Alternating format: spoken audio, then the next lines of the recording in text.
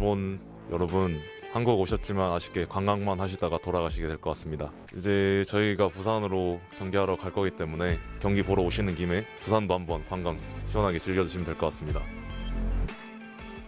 보통 해외 선수들 같은 경우는 경기하기 전에 서로 쳐다보는 경우가 많았어가지고 눈빛부터 기선제압을 하면은 이제 긴장 없이 잘 해낼 수 있습니다. 이봐 레전드 와 레전드. 가보자. 건니치와 재팬. 와 지렸다. 이런 거 해야지. 지렸다. 휴가 빨리 받고 싶으면은 그냥 대회 대충 하고, 그거 아니면은 다 같이 열심히 해서 스톡홀름 한번 가보자. 대회를 한 달 정도는 해가지고 쉬고 싶긴 한데 쉬는 거는 죽어서 쉬겠습니다. RIP 심플. 잘 가라 지성아. 저희가 첫 경기가 일본 팀일 텐데 첫 경기부터 한일전이라 절대 질 수 없고요. 열심히 해서 우승 한번 이뤄보도록 하겠습니다. 저희가 이번에 첫 국제전인데 열심히 준비해서 좋은 경기력으로 팬분들 응원에 보답하겠습니다. 감사합니다. 고맙습니다.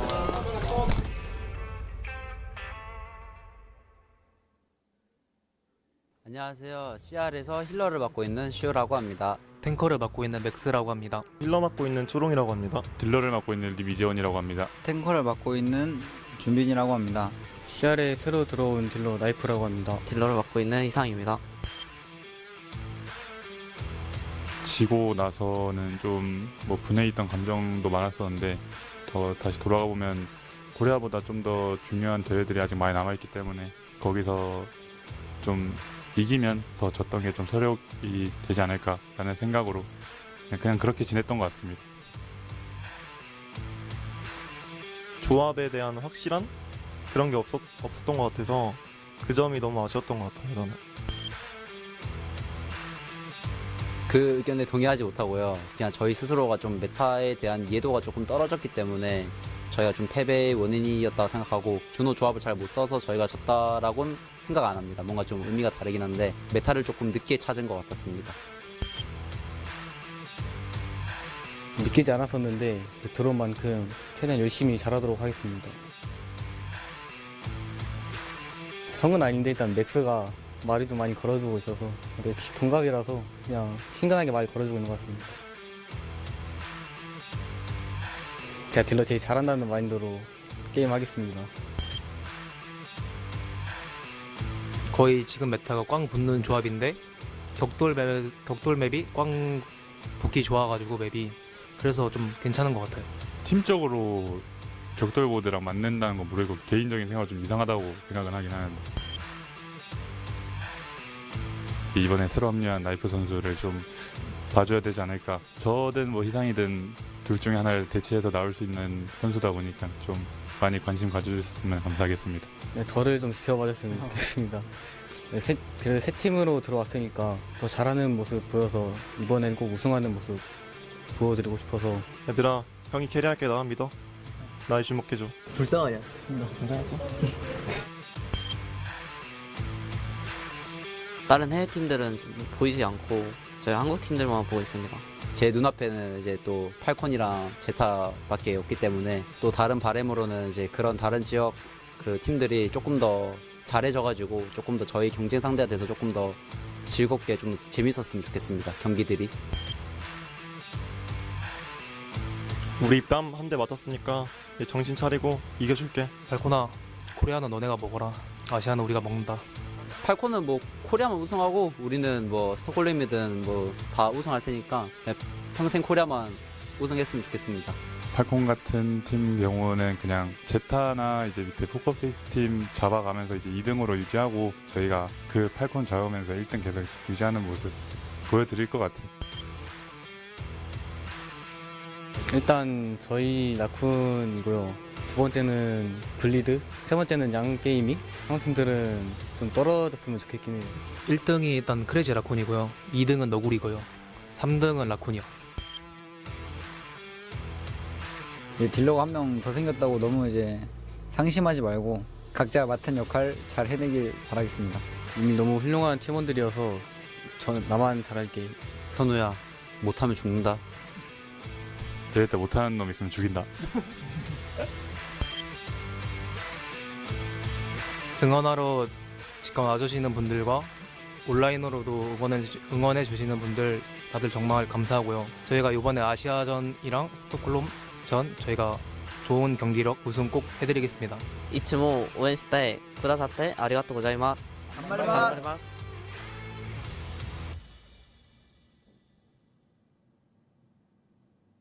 안녕하세요. 제타에서 힐러를 맡고 있는 바이올렛이라고 합니다. 탱커를 맡고 있는 베르나르라고 합니다. 힐러를 맡고 있는 핀이라고 합니다. 딜러 맡고 있는 플로라라고 합니다. 탱커를 맡고 있는 희성이라고 합니다. 딜러를 맡고 있는 펠리칸입니다. 딜러 맡고 있는 알파이라고 합니다. 첫 결승이었는데 못해가지고 안 좋은 기억이네요. 좀 설레기도 했고 못 이겨서 좀 아쉬운 것 같아서 다음에 다시 한번 밟을 수 있도록 노력하면 될 것 같아요. 저희가 준호 조합을 제일 잘한다고 생각을 했는데 결승전에서 그렇게 좀 쉽게 져가지고 그 부분이 좀 아쉬운 것 같고 다음에 더 잘하면 될 것 같아요. 기강이 안 잡혀 있어가지고 좀 많이 아쉬웠던 것 같아요. 그 부분이. 제가 이제 만약에 뛰었으면은 이렇게 쉽게 지지는 않았을 거예요. 이긴다고 장난 못한다.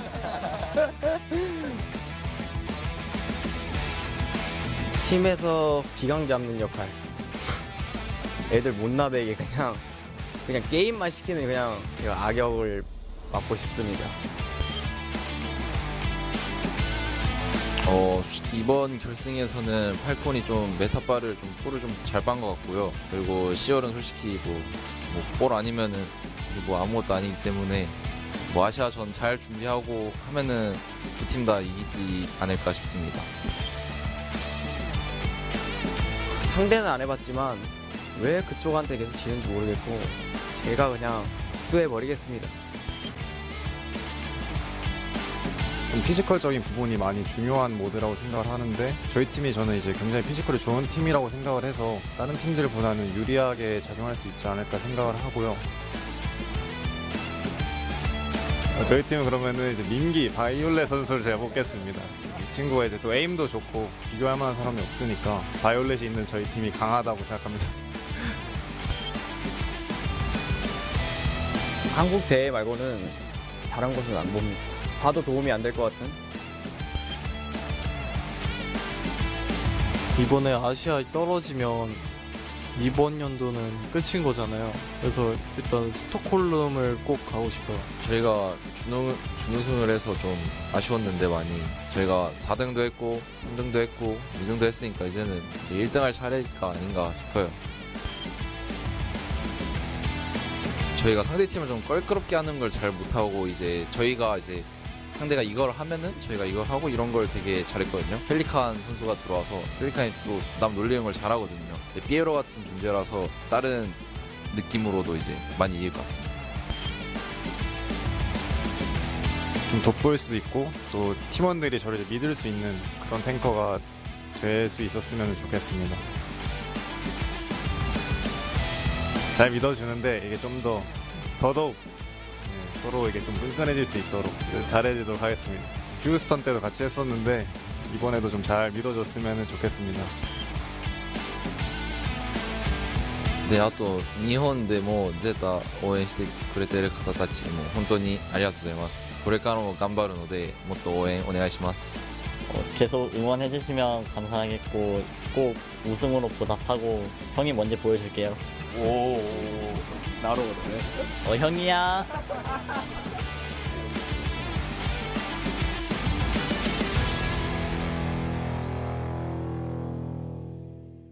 나인티나인 디바인에서 힐러를 맡고 있는 오프너입니다.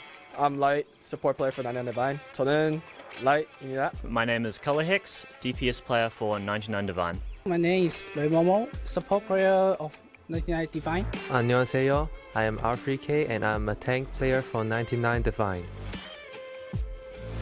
다시 한국 경기장에서 경기를 할 수 있어서 굉장히 기쁩니다. Very happy to be able to make it to Korea once again, and I'll hope to show a better showing this time. We played at a level that we definitely could have played much better. Even though we did 3-0 the Japanese team, I think we should have been able to at least take a map off a Korean team. I think the biggest difficulties faced with a multinational team is always going to be a language barrier, especially when communications get fast and hectic. Meaning can be lost when you need it to be there. Try more deal with my teammate to practice my communication. He helps the team a lot with communications and where enemy positions and the tempo as a tank player. So what I learned from opener the most, even in scrims in competitions, is his tempo calling. This is the most important thing I learned from him. 전체적으로 선수들 스타일이 달라서 모두가 하나의 생각을 할 수 있도록 통합을 시켰던 게 많았어요. 각자 어떤 걸 잘할 수 있는지 그 부분을 중점으로 봐줬던 것 같습니다. 메타빨인 맞죠. 왜냐하면 한빈 선수가 잘하는 라마타를 할 수 있으니까 그래도 메타빨을 좀 받지 않나 생각을 합니다. 소기가 다재다능한 픽을 많이 하기 때문에 주목해 주시면 좋을 것 같고요. 저희 팀에 비밀 병기가 되게 많거든요. 그 점 주목해 주시고 저희 경기 즐겁게 봐주시면 감사하겠습니다. I think one benefit of being a Pacific or a Japanese team rather than being a Korean team is the amount of fun we can have and the mixture of cultures. Win or lose, we will definitely have a smile on our faces and give it all we have. Potentially see a couple maybe non-meta decisions, but yeah, we hope to show you guys a good time. I think play for fun is the most important. If we not play for fun, we cannot win. 저희를 상대적으로 약팀이라 평가하는 분들이 되게 많은데 그 예상을 좀 꺾고 언더독의 자세로 경기를 준비하겠습니다. 감사합니다. Thank you for the warm welcome to Korea. We're definitely enjoying our experience. Thank you very much. We will take one map off you guys without a doubt. Realistically, all 4 Korean teams are just meta slaves. If once we find the right composition, it'll be too easy. High-level Korean team games are always so structured and boring. I think our games are going to be much more fun and we look good doing it. 반복되는 메타, 반복되는 영화만 보느라 좀 지루하셨을 텐데 저희가 재미있는 분위기와 재미있는 게임으로 여러분들을 재밌게 해드리겠습니다. 감사합니다. 감사합니다.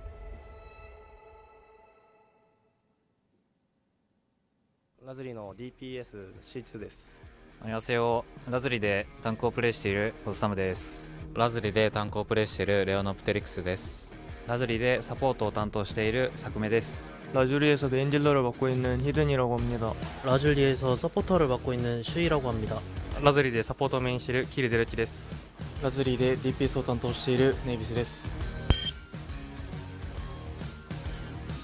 自分はステージ1でもインソムニアというチームでアジアステージに来ることができたんですけど、今回このラズリというチームメンバーと一緒に日本予選で優勝してアジアに来ることができて、とても嬉しい気持ちでいっぱいです。そうですね、個人的には強い人たちを集めている状態だったので、優勝できるかなっては自分個人は思ってました。 정말 좋은 영웅이라고 생각이 들었고 연습을 좀 다른 팀보다 더 빠르게 해가지고 약간 팀에 도움이 되지 않았나. 日本のオフラインに出場するのは初めてで、日本人のファンの方を前にするとすごく緊張したんですけれども、多くの人に応援されているという実感を持ててとても嬉しかったです。僕が出てた試合なんですけど VS バレルの試合でまだどこの日本チームもそのバレルのチームに勝ったことがなくて、2年間無敗だったバレルを倒した時が一番印象に残っています。正直に言うともう何も考えられないぐらい嬉しくて、ただ叫んでました。 가장 많이 연습하고 노력한 팀원은 그래도 네이비스지 않을까 싶습니다. 레이라는 캐릭을 안 했는데 갑자기 이제 하게 됐고 연습을 하는데 되게 힘겨움을 많이 겪은 친구이다 보니까 그런 것 같습니다. シーズン終盤の方はジャンカクイーンを多めにプレイして、POTM をたくくさん取れたりと、自分の中でも結構うまくプレーできてるという自信もついて、100% 中でいったら 90% ぐらいを上げたいなと思ってます。OWCS JP で出し切れなかった残りの 10% はアジアというステージで 100% にしてぶつけていきたいと思います。僕たちのチームラズリは今アジアの中で一番強いと思っているので必ず優勝します。이제 괜찮아 내가 왔다。ここまで来たことも日本の方々のファンの方々が応援してくれて本当嬉しいこともあります。そしてアジア来たからもう再戦を作ってやってみます。はい、見せれるように頑張ります。今アメリカで大活躍している大谷選手も言っていたんですが、憧れるのをやめましょうというように、我々ラズリもゼタや CR の強い選手たちを前にしてもおじけずに勝利目指して頑張っていきましょう。ラズリの一人一人が日本で一番強かったからです。なぜ我々が日本で一番だったのかをアジアで証明してみせます。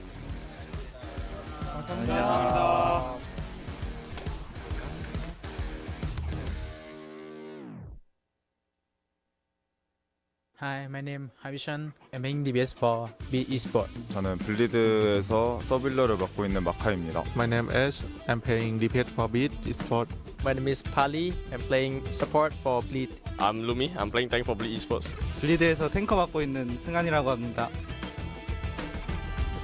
사실 이런 오프라인 경기를 한번 뛰어보긴 했는데 아시아에 오니까 오프라인 한 번 더 뛸 수 있는 것 같아서 너무 행복하고 저희 팀원들한테 너무 감사한 마음이 듭니다. I think it feels really good, especially since like it's against some of our old friends. Like I think R3K is a good friend of ours, and as well as Soggy. So yeah, it feels good. The Korean player have a lot of high experience in the high level compared to C player. So Maka and Sungan help our team improve a lot by using them like experience. 저희가 좀 다이브 위주로 좀 연습을 열심히 하면서 이런 식으로 플레이하면 좋겠다 말하고 그게 좀 정 안 된다 싶으면 이제 스크림 때 화 조금씩 내면서 이제 했던 것 같아요. 좀 강하게 키웠어요. 아니 이걸 왜 못하지 하면서 이거 해줘야 돼 얘들아 하면서 했던 것 같아요. 다 손 많이 가긴 했는데 이게 아무래도 팔이랑 저랑 같이 해야 되는 듀오다 보니까 합을 맞춰야 되는 부분에서 좀 같이 얘기를 많이 했던 것 같아요. Yeah, he right. Because Maka playing the same role as me, so I changed role to flex support to main support. I have to learn a lot about the role and I have to improve a lot because like Maka was high tier level of flex support and I just like a beginner of main support, so I have to improve a lot. I think it's Zeta winnable because last time we got 2 maps of them. Korea always say this, but last time we got 2 maps. For our team, definitely Maka, because he's the Ice Overwatch League player, so he has the most experience in the team. I would say High Vision. High Vision is a really like flashy player. You should keep your eyes on him. Gonna be honest, we didn't really watch the Japan games. We were very surprised when Vero lost, but it should be an easy 6-0 for Pacific again. I think Pacific gonna tell Japan like usual. 꼭 한국팀 이겨서 얘네 좀 빡센데? 이런 느낌이 들 수 있을 정도로 열심히 노력해서 잘 해보도록 하겠습니다. 열심히 해서 언더독 느낌으로도 좋고 갑자기 퍼시픽 이렇게 각성했다고 하는 느낌으로도 좋고 그냥 어떤 느낌으로든 부산 여행 한번 가고 싶네요. 그렇게. Thank you to all the fans that have been supporting us. We'll try not to disappoint this stage. Hopefully we'll make it to Busan. Thank you very much. 감사합니다.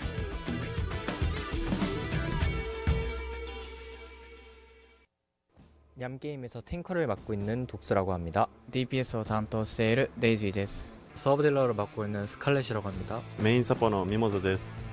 サポートを担当しているワイドットです。タンクを担当しているチャングです。 바레를 이긴 것은 만족하지만 이제 마지막 결과는 만족스럽지 못한다고 생각을 하고 있습니다. 준비됐던 것이 잘 되지 않았던 게 제일 아쉬웠다고 생각합니다. で決勝戦で負けた要因としてはバレル戦だけに向けての練習ばかりしてて、そのラズリに対する対策を何も取ってなかったのが敗因だったと思います。正直インソムニアとラズリ同じぐらいの実力だと思っててんで分からなかったです。そんなことないと思います。もう最高に気持ちいいです。チームみんなが頑張ってたんで。 아마도 메타 체인지 때문이 좀 크다고 생각합니다. 그러니까 그 전까지는 이제 다이브도 쓰고 뭐 그럴 수 있는 메타였는데 이번에 메타가 이제 준호가 넘어오면서 준호브리 쪽으로 바뀌다 보니까 그것 때문에 약간 이변이 좀 많이 일어났다고 생각합니다. 아마도 팔콘 쪽이 좀 그러니까 1인칭으로 디테일을 좀 많이 도움이 됐던 것 같습니다. 한빈 선수 1인칭 개인 방송이라든지 그런 걸 좀 많이 참고했던 것 같습니다. 한빈 선수님 개인 방송 열심히 챙겨보고 있고 도움도 많이 받고 있습니다. 정말 감사합니다. 아시아 스테이지에서 상금을 많이 받게 된다면 한빈님 개인 방송에 가서 도네이션 하도록 하겠습니다. 만약 이길 수만 있다면 네 하겠습니다. メンタル、韓国人選手は負け始めるとどんどん弱くなっていくイメージがあります。 데이지 선수가 한 말이 반은 맞고 반은 틀리다고 생각을 하는 것 같습니다. 지기 시작하면 일단 멘탈적으로 좀 흔들리는 건 맞긴 하지만 지면 이제 더 열심히 해야 된다는 생각으로 하는 선수도 있기 때문에 반은 맞고 반은 틀리다고 생각합니다. 즐겁게 하는 것 때문에 약간 이기는 한타도 질 때가 좀 있어가지고 방심한다던가 그런 거.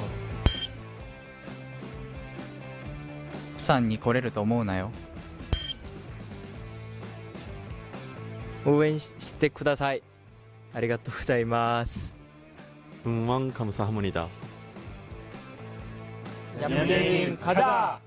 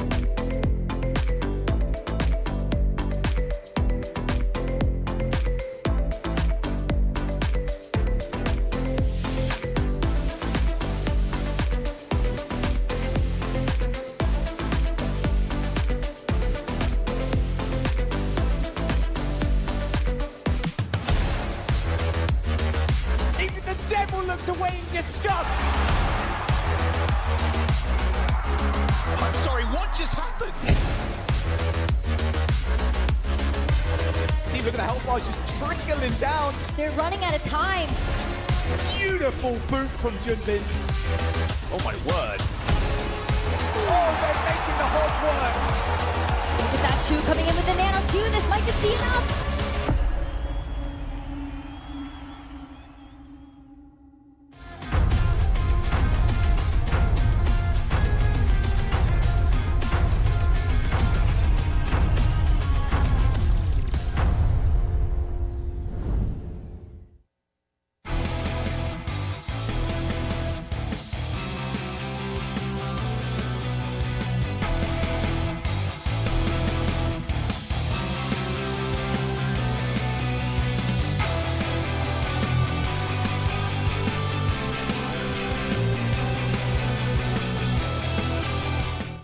Hello and welcome back to day 2 of OWCS Asia. I'm Ilios here with Wolf, and once again we'll be guiding you guys through all of the action.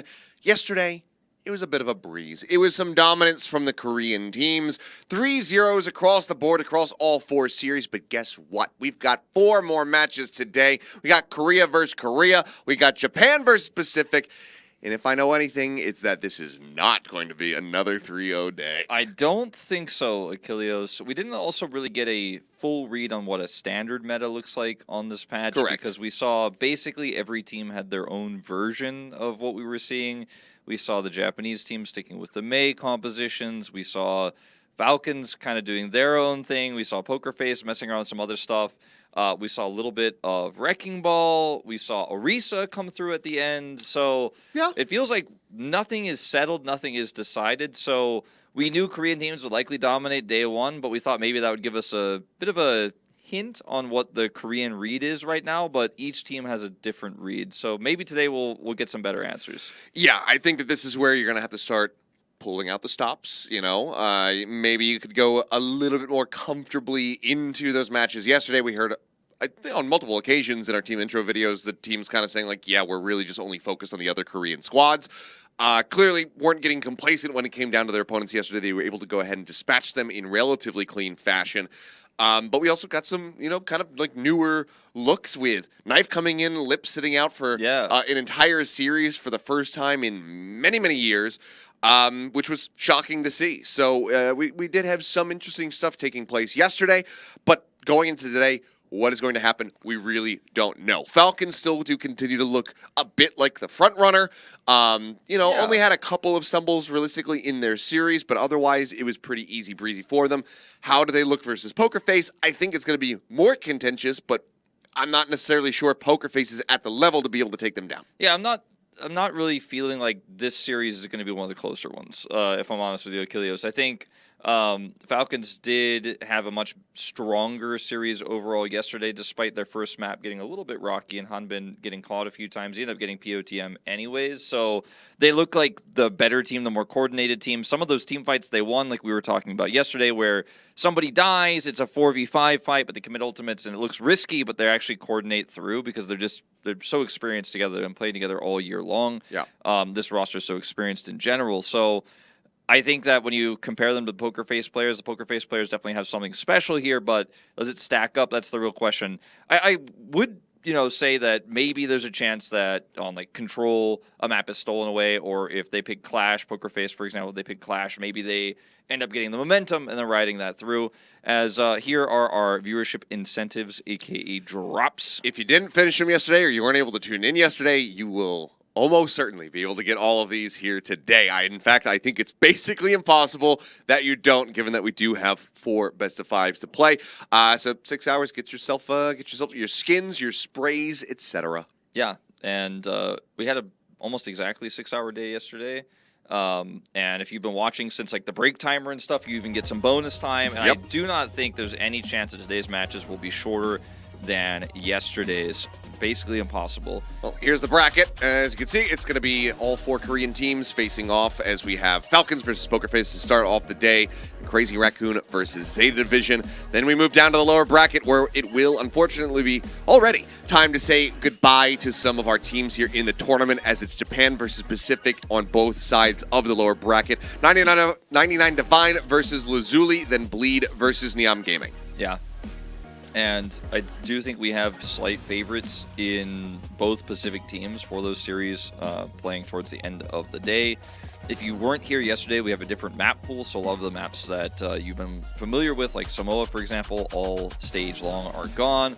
Midtown is back. Busan is back for the first time this year. Some of the bugs on that map got worked out, so it's back in the pool. And then we have Clash. Yeah, Flashpoint does share with Clash, so if somebody picks Survasa, then, you know, you can't go on to pick Hanaoka or Throne of Anubis in the same series, but we do have this game mode. We haven't gotten the greatest look at it quite just yet. Maybe if some of the Korean teams, and I hate to generalize like this, maybe if some of the Korean teams want to go to that map type, we can see a bit of a closer bout, but the times that we did get it yesterday in those first two series, it was in pretty one-sided fashion. We basically just saw a full straight-up cap come through, and then the map was over. Yeah, I think we saw one losing team get a single point, and otherwise it was just 5-0s. So here's the schedule, as you mentioned, all the games. The one that stands out to me to be the most interesting of today is Crazy Raccoon versus Zeta. I just think that Crazy Raccoon didn't look like they were fully in form yesterday, even though we did see Knife come in. It was very cool.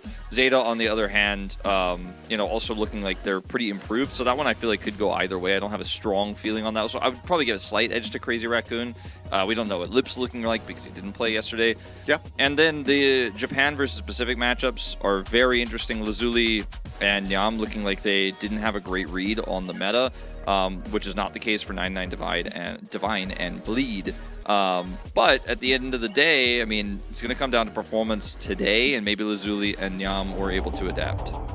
Alrighty, well, let's go ahead and get our teams out onto the stage. We've got Falcons getting ready to make their way out in front of the crowd here at the WGG Arena in Seoul as they look to continue on their merry way and punch their tickets down to Busan. Still the tournament favorites, to be sure.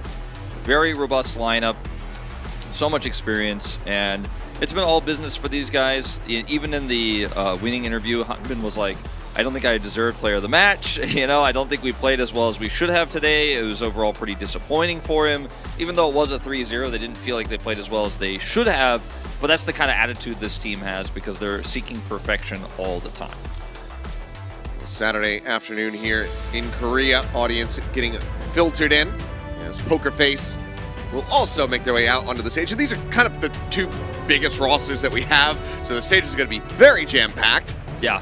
But yeah, both squads, plenty of talent to pull from on that bench. We got to see Pokerface making some adjustments. Surprisingly, didn't see Jaewoo in the series at all. It was Choice A1 and Proud the entire way through, but we did get to see Jasmine. We got to see the swaps between, you know, Karu and Fixa yesterday.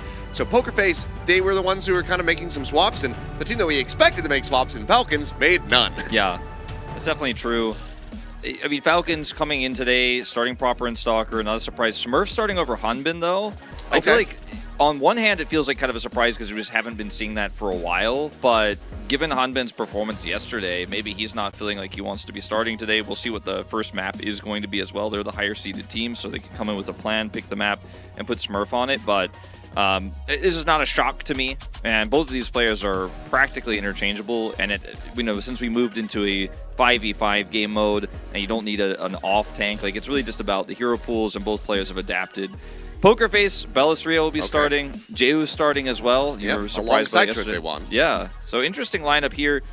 You know, the cool thing about Pokerface is today they could actually upset, right? Like they could do it. I could see it happening. I wouldn't predict it. I do think this is not going to be one of the closer matches today, but if they did, how crazy would that be? If they actually deny the Team Falcons Crazy Raccoon rematch, they move up to that winners bracket finals to potentially go to the grand finals.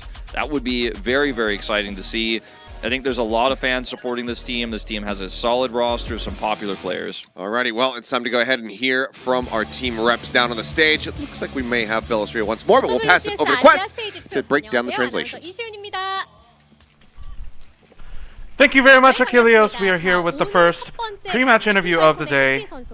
And we have the two team reps on stage. We have Happy and Jasmine, not Bellisria. 두 팀 모두 지난 This 경기 first question 3대0로 goes to Happy. 가볍게 승리를 가져오면서 승자 Of 라운드로 course, 올라오게 they're 됐습니다. both teams 하지만 두 3-0'd 팀의 상대 전적을 to move on to the 살펴봤을 next 때 round. 완전히 동일해요. 스테이지 2 And if you compare the head-to-head record between Team Falcons and Pokerface, they are 1-1 in terms of map or match record, and they are 4-4 in terms of map record. So, how do you plan to break that balance? 저희 선수들에 비해서 경험이 좀 적은 것 같아서 큰 대회로 갈수록 Pokerface players are inexperienced compared to us, so I think that as long as fans just keep cheering us on as they did before, we will have an easy victory. 자, 그렇다면 자스민 선수, 팔콘을 상대하기 위해 포커페이스는 어떤 것들을 들고 왔을까요?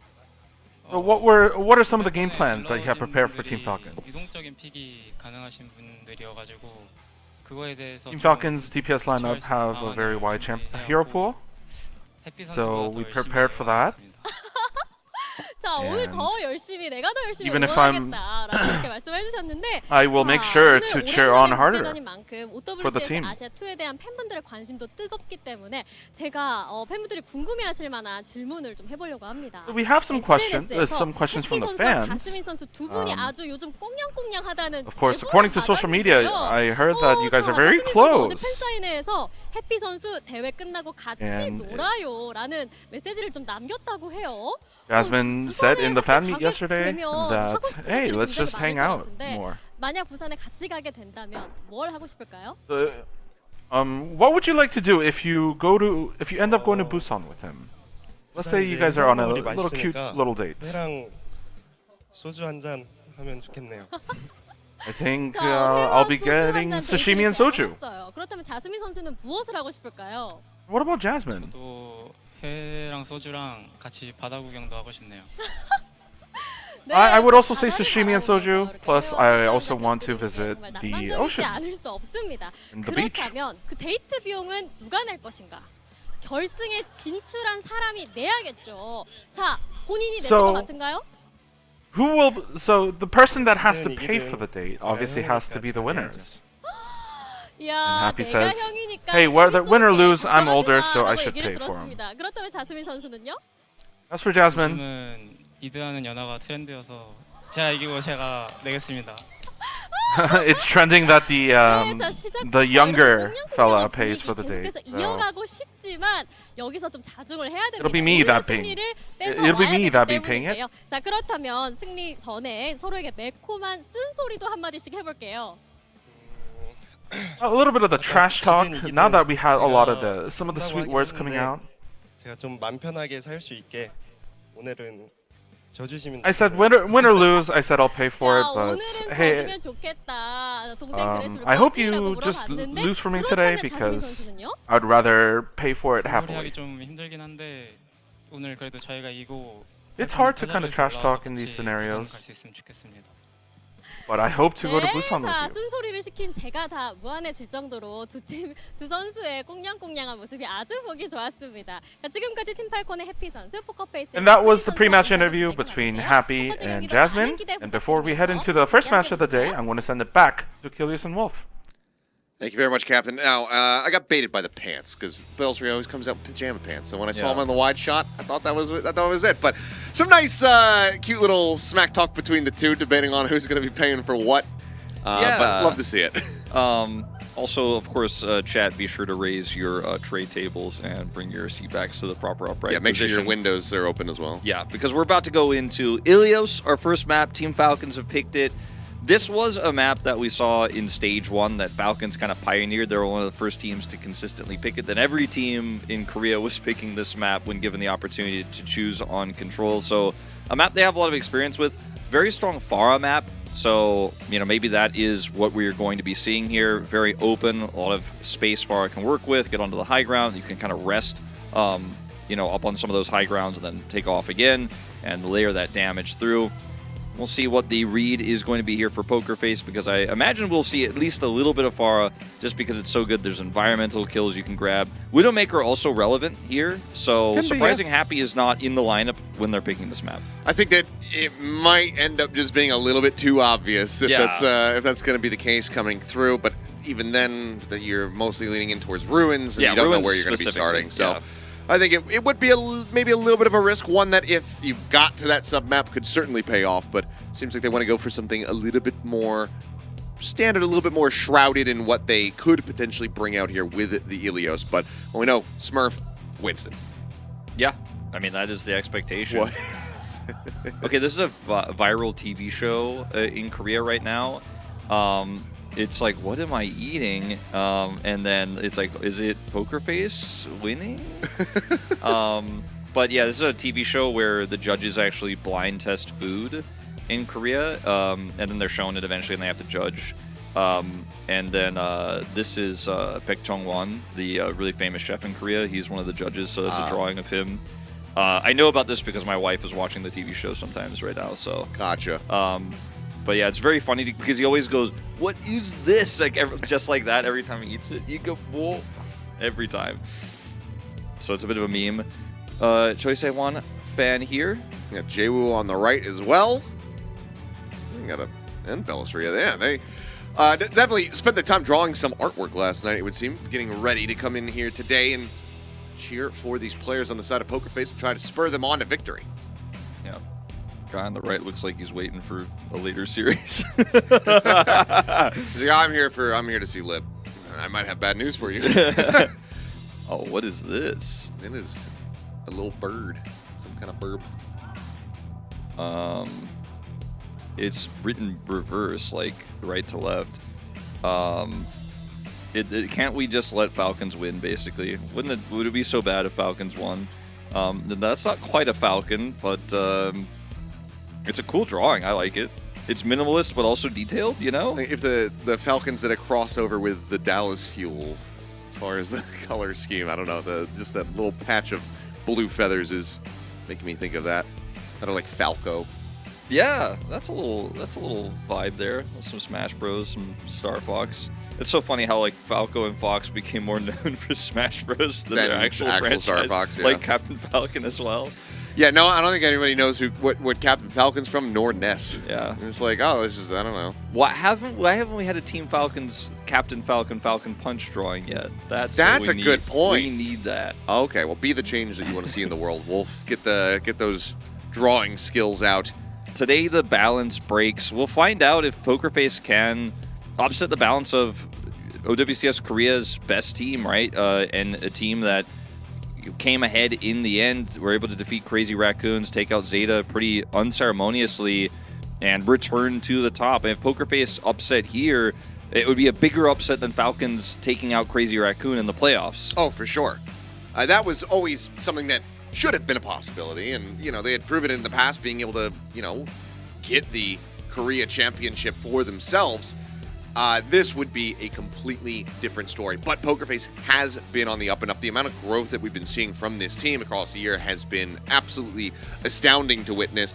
They come into Stage 2, say, okay, we're going to add a lot of players, we're going to make a lot of changes to the lineup, and it ends up working out. It's a big gamble to take, but it's one that the coaching staff and the management for Pokerface is absolutely nailed. Yeah. Winning Contenders is not the same as winning a major. Pokerface as an org has won Contenders Korea. Winning the Wildcard tournament is international, but it's not winning a big international major. It's not performing well at a major. They didn't have the opportunity, obviously, to go to Esports World Cup or Dallas, so this is a really big moment for some of these players, like Jasmine, who got to take the stage. I love that we had Happy and Jasmine as the players interviewed. By the way, the subs, who are also friends, so they get to have some additional stage time. Jasmine did play yesterday, of course. Hey, who's that guy? Is that Avril? Avril? Chilling in the venue, down on cam. Of course, he is streaming over on his channel as well. He's like, chat, I'm on camera. Say hi, chat. They have me on the camera, chat. I was kind of surprised we didn't have him on yesterday. He, of course, is over here, always, live streaming from within the venue. So it's good to see him. Always good to catch up. Got to go have dinner the other night. Yeah, it's always great to see Avril. And thank you for coming down. And you guys can check out his co-stream. You know where to find it. You know how to spell it. People are already posting his name in the chat. Give him some support as he is flown all the way to Korea. Again, he was here for the last OWCS Asia LAN as well. Man's doing the world tour. He's going to every single LAN that we have for Overwatch here in the 2024 season. Of course, we'll have his own plans to go to DreamHack as well. So be excited to see how all of that looks. But yeah, I think we're just waiting on these final ready checks to be able to go ahead and get into the game. Of course, there's been people probably since the very beginning of the broadcast, since the moment that we went live, they're saying, you know, stop the yapping, start the game already. What I will say to you is, chill out, calm down a little bit, and don't complain about the free entertainment that you're getting. Yeah, it's free. This and costs you absolutely nothing. Better for your drops. Yes, there you go. and you just get drops. So there you go. The longer we yap, the more drops you get. So if you want to go ahead and drop max in the Overwatch cave, then you can just chill out and just wait for us to get things underway. And Max might play later on tonight. Yeah, that's also very true. We did get to see him yesterday. Granted, some iffiness there. Sure. So I'm very curious actually to see that Crazy Raccoon series. I think it's probably the one that I have my eyes on the most when it comes down to today, because Zeta Division obviously not an easy opponent in any regard, and it does feel like Shu, when they go up against Zeta, does really like to overperform, because it's the Shu v Violet story as far as like who's the support goat of the Overwatch League era and onward. So I feel Fielder like, has to be in the conversation. no, as for well, sure. But particularly between those two, it feels like Shu always has it out for Violet. No, there's definitely some really hype storylines that we'll be talking about a little bit later on. It does appear to be maybe an issue with Jeyu's headset. Yes, I think we did have a cool minor little audio hiccup here, and one of the players seemingly has vanished to go use the restroom. Yeah, sometimes that does happen. I don't like it as much when it happens after the game has begun. I'm a bit of a, I'll talk about it. It's a bit controversial, but I think if you have to pause to go to the bathroom, you should have gone before, You should have gone before. Bathroom emergency. You can't Toilet issue. You can't hold up 9 players because you suddenly had a stomach. You got to eat right. That's part of the game. Got to eat right. Be healthy. Make sure you got your fiber. I'm not mentioning any specific issues that have happened recently or in the past or any particular player names, but when a major game gets stalled out because someone needs to pause to go run, to go to the toilet, I get a little bit upset, Ilios. Sure. This is very much just an audio thing, though, so they're just using the opportunity given to them by the tech issue. No, of course. See, this is when you go, though. If you're like, well, I knew we were gonna have a break after game 1, and I know I can hold it for game 1 because you're a mature adult. You're like, okay, but now you're like, well, this is an unknown amount of time, and then I need to go. That's fair because you're not delaying the game now. The audio issue is delaying the game. But if you pause the game, 2 team fights left. It's like 99% to 75 on control, and you're like, I gotta go. You need to go talk to the referees, IMO. We haven't had that in this league, luckily, so I'm maybe talking about some other titles. Some other titles. Yeah, with an S, actually. Just one. But, yeah. So, thanks to the chat for telling us to drink water. I'm drinking coffee first, but the water will come later. Yeah.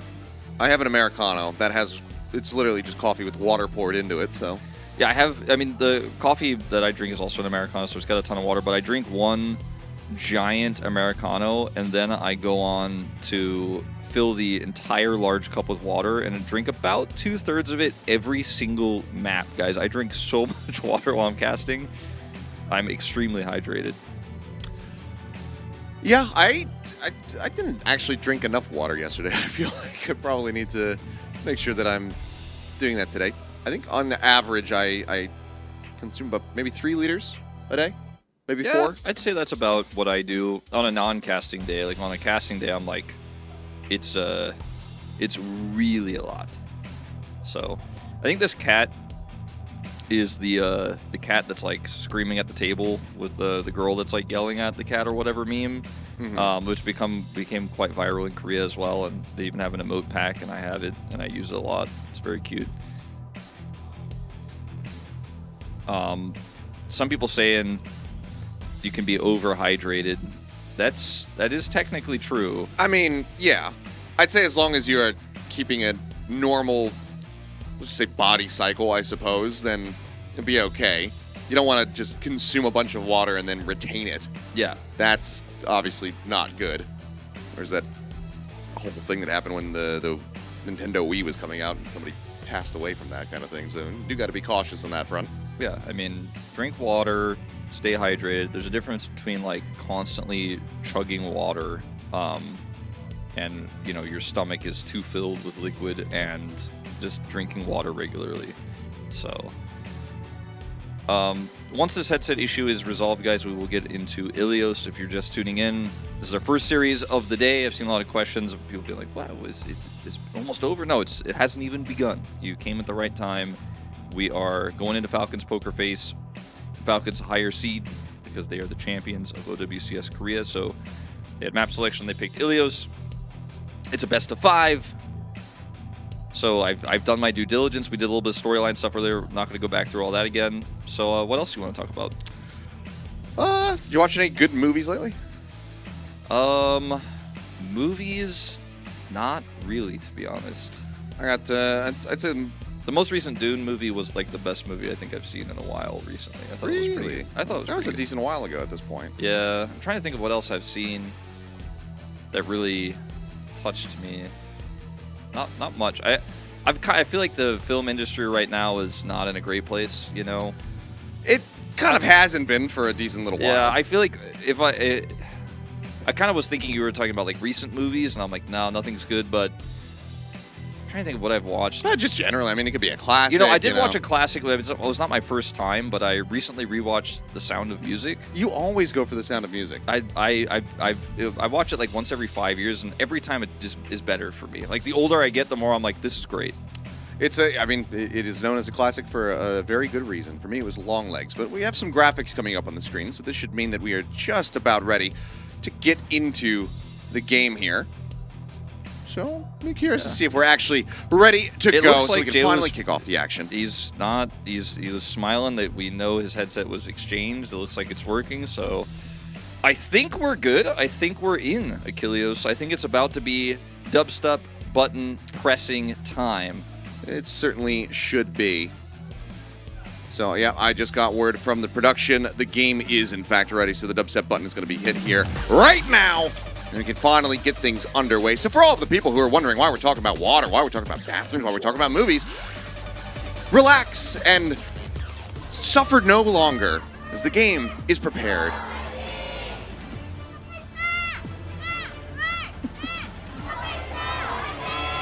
So surely Smurf on Ruins came into play Reinhardt, right? Oh. No, that would have been a pretty poor choice of hero, I think, in this meta. He'll be playing the Orisa instead. Bellisria, to no surprise, playing the Wrecking Ball. Jayu's starting Mei, which might explain why he's starting today, and perhaps he's expecting a Wrecking Ball mirror here. Well, they will find out that's not the case. Not going to be very strong into the Orisa, so if they don't win this first fight, we might see a swap early. Bellisria looking for a flank. Up over the top, taking out some of these supports here. As for now, Falcons just surging onward. Proper just right here alongside Smurf, seeking some targets. Choice one tag down low off screen. Simple also on Zenyatta here. I think they really expected the mirror. They were not correct. Proper trying to get the hits in, but wall comes up, cuts him off here for the moment. Bellisria just continuing to try to poke and prod, but it's going to be Falcons first onto the point here, trying to get that cap. Pokerface now intercepting the try to stop it from going their way. Simple though, getting tagged, pushed into the back line, looking for the pick here, but Stalker just can't quite over pursue. Proper, however, will find a headshot that's going to be fixed and taken down, and now Simple, there's just no way to try to bail him out, so Zenyatta will end up falling. Jaywu finding one, but he'll get traded out as Fielder comes up with the kill, and that's going to be Falcons getting the first cap. Yeah, slow cap, which is always frustrating if you're going to swap heroes, because you're like, I got a decent amount of ult charge off that fight. They don't have that much percentage. Maybe we could still make this work, but they are going to keep the Mei. They're going to keep the Zenyatta. It's going to help them break through Smurf's, health bar and his armor a little bit faster. I say he does swap, so I think it makes a lot more sense, to be honest, than continue to try to run the Mei into this Orisa composition that also has a Casti. They're getting outranged. And they need to now try to close that gap. Jayuu on the venture. I'm going to look for a backline target here. Likely Simple.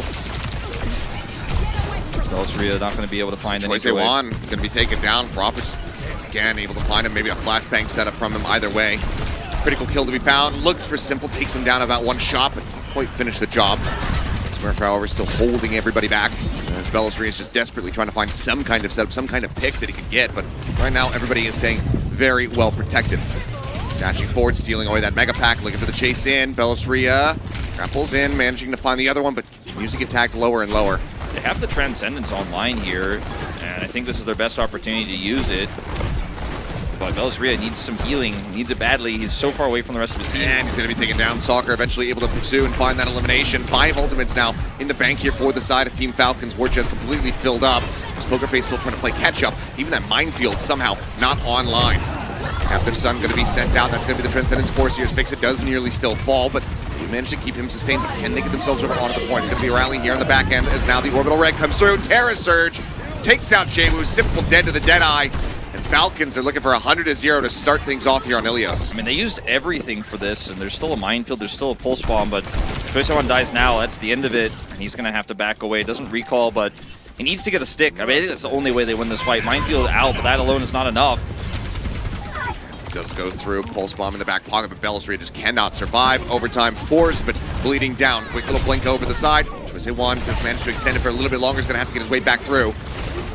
Tagged in once again, but LAZULI is still waiting to spawn. The support's under fire. Simple going to be taken down. Fix-It down to half HP as the push forward comes in. The flashbang is there. Jwoo will fall. It's 100-0 to start things off here on Ruins. Now, if you see a Smurf is starting and you're going straight to Ruins, you might think, okay, there's a possibility he's playing Wrecking Ball, possibility he's playing Winston, which was what you were alluding to when he's coming in because he's so famous for the pick, even though it's not very strong right now in this patch.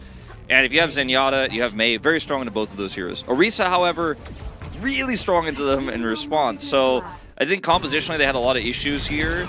And if you don't win the initial part of the fight, like even with the arm or the Transcends they have, it doesn't empower LAZULI in any way, and they don't have enough single target healing to keep him alive. So Stalker was able to just chase LAZULI down for like half the match, 1v1 basically, and kill him. And I think Pokerface is just going to have to shake off the L on this one because compositionally they had a big problem. We're outplayed by Falcons. They're going to play the Winston themselves, though. Moving on to Well here. Smurf will match, so this time a Winston battle here. Ana's out, and we'll have the Echo Tracer. So very old school composition. It feels like we're going back to stage 1 in a few ways on this one. Just a bit. See that Choice1 going to need to deliver. He was very much falling shy of the mark. And that's going to be proper. Take it down. Jwoo in a nice spot. Collects the kill. Solid opener here for the side of Pokerface as they look to try to get their first bits of percentage on the map itself. Jwoo just going to be taken down. Health pack not there, but looks, turns over, is able to go ahead, put a little bit more damage down on his Smurf, so LAZULI can collect the kill, and that should be enough for Pokerface to get the cap, and it is. Cap comes through. Jwoo's going to be able to pick up the mini, doesn't need a recall. He's in a really comfortable spot. Have this choke point controlled.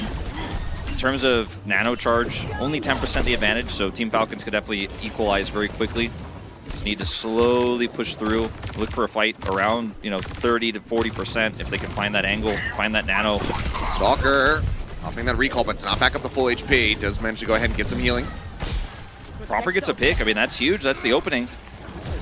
So they shift their way over to the point itself. Choice1, however, falling would be huge for them, but Choice1 wins out the fight there, up into the skies, taking down Proper, the beam coming through. Finds that pick, and it does slow things up a bit more here for Falcons trying to get this cap. Keep up onto the high ground though, but now that Simple and Fix-It have been taken out, that should definitely be the floodgates opened up, and it is. Flip comes in, 39% established to the side of Pokerface, but now they're the ones that have to retake. That's so good for Falcons. They're able to win this without nano boost as well. They had it nearly ready there, but they just played it so slow. Stalker's going to push Jwoo off this high ground here. They played it so slowly. They inched their way forward, isolated the supports, took them out. And ends up giving them a huge edge here. Fixa still needs some additional time before you can nano LAZULI, then Smurf can get the second nano and get a huge advantage. So this is a big swing here of momentum to the Falcons. Fixa probably going to have to be the one to start this fight off. Could be Choice1 with a dupe as well. Nano's out on the Smurf. He's going first. He's going to be taking a nap here for now. And this slows up his potential build time towards the Primal Rage with that nano. So for now, ult advantage is there for the side of Pokerface. Orbital Ray is going to be invested on both sides. LAZULI popping the Primal, keeping himself in the fight. Anti goes across. Smurf does manage to build the Primal in time right as he gets Anti. Pops that one to keep himself safe. And Proper again is going to be able to find Jwoo. Now Smurf cleaving into the back line. Gets rid of Fix as a nano. Not going to be used here in the fight. And LAZULI is only able to come away with one. Now he himself is at risk and likely to die. And yet will get cleaned up here on the point. Pokerface were able to get the flip into their favor. They will be able to take this up to about 60%.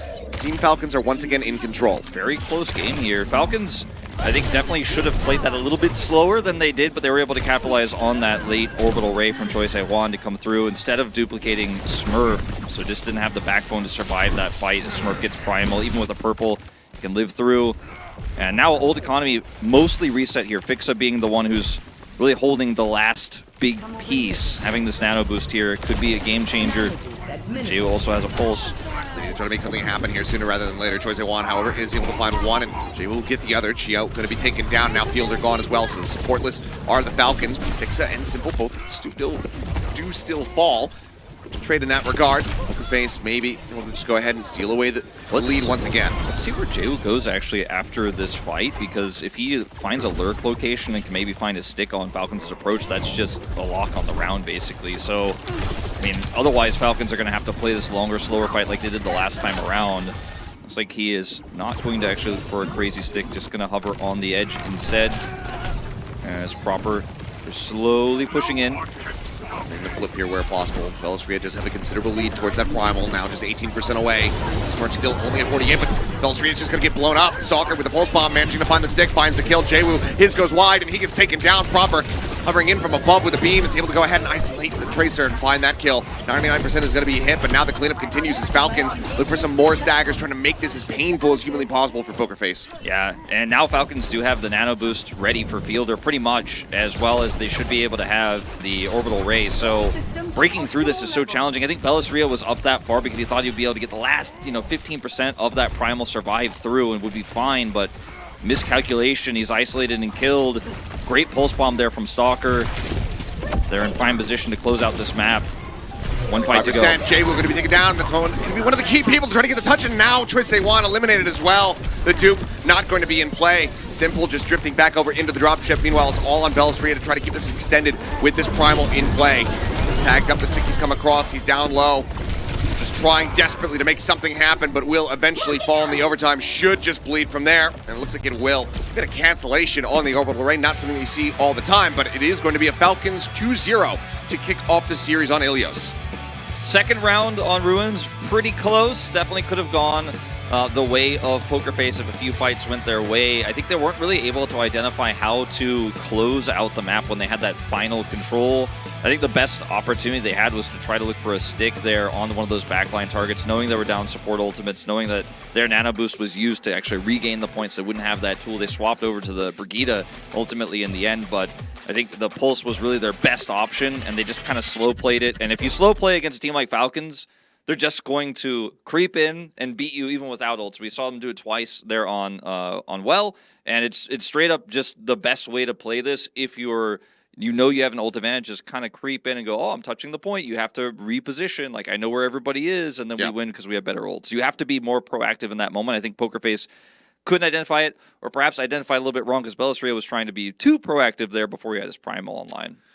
Yeah, I mean, a bit of a rough start, bit of a, misunderstanding as far as what comp perhaps Falcons is going to be coming out the gate with over on Ruins. Ends up just putting them on the back foot. The ball can't really isolate and pick off anybody for the side of Bellisria, so that one hurts into a bit of a closer bout there. But ultimately, Pokerface losing that first map, but they will have their map pick. I'm curious to see what they opt to try to go for here. I think enabling something where it's either straight up ball meta on the map or something like an Orisa could be really good for them, but we'll have to just wait and see. We are going to go to a quick little break, and when we come back, we'll be getting into map 2, so don't go anywhere.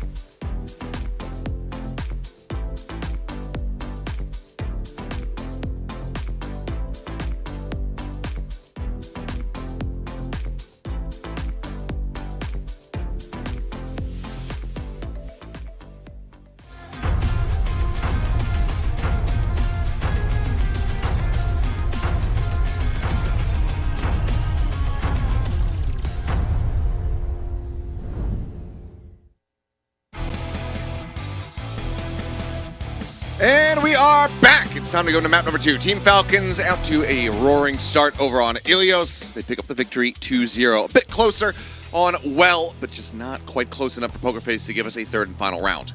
Depending on where we go, we could see Proud subbed in here for Pokerface if they want to run more dive-oriented composition with the Wrecking Ball. If they took us to like Suravaso or New Junk City, I feel like I could see that. Even potentially taking us to Clash, either Anubis or Hanaoka. Probably Anubis, I would guess, would be, I mean, even though they played Hanaoka yesterday, they didn't pick it, would probably be the one they'd choose. The differences in the map are somewhat subtle. I think Clash is still being figured out by everyone right now. You know, devs included. Like, there's a lot of tweaks going on the map to try to make it a little bit better for Pro. Yesterday, obviously, ended up being pretty one-sided affairs on every map. We'll see if maybe some closer matchups like this one will make the map a little bit more interesting. But I think the way that you go wrong here is if you just end up picking something like Blizzard World, where Team Falcons have popped off. Well, Okay, it's going to be New Street. Queen Street. Wow, did not expect that. This is not a map that we really see at all. Yeah, nobody picks across this. any region. Yeah, nobody picks this in Asia. I can look at the map data at least between the two to see if they've even played. Pokerface have played New Queen Street one time, and then we've not seen it at all for Team Falcons. So this is a very out-of-pocket pick, I think. It's very different from Rinasapi, and the open spaces are, I think, a little bit more defined. Like, Rinasapi is a lot more corner-based at times. And then you have Colosseo, which has that really big open starting point where you have the corridor where you fire down long-range hit scans, so maybe they don't want to face Falcons there. And maybe this is Pokerface's way of saying, we have something prepared here, we'll deny you the other strong push maps that you could potentially pick against us. And it looks like Proud is coming in. This is not a surprise. I think we saw Jewu have a bit of an issue playing the Tracer in that last map. I think specifically wanted to play Mei, had a bad read on what Smurf was going to be playing, and then ultimately just didn't really fit. So yeah, I think it was map specific.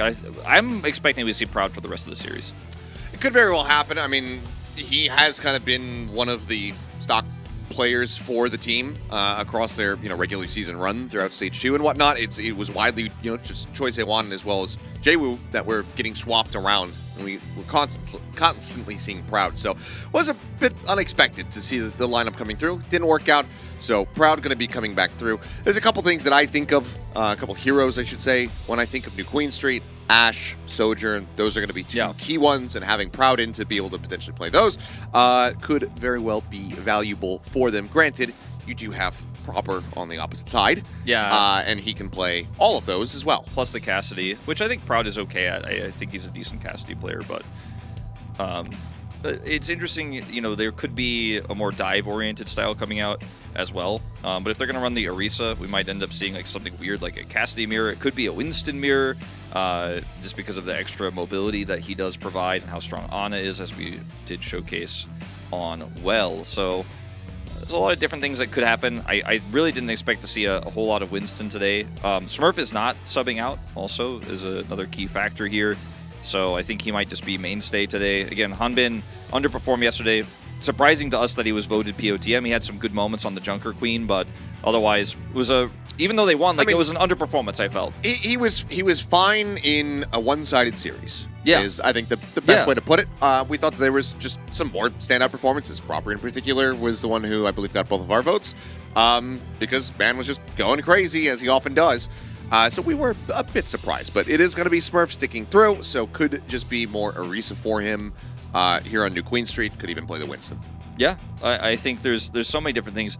That's what's really cool about this meta right now that's somewhat unsolved, and a lot of nerfs came through, so everything is weaker, so everything is also kind of viable as a result. Like, sometimes everything is OP, so everything is viable. This time it feels like everything is a little bit toned down. Everything feels kind of fair. At the moment, even D.Va's thrusters getting adjusted means that D.Va's crazy dive comps with all the speed boosts were toned down a little bit, so it means that you just don't know what's going to happen until you lock in, and actually scouting compositions and stuff is so important again, like it was in the old days, because now you're just like, okay, I know what they're doing. They know what we're doing. It's a standard comp on this map. I don't even have to check. You do, but like it doesn't usually matter. But as we saw, if you have a wrong read like Pokerface did on Ruins, you get kind of bopped, you get destroyed, and it's hard to come back from that. So strategy playing a bigger role here, I think, so far in this tournament. We saw the Japanese teams as well have a poor read on trying to run the Mei comps themselves and really struggled. Yeah, not even seeing like Davis being able to find value off the May was something that was a bit surprising given his proficiency for the pick back over in OWCS Japan. But looks like this map is just about ready to go. So Pokerface looking to try to bring us to parity with a pick of New Queen Street. So Push going to be out of the pool for the remainder of this set. Falcons, though, getting ready to show this map for the first time. How do they look, and do they have anything up their own sleeves? This is the real question. Everyone's getting their mics close to their faces, doing a little two-finger check between your mouth and your mic. That's the technique. It's time, Ilios. It is indeed time. So let's go ahead and get loaded up the New Queen Street, a map that we do not get to see very often, and see if this can be a tied-up set, or if this just ends up being another dominant run from the side of Falcons. As for now, like maybe some Wrecking Ball head-to-head, so perhaps I'm very incorrect. And It looks like Falcons are fully expecting this on the opposite side, so they have Prober ready on the Sombra.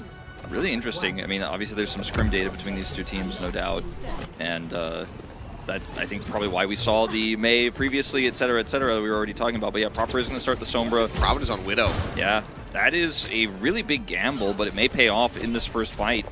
But he's already scouted. Yeah, I mean, this goes to show, tell me that maybe they didn't expect both the Sombra and the Wrecking Ball on the opposite side, but the punish is already going to be there. Proud able to find the headshot on the Proper despite the close range. Does take him down. That's a solid opening kill to be found.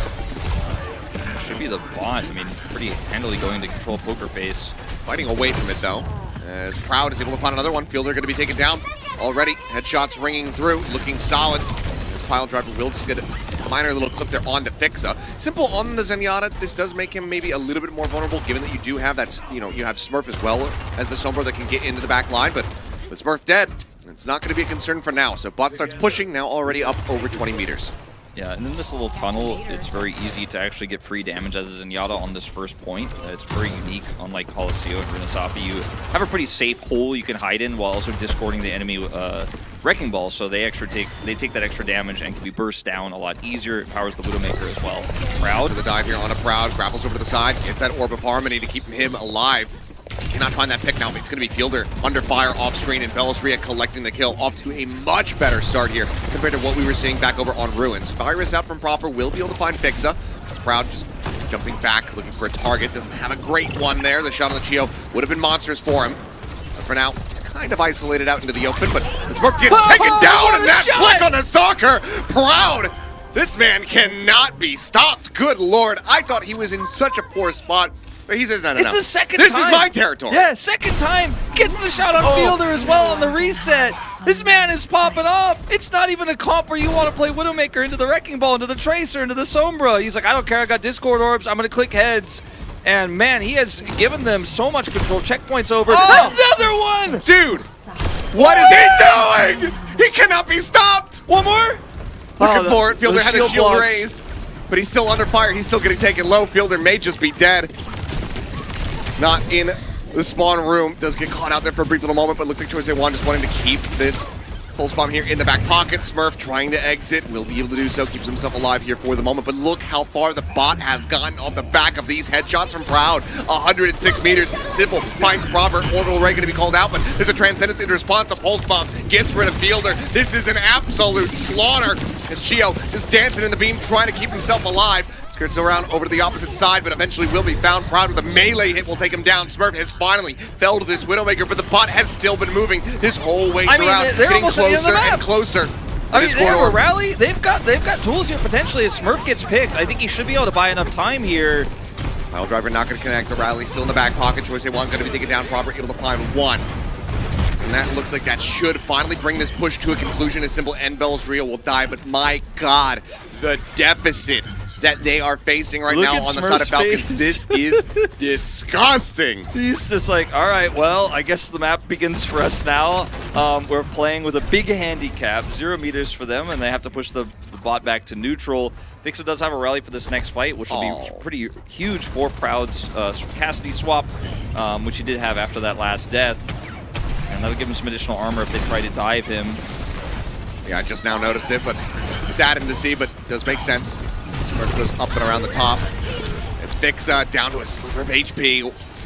Orb of Harmony and that rally going to be enough for him to be able to survive. Smurf continuously under fire here. Will get picked off as Choice A1 is able to collect the kill. He's getting so punished here by this Zenyatta. Like, the Discord orb's really stacking up. All that extra damage means that Smurf thinks he's safe to go in like this, but he's getting just too much damage. Fielder's dead. Flashbang connects, but Bellisria does not care, just shrugs that off. Knows that there is no real threat to try to challenge against him in that position. So Bot once again back into a position to try to go for the finishing push here. Proper under fire, down below half HP, just constantly backpedaling, trying to keep himself alive. Pulse Bomb's going to be going out. There's the stick, looking for the kill. Will be able to keep himself alive, and it's going to be simple who ends up falling. Clear out on the minefield here from Fielder, just swinging away. Get the space open up here for his team, and Proper is able to deliver on a second one. So Proud now going to be shut down. But ultimately, this doesn't matter too much if you're Pokerface. As long as you're keeping this bot out in front of their spawn, it doesn't matter if you push to the end or not. Yeah, you can kind of just keep trickling in and denying push. Now, finally, this will be a full cleanup here. Fixa gets taken out. Smurf does end up committing the minefield, but the good news for Falcons is because this was such a fast push, and also the other good news is for Pokerface, they get Proper, but because this was such a fast push to the end and they were stopped, there's still a huge amount of time. So if Falcons can start to get some momentum back here, they could end up winning this map, but it is just such an uphill battle. But if we were looking at like a 2-minute bank, it's basically just done so. Okay, Stalker will be able to get out to safety. Worth noting, Fielder has since swapped over onto the Ana, wanting to have those sleep darts to try to shut down some of these engages from Bellisria, as well as Choice A1, who's just been wreaking havoc into the back line. And Simple is trying to find some line of sight here. It's a little bit more vulnerable for the Zenyatta outside of the first point. You have to kind of play in these buildings, and if someone gets on top of you, you're basically just dead. So he has to play around here with Fixa, trying to poke his way to another Transcendence here. Successful poke there. Proud duking it out with Proper here at the staircase. Around that flank, Smurf out in front, taken low. Pulse Bomb gets sent, but Choice unable to find the stick, so cannot get the punish. That would have almost certainly been Smurf dead, who's still going to be very much at risk, as well as Fielder, but they pile in on top of the Cowboy, and they manage to take down Proud. I mean, right now, Pokerface have so much control that Smurf has to continue to play aggressively like this. And instead of focusing Proper, they're just focusing the Wrecking Ball, which is almost never what you really want to do. But because Smurf is forced to actually be aggressive and get up into the thick of things, they just ignore Proper, stay out of line of sight of him, and just focus the Wrecking Ball. Instead, chase him down with the Tracer. Bellisria minefield out. Get the catch here on the bot. Support spawn still active for the side of Pokerface. As Smurf's getting bogged down a little bit. Drops the minefield in. Pile Driver does get a connection over on a Fixa, but it's another rally in the back pocket that he can use if he needs it. It's going to be a stack up though. Transcendence in, rally, pop, Deadeye. Going to get set and Proud, able to shut down Proper. Finds a follow-up shot there on the Fielder. Go ahead and take him out. Discord Orb on the Smurf means that he has to quickly evacuate as fast as he possibly can, but Proud eventually does manage to steady the aim, gets a headshot on a Stalker, and the bot once again working its way over towards Fielder, the spawn of Falcons. He swaps again. He's like, all right, I guess Zenyatta's the way. I guess we found out Discord Orb is broken and we need to match it, but it's just too little too late. And Proper has Deadeye here, but no line of sight, no one to threaten. Bot not in their control. They're still at 0 meters. 250 left on the clock. Falcons are in dire straits. You need to win about 3 team fights. Okay, well, that's a solid start. Stalker does get a kill there on the Choice A1. Back line, resting, breathing a little bit more easily. As while Fielder has already been having a rough time, even with some peel options on, heroes like the Ana. The Zenyatta, you're that much more vulnerable. Yeah, you really are, but now we're back at Central, where he can actually use this tunnel, this tube, to both poke and be safe. Deadeye, but it's a quick cancel. Yeah, he has no targets here, no viable options. Just no line of sight, and they finally are trying to get 0.01, anything they can. Simple was tacked down, but go ahead and get some healing. Proper pushed up in towards the opening. Flashbang from up over top, I believe, doesn't get the connection, but it can't have any follow-up, so it's going to be Simple traded out. Fielder dead, however, as both Zenyatta is going to be taken out on either side, and Falcons will finally start gaining some distance. Still single digits here for them as Proud just backpedaling down the hallway. Looks for the flashbang setup, can't make it happen, and cannot keep Fixa protected, so it will lose out on both supports. A bit of an elongated fight. Riley now going to be rolling here from Shio as well. I think just looking for the shield bash setup to try to take out Bellisria, to try to just lock him in position, but instead Proud finds Smurfs at the bot. It's not going to be able to move too far forward. Yeah, I mean, Bellisria, he's known for Wrecking Ball. Smurf is too.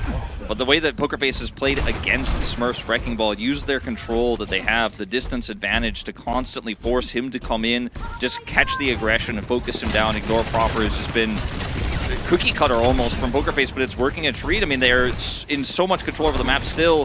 Fielder has a Transcendence, but You want to use that to get a big advantage. You don't want to use it defensively, and the bot's still not in their hands. Pulse bomb used from Stalker off screen. Nothing found off that.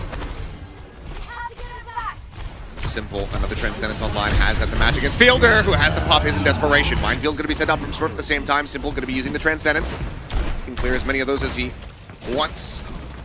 But both will expire.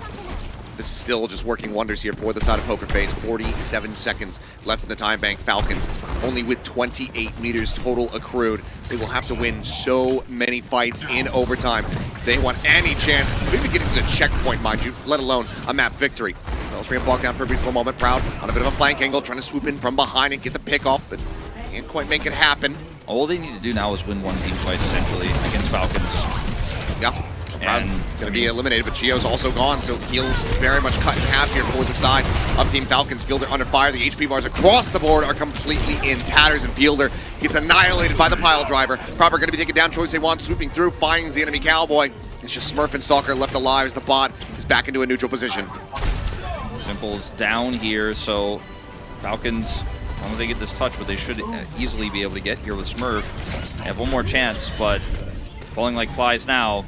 Hasn't forced out, but Stalker going to be taken down. No pulse here in this fight. They need the rest of the team to try to elongate this as much as humanly possible. Another minefield nearly built up. Deadeye going to be popped here from the side of Proper, seeking a target, but ultimately coming up shy. Down to the back of that one, pulse bomb out. Choice they want, unable to find the stick. Shield raised. Gio keeps himself protected. Still has that rally in the back pocket. The bot now getting ready to move up into a pushing position. Proud noted. Looks like he's still going to be safe though. Able to be elusive. Skirts away from the shield bashes. Keeps himself alive on that Sombra. Falcons did get a regroup here. Stalker's going to go back to full. There's still hope. There's still a chance. They can start to snowball something here. Fielder's hacked. One of the biggest big comebacks that we would ever see here on push, but now they are supportless. Proper going to be taken down. Just Smurf with the minefield, trying to keep this elongated. Transcendence comes in, picks it, does get blown up, but Stalker has everything to do and just no real opportunity to do it. Smurf will get burnt down. That's the cleanup. That's the overtime plummeting, and that is a series on our hands. Pokerface are able to tie things up 1-1 with a fantastic selection on New Queen Street. Very well prepared, completely reading and knowing what was going to be coming out on the opposite side, and Proud with that. Widowmaker was just the hand of God. I mean, it's crazy how, you know, we set everything up for this meta is somewhat unknown, right? Like we're like any composition counter any other composition. If you're really prepared strategically, you can get a big edge. Talking about map picks and talking about how they had the wrong read on the first map, but you could see how they played that New Queen Street. What sort of the idea was with what was picked on Ilios didn't work, right? And the May kind of fell flat, and then the Tracer wasn't good for Jehu. But you see how they play out that second map with the Zenyatta. They also played on Ilios. How they focused on the Wrecking Ball. What they expected was Smurf to play Wrecking Ball on Ilios as well, I think. Didn't work out. He didn't play it. They ended up Winston mirroring on well. But when they did play against the Wrecking Ball, they smashed it. And the Widowmaker start, where they have the Zenyatta cross, the extra damage from the Discord orbs was fantastic. His accuracy is, I mean, that's not part of the strategy. That's just him. That's just the man popping off. But Proud was able to do so much, get them so much control. Then they snowballed, and then Smurf is just like, I can't do anything. It's not even that Smurf played badly. He just always had to be the one to go in. And with that Discord orb and the safe Zenyatta, there was just no chance. Great map pick. We very rarely, I feel like, see map picks like turn out this well for the team who loses game one. Yeah, that was just fantastic across the board. Proud, I mean, just don't sub them out. I love Jehu, I love Choice A1, but if you're going to change anybody on the DPS lineup, make it one of those two, and, you know, play the Pharah, the Echo, or the Tracer, whichever it's going to be. But that was just a glorious performance. To be able to come into that as well cold, not having played in the first map, and just sit down and be like, right, I'm going to destroy all of you, that is fantastic. So what a return to the stage there for Proud. And I'm hoping to see more of that. Like, can we get Circuit Royale? Can somebody pick that? Can we get the Widowmaker battle happening? Because Wizard World, you know, maybe. When he swapped off a Widow, I was sad. He still did well in the cast as well. But good Lord, what a game. We are tied up 1-1. We're going to go to another quick commercial break. And then when we come back, we'll see which one of these teams is going to be taking the lead as Falcons have their map pick.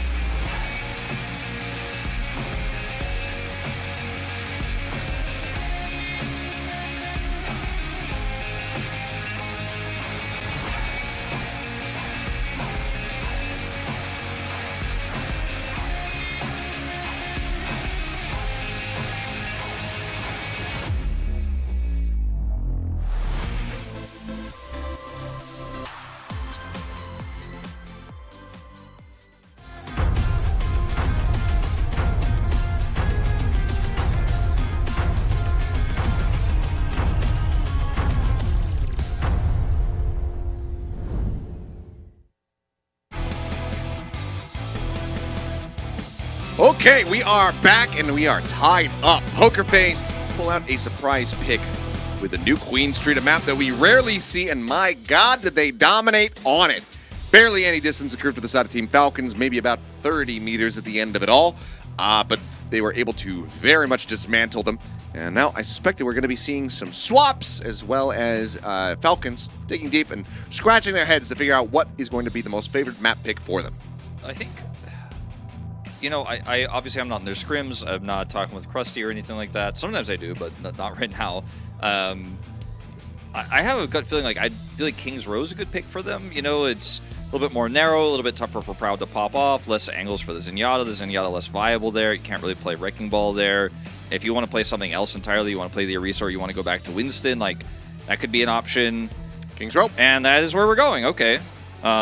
So that just seems like it makes sense when you consider everything that Pokerface just showed and what they also showed on Ilios. This kind of feels like the counter to that. So this could be a series that kind of goes back and forth where, you know, Falcons get to pick their map where the strategy that we're seeing from Pokerface isn't viable. They win on that one. Pokerface gets their map pick. It's more viable there, and it goes back and forth. I think that has a bit of a clock to it, though. I think, you know, eventually the more standard style Falcons is playing will win out. But if they lose here, it gets a little bit tougher. Well, if that does end up being the case, as we do have Hanbin stepping in for Smurf, I believe this is the only substitution we have. If it does end up being this kind of pendulum swing, you get map pick, you win type situation, that would set up for a Falcons map 5 map pick, where Fielder had said that he would like to pick Clash for a game 5. That's true. We might get to test that theory and see if they can, you know, put their money where Fielder's mouth was, I suppose, and actually go for that. But both teams, they have victories on Clash. It's, you know, Anubis for Falcons, Hanaoka for the side of Pokerface. Yesterday, we saw Hanbin play almost exclusively Junker Queen and was having some really fantastic rampages, but his positioning was often punished by 99 Divine. He's caught off guard a lot, especially on, like, Mecha Base. Yeah, that was the map, like Busan in particular, but Mecha Base specifically was the map where we were a little bit concerned. He almost got punished a few times otherwise, but his team bailed him out, and he was able to turn a lot of fights where it looked like, oh, he's going down. He rampages out, hits 3, and then they turn the fight even 4v5 after like one of their supports is down. That kind of stuff was pretty incredible from him. So he had some underperformances, but he also had some really clutch moments yesterday. And so we'll see what it's going to be. I don't think it's going to be Wrecking Ball, obviously, because it's King's Row, and yes, it's Hanbin. So I think that's a pretty safe assumption that we can have. Yeah, and as far as Belstria, here's to see what he's also going to be bringing out. I think that this could be something where maybe it's Orisa. Orisa defense I could see on A, you know? I could see it on a defense or attack. You know, you have decent zoning, trying to, you know, keep people away from the point as long as you can get that inside track and start ticking up. Using the javelins to really just kind of hold people at bay and just, you know, constantly deny them like solid sightlines and stuff. I'm very curious to see what they do end up bringing out for this one. So it could also be, you know, some more May on the defense. I'll be a little bit disappointed if Falcons just, if they defend first, which we don't know just yet if they will or not, but if they just go like Tracer, Ashe, Winston, Ana, and just play like the very basic, what we call Korean Winston composition, because every Korean team was playing that for most of this stage. Just because I think it's so obvious, I think it's so tried, and you don't get to change your comp. The attacking team does, and maybe there's an answer prepared for Pokerface and they end up countering you there. Or, like you said, the Orisa comes through the Javelin can sort of affect how Proper wants to set up on the high ground. But Proud versus Proper, a matchup today that I was looking forward to, but I just didn't know that Proud was going to deliver this hard. And then when we saw he wasn't starting, I was like, oh, I feel robbed. But he brought it back on New Queens, and it's been a good series. You know, it really has. Like, it's already exceeded my expectations. I'm hoping for more from Pokerface here. As Hanbin's still obviously finishing up, getting all of his settings ready. It looks like he's going to do some last-minute testing in the practice range, and then we'll be ready to go. Fielder restocked his water, which is important. He's listening to you, chat. He's staying hydrated. Finished the one, put it on the ground. You can see he's got a secondary water bottle ready to go. People are going to start panicking. They're like, oh no, they're talking about water again. So, where do you stand on best flex support in OWCS Korea? Oh. Yeah, I'm asking you the tough question. Deary me, that is kind of a loaded one. I feel like there's two front runners for that, though, and it would be Fielder or Shu. For me, I lean slightly towards Fielder. I think he has been so incredible this entire year. He's been incredibly consistent. He obviously has had fantastic years in the Overwatch League as well. Everybody remembers his time on Paris, where he was playing on high ping and stuff, but I feel like he didn't deliver as much on the Zenyatta, though. Honestly, on that last map, he swapped to it late, and hasn't been a pick he's really known for. Much more known for his Ana. Has played a lot of Brig as well. But yeah, I'm curious to see if this matchup between him and Simple, if we do see more Zenyatta v Zenyatta, like Fielder's weakness is a little bit exposed here on the pick. I think I would maybe lean towards Shoot, just given the accomplishments of the team across the board, as well as with the international victories that they've been able to collect. But I'd be remiss to not mention somebody who mentioned Twilight in the chat, my OG GOAT. Back during Season 2. Fair. But I mean current OWCS Korea players. Too. Yes, but that's a good shout out. Yeah, as far as all-time, Twilight would definitely be up there for me. Absolutely. I mean, obviously you have to talk about Jaehong if we're talking about all-time as well. And sure. Go all the way back. There's some players that had big splashes, like Iris, you know, who was really good for a while there. But before we get too in-depth on that, Neko, anyway, let's talk about the compositions here. It is BellisRhea showing a reset defense here with Pharah. Pharah, a pick that I had kind of forgotten about when we were talking about King's Row, but very viable here. For sure. As Simple's going to duel peeking. Falcons actually running the Junker Queen that Hanbin was showing yesterday. Hanzo's got his one-shots back, but he's not going to be sticking with that. Just Sonic Arrow out. And it's going to be this Venture pseudo-dive. I don't even know what to call this here from Falcons. It has some elements of dive, but also long-range hit scan, and it has the extra burst from Fielders and Yada. It's a nice brawl style. If you can catch the Orisa without the Fortify, you can try to force out a position, as well as just jump into the back line and get on top of some of the squishier targets. So I don't mind this from Stalker at all. Some initial damage going to be taken here on the approach. Over the top, Proper just trying to get situated on top of the hotel, but it was quickly denied there by BellisRhea. But BellisRhea is going to be denied his life as Discord Orb just come in from Fielder, and Hanbin is able to absolutely annihilate him. And already, the slow runbacks from this Orisa, that could just be point A.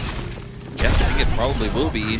Not a whole lot of staying power here unless they can taxi BellisRhea back ASAP to get him onto the point. They need to be able to get some backline access, but they just absolutely have none with this composition. Joyce1 not in a position at the moment to try to really collect anything. He's poking and prodding out of the hotel, but 2 ticks going to be gained. They do manage to get BellisRhea back here, so point A not fully surrendered quite just yet. Yeah, no Still punish. fighting, looking for one. Take Stalker down low, but just cannot quite find that kill. No punish on Joyce1. I mean, he was in hotel just extremely aggressively, and they just let him be there. Then he was able to get that second jump off. Geo tagged up. He's going to be able to stay alive. The Unburrow, BellisRhea right back into the spawn room. Now Transcendence here from Fielder, just escorting everybody else forward. Joyce1 way too far forward over at the statue. Will get picked off, and that is going to be the cap now coming through here on A. So just shy of 5 minutes in the time bank for Falcons as they get this cap. They had a Proper huge... will die, but ultimately this is a very one-sided affair so far. Yeah, they had a huge ult lead, so it's not shocking they're able to pull this off on the second push there. They had the Transcendence. We Fielder built that so quickly. And, you know, I was saying, you know, is Zenyatta not looking as great in the last map, but this time he does kind of pop. And we're going to a Zenyatta meta. I mean, I can't believe we didn't mention Jonak earlier, but there's a lot of flex supports from Korea over the years. But Fielder is he is looking good on this pick right now. They're playing Genji dive with the Zenyatta. I mean, the Zenyatta Discord Orb is so powerful right now that it can help you break through even in Orisa with a composition like this. They're going to have Tectonic Shock as well. Hanbin getting juggled forward, taken low, taken down. Joyce1 is able to go ahead and collect that kill. The back of the orbital array investment. But over the top, hunting for an additional target. But it looks like it's just going to be the 2 kills and a reset here for the side of Falcons. Yeah, and maybe some solid chokehold control here for the side of Pokerface. Trying to get through this choke point can be quite challenging into a comp like what Pokerface are running, but they have the speed to do it with the Hyper Loop, with the Genji and the Venture. But if you end up getting stopped as you come out, and you know, look how well Pokerface are positioned here. They have 5 ults online. Can really be a big dent in the time bank here. They're playing so conservatively. Key thing to be able to really break through is going to be this Rampage with Hanbin, as well as, okay, Ultra Stalker. Sends that one first and foremost, barrage up over the top, in with the Terra Surge, and it sets up for a double kill here for BellisRhea. Rampage gets committed to, is able to find 3 fixes, going to be bled out, taken down, as Proper finds a killing blow, but it's just he and Hanbin left. BellisRhea will still get eliminated though, as Hanbin left standing, pushed back up towards full HP. So somehow, he still manages to turn the tides of these fights. He's got a back, Mega. grabs the Mega Pack, and yeah, that is going to have to send him scattering back here. A little bit of dynamite around the corner, but he's going to be able to shrug that off. Falcons can continue the push. I'm like, it's over, it's done. Falcons used too many ults. Like, Hunman, you can't ult this one, man. But he hits 3. He's able to clean it up with the help of some of his teammates there as the last man standing, but it's enough. And even with the rallied up Terra Surge, Pokerface do not have the damage. Proud looking for a pop. Cooking, Dynamite point blank there over onto Chio, and he immediately gets followed up on there by Belzria. Solid kill. The Bob investment leads to a kill and leads to a reset. For a little bit more Stalker. They know that he's low on HP, so Choice1 wants to go in for the pursuit. Yunburo coming out. He's in a bit of a bad spot. Tries to turn it back around with the drill dash. Well, he will take Choice1 low. He cannot take him down. Proud though. Trouble though. Yeah, maybe. Getting bled down as the axe cuts across. Proper at the same time. Getting tagged up off screen. He might not be able to rejoin very easily. Pido will be able to, I think, link up with him. Rally now going to be coming through. Hanbin down to his sliver, but Proper pulls the blade, and he's able to find 2. Belzria fix that Choice1 all falling to his hand. Looking for the 4th here. Take down Proud as the final elimination. It's going to be Stalker who steals it away. But Falcons get themselves a team kill as well as a cap on B. It's just so insane to watch Falcons win some of these scrappy fights that almost like solo QS, because you're like, wait, hold on, we ult together, like this isn't right, but they're just so coordinated with the ults coming through, even with the deficit. They know exactly the angle they want to take. You know, Hanbin's isolated, how do we rejoin, how do we get Proper that angle? Rally comes out, it's enough to keep Proper alive, and he gets 2K with the blade. Super clean play, as scrappy as it is, it's clean at its core. Falcons, man, breaking the rules, but looking cool while they do it. Very much so. Proud just trying to surge up towards that next Bob. Chio stunned for a brief little moment, but now has the orbital ray online. Another barrage, Terra Surge, potential combo can come out here. Let's see how easily Falcons were able to turn that one around, but with Hanbin dead, it's not going to be nearly as possible. A little bit of harass there from Stalker. Will eventually be forced back. Going to recall out, eating that direct hit, but one has to go for the reload, so can't find the punish on the him, but he will get Fielder. Wow, right after the swap, back to the Zen, and nice concussive, really putting some damage in. And I mean, looking at this swapped by Fielder, I do think it makes sense to try to deal with the Pharah. Also, burst through Bellisria's health pool with that Discord Orb is going to be very helpful here, but just trying to get out of spawn as Choice1 is just waiting for an ult opportunity. They have to respect it. Flank here attempted. Decent damage there on the Proper. Deflect is going to be popped, and Fielder again going to be isolated. Belzria just stomping all over him. An absolute stampede here for him. I'm Rampage ulting this again. time, yeah, he sends it, but this time he's only on to 1, and Belzria, he cuts that off. Will force Fixa into a bad position, just pulling him out and baiting him forward. He just keeps doing it, like it just keeps happening. Well, now they're over onto the cart, but it's still going to be contested, so this isn't quite as one-sided of a victory in the fight as it has been in the past. But Proud getting taken down, that certainly starts turning the tides even further. So Stalker with a nice headshot, Proper taking that forward high ground away from the side of Pokerface. Cart now gets opened up. This push does very much resume, but this has been fantastic time buying the whole way throughout. It's down to 1 minute and 23 seconds. I'm just ready to trust Hanbin now. I don't know, Ilios. No, I do trust like that. I do trust like that. I trust Proud on Widow again as well. Oh my God, the back-to-back! You can't be peeking this guy! And there's the Torpedo. Stalker going to be taken down, and once again, Falcons will have to go for a reset. Now they know that this Widow is in play. Proper, he's got a blade, but can't even try to get on top of Proud is the question. Yeah, Fixa's a ways away from the trance, but they kind of have budget trance with the orbital ray for this upcoming fight. Choice1 hasn't really been able to use this barrage, but it's not the main part of Pharah's kit, but he's still a threat. They still have to respect it, especially when the Widow's on this cross angle here. I mean, Hanbin's just D-matrixing the peak so they can try to, spot if he is on that line. Exactly. And I think that we may see a swap here from Proud, although he's sticking with it for now. He's almost got an infra sight. You may as well just kind of roll it out, especially if you're going to be hitting headshots like he was.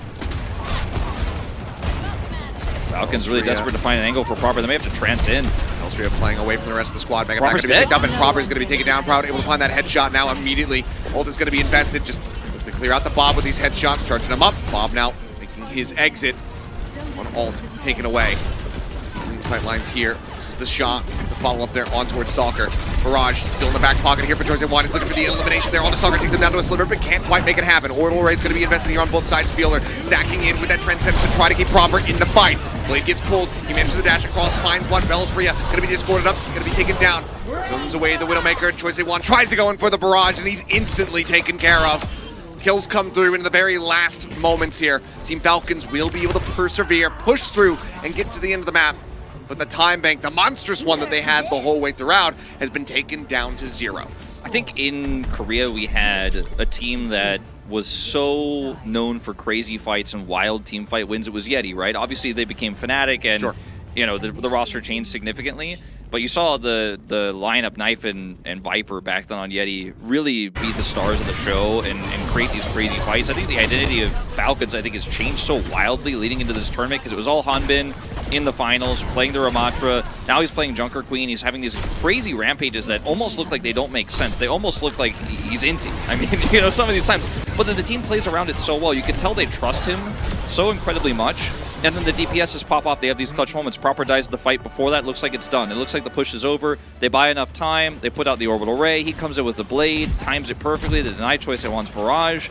And it's just this well-oiled machine. It doesn't look like it. It looks like chaos only. But when you watch these guys play, you could tell they scrim a ton. You could tell they're playing together so much that these fights that don't look winnable just to get turned on a dime. And I feel like Pokerface can't even believe. They're like, oh, it's over, it's done. And then suddenly, like, the angle comes through proper, finds that big one, or Hanbin has a huge rampage, or he rampages to get on the other side of the fight. They try to chase him. The heals come through from Fielder. These moments that you just almost can't even explain. It's just mechanical diff here from the Falcons. It's not standard Overwatch. It's not what you normally see in Korea, but it is damn fun to watch, I have to say. It very much is.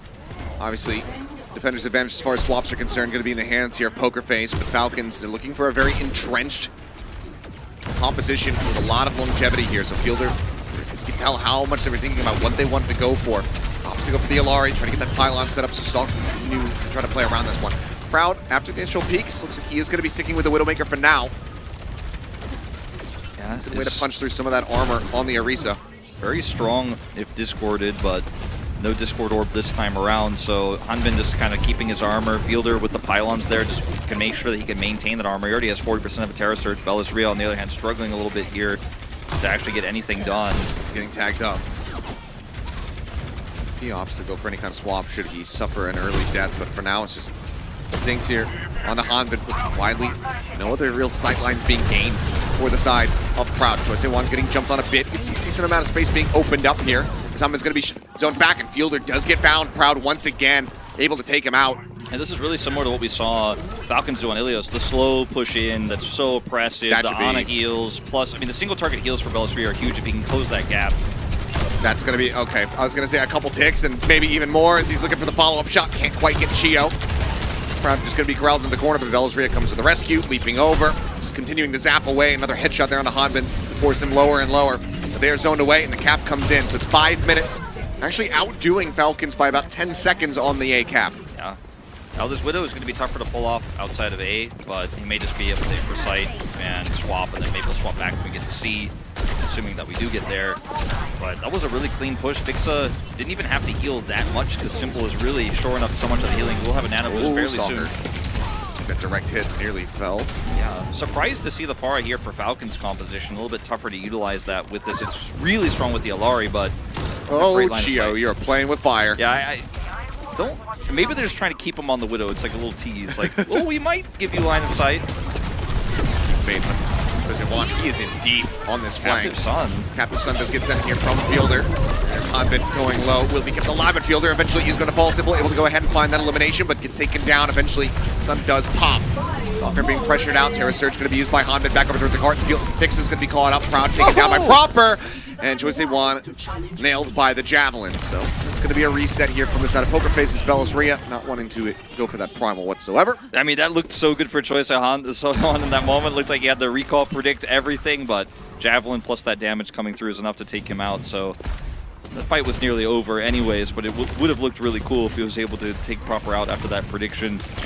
Either way, cart stopped here. Like it was for Falcons, once they first got A, it was hard for them to get choke point control. Pokerface do have this barrage, they do have a nano boost, and I'd like to see them use on the Pharah.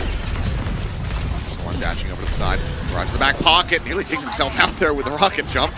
It's on a 15 HP. He's up over the top though, looking for Chio. Puts a little bit of damage down, drops down right in behind Hanbin, who has no idea what just hit him.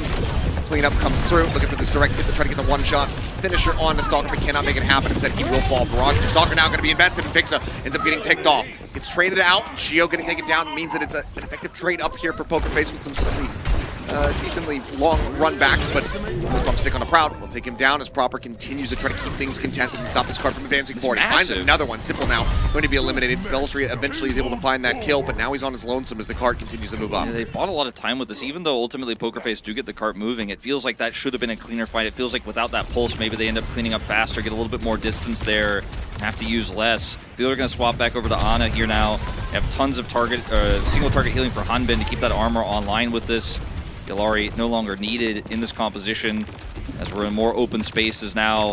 OWCS looking for a bit of a backline pick. And opens things up off the back of that dive forward, but can't quite confirm the kill. Chio does manage to stay alive. A little bit of a juggle out of position here as Stalker just trying to stay airborne. Trying to swat the fly, but can't quite nail it down. Instead goes over for the support, but Primal is going to be expiring, and now he's that much more at risk. Orbital Ray going to be invested. We're back towards the card itself. Is Proud, though, antied out, just cannot stay alive. Ends up getting taken down, but they lose Hanbin at the same time. So frontline for DPS, that's a trade that you're decently happy to take if your Pokerface, the card continues to get closer and closer, but now Fix is going to be dead. Stalker is able to find that one. Simple gone. Supportless here. Our Pokerface is going to have to go for a reset once again. LAZULI and OWCS just no way to survive. It's really tough to determine how to fight this next setup here for Pokerface because they don't have the rally yet. They don't have time either to do an eco push, and there's nothing really to gain from it outside of the rally. The Primal is fairly useless here, and you're fighting into all of Team Falcon's ults minus the Orbital Ray here in this one, so it feels like a zero-sum game. I'm not saying it's over, I'm not saying the map is done, but you have very little limited options. I think OWCS getting a pulse might be your best bet here. It might be your only chance. He has it ready, and he is going for a flank. Proper is doing the same. This is really do or die for Pokerface. Finding an angle here somehow. And then they need to be pretty quick to be able to get themselves over towards the end of the map. Granted, at this point, it's got to be under a minute, so either way, you're going to be seeing extra innings for both of these squads. 4 ultimates to work with, though, from Falcons trying to hold the line with 55 seconds remaining. LAZULI going to be antied out, but that will expire swiftly. Hanbin just holding the line. Terra Surge in the back pocket, ready to be pulled out at a moment's notice. Really recall for OWCS, really going to limit what he can do in the next few seconds as well. Proud, no great targets. OWCS, I mean, he's got the recall back now. Barrage out, there's the nano, invested on the Stalker. Immediately the kill starts spilling forward. Proud, Simple, both gonna be taken down. Fixa, the rally, it will not save him. Stalker now finds his pound of flesh.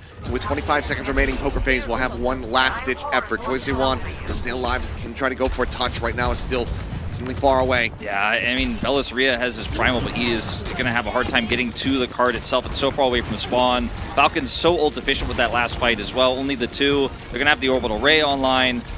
Proper also has full backline access. LAZULI denied entry. Oh. Of course, back Terra Surge going to be coming through. He's got to make his way over towards the card. A second remaining. There you go. The touch comes in, but Simple's going to be taken down. The Orbital Ray trying to keep everybody else alive. Proper, Stalker both get taken down. Fielder, Chio somehow staying in this one is keeping themselves in the fight, but they're zoned away from the cart, which is steadily making his way closer and closer towards B. Hanbin desperately trying to get there in time. LAZULI trying to play body block, but the spin, the javelin, it comes in. He forces his way back over towards this cart. The pulse bomb, it takes him low, but it does not take him down. Hanbin still in the mix for now. Fielder giving his life to try to ensure the survival here of his tank. It looks like he may have just been able to do so. Gio still streaming through with these heals. Proper on the return, able to take down Proud, getting rid of the enemy Sombra after the swap. HP bars are in absolute tatters. Gio doing his damnedest to try to keep them in this fight as Fixa swings away. The rally going to be built up, and Hanbin has been taken down. 1.36 meters left to go. Quick turn. The health back invested. The shield bash across. Proper is eliminated. We have a minute and a half added to the time bank. This King's Row is not done yet. It's not done just yet. Falcons using a lot. Their Fielder, incredible heals coming through onto Hanbin, killing Hanbin on King's Row just as Zeta Division. It has been a tall order. This man has so much armor, has so much healing coming from the Ana and the Juno. And Fielder is almost at a nano boost now as well. So things, you know, it's a bit of a reprieve here for Pokerface, but it's not over yet. You're not feeling comfortable just yet. Proud down. And this is where things get really tough. Only a minute left on the clock. No nano boost. And left, and they have to make it to the end of the map. The nano so very far away. Fielder has his. The Orbital Ray is there. Simple can match in that regard, but another Terra Surge, another Barrage is what is awaiting Pokerface on the opposite side. As for now, the cart not even gaining any inches, just being held at bay by Hanbin. Jump up on the high ground. Proper displays. Barrage going to be unleashed, but Stalker ends up dying for that one as the Primal gets popped. Now LAZULI into the back line. Sleep comes through, but he's immediately going to be woken up. Sees Hanbin thrown off here over to the side, trying to juggle it forward. The Terra Surge is going to be used. He's down to about half HP. He takes him damn low, but can't quite confirm the kill. Simple though, the Dynamite, it takes him down. Orbital Ray gets invested. She's not able to find anything on the back of it. Harper on the peak, nearly eliminated. 12 seconds now remaining in Pokerface. No choice but to wait for Simple. I think this was about as good as it was going to get for Pokerface, to be honest with you, Ilios. No nano boost, no way to get Bellis3 back. Fielder with the swap. This could be monstrous. There's the touch. They do manage to get his last few blinks. Pulse Bomb needs to go huge here for Choice1. Been hovering low, but now the orbital ray comes in. He's going to be antied out. Can they finish him off? No, not quite. And Fielder into the back line. He managed to find Choice1, but the Pulse Bomb finds two. Soccer, Fielder, both going to be blown to smithereens. His life, his death, it might have just been worth it.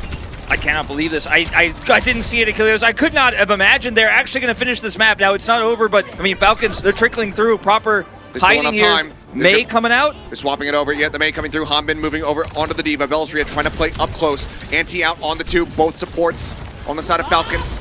Getting clipped by that once the shots fly from Proper. He sends it the Bob. Matching on the opposite side, but Simple ends up getting taken down. Stalker able to find the kill. The Bob v Bob action here on the card. As they do manage to win that one out, but now Bellis3 is going to be taken down. The overtime starting to plummet. Choice1 finds the touch, goes for the recall. But it looks like at the very last moments, just 3 meters away, they can't get over the line. Falcons with the pick. They get played so damn close. Pokerface looking like it was going to be overtime. But in the end, it is Falcons regaining the lead, now 2-1 in the series. What a crazy game of Kings Row. And best map of the tournament so far. Absolutely, and I have to say, even though Pokerface didn't win, what they were able to do with basically literally nothing, the denial of the barrage, taking out the enemy Pharah, coming into that fight, getting a little bit of momentum, being able to purple Hanbin consistently, taking him out, it was just insane. Like, I did not actually think they were ever going to have any chance to win that fight, and then Choice1 comes up with 2. I mean, we see him die. Yeah, he We're dies. Like, oh, Fielder killed him. It's like literally from the grave, 2 kills. That's the kind of stuff that it's like, you know, OWCS fan fiction, that map. Incredible what Pokerface was able to do, again, with very little tools, very little options. And it gives you hope, I think, if you're hoping for a Game 5 here, which I think you and I both are, that maybe that we're going to get it. Maybe we're going to get it. At this point, sure. The big question is, Pokerface, do you have another pick at the same, similar or same caliber as New Queen Street that you can bring out to try to catch Falcons off guard? Because now you're starting to get limited in your options. Hybrid's no longer available. Escort, we have a lot of new Escort maps added into the pool, some of which favor Widowmaker and Sniper play quite heavily. Rialto, Havana's there. Gibraltar, Rialto is Havana. there. Gibraltar's there. 3 of your 4 options. Junkertown, I mean, also was fairly viable. On A, yeah, especially. Yeah, like, I think if I'm Pokerface, I'm looking to put Proud on Widowmaker, go to any of those Escort maps, and just try to avoid Clash or whatever, and then set up for maybe Fielder picking it as Game 5. I don't know. Either way, we need to take a break. We need to take a breather. We need to get some more water. So we're going to do that in a bit. Don't go anywhere. Clearly, you do not want to miss the rest of the series.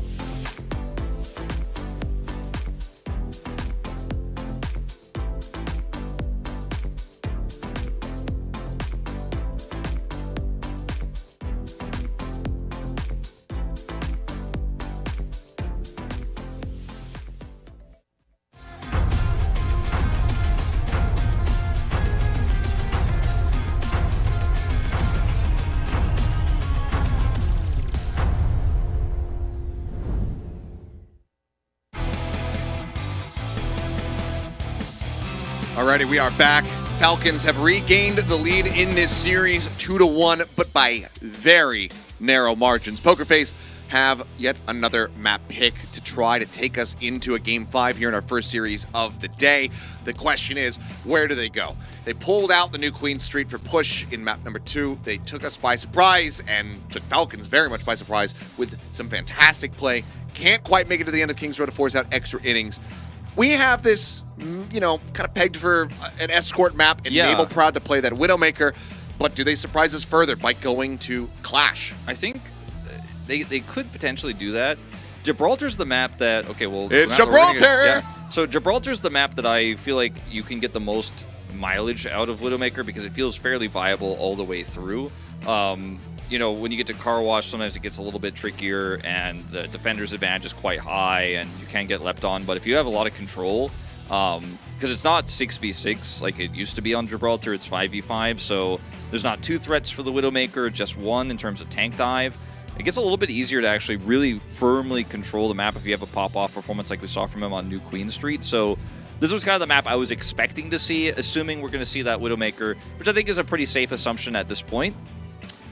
He has just been delivering on it. Every time he swaps over to the Widowmaker, he's been finding value. He's been picking off Fielder with regularity.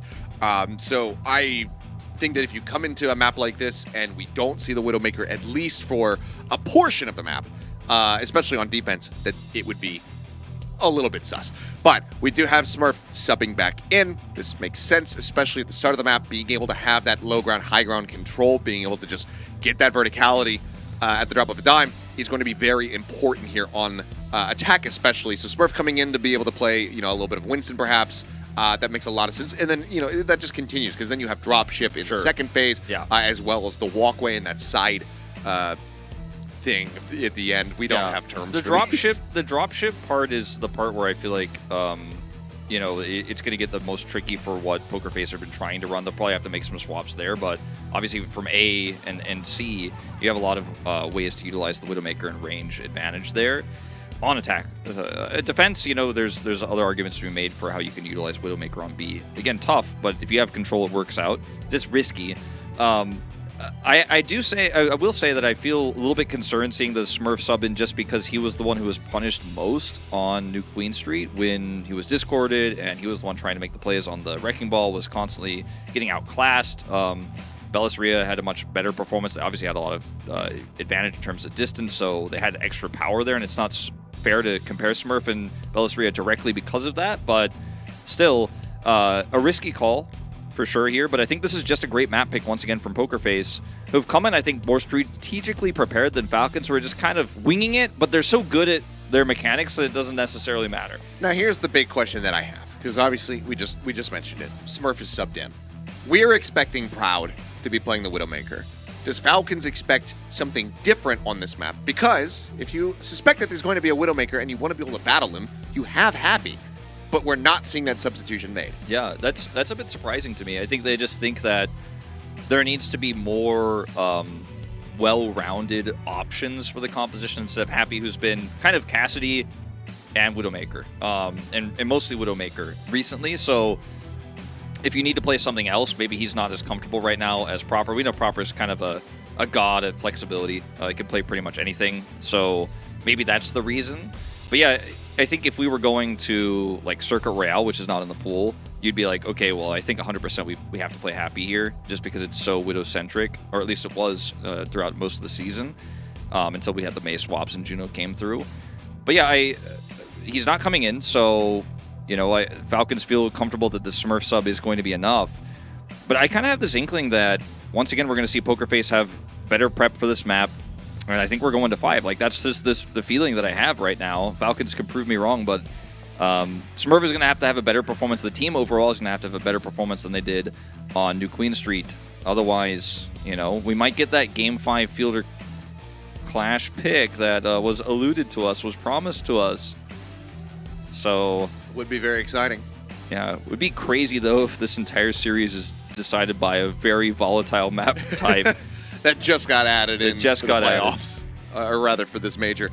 Yeah, it would be craziness, especially just for the first series of the day. I mean, this is already I think, more tight-knit than we could have anticipated. I, coming into this, thought, okay, maybe it's, 3-1, that kind of thing. That could very well still be the case, but I would not have had the, the dominance on New Queen Street from Pokerface calculated in, as well as how close that King's Row was. So it has certainly been already an afternoon of surprises for us, and perhaps Pokerface can continue to give us even more as we get ready to go into this one. Watchpoint Gibraltar, a map that has been out of the cycle for a very, very long time. Yeah. So first looks at this in God knows how long, but the dubstep button has been pressed. It is time to kick off this fourth map and see if Pokerface can take us all the way to a Game 5 here to open up the second day of OWCS Asia.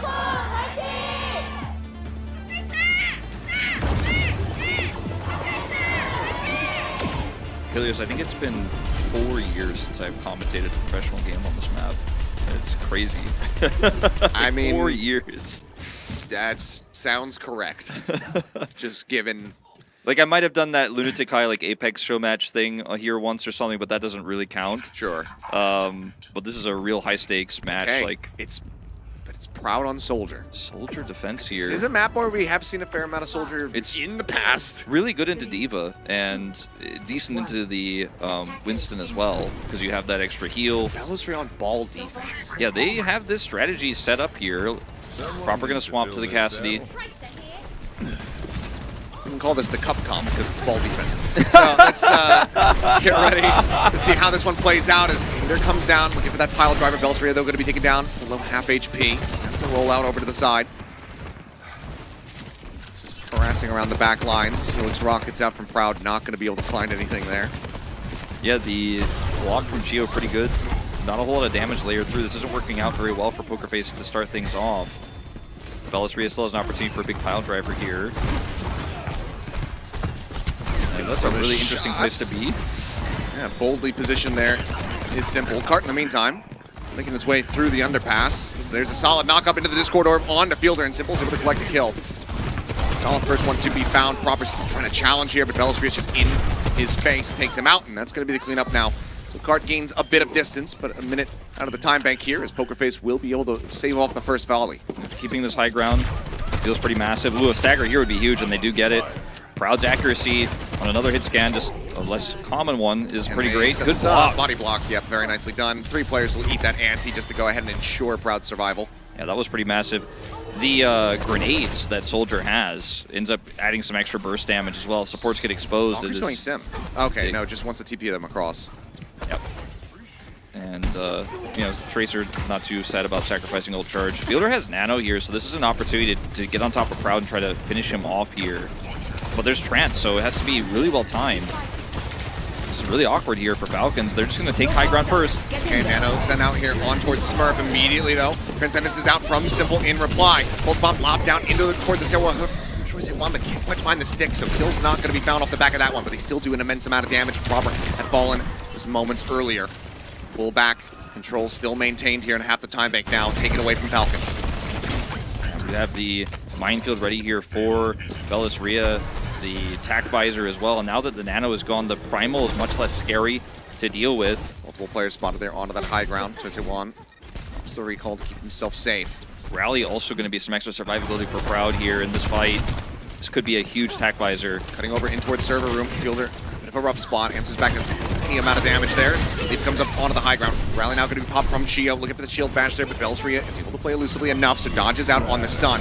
Cart now starting to be brought forward once again as the Deadeye. It's rolling here from Proper, seeking a target. Choice one draws the eye over towards the left-hand side. And ultimately, the ult is not going to come up with much. Tack visor now going to be invested here from Proud. Looking for some targets. Primal's pop from Smurf, so Widely is going to be perfectly fine here. Jumps up. He's taken down to about half HP, but this corridor on that Winston, it's a little bit more difficult to try to get the punish. Yeah, I mean, he's just not able to get any value with that. He's just completely denied, and the positioning for Pokerface because of the Deadeye was so good.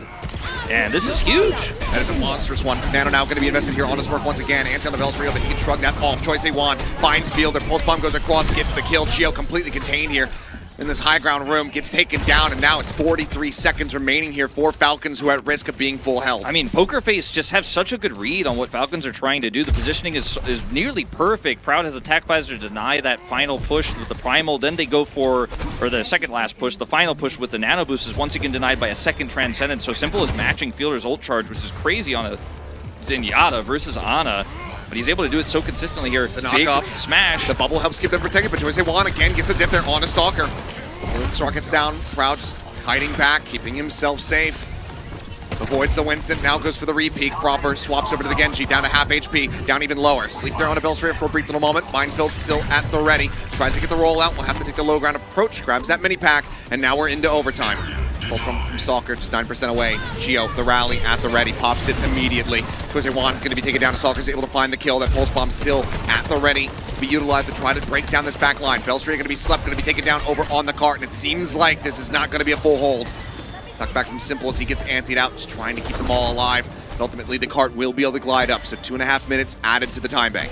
Whew, close call there for Falcons, but they are able to, with that rally, get through the minefield. Gonna get a stagger kill here on the Simple as well. Well played from Proper. Didn't have a blade, but his extra burst damage keeping Proud honest.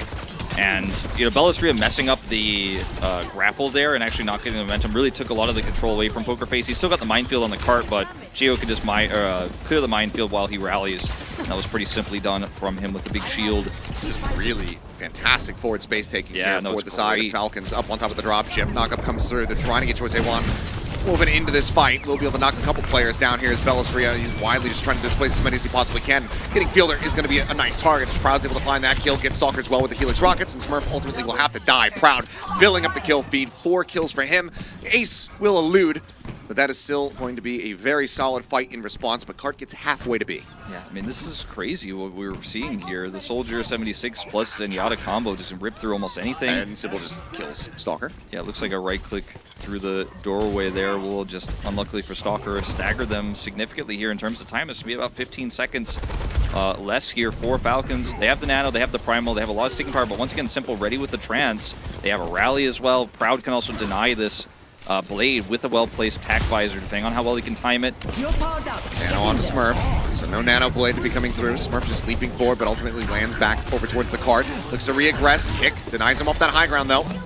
Does have Primal at the ready to go ahead and beat and batter these players off the dropship. Trance is going to be used here. I think it's a bit of a panic move here from Simple. Not necessarily needed in that moment, but now he's going to get juggled out of position. Smurf looking to try to isolate him, but the Discord Orb comes in and he has to respect the damage, so he decides to pull back. That's Cart huge starting for to inch Falcons. forward once again. His rally popped. Smurf still getting tagged up, but green HP starts streaming through, and he will be pushed back up towards full HP. Blade now going to be pulled out. Whip shot to try to create some distance. A couple slashes across the shield bash. Not going to reconnecting there from Dixa. And Proper's able to find the kill. Bellstree at the same time does take down Smurf. The blade's going to be resheathed in the tack visor. Seeks some additional targets. Proud tucking back, but there's no health pack for him to grab. Yeah, just going to be Bellisria trying to buy time here. Peeks, he's down low. Proud eventually going to be cleaned up proper. Goes back in for him. Gives him a nice little nod. The cart gets into B, so another minute and a half here. Falcons holding on by a thread, but they're still holding on. I think that trance that you mentioned was really the crux of this. I think Simple did panic, perhaps just fat-fingered it. That was not the timing you wanted to use it. You saw Smurf coming back up, he just popped it there, but Smurf just holds the Primal. He's like, thank you very much for the huge tempo advantage. Rally also used an awkward timing, and then Smurf is able to get in there, and then also the blade comes out. Fixa doing his best to try to deny that. He was so close. So if that bash connects, maybe it's a different story, but at the end of the day, Falcons are able to make it happen again. Nano Boost here, ready again, this time outpacing the Trance, so there's a really nice window here for the Falcons. They may not realize it, but there's a great opportunity here for Smurf. Yeah, here we go. They know that Bellisria was out in the no man's land, having to just tuck back and try to grab a health pack, given how far away from his supports that he was. So Smurf's trying to open something up here, create some distance, but Stalker trying to dive in alongside that. Winston ends up paying the iron price as Proud finds the kill. Discord Orb here onto the Genji. Let's just try to weave in some of these melee hits, but eventually Proper will be taken down. Falcons are going to have to go for a bit of a reset and try to not suffer any additional losses, but Joyce1 playing this far forward, finds the stick, and that's going to be Chio taken down. Go down here, and a lot of tools gone here for the Falcons as well. Now let's see if Simple is willing to hold this Trance for Smurf's Primal. I think he's got to hold it for the blade. Yeah, I mean, because those are the two things, the two threats you're worried about here. There's only 20 seconds left. I mean, if you can just hold it till the last possible second this time around, not make that mistake, not panic this time, then he should be able to deny them C here. A key thing would be if Stalker can try to get on top of the Zen, threaten him once again with the Pulse Bomb, try to force that out, and then open up for the Blade to really have maximum value. Said though, on the approach, overtime going to be forced out. Smurf jumps back up towards the high ground, 10, 9, 8% now. Left to go here towards that Blade is proper. Plays the cart. Discord over goes his way, so he's going to be dashing out. Rally now, rolling here for the side of Falcons. Smurf has the Primal online. Nearly 5 ultimates for Falcons to try to utilize. Simple has to be very choosy when he's going to be using this ultimate. He's going to be taken low, nearly taken down, and he is! Stalker finds the kill. Pulse bombing, damn, Simple just doesn't pull the trigger on this one. Has enough time for the team to try to buy some space here. Get himself back in a position to be able to utilize this a little bit later, but now there's going to be a Blade pushed in, Nano to up, Proper finds 2, Proud Fix are going to be taken down, and Simple, this time not using the ultimate, could cost them everything. Illustrate comes crashing back across, Simple pops the Transcendence, gets his way back over here towards the card. Spawn advantage going to be in the hands of Pokerface's choice. A1 going to be going low. The Orb of Harmony tries to keep him alive, but Stalker swings around from the flank, takes him down. Bellisria has been eliminated, and that is the push to completion here from Falcons, and it feels like they're getting away with highway robbery. It really does. And the irony here is, like you said, the last Transcendence was too early, bit of a panic, this time too greedy, holds it too long there and doesn't get to utilize it at all. Could have saved himself there and probably won the team fight for his team, but he wanted to use it at the last possible second, concerned about both the Primal and the Blade, and holds it until the end. We talked about how the series started where Simple was actually gapping on the Zenyatta, had a much larger impact than Fielder on our second map. Played it on the first map of Ilios as well, didn't find the same amount of success, right? But the difference in his Zenyatta play then and now is huge. And I think that at first in this series, you know, Falcons were starting to really be the ones who felt the extra pressure because they're the massive favorites. They lose to Pokerface here and it's insane. Like, they just came in as champions. For Pokerface, when you're losing, you're like, no pressure. We have a strat prepared, but when you feel like you're so close, maybe you could actually upset the Falcons, maybe you could do it, you're starting to feel like, oh, actually this is possible. That's sometimes when the pressure sinks in for a player like Simple. And 2 critical mistakes, as small as they are, end up being massive for what happens here in that defense. Now, they could still win this map. There's still an opportunity for them, but look at this. Feels rough as, yeah, this is a proper Widow to start things off here on the defense. Proud going to duel him, so this is what we were hoping for, and we're not going to be denied. And let's see if Proud, because he hasn't been shaken. He hasn't had any nerves in this series. Let's see if he can win this time around. Choice A1 showing the Reaper for a brief little moment. Honestly, wouldn't play poorly into Smurf on that Winston. Can really try to break down the aggressive dives from the defense, but we'll just move back over onto the Tracer. Proud for now on the hunt, swinging around the corner, but there's a Brigitte with a shield raised on the opposite side, just playing scout here. Shot cannot connect. And he's out onto both of the Winstons, and we'll just go ahead and make their exits. He's willing to just put damage into Smurf and let this cart roll. I think that's wise when you don't have line of sight on the enemy Widow. Can't hit Fielder either. Just poke. Gets the heal boost. Chio, entire job right now is just keep Fielder protected so that he can continue to have line of sight onto Smurf, but Ante onto 3. That's a monstrous one lobbed in there from Simple, and Proud is able to collect 1, and Smurf gets taken down. Recall going to have to be used there from the side of Stalker, but 3 players gone. The cart now gliding its way through the underpass. Redemption for Simple. That wins them the fight instantly. The follow-up is so clean, and Pokerface have this in the car wash now as Proper isn't going to be able to find line of sight here onto his opposite member, just, you know, constantly being checked by Bellisria to see if he's repositioning. Now he's gone around this corner. We'll try to deny the entry here of the Falcons members for that last-minute contest. This could be a huge time bank, though, if Pokerface can pull this fight off. They almost have the nano because of that big bio. Simple is massively ahead, 30% over Fielder. And Proper actually finds this nice angle. Yeah, Smurf's just kind of getting beaten and battered there, has to jump out. It's going to be tough to contest without any ults here. Stalker re-arriving for now, kind of the one holding the cart in position as Chio also moves up, but he gets antied out. Choice A1 is able to find that elimination. Fielder similarly going to fall as Bellisria collects it. Now, supportless with HP bars in tatters. This is going to be the cap coming through here on A for Pokerface with a very monstrous time bank comparatively. All right. In it comes. A slight delay there from Stalker, but it's nearly 5 minutes on the clock here. Falcons nowhere near that. When they had their completion of a... Their ultimates are coming online, but Pokerface were able to do it with nothing. They didn't actually have to use anything, and now they're getting Proud into a nice position here up on this dropship, forcing Fielder to play defensively. Keeps peeking. Oh, if he takes Fielder's head off there, that's a huge amount of free distance. Turns his sights towards the back. Poison Trap activated, but only on the Geo. It's going to continue to just keep that shield raised. Fix a nice shield bash, takes himself away from that Pulse Bomb, so Stalker cannot find the elimination. That was a really nice bash. Multi-purpose there. Poison One, though, will be taken down. Proper going to be antied out.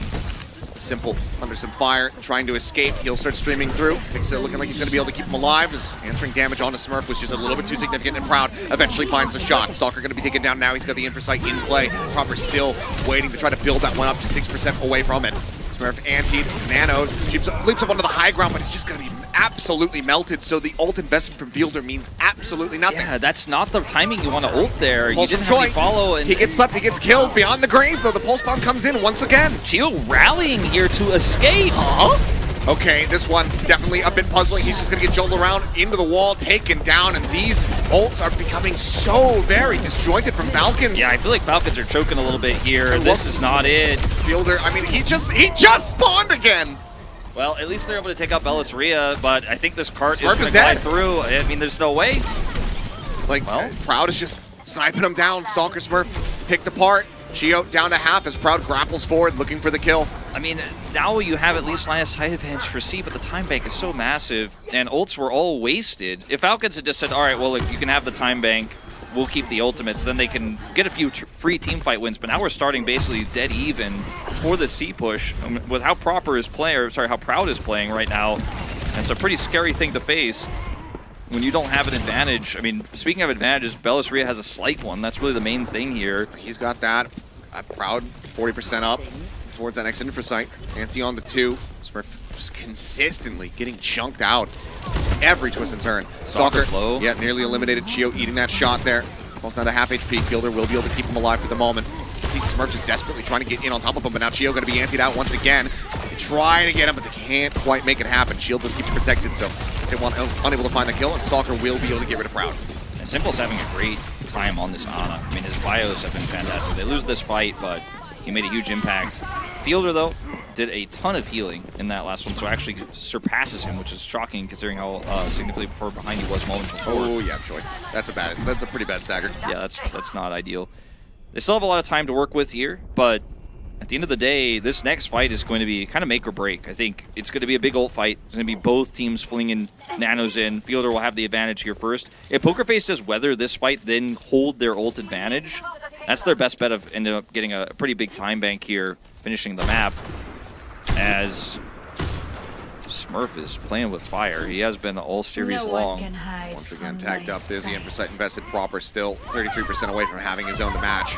So just widely has to play back, making sure that he's not giving him any sight lines. As the instant headshot, Smurf going to be taken low, and the pulse bomb will finish him right before that primal could come online. Belisria at the same time able to find proper, and now the floodgates have been opened up, and everybody's corralled back in towards the spawn rooms. The cart on the final stretch was still 2:34 left to go. Desperation ensuing as the rally gets popped here on both sides, and Proud, it's just a shooting gallery here for him. Bubble will deny a little bit, tries to get the shot there on the Fielder, can't quite make it happen. Geo nanoed up, does manage to survive as the Primal now gets rolling through. Different site as well, online here for Proper, and he's able to utilize it to good effect. Takes it taken down, Stalker gets on top of Proud once again, and it looks like this map, this half rather, not yet over. Proud, I mean, he got completely denied by that bubble from Smurf. He couldn't do anything, he wasn't hitting any shots. I think he had a huge window there where if he does hit those shots or the bubble isn't placed as well, they probably just end the map. Like, that's the end of it. But instead, he ends up getting blocked, can't do much there, and all ults are traded away. So this is literally best case scenario for Falcons. Pokerface also could have waited out the rallies and gone back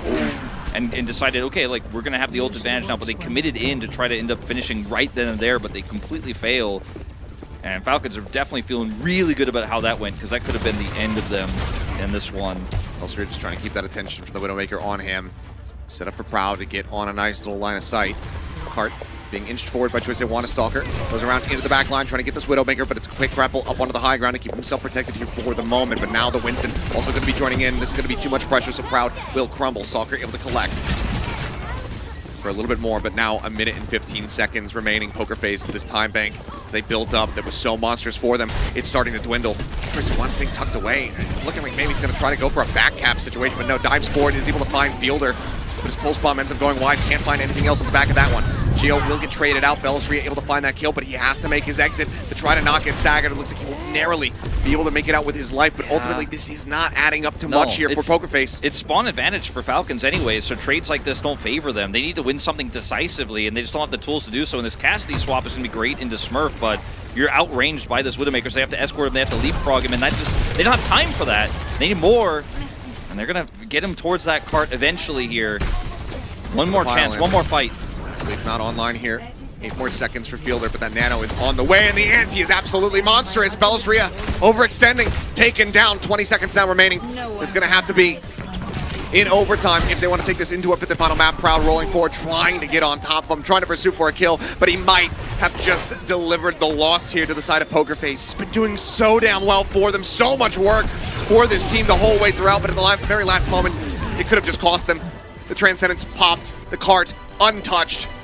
Uncontested, Choice A1 with a final blink will be able to make it happen. Gets over there, but now there's a rally rolling. The stuns are going to be in play. The juggle into the back line is simple. Will get cleaved down. Close, but no cigar is the summary here, as Team Falcons will get themselves a 3-1 victory, denying the map 5. Denying the map 5. A little bit of lack of discipline in this one. I think a lot of drama on Gibraltar. We had some chokes on both sides. I feel like we can pretty confidently say from some of those trances coming through from the side of Simple, you know, the angles we were seeing, Bellisria's big overextension there at the end, but they were desperate. They had no tools. They had no way to finish that map reasonably, but he gets antied, he gets killed. We saw, you know, Proud unable to hit the shots when it mattered most there at the end. They tossed all their ultimates in when they could have just let them roll on the side of Falcons, regroup with the time bank they had, and use the ult advantage. I think they thought, this is it, we did it, we won, we're going to game 5, but they didn't. They couldn't get those shots, and it was a big choke. I feel like there were so many ways that Pokerface could have won this map. Like, Falcons also had their own choke there on the defense, but they were able to clutch out in the end. But this is a young team of players, an org that hasn't found that big success just yet. Player of the match, see who ends up picking it up. I think Proper, pretty good vote here. Pretty consistent performance across the series. Yeah, I mean, it was, you know, having a little bit rougher of a go on Gibraltar there at times, but I think for the most part, Proper, even in, you know, the previous loss, he was doing his damnedest to try to put up some numbers there for the team. It was one of those games where you could almost vote for anyone because everyone lifted a pretty heavy weight. Like Hanbin, even though they only played one map, had an incredible map, right? So it's tough to say, like, but I want to go back to this series because this series is a little bit scary, I think, for OWCS Korea fans, because you're like, oh, are Falcons, are we sure they're good? Like, are they disciplined? There were some huge mistakes that you would not expect to see. I think they got nervous in this series. I feel like they got a little bit shaken up. They did not play to their full potential, and it was Pokerface who brought them there. Pokerface on the same hand, like, leveling up, this means so much to them. Had they beaten Falcons today, you know they'd be out celebrating tonight because it would have been one of the biggest accomplishments they've had in this year of Overwatch for this org. And, you know, Proper is able to seal the deal here in the end, but I feel like for both teams, you walk out with a little bit of a bad taste in your mouth. As Falcons, you're like, ooh, we definitely should have won this a lot cleaner.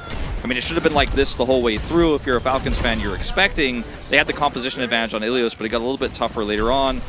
And for Pokerface, the feeling has to be tragic because you were so close. You had so many opportunities to slip through your fingers. Even King's Row could have been theirs. Yeah, I mean, King's Row, unfortunately for Pokerface, just, I mean, Gibraltar is just the same story. Get very close, then, you know, force this team of Falcons that is expected to be the #1 in the world at the moment, force them down to 0. You know, get them to finish the map in overtime, set yourself up to have a really strong, you know, overtime half, but then not be able to make it to overtime. Twice it happens there for the squad. It's unfortunate, but like you said, still young, still garnering that experience, which is something that Falcons have in spades. But let's go ahead and hear from our player of the match as we'll pass it over to Captain Quest once again for the translations as we get to hear from Proper. Thank you very much, Ilios. We are here with the first POTM interview of the day, and we have the man of the hour himself, Proper, on stage.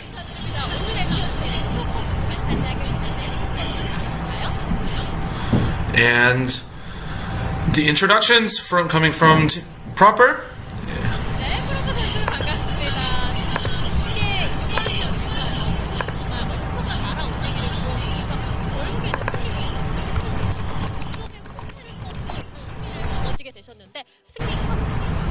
Can we hear your thoughts on the victories, please?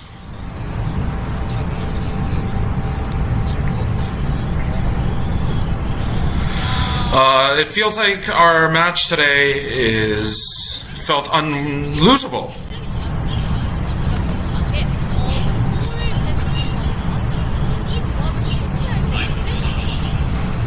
Can you talk to us about the enemy team comp with the ball Zenyatta?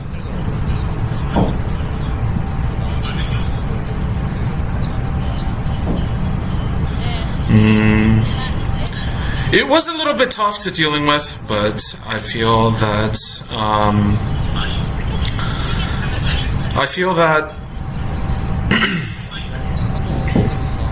sorry, the audio blew up on my end, so apologies. I didn't get that part.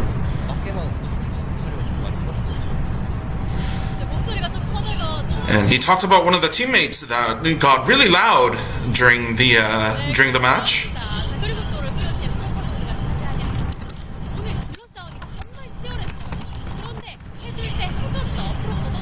Of course, Proper was the one that clutched it out in the battle of the DPSs.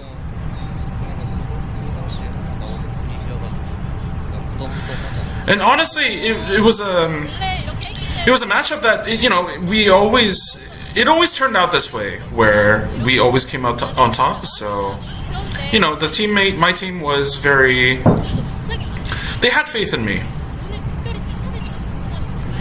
Is there a particular teammate that you want to give compliments to?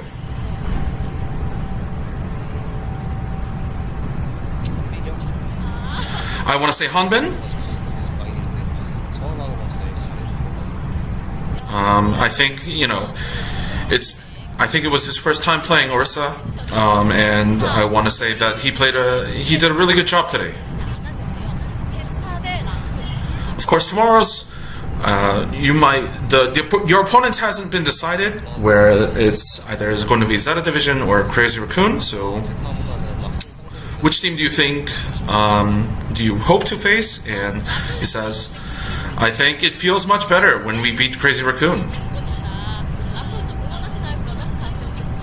Will you be cheering for Crazy Raccoon? No, I'm not going to cheer for them, but I'm definitely going to watch their matches.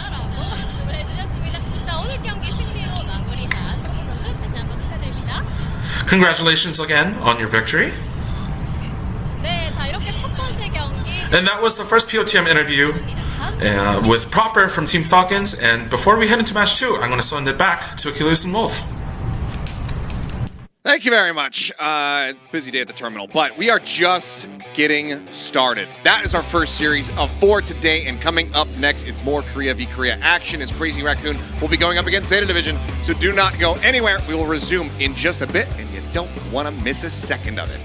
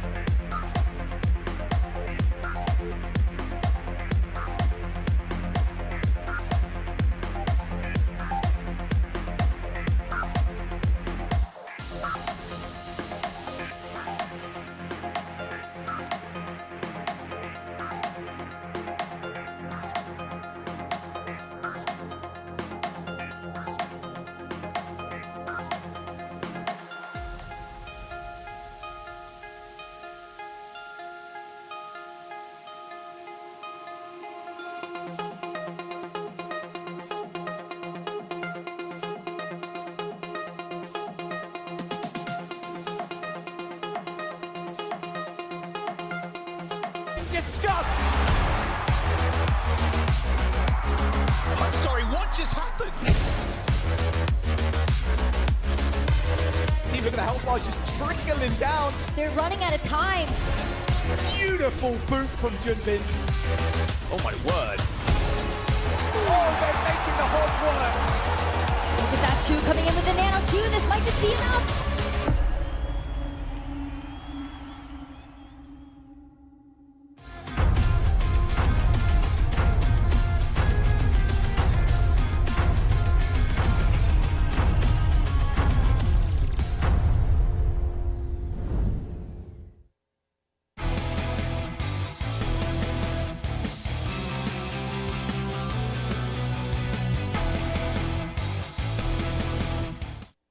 Alrighty, welcome back. We are just about 2.5 hours into the day, and we're only done 1 of 4 series. Coming up next, we've got Crazy Raccoon going up against Zeta Division. Crazy Raccoon showing some different looks. Obviously, they have picked up Knife. We got to see him play the entirety of their series yesterday. Does that happen again today, though, versus an opponent like Zeta? That is the question that we don't have the answer to just yet, but this is definitely one of those roster card moments we're most hyped for. We're like, I can't wait for that to show up because we just don't know until that does appear, whether he will be starting or not.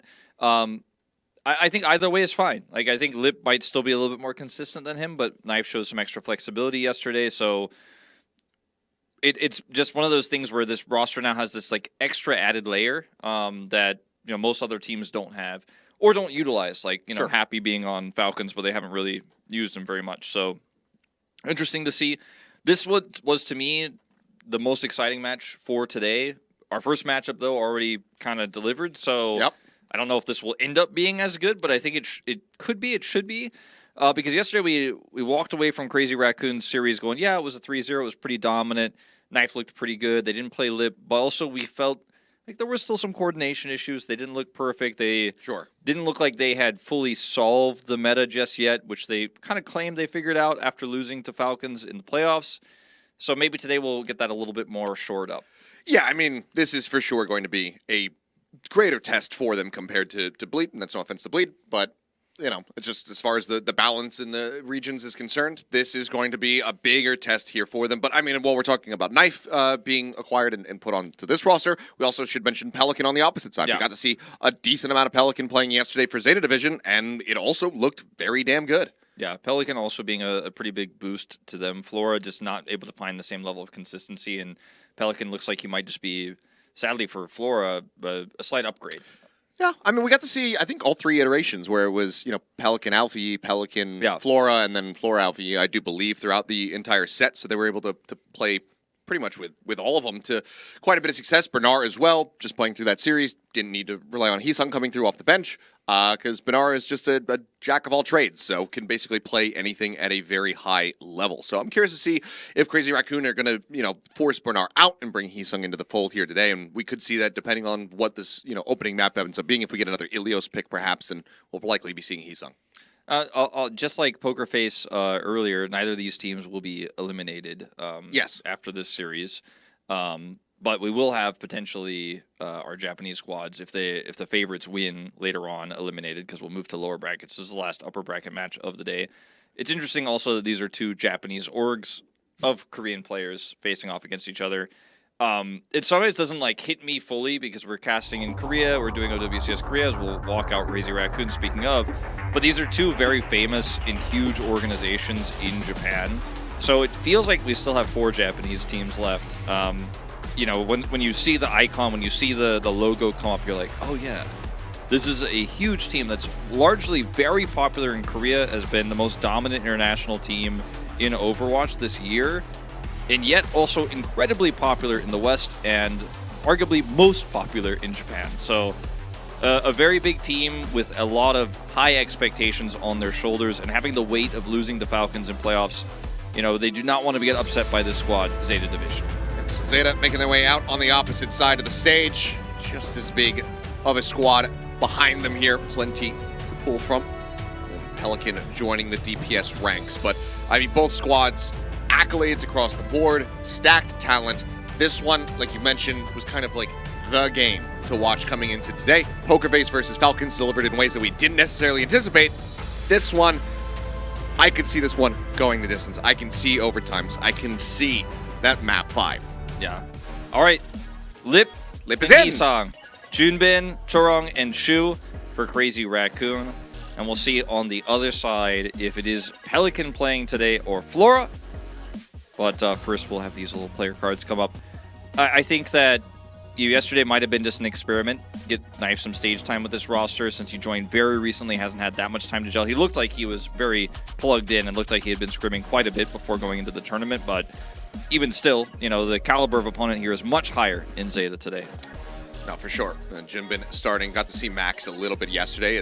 There we go. It's going to be Alpha E and Flora. So both squads going to be going with their more standard rosters throughout the stage and throughout the year. So we will perhaps see Pelican and Knife joining the fight a little bit later on. But for Control, it will just be these two teams, both of which are very familiar with one another. Yeah.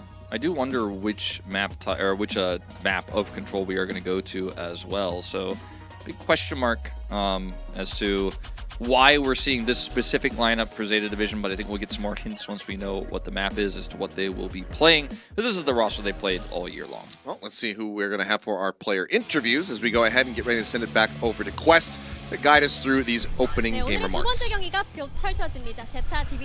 Thank you very much, Ilios. We are here with the second pre-match interview of the day. Of course, we have Pelican from Zeta Division and Shu representing Crazy Raccoon. Of course, the first question goes to Pelican. Of course, Pelican now joins Zeta Division, who competes for the top spot in Korea. So, can you talk to us about how they're feeling about Crazy Raccoon?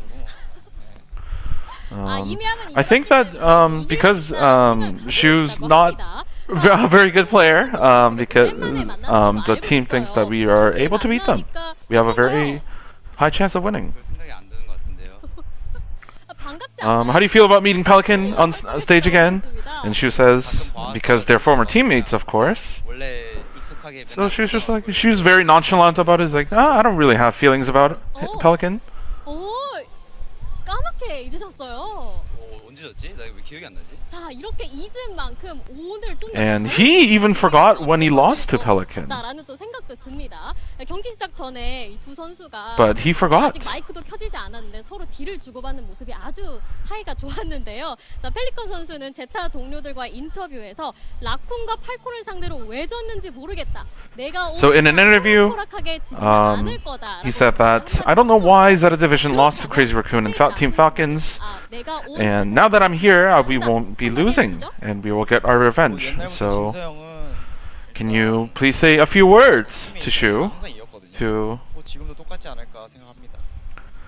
So, whenever I was on the enemy team against Shu, I always won. So. 그렇다면 슈 선수 OWCS 아시아 디펜딩 챔피언으로서 펠리칸 선수에게 한마디 하자면요. Of course, a response to Pelican. And Shu says, I'm only going to get you. 각축전 기대해 보셔도 좋을 것 같습니다.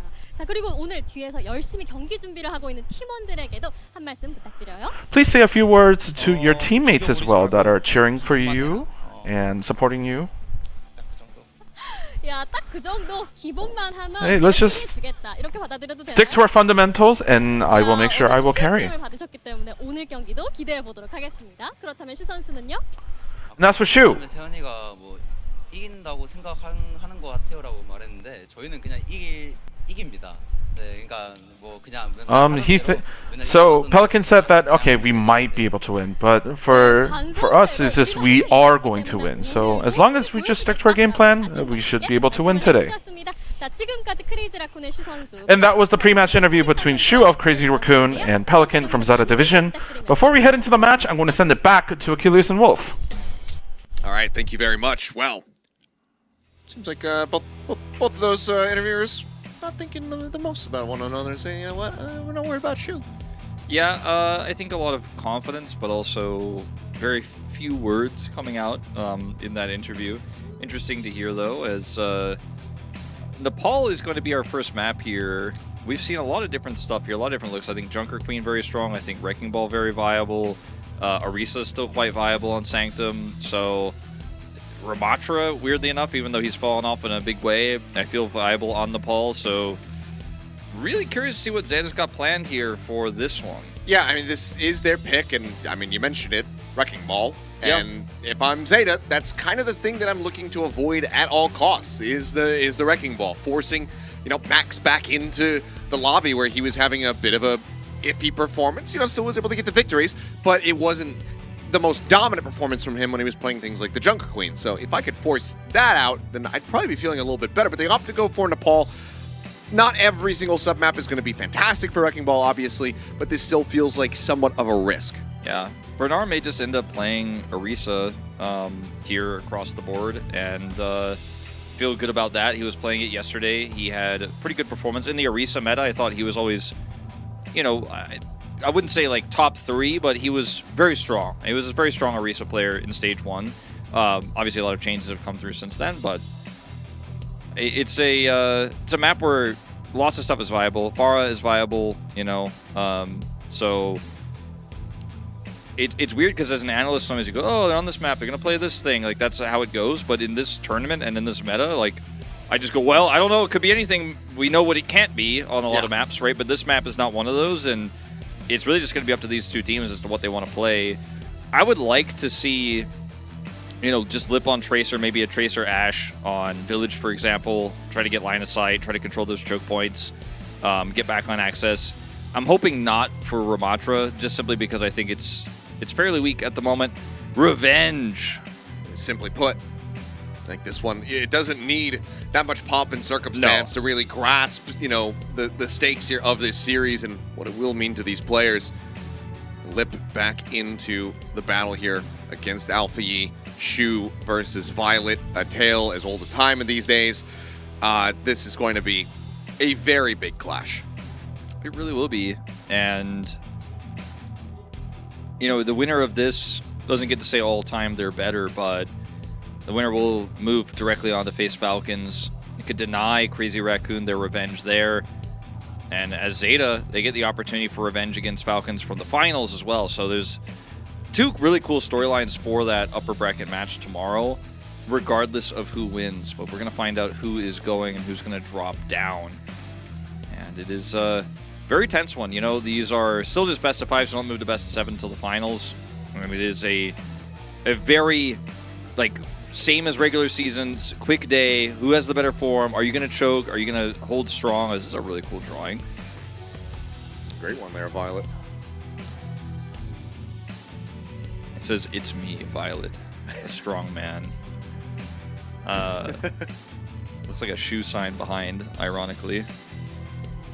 But I can't see all the context. They're trying to squeeze it into the shot. Like, no, let's talk about Shu, Korean casters. The new meta is to take a selfie with your sign from the TV. We do that in all esports regions now, or all esports games in Korea here. The fan pulls the phone out and takes a picture of yourself on the TV. I think that Avril inadvertently did that earlier because I saw him take a picture. He had taken a picture of himself when he was on the Jumbotron there in the arena. That's what you do. So he might not have even known that he was following a trend, but there you go. Even if the sun goes down, Lip doesn't lose. Well, we're going to be getting closer and closer to that as it's 5:30 p.m. now. And with the fall season rolling through, the sunsets are coming earlier and earlier. It's around 7-ish, a little bit before 7 maybe right now.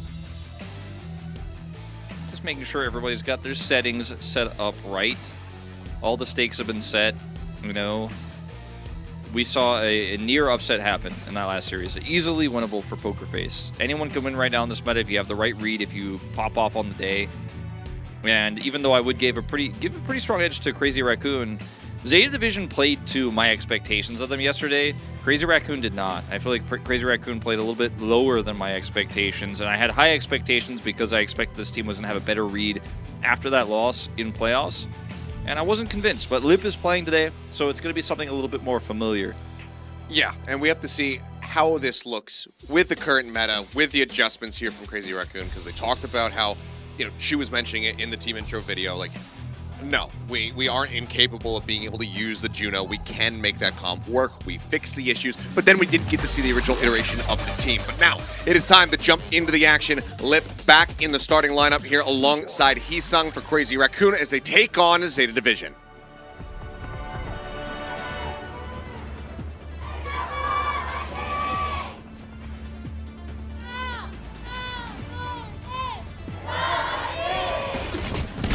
Bernard on Orisa, Flora on Cassidy.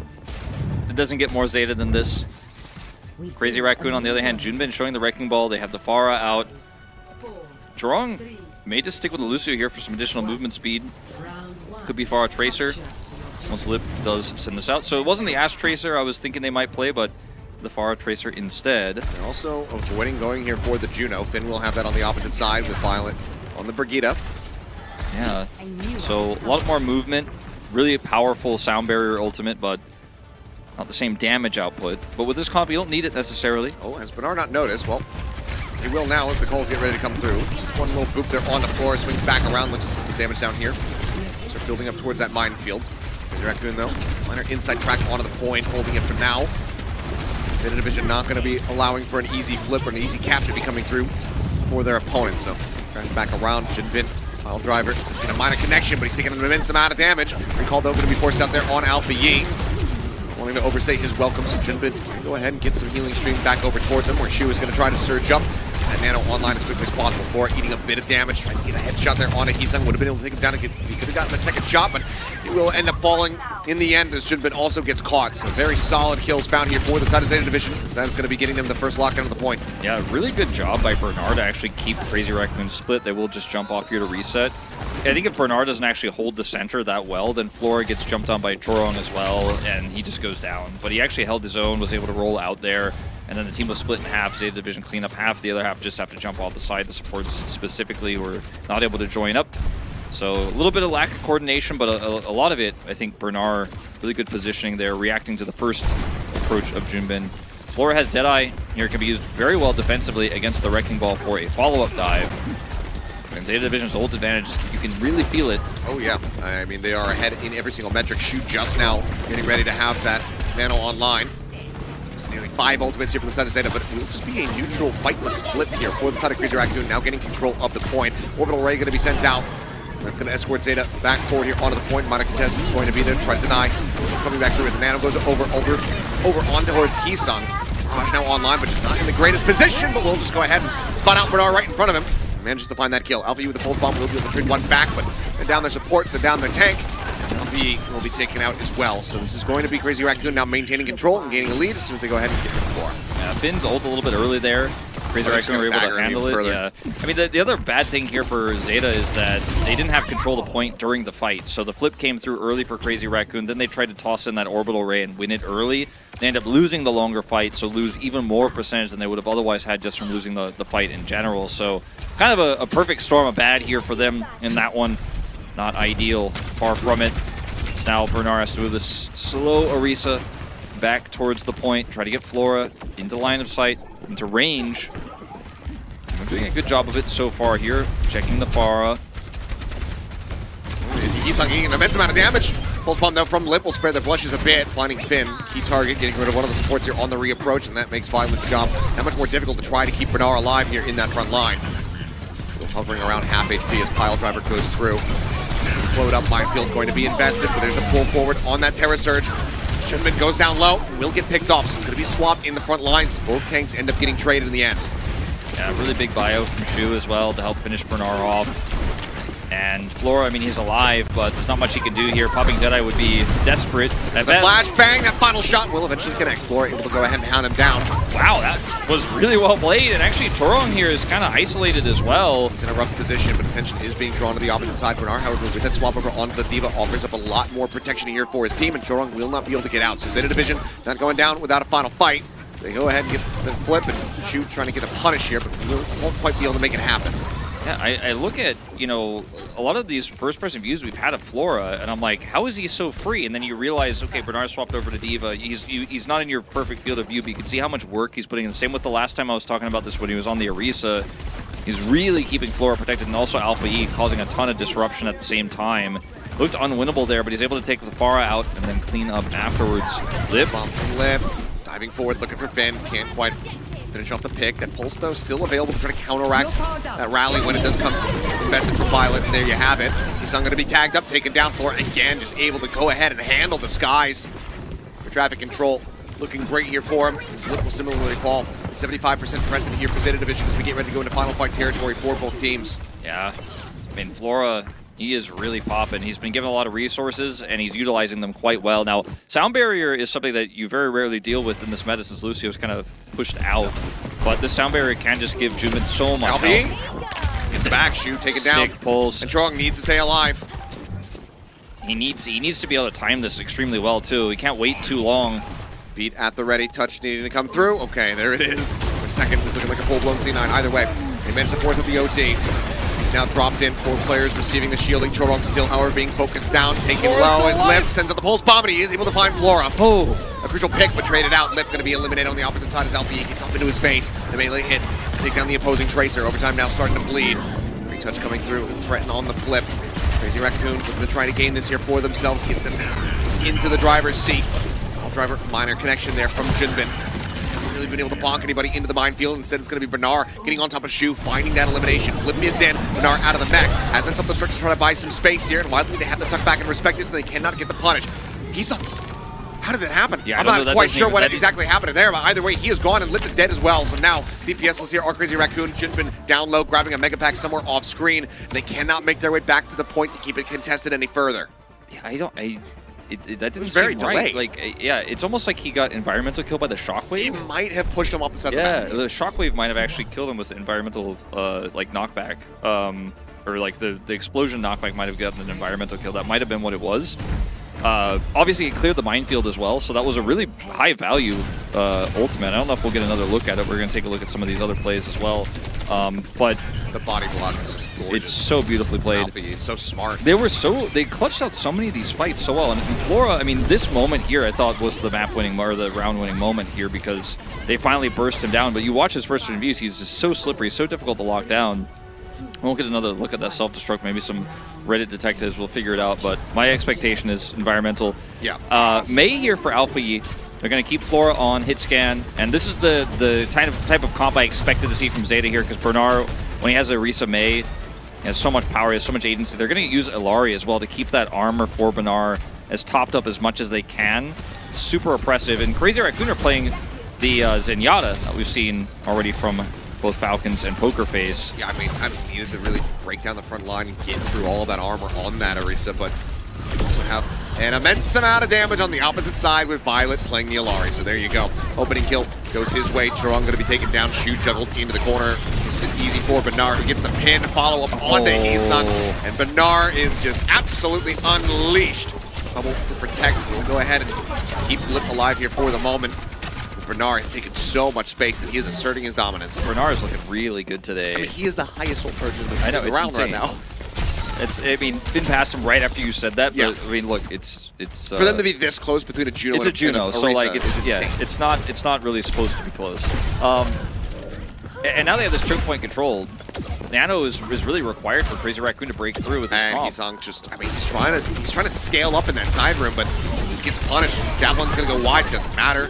Jinbin just taken so very low. The healing throughput just not gonna be high enough. Yeah, he wasn't able to really give Shu the opportunity to hit multiple big left clicks there to get up to the Nano. He's healing everybody else, but it means it's two pushes, right? Two big attempts. I think Bernard's looking for a trap setup. And he may. He's around the corner. Terra Surge is at the ready. He's going to see if he can try to get a catch, but he has been spotted. They're wise to it. Nano boost here is everything. Oh, he's denied. He can't actually use it to the wall. Yeah, Sleep comes in, but they can't find a punish. Solid wall there from Alpha Yi. Nano goes over towards Lip, but he's still taking an immense amount of damage. Chorong going to be falling low. Opposite Transcendence will be able to keep himself alive as Flora is picked off by Junbin. One solid opening kill, but now, I mean, Lip is still just getting piled on. Chorong able to find Violet, I believe, booting off maybe off the side of the map. Either way, just getting him for the final blow with that kick. Blizzard now invested, and Junbin has to leap away from this one. Flip has come through. Crazy Raccoon in control of the point for the moment as Junbin just going to get willed away at very steadily here. But still, just looking for another isolation pick if he can find one, and it looks like Finn will not be able to escape. So solid kills on the back end here for us on the side of Crazy Raccoon, but Chorong's still going to be taken down as Bernard keeps sustained. Yeah, I mean, there's so many heals onto him here. Captive Sun is at the ready, but they need to get a reset off here to actually really set up for that team fight. Saving Lip for a while, they really helped turn that fight around for Crazy Raccoon. They have their own Blizzard here as well with this control of the point. Bob first to kind of create this crossfire and contest the point. Oh, and the wall comes in. It stops him from getting access to the points, and now it's not being contested by that Bob. The Bob is going to be cleared out. Captain Sun sent here from Violet. Trying to get a couple taps there on the Chorong to take him down, but line of sight does get denied. But now he is able to survive. Heesung sends out the Blizzard, but is immediately going to be met with death. Bernard tries in desperation to go for the Terra Surge, but is going to be felled. She's going to be taken out at the same time, however, means that it's a trade up for the side of Zeta Division, maintaining control of this point now past 80%. Violet does get eliminated here on the back end. Lip traded out. Crazy Raccoon should be able to nab the point. Yeah, this is Crazy Raccoon's territory now. Jinbin can help clean up. Alfie is going to buy some time here, get some extra percentage, and Bernard's get some back in. They might be able to still just hold this. Say Bernard getting low. Jinbin similarly down the 90s. He's at 96% for that charge. Low on HP, but now to set the primal online, he's immediately going to pop this one. Jump away from Violet with a shift, just keeping him at bay for the moment. But 99% achieved here from the side of Zeta Division. Jinbin, they'll be happy to just get that primal out of him. Yeah, though they're going to feel really good about that. They're also going to have an orbital ray for this next fight, as well as the Blizzard. So if they can actually get Crazy Raccoon where they want them, this fight is very easy to pull off. They are going deep, though. Or taken out. Trying to set up the Blizzard. Set finds a really nice headshot there for the setup, but might just have to be a reset. They have a little bit more time here on their side before he gets to dire straits, but that was the orbital ray invested from Ben, and finds himself isolated and picked off. Bernard gets on top of Lip, able to find one, but Violet in a similarly poor position. This is will crazy. end up dying. I mean, Zeta, you just got to regroup. You got the ult advantage. I mean, they tossed out the orbital ray that was super greedy from them, and now Alpha Yi may get staggered as well here. I mean, that's a really nice wall to buy time, but it's time's working against you, by the way. That's off line of sight. Oh, okay. He's just stuck up there, but he's still in a really bad spot. He's going to try to Blizzard himself out of here for Peel, but then Chorong just swings around the backhand side, gets the headshots through. Flip is there. Zeta Division in control. The overtime going to start ticking down as Captain Sun comes in from Violet. Bernard is able to get on top of Chorong. Rockets to go ahead for the Zenyatta. Flora, however, dead. Heesung with the Blizzard, able to find that kill, and Bernard taking a nap for the moment, but Violet still out for blood, still looking for more. Counter flip back into the favor. Crazy Raccoon in control. They look to try to take us over towards Village. As there's the break on the mech. Bernard in the corner. Not able to survive this time around. Destruct finds nothing. Heesung going to be low. Zeta Division desperately trying to get this flip back into the favor, but Violet will be taken down. It looks like this one's just going to be a matter of time as Shu collects 2 kills here on the back end of the fight.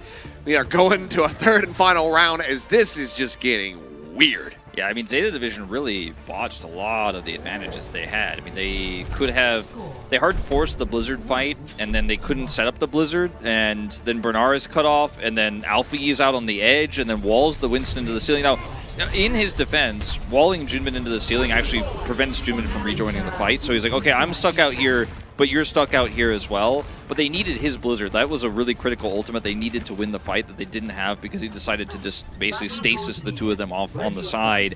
Then he desperately tried to use the Blizzard to lock him in place and pick him, but it didn't work. And at the same time, Bernard is getting wins on the other side of the fight with Flora, but they don't have the full regroup. It was very messy, but I think Zeta definitely could have played that a little bit more patiently. I think seeing blood in the water, but they were up a point, so now we go to the 3-3. This map is still winnable for them, despite some mistakes. Well, Arisa via Arisa. Alfie taking to the skies. Not that far up. Again, Lip on the cast to try to displace him. Command the pace of this as much as humanly possible. Shooting quite a bit of damage there off the rip. Still a ways away from finding our first neutral kill. But get ready to unlock. Deep dive into the back line there from Heesung. Takes a recall out to safety. It's a flashbang on the cooldown. This Crazy Raccoon now threatening to get the cap. Yeah, looking like it is going to belong to them. Zeta can't get a touch. Not fast enough here. And unfortunately for Flora, kind of isolated here. We'll have to back away. Zeta trying to counter push up into this point to just threaten that cap, but should have been now in a decent enough position. Cross to the opposite side. Just continue to poke and prod, keep his toes on this point, keep it contested. Drop down Alfie, trying to take a cheeky angle. Let's get some off guard for the moment, but it's just not enough to be able to find the elimination. Flashbang around the corner. So I'm going to be able to elude that one, but Chorong ends up falling. Bernard finding the opening kills. The orbital ray gets called in from Finn. Stunned up for a brief little moment, but Wiley's just shrugging off any damage that goes his way. It's 27% built up for Crazy Raccoon as Zeta gain control. Who cares about resets? Who cares about ult economy? We're just fighting all round long, and Zeta Division will not stop, but They never got the full regroup, so yeah, they got the cap. They played Ring Around the Rosie. They were able to get control for a moment and outpace Crazy Raccoon, but not grouped means they can't win the fight. They start getting picked off one by one, and health bars are still low. They're still not regrouped. They still haven't reset. They just get outmaneuvered, and they just lose it after 11%. Crazy Raccoon now starting to run away with this one a bit. Deadeye going to be popped from Lip, trying to find a target. Wiley doesn't have anything to close for a quick cancel before. At the same time, it's going to be caught. Bernard getting whittled away at Terra Surge is available. Barrage comes in, will kill one there as Junbin ends up falling. Finn will find Lip, but it's a team kill for 2 kills. And Crazy Raccoon will take that every damn day. Yeah, Zeta are really scrapping too hard. Like, it's time to remember that ult economy is a thing, that fighting as 5 is a thing, and everyone needs to stop solo queue moments like we've been seeing here. I mean, they had a good wraparound to get the flip, but then couldn't regroup, couldn't rejoin. They're going to try that same wraparound once again. Run for it again, but Flourish is going to be dead on approach. Junbin just steps up into their faces, able to go ahead and find that kill. He will get traded out, but Finn now going to be taken down. So again, the trade-up is there for Crazy Raccoon. Flip threatened here from Zeta Division, but need to get this desperately. 85% accrued here so far from the side of Crazy Raccoon. Jinbin going to be waddling his way back as Riley gets called in here from Jorong Shu. Just trying to extend the fight as long as humanly possible to keep everybody else alive so that he can get that orbital ray online. Bernard spinning his spear, trying to keep himself protected. Floor is able to find one. Feels off quite a bit of damage. His lip does get taken down, but Bernard still will fall by Heesung's hand, who nearly has a pulse bomb ready to go. Will get cleared up. The overtime nearly plummets, but he gets himself back onto the point to keep this contested here for the time being. Jinbin will end up falling. So this is going to be a reset. Zeta gain control, but they're starting from 11%. Yeah, and also Bernard isn't with them, so they need to be careful. They can't just sit on the point and go, all right, we got the Mei Orisa set up. He will be able to get back here, but you know, there was an opportunity maybe for Crazy Raccoon to try to go and cut him off. But they're going to stay grouped. They're not going to make the same mistakes Zeta made a lot of this round. Blizzard is going to be really important to set up here for Zeta on the point. If they have to use it somewhere else, it can be very tricky, as we've seen already. Shu here, setting up for an orbital ray. Speed boost onto the high ground with a Deadeye rolling. Lip seeking target, but will get interrupted. Nice javelin there from Bernard, just mitigating whatever minor damage he would have taken as a tank. Himself safe, but there's the orbital right now. Invested now that Jinbin has taken some forward space. Wall coming up, Bernard really blocked up on the opposite side. No, will get gunned down there. Shu is able to find it. Blizzard in the mix as everything goes chaotic. Terra Surge able to find Finn. It's just an absolute brawl and a bloodbath here on the point, but it's one that Zeta Division maybe just able to scrape their way by with. As Jinbin now is left on his lonesome, and they're going to look to stagger him. Wall coming up, just swinging away, whittling away at this Orisa, and they managed to find the pick. I love the wall there from Alpha because it initially looked like, oh man, he really did Bernard dirty, but while Bernard was already super low, he actually walled the rest of the team out where they had the numbers advantage, so you trade your tank for more members of Crazy Raccoon on the other side. The Terra Surge isn't enough to save it for Crazy Raccoon. They end up trading the orbital rays, and now Zeta have a rally. And I mean, the Deadeye could be big, but I think really the rally is the extra factor here, especially with the Terra Surge on top of the point. The point belongs to them. Almost dead. Where is he? We shouldn't play too far out here. It's very risky for Zeta. Playing on the point, much stronger. They almost got the cap. Yeah, they're looking for the cap once again. Looking for the step forward, but no, the flip has come through. It's 99 to 99. Rally rolling here from Violet. Terra Surge out from Bernard, looking for a target. Can't find anything there, but Alpha gets rid of Heesung. Kill still comes in, the counter flip back into the favor. Zeta Division now in control, looking to take this map here for themselves. The Deadeye going to be popped, the wall coming through. He's calling for it, saying Jinbin, he's zoned out! And they cannot work their way back through. The wall is an absolute treat, and Zeta Division, after one of the most bizarre control maps that we've had in Honestly, quite some time, they will get the win 2-1. One of the weirdest maps we've had this tournament, if not this year, was crazy. Ult economy doesn't matter, grouping as 5 doesn't matter. They were almost playing it like it was Clash, but it's actually Control. It's Nepal. Yeah, some really bizarre moments. I thought Zeta wasn't going to be able to clutch out in the end because they just never were regrouping. It almost felt like they were starting to lose their control of like their mental capacity to actually group, because everyone's probably making split calls. The ice walls are going up. Sometimes they're helping them, sometimes they're hurting them. But the big ice walls that Alpha Yi had were the ones that won them the map. Some of the other ones that were a little bit weird, like trying to lock Junbin into the ceiling and all that stuff, that one, you know, we'll let that go. He's been a pretty crazy Mei player this season because he played a lot of it in regular season. Sometimes you look at Alpha Yi and you're like, is this guy really a Mei player? He's a very smart Mei player, very mechanical one at times. But in this game, I mean, that wall sealed their fate. The wall where he traded, you know, his tank for multiple members is really what gave them back that full control. So we'll forgive some of the weird errors. I want to see some cleaner Overwatch going forward, though, please. Yeah, this was this was toilet bowlish. It's just as far as how scrappy it was. It's a kind of a consistent back and forth craziness, uncoordinated action that you don't really expect when you look at these two teams and their histories throughout this entire season overall.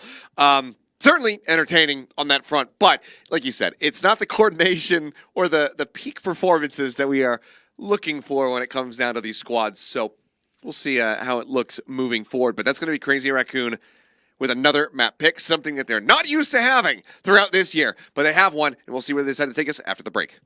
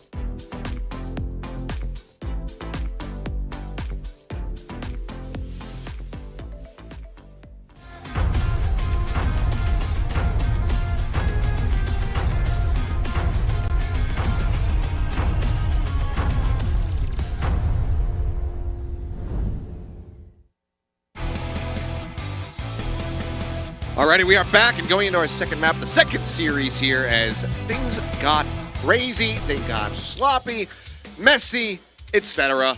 Whatever adjectives you can pull out of the thesaurus. But Zeta Division are the ones holding their heads slightly higher as they got the victory 2-1 over on Nepal. Yeah, very scrappy and not clean, but I mean, Zeta could have made it a lot cleaner. And that's the scary thing here for Crazy Raccoon is I think if Zeta played that like 10% better, they use their ult economy a little bit better, then they probably walk away with a W much cleaner. They could have actually won 2-0, but they kind of threw. That was the weird Alpha EMEA wall situation and couldn't regroup. So the chaos is actually, you know, not working in their favor necessarily. Crazy Raccoons are going to take us to Watchpoint Gibraltar. I don't think we're going to see that crazy of a brawly style here. You're not going to see the May here. It's a little bit more opened up. Yeah.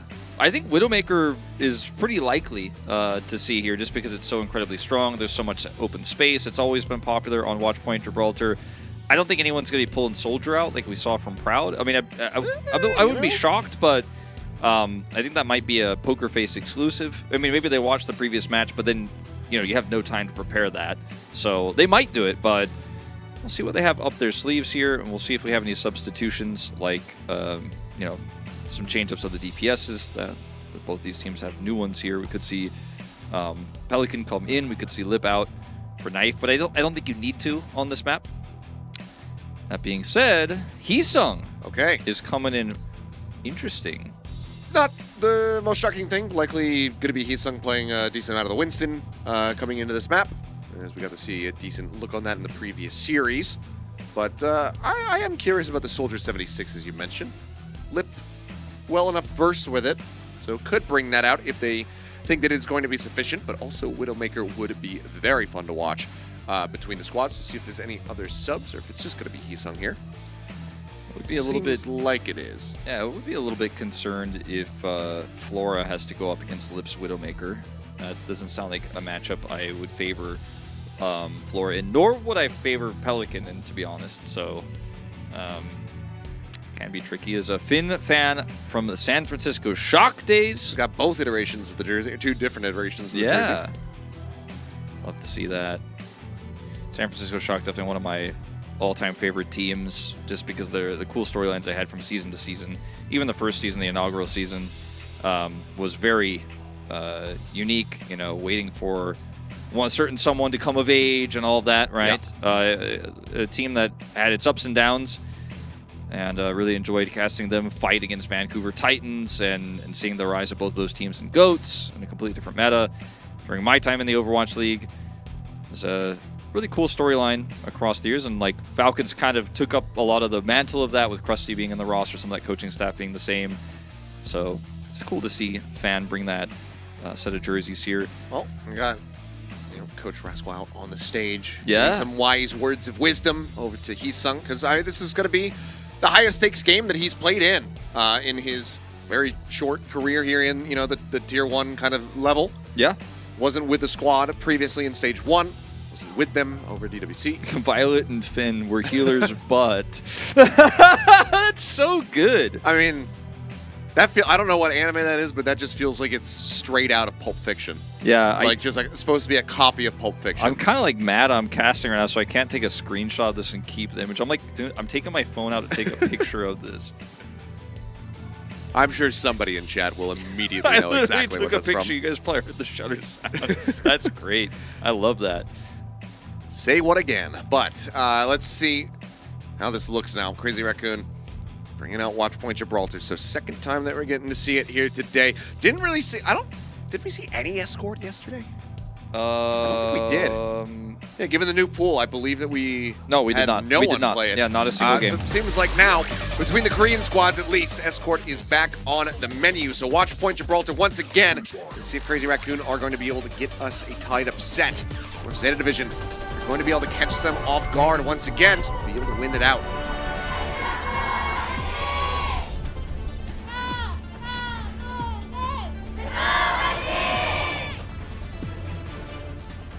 Okay, on defense, Flora on the Cassidy, expecting the Winston that we did see on this map previously. Shu versus Violet, this is one of the more direct comparisons you're going to get in this meta when it is a Winston map like this. And for Crazy Raccoon, looking like Lip is going to at least start Widow. I think once he finds out it's a Cassidy, he'll probably stick with it because he'll have the range advantage, and it'll really make Junbin's life a lot easier if you can push that Cassidy away so that Junbin can get more space. Very forward position here for Flora, who's instantly slept.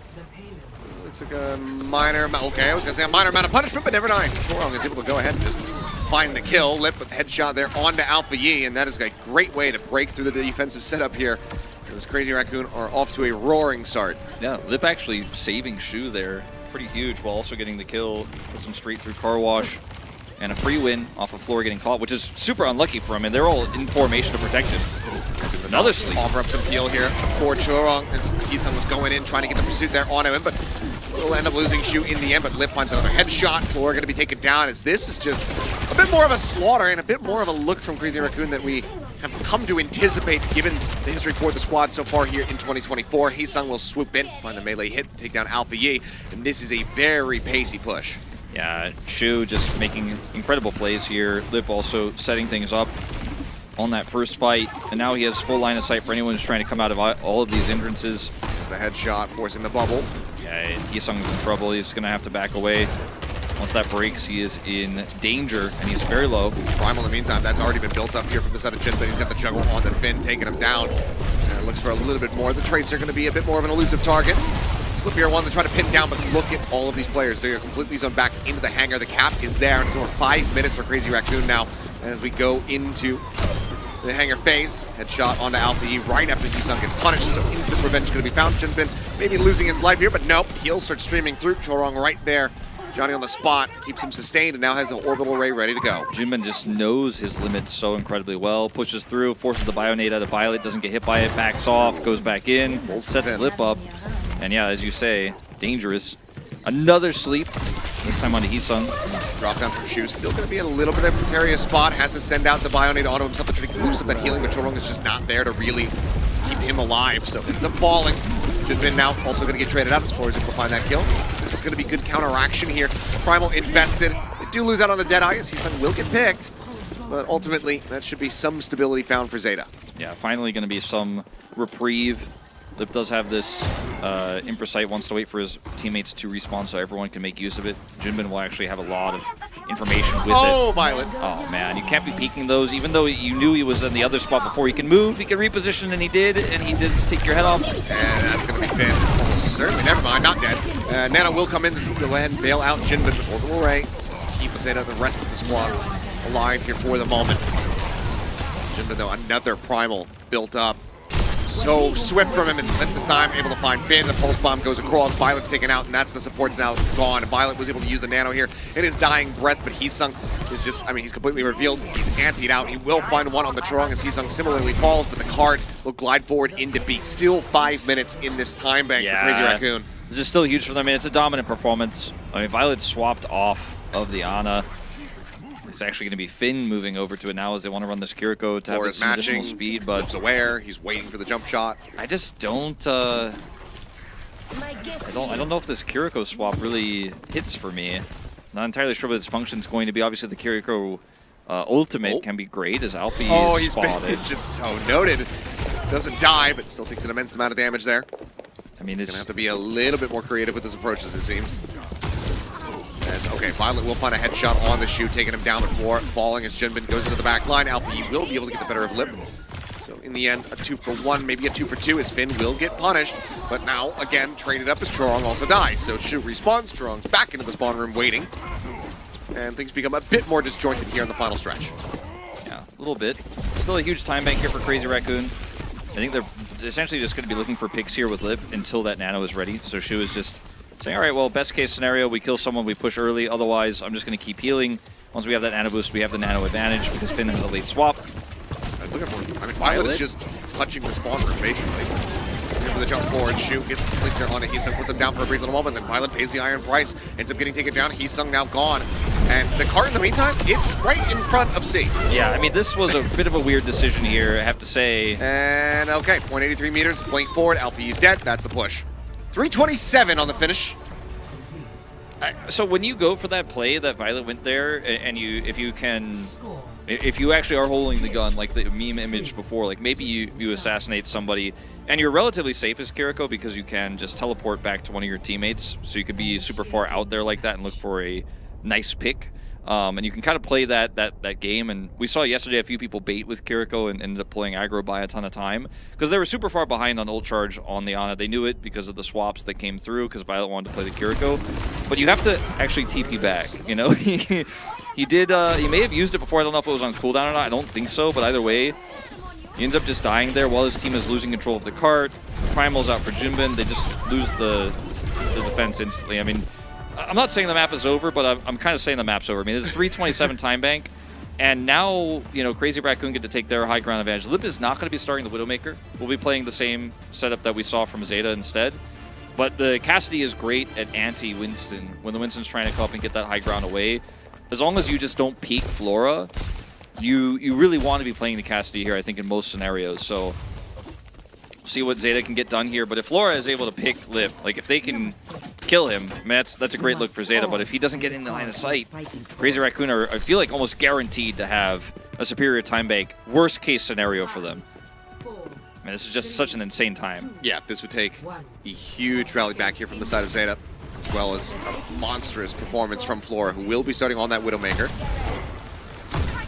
Minor advantages, a lot harder for Jinbin to go leaping into him. Be a monstrous overextension. Violet sticking with this Kiriko. Violet's like, well, I can peek you now on the cast, so it's a little bit less concerning. As they're going out, Jinbin just rejoining onto the high ground here with the rest of the team. Trying to surge Shu forward towards that Nano.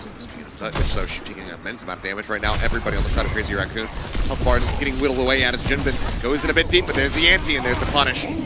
Monstrous overstep. As this could have further ramifications. Strong and Shu still in recently rough positions. Lip as well, similarly trying to trade it out, but Suzu comes in. They get that brief little immortality onto Heesung, and that's going to be the Cowboy taken down. Well, similarly fast push here for Zeta, just in a very different way. You know, it was a sleep onto the Cassidy last time. As Violet's going to get the kill on Choro, and Heesung's going to control this choke point. Okay. Should be able to secure this one. Very pacey. I mean, the question is, do you try to go for the recontestants? The answer is going to be yes, as Heesung arrives there first and foremost. Shu, however, going to be taken out as Violet. Going to be angry about how things have transpired. Oh, no. But, okay, jump forward. Heesung going to be dead. Doesn't have to go for the Primal here. They got the cow. Oh, you're right. Oh, that is, you know, if you're a Zeta Division fan, you are like, oops. Because, I mean, that was almost disastrous that the Crazy Raccoon win that with almost nothing. Heesung had ult. They were playing very far up and then got punished, but Cap does come through when they go for the dive, so at least they have the time bank, they have the spawn, and they do have Kitsune Rush, which could be high value. They have another kill there on the draw. Kitsune Rush is going to be invested. Nano across onto Lip, Electric Cowboy in play. Alpha E able to recall, keeping himself protected as Lip able to push past Heesung to find the kill on a Violet, but ends up losing his life for this one. Just Jinbin Chorong running back to join in here alongside his tank to try to keep him alive. He's eating a lot of damage here from the front and from the back, but pops the Primal, is able to find one, gets the hit there on a Finn, goes back over the cart to keep things contested, smacks over towards Alphae's way. This game Finally, is Jinbin so just playing wild. containment as best he can. It's like, they're like, technically, Lip, you need to rejoin your team, and technically we could body block you. He's like, technically I could kill you if you guys don't shoot at me. And then it's like the card's like, technically I pushed this through. Ooh, the drive-by from Alfie. Able to find the pulse bomb stick on the Chorong. Heesung similarly going to be taken down now. Lip dead as well. Shu, there's no healing available for him. Will get cleaved down by Heesung. Jinbin left at the dry, left on his lonesome. Will eventually fall here. Perhaps jumps back over. Bubble creates a little bit of additional space. The heals streaming through as Chorong will be able to barely keep him alive. Yeah, we're playing very, very specific technical Overwatch, which is also very messy and crazy at the same time. Zeta Division making these clutch plays happen. Alpha E coming up big again. Deadeye here could zone. Is at the ready for now, though. Chorong setting out that orbital ray, but immediately it's going to get punished again. Sleep on the Jinbin. Deadeye trying to create some space where possible. So just getting a little bit there on the leap out. Otherwise, perfectly safe. Just allowing for Violet to stream up towards that next Kitsune Rush. Lip trying to play elusively. Goes for the drop down. It's a flashbang, but can't hit the headshot. No, he gets it on the final one. The fadeaway to be able to take out Violet and gets the melee hit to take down Alpha E as well. That's Lip for you. He will clutch those. He absolutely will. Amazing headshot there into the melee, as you pointed out, and it's picking up 2, cleaning it up, and getting back the high ground, getting back this defensive setup, and now Hisang in position to potentially drop down. He's got the pulls at the ready. Granted, Violet playing that Kiriko. Always make a tracer think twice about when they can actually get a safe timing off because of the Suzu. Hisang though, flow, looking for the kill, and they're going to be able to find it. Hisang pushes forward. Go ahead and take him out. Primal rolling for a little bit more, just a final smack there onto the Tracer, trying to get him off the high ground, but LBE is sticking to that like glue. But this is a lot of control now for Crazy Raccoon, who are running down the clock. Yeah, I mean, they really have both choke points controlled. They have the Nano, so even though Junbin Primal, they can just keep him basically immortal, try to prevent these Zeta players from spilling through. The Kitsune Rush is going to be very critical if they can get through that choke point, closing the gap. This is a potential Nano angle. Off here. Kitsune Rush comes in, flashbang onto Hisang. He's trying to contest and get Lip displaced, but Lip is just having none of it. It's so weird. It's like Violet is trying to play this Kiriko like it's a dive here. He's like, okay, the Winston goes in, I TP to him, and then we blow them up. But it's really just not working. And Crazy Raccoon didn't even have to nano on that push. And the rush is down. Finn's going to have his own nano now to match, but they're struggling to just get out of these choke points. Lip is free firing, and Flora can't get out. Out here on the Junbin has to be respected. Equal to flashbang coming through. With these headshots being registered by Flora, it's just not enough. It goes back up, stomps Alpha Yi. Hisang gets traded. And now this is just an absolute chokehold here for Crazy Raccoon. 1 minute and 10 seconds about to be left for Zeta Division. Even if they got the cap now, they're starting a minute under the finishing time. Yeah. As Violet is once again, I mean, he was looking for some sort of play there, but ends up getting punished, isolated again. I mean, self-isolation is not ideal sometimes if you can't get that TP off. Cleave here from Junbin. This team is just falling apart. Yeah, I mean, he's just shrugging off everything that they throw at him. Down to 148, just tucks into the corner. Knows that he's safe. Says, hey, yeah, calls me some heals. Right back into it. In the meantime, they're able to keep him sustained while Hisang is doing his damnedest with the Primal to try to just get anything on top of the dropship. But now Hisang is just going to be dead once more. They don't nano him. I don't think he had line of sight to do so, and even if he did, I don't think it would have been an opportune moment for Finn to do so. So, I mean, we only have 1 fight left. They need that Winston. They need a nano on him. And Shu's about to build another nano. He's lapping him. I don't think there's going to be another fight. I don't think so either. 13 seconds, Hisang. No Primal to speak of. They can nano him back in, perhaps. But I mean, I could just right now, Deadeye the point. He's just being body blocked at the door. Shu's just like, all right, I guess we do it. 5 seconds. Do they even try to go? Nope. Yeah, that was, you could hear the crowd were in kind of disbelief. I mean, it seems like right there, a complete and utter communication breakdown. Yeah. They nano Alpha Yi to try to go for the cart, but it's already over. So it seems like they thought Hisang was going to be able to do it, and then he said, no, I can't, and then they went, oh, well, now we're screwed. Yeah, no, it was a complete communication breakdown. I don't think they were going to ever, if they get the touch, they have to win the fight afterwards anyways, and I don't think that was ever going to happen with how they had that set up. I mean, Lip still had Deadeye, and I cannot explain some of the weird stuff we were seeing from Violet in this game, as well as the Kiriko pick itself, because Kiriko is great for single target heals, obviously. Suzu is very powerful, especially against Pulse Bomb, but I mean, Tracer's meta all the time doesn't mean you just play Kiriko for that. That's not why you play it. It's really for single target heals and then Kitsune Rush and some mobility. So you can play a rush comp, you can speed up and get on top of people. Can try to use that to get on top of a Cassidy, but with the verticality of the map, it just doesn't work out that well. And if you're using it to try to like get a backline pick and then teleport back to your team, that can work in solo queue maybe, but it didn't work here. And then he was often following his Winston up and then not offering anything back. It was quite bizarre. Maybe it was working in scrims, and so they decided we're going to pull it out here, but wasn't a big fan myself. Yeah, it was certainly a bit of a head scratcher, a bizarre way to have the series tied up at 1-1, but that's where we're at. So, equal footing here between both of the squads. Map pick next up here for the side of Zeta Division. We'll see where they opt to take us when we come back from the break.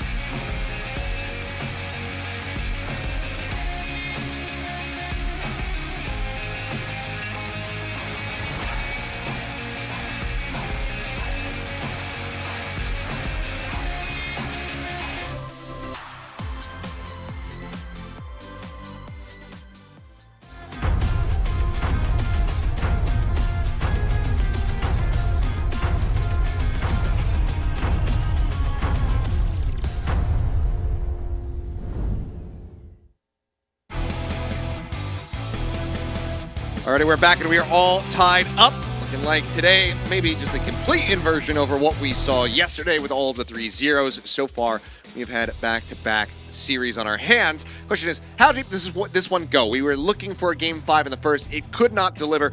Right now, with the way that the teams are kind of swinging back and forth in their performances, this one certainly could go that way. I mean, I don't know. Like, Zeta Division on Nepal, they had some big mistakes, but seemed like the stronger team in that moment. But then going to Gibraltar, it completely shifted, and maybe it's just like our previous series where, you know, you end up having a better read on the map that you picked, and then the map your opponent picks, you're completely lost. But that's not normally how Overwatch goes, especially because these maps have been around forever. These players are very experienced, especially on both of these rosters. Like, you know, we're talking BK Stars, Bernard over here.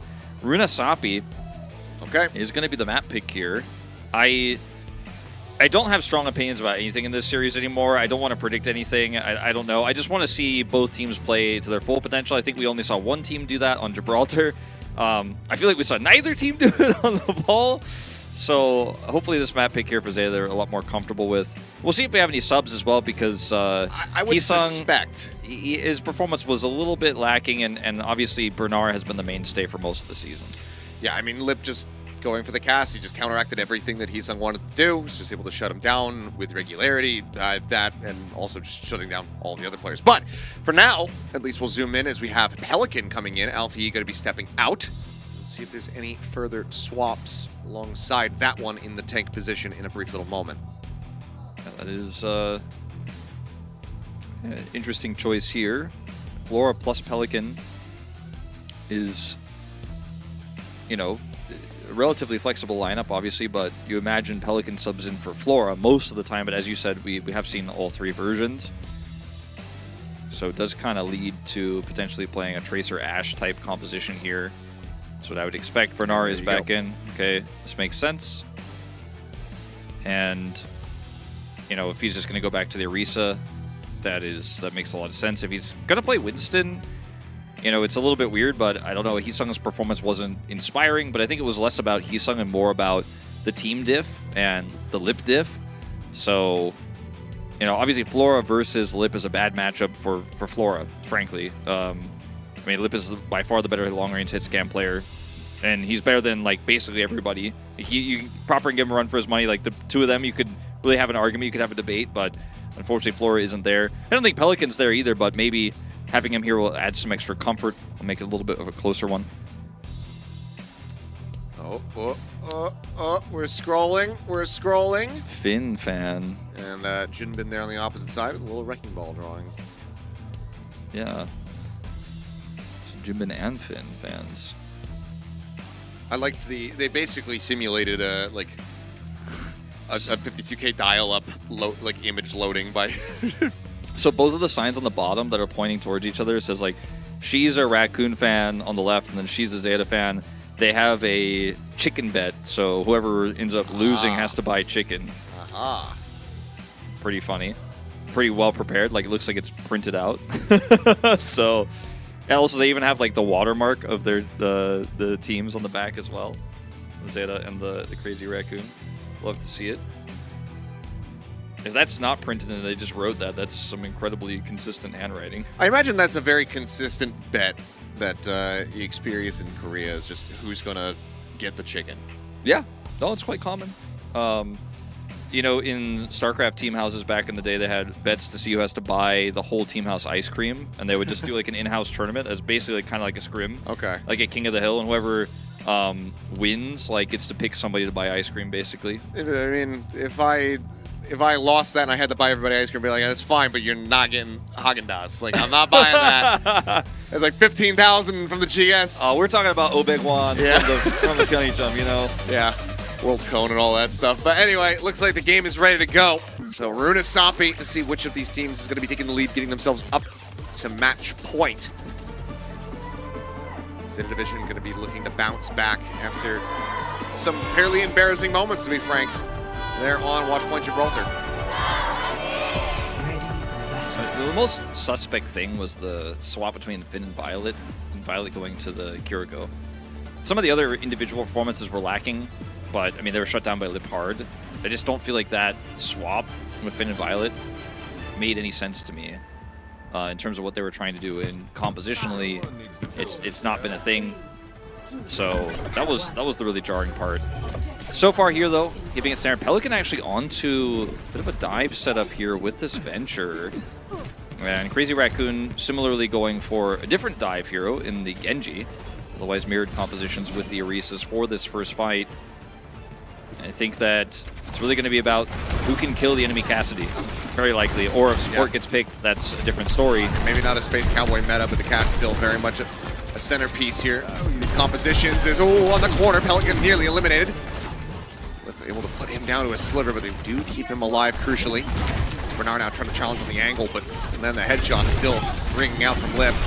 It's up to 45%, even further now towards that Deadeye. But now in control here of Crazy Raccoon. Bringing it forward to about 10 meters. Bernard desperately just trying to hold this line. Very much hungry for the kill, but it's going to be Heesung who's able to collect. Pelican will get taken down. Bernard now in a bad spot as the hammer comes across. Bernard still hovering low to about half HP. The deflect getting a decent amount of value there. Heesung just hiding back. Crazy Raccoon happy with the one pick as well as the distance gained.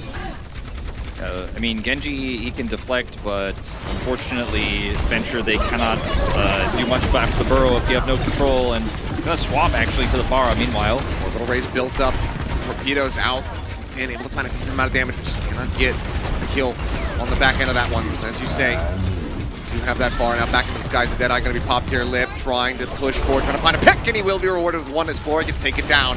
No chance to utilize his own ultimate. Now it's going to be a hightail call here from the side of Zeta Division, just backpedaling in desperation, but Bernard cannot escape. Lip will find him all the same. You lose us 2 fights in a row on push, doesn't matter what map it is, and you get stagger killed. I mean, that's usually game ending, by the way. So this is disastrous for Zeta Division. And I'm not entirely sure how Flora wasn't protected there by Violet Shield. Perhaps just took a greedy angle there trying to punish Lip in Deadeye animation, but he's taken out, and that's the end of the fight. Lip is crushing him now as Heesung pulls a blade here. Pulls a blade, but down to 35. Somebody needs to heal this man. We'll eventually find it. Jinbin just full channel on that one. Does that eventually fall? This is going to be the fight victory, it would seem, going the way of Zeta Division at long last. Barrage coming in, deflection out though. Heesung able to turn this one around, finds another kill. Spin will be taken down. I get in on top of Flora, but Flora with a fadeaway shot. Go ahead, take him out, confirm the team kill, but it's nearly 90 meters gained from Crazy Raccoon. Yeah, that was a really bizarre blade from Heesung. He wasn't in position to follow up. Nobody could heal him. And so it ends up just being a big whiff, a big waste. And Zeta Division are quick to punish. Flora gets to hold his Deadeye here, have the rally at the ready. And this is the best thing that could have happened to Zeta. They still haven't gotten any distance, but they have an ult advantage after that win.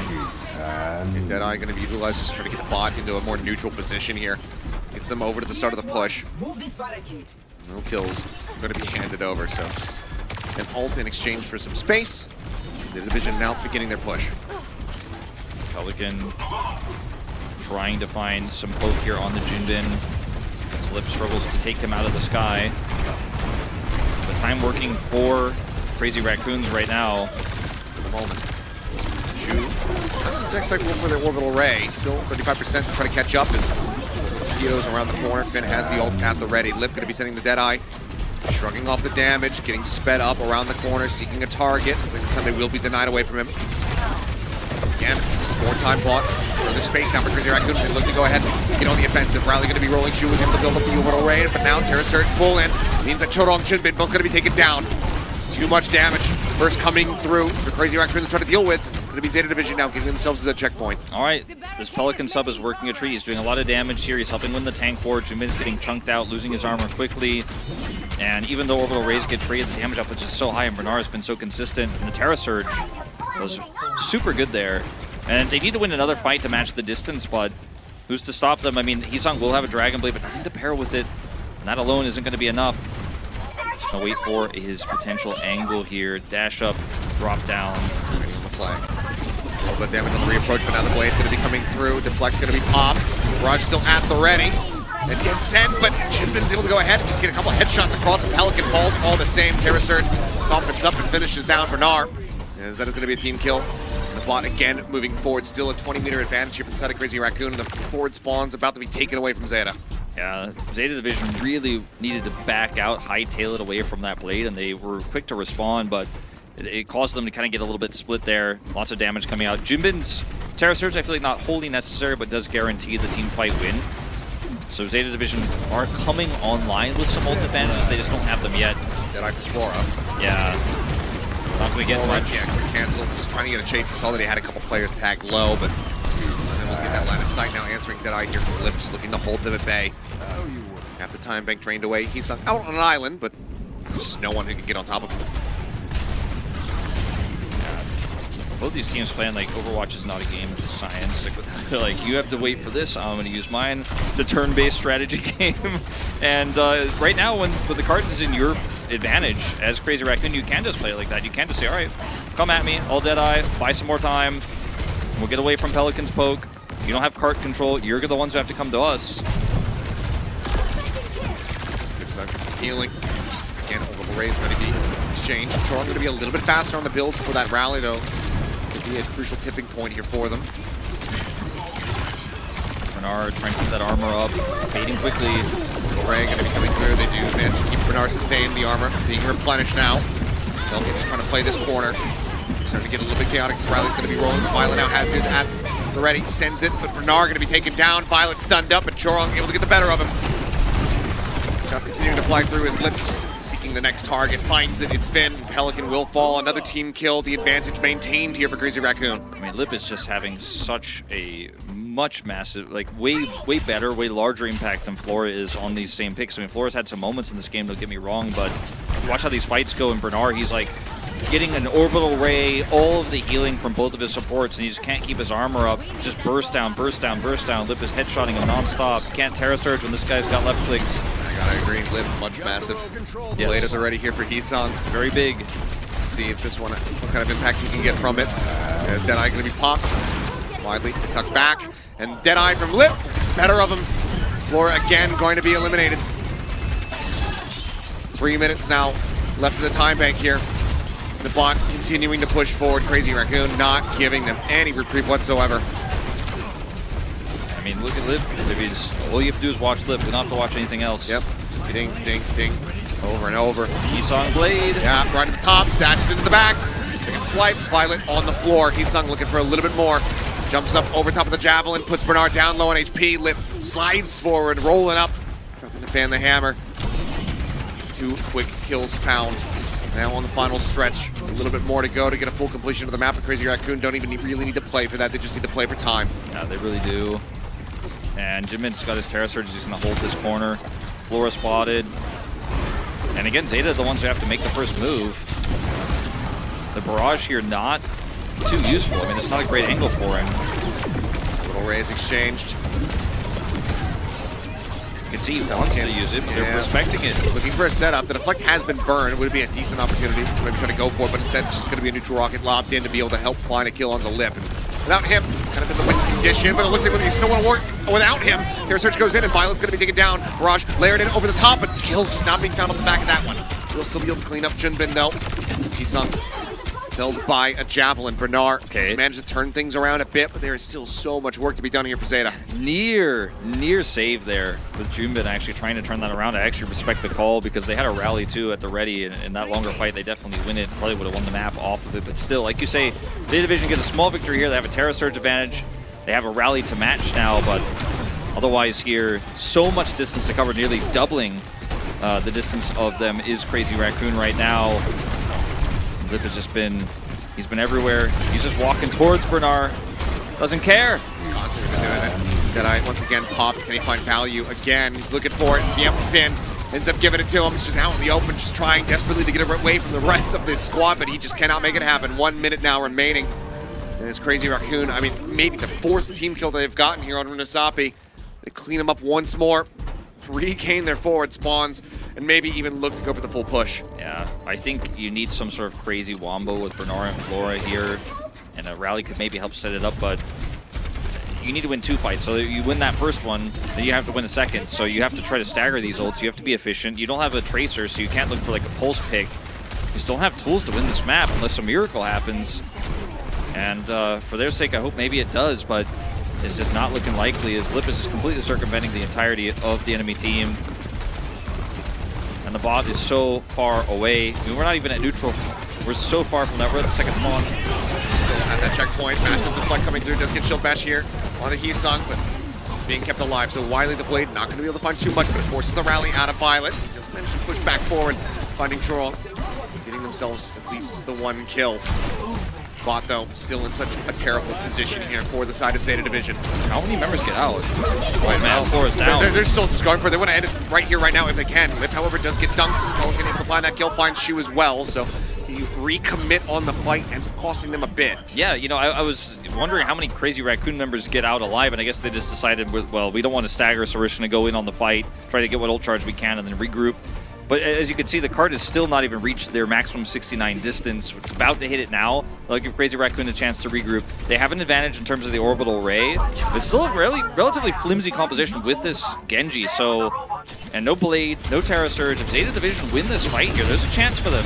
There's a real fighting chance. Didn't think I'd say that, but still have to win it, still have to pull it off. Insane amount of distance to try to cover. Nearly 60, but look at this, the flank, the Deadeye coming through. They're not wise to it, and Shu ends up getting caught off guard. Barrage now going to be layered in from Pelican, but he's stunned up, gets taken down, but Violet able to find one more. Strong eliminated Bernard, however, felled. Junbin able to go ahead and get his counterpart. Lip does very much the same before the whip cut from Violet puts him on the ground, but now it is just the supports here for Zeta Division trying to stay alive, but it's going to be supportless for Crazy Raccoon as they try to keep themselves in this fight, waiting for Shu to rejoin. Continues to keep the bot locked into position. The rally going to be called out, but Violet is shut down. Headshots ring through from Heesung. Shu will get that torpedo across, and that is going to be Crazy Raccoon taking away Runasapi and gaining the lead. It's crazy that with that fight, with the ult advantages that Zeta had, and the flank kill from Flora, they still couldn't win the fight. They still couldn't pull it off. Lip is doing so much damage. It almost feels like a waste for him to channel Deadeye because all the damage he loses in the interim. It's crazy how dominant this team is looking when Lip has the agency. We saw it in the previous map. We're seeing it here again. Very obvious frontrunner for player of the match, assuming they do end up closing it out. Yeah. But I don't know what's going on the side of Zeta. Everything's falling apart. They're not able to match Lip. And it's just like, Pelican can't do it, Flora can't do it, Alpha E can't do it. Lip's better than all three of them on his own, essentially. He's the best hit scan player on the server, and their coordination is also starting to look better. Obviously, on Nepal, there were some questions about that, but you know, on the next two maps, they're just so much stronger than you that it feels hopeless. It feels like there's nothing you can do. You're going to have to out-strategy them on your last map pick. Yeah, so Push, gone. Escort, gone. Flashpoint, Clash, Hybrid. Maybe hybrid is the way to go if you want to go strategy. I think if you go Flashpoint or Clash, there's not that much like different between the maps and strategic things you could pull off to surprise them. I mean, put Alpha E on Genji and play dive. Maybe that's the way. I mean, it looks like that's what Violet wants to do. Yeah, so maybe that's the plan. Perhaps, I don't know. But right now, I mean, this is Zeta Division in a pretty precarious spot. Was granted, still incredibly scrappy at the start, but they started the series with that first map win. It looked like, oh boy, Crazy Raccoon still don't have it all together. They're getting it together more and more with each of these maps that have transpired. So I'd be scared here for Zeta. Granted, not an elimination matchup, but still one that they want to be victorious in. We'll see if they're going to be able to take us to a map 5 when we come back.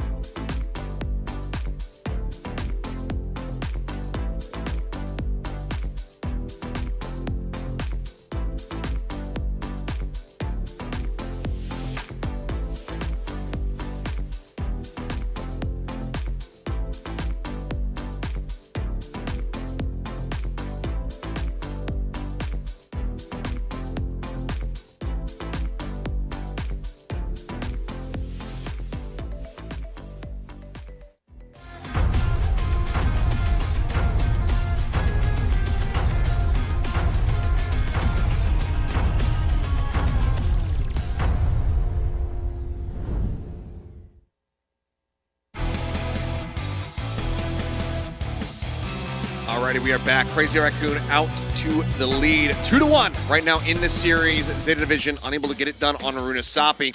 One last map pick for them to try to extend this into a Game 5. Hybrid, Flashpoint, Clash. The choices that they have to make. I think it's all going to pivot on which lineup Zeta Division wants to run. If they want to keep the same one, then maybe they take us to Hybrid. If they want to play Dive with Alpha Yi and play Genji, we've seen them do really well in New Junk City. And Alpha Yi actually saved the day last LAN as well on that map. Like, I've seen so many good Genji plays from this guy. That's what I want to see. Like, I selfishly would love to see New Junk City come through. Yeah, it's a good win rate for Crazy Raccoon, but frankly, they have a good win rate on all the maps that we had in regular season because they were extremely dominant. So, you know, you're not really thinking about Crazy Raccoon's best map. You're thinking about your best map and your best lineup. Dive seems to be the way to go, but they're going to go to Midtown. So maybe they're going to keep this lineup. We'll have to wait and see. We might see Max, because Max plays a lot of D.Va on Midtown. He played the guy who does the grid flux. Why am I blanking on his name? Sigma, thank you. He played the guy that flexes. Like, what was that flux? Yeah, Sigma. He played a lot of Sigma on this map in Stage 1. Was really struggling to get that out, but, you know, we got there in the end. Yeah, I think Max probably will want to play at Midtown. Just if my Stage 1 brain about this is really... I mean, I'm feeling like that's what they would do. That's what this team likes to do. Yeah, I'm very curious about this. I mean, I'm expecting maybe Violet back over onto the Ilari, where he was finding some decent impact. Could just have that up, get the pylon set up, get some longevity for any aerial hero that you might have. But I am not sure. Things have been very, very weird in this series overall. So getting a hard read on what either team is preparing to do is a bit difficult, if not impossible at this point. Yeah, it is quite tricky. You know, this isn't what I think Zeta should have done. You know, like I said, I think put Alpha E in, play Genji, try to play Dive, try to outpace Lip. Don't let Lip just play Cassidy, play hit scan for free. Like, get on top of him, try to hard punish him. It failed a little bit on Gibraltar, obviously, when they were trying to do that, but, you know, they didn't go full Dive. They tried to match him instead, and that's always a risky proposition. So, well, time will tell. We'll see if any subs are coming through. I'm going to guess yes, because we have fan signs here, and so that usually means we're setting up. Maybe whoever's subbing in hasn't sat down yet to give the camera shot. We have 3 substitutions. I will go ahead and play spoiler. Oh, spoiler. But I won't say who. I'll wait for the reveal, but I'll let you know that we have 3 across the teams. I knew we had at least 1. So we'll be a brief little moment while we wait for them to get back into their seats and get set up. I will say, that drawing, I think weirdly enough, the most impressive part of it is the bullet hole in the glass. Yeah, it's very clean. It's very nicely detailed. Actually, 3 of them. All the little split. Oh, yeah, I actually didn't even see the other ones. This is one of those, like, those trick images, like, how many bullet holes are in this page? How many triangles are in like, this image? Yeah, you're like 3, and then the answer is actually 12. You're like, what? Okay, well, you can see spoilers. people fiddling around with wires, so it shouldn't be too much of a surprise here. As, yeah, swaps still being made, it would seem. Yeah. Did they clean up their stuff yet? It doesn't look like it, Ilios. All right. Last minute subs coming in potentially here. Well, looks like this might just take a little bit longer than anticipated. Yeah, or maybe you got bad info and they're not subbing multiple players. Could very well have gotten that. The players I thought would be out have been out by now, and they're still on the stage. Yes. So this might have been a cancellation of substitution. Can they cancel subs? Is that allowed? If it's happening, then one would assume yes. Yeah. Call unknown. Okay. Headsets are going on. Okay. Let's see, though. Kings Row. All right. Well. Interesting. So, what? Yeah. That's what it says. Ilios, I don't know. Okay. Well, they're definitely not going to be playing the dive I was hoping for on this map either. Yeah, I something weird is happening, chat, and we will get you guys the update when we have it. Okay, so here's the best guess. There was a misfire on the map call from Zeta Division. Likely said, Midtown, and then went, oh wait, no, and then that had already been radioed to the other team. Yes, I think that's exactly what happened. So they're like, okay, we're not subbing. What was going to happen was that we were going to see Max coming in. We were going to be seeing Lip stepping out with Knife also coming in. But I think that when they went, wait, and then it had already been radioed to Crazy Raccoon's side, they went, no, actually, it's Kings. We want to do Kings Row. And then they're like, okay, well, now we got to put. I think that is exactly what happened. So. Anyway, look, I'm not the ref, I'm not the admin, but weird that did occur. Here's what I'll say. The thing that I think is the most concerning is the indecision in that circumstance. Yeah. Because if that's exactly how things shook out, that means that Zeta aren't really even sure what the best map is for them to be able to try to turn the series around. Yeah, no, I have literally, you and I are brain linked on this because they're putting Alpha E in anyways, and I don't think he's going to be playing Genji. I think he's going to be playing Pharah. Yeah. And that's what we're going to see, some Pharah dive, potentially, like Ana, Pharah, Winston, which is very popular and this team was very good at in regular season. So maybe that's going to be the game plan here, and I think that's a solid read, but the fact that they were like, Midtown, oh wait, no, and then, made people unplug and plug back in and all that stuff was a little bit strange. But indecision and lack of confidence has been the entire theme of Zeta since Nepal. Like, after we finished Nepal, I mean, Nepal was a little bit weird and there were some indecisions there, but when we went to Gibraltar, it all started to really fall apart, and nobody looked like they were on the same page. And when you're playing against Lip, and he's just this good, and he's just this dominant, it's hard to actually keep your head on straight. It's hard to actually formulate a plan. You're like, well, I mean, I'm playing good Overwatch, but we have a good comp. We know how to kill a Cassidy. He's just too good. Like, he keeps killing me when I come in. He's finding these angles we can't punish. His teammates are protecting him too well. It just feels hopeless in situations like this if you're Zeta. And for me, looking at it, even as an analyst in this situation, I feel it's hopeless for them. I don't know if this is the right map pick. I would have rather seen Dive. I would have rather seen Flashpoint, but instead, this is what we're going to get. I mean, we might get Flashpoint anyways if they can force it, but based on how the series has looked so far, my money's on a 3-1 here, unfortunately for Zeta, but we'll find out how this one's going to go. It's never over till it's over. Yeah, I mean, Crazy Raccoon proved that they are very much capable of getting dragged down into the mud with that opening map of Nepal and just completely losing themselves in the chaos of those fights. So if Zeta are able to kind of recreate that on King's Row, then perhaps Zeta could take this to Game 5. At this point, I'm waiting for the graphic to come back up and be like, we're going to Junkertown. It's like, wait, but we already It's like, we're going to Ilios. I'm like, wait. Hold up. Oh, okay. Looks like there's another bet going on here. Oh, yeah. Zeta fan versus a Raccoon fan. They have their debit cards on the line. So on the left side, so that sign that you're talking about says, like, the winning team fan actually is going to buy, so opposite of the other one. And then it says we're actually looking for recommendations for what we should eat. Yeah. So I guess the Korean casters are telling them. There's a good chicken restaurant down the street that gets a little bit lively on the weekends, so I don't know if I'd recommend going there. You could say that in any neighborhood in this city, rather. Yeah, but I mean, in this area, it's school is in session, and by school I mean university. There's some soju being consumed. There's some yelling, and it's very rambunctious. So I don't know if I'd recommend that, unless after you're the losing team and you're about to get free dinner, you're ready for some of that. Yeah.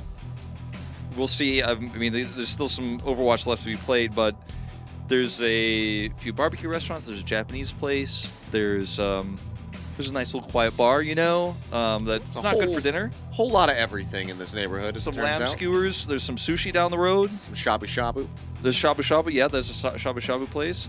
There's a really nice donghas place. I don't know if I would recommend the lamb place, though. I woke up with a horrendous stomach ache. Oh, yeah. We went to a lamb place yesterday. It was okay.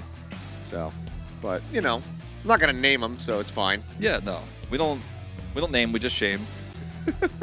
We don't really, but yeah, it was okay. We'll try a different place next time. Yeah, precisely. Well, it sounds like the game is, in fact, ready to go. So here we go. Do or die for the side of Zeta Division. Can they take this into a map 5? Or will we be seeing Crazy Raccoon moving into that series versus the Falcons in similar 3-1 fashion. We're about to figure it all out here on Kings Row.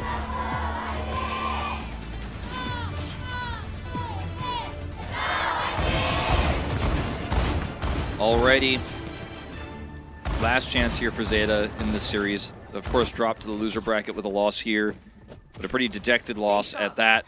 They're not going to feel good about it. Crazy Raccoon defending first, so Zeta Division is opting for attack first on what is their last map pick of this series. Looking for the Winston. The defending team doesn't get to change composition. Alpha will likely swap after this Widow attempt to the Pharah. Although Bernard also going to Orisa.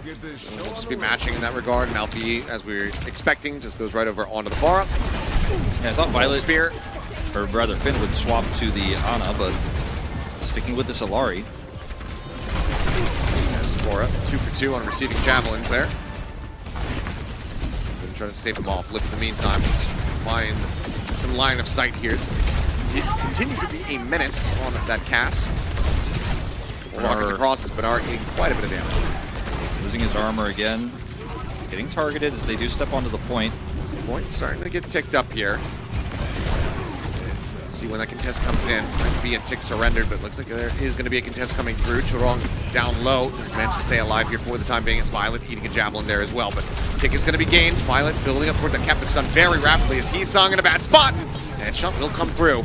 Ends up getting taken down, so first blood going the way here of Zeta Division, already off to a very solid start here on the attack. Second tick grab, still moving forward up to 73.8% now as Shu will similarly get picked off. Flora coming alive here with that kill, and now with Chorong dead, that should basically be it. I mean, Jinmin, he's zoned away, he's at the staircase, he's at the alley, and that is the cap with 5:13 in the time bank. Zeta Division looking like maybe the Kings Row pick.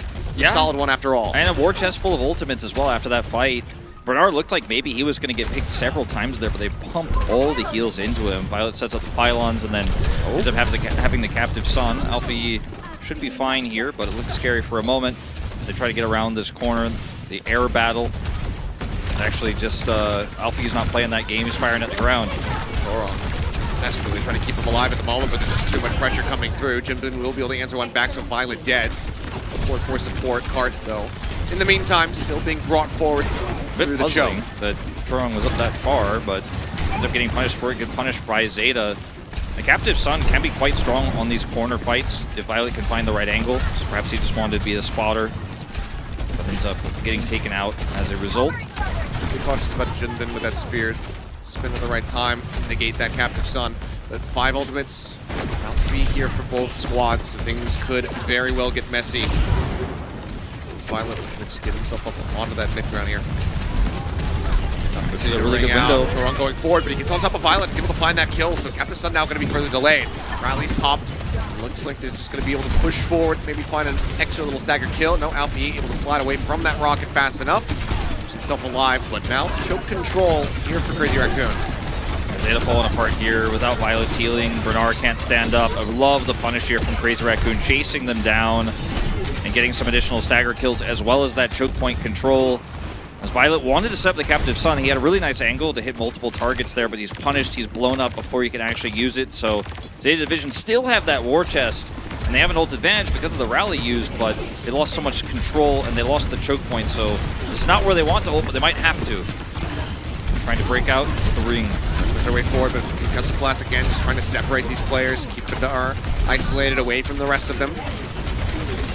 Pick not coming through. So maybe a pylon cleared out here for now. Looking at the javelin midair there onto Heesung, but a little bit too difficult of a shot to try to find. Captive Sun now is going to be invested, lobs it down, gets a hit there on the Chorong. I do believe it's actually going to be Lip as well, chained together. Ends up falling as Violet collects 2 kills. Just a little bit more. Terra Surge used by Junbin is a big overstretch. Maybe it's a swap coming through, but either way, a team kill found for Zeta Division. And the push now resumed. Yeah, very bizarre Terra Surge there. It doesn't make any sense. I mean, the rally is going to swap. Okay. But it's Jinbin playing Diva. Yeah, it's Jinbin playing Diva, and it's just Diva in general. It can be strong into the barrage, but either way, Deadeye is going to zone them away, and they're getting so much corner control here before B. I mean, Crazy Raccoon are nowhere near it.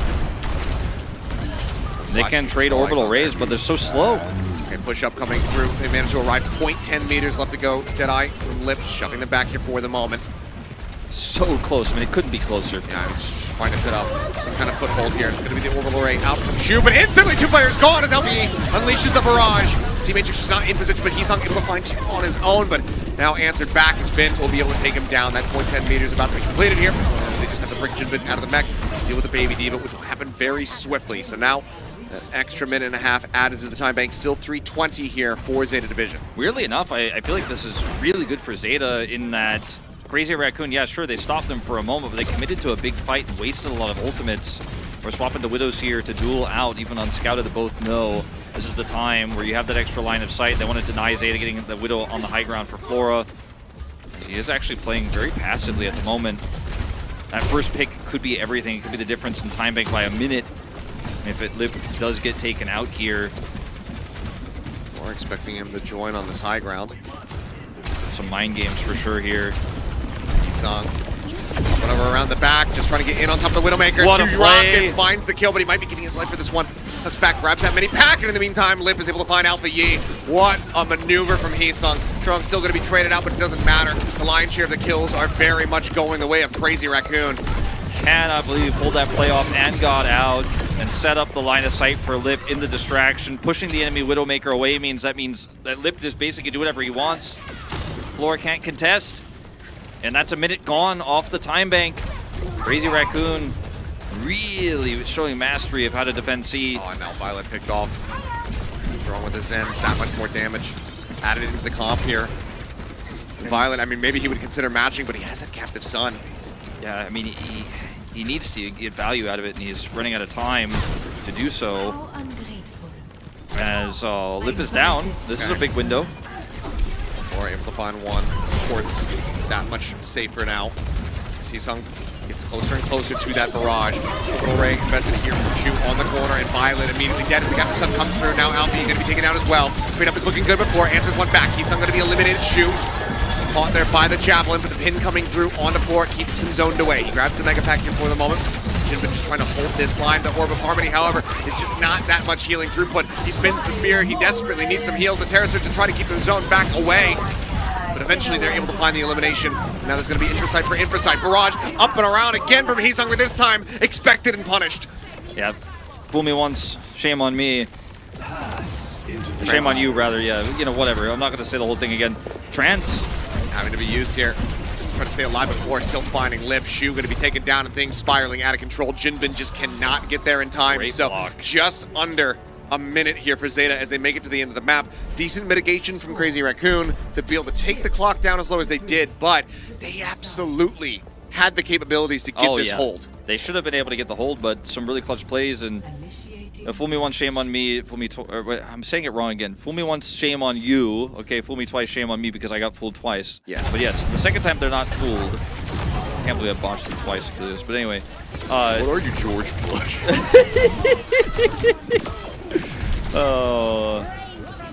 Some people won't get that reference. But anyway, I mean, this play was really incredible because it pushes Flora out and it prevents Lip from, you know, having anything against him. Like, he has full line of sight, he can push them back. But then the second time he tries it backfires.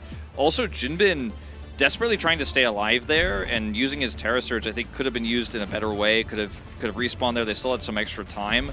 But, you know, he almost stayed alive, right? He was sitting on like 20 health. We were watching the health bar go like low, and then he eventually dies.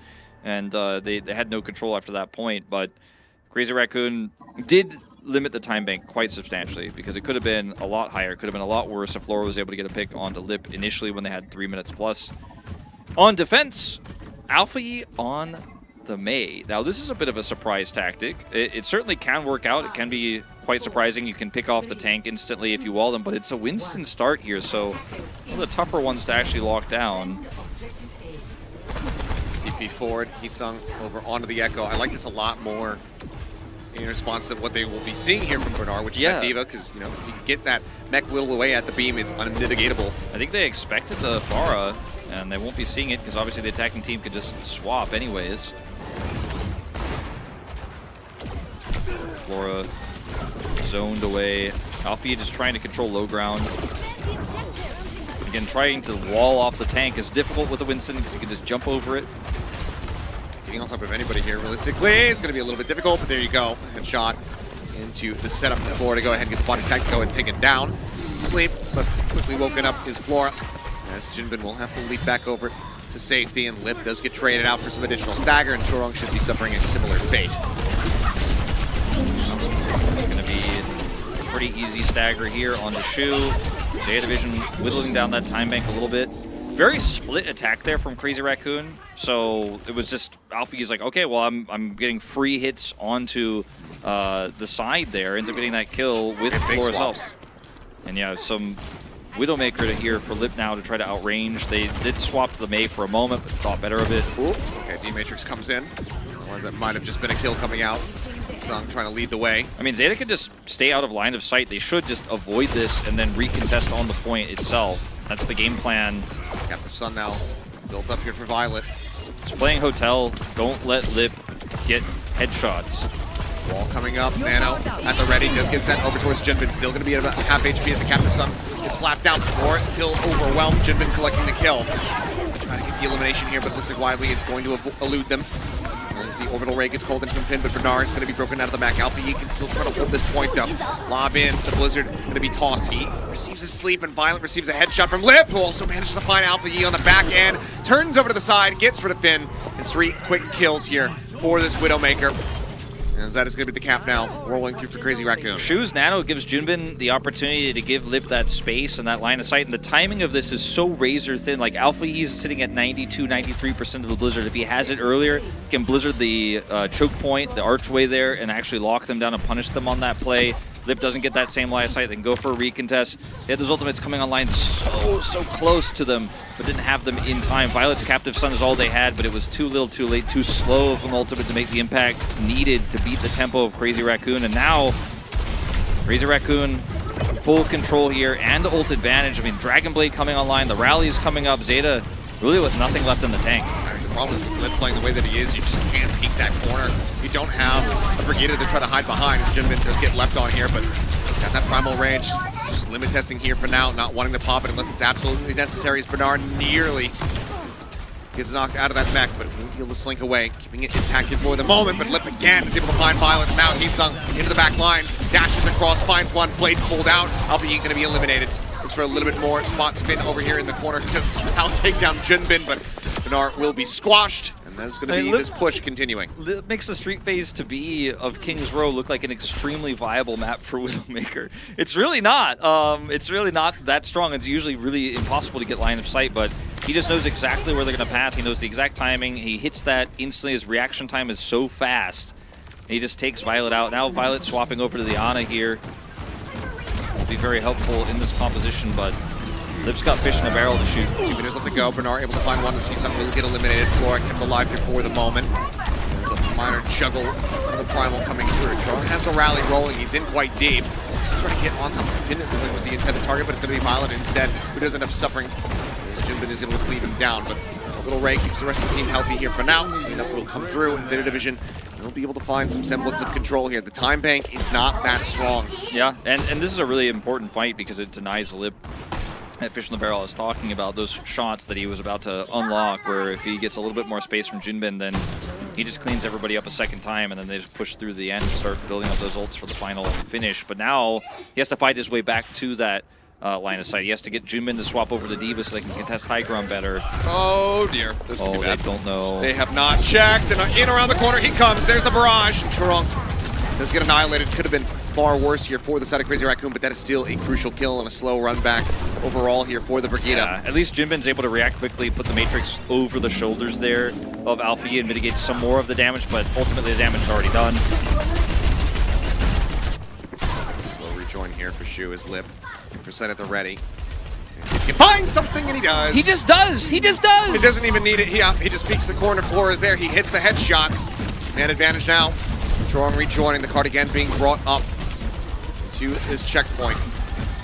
Alfie kept alive here for the moment. Bernard trying to keep things contested, but Lip will find Violet once more.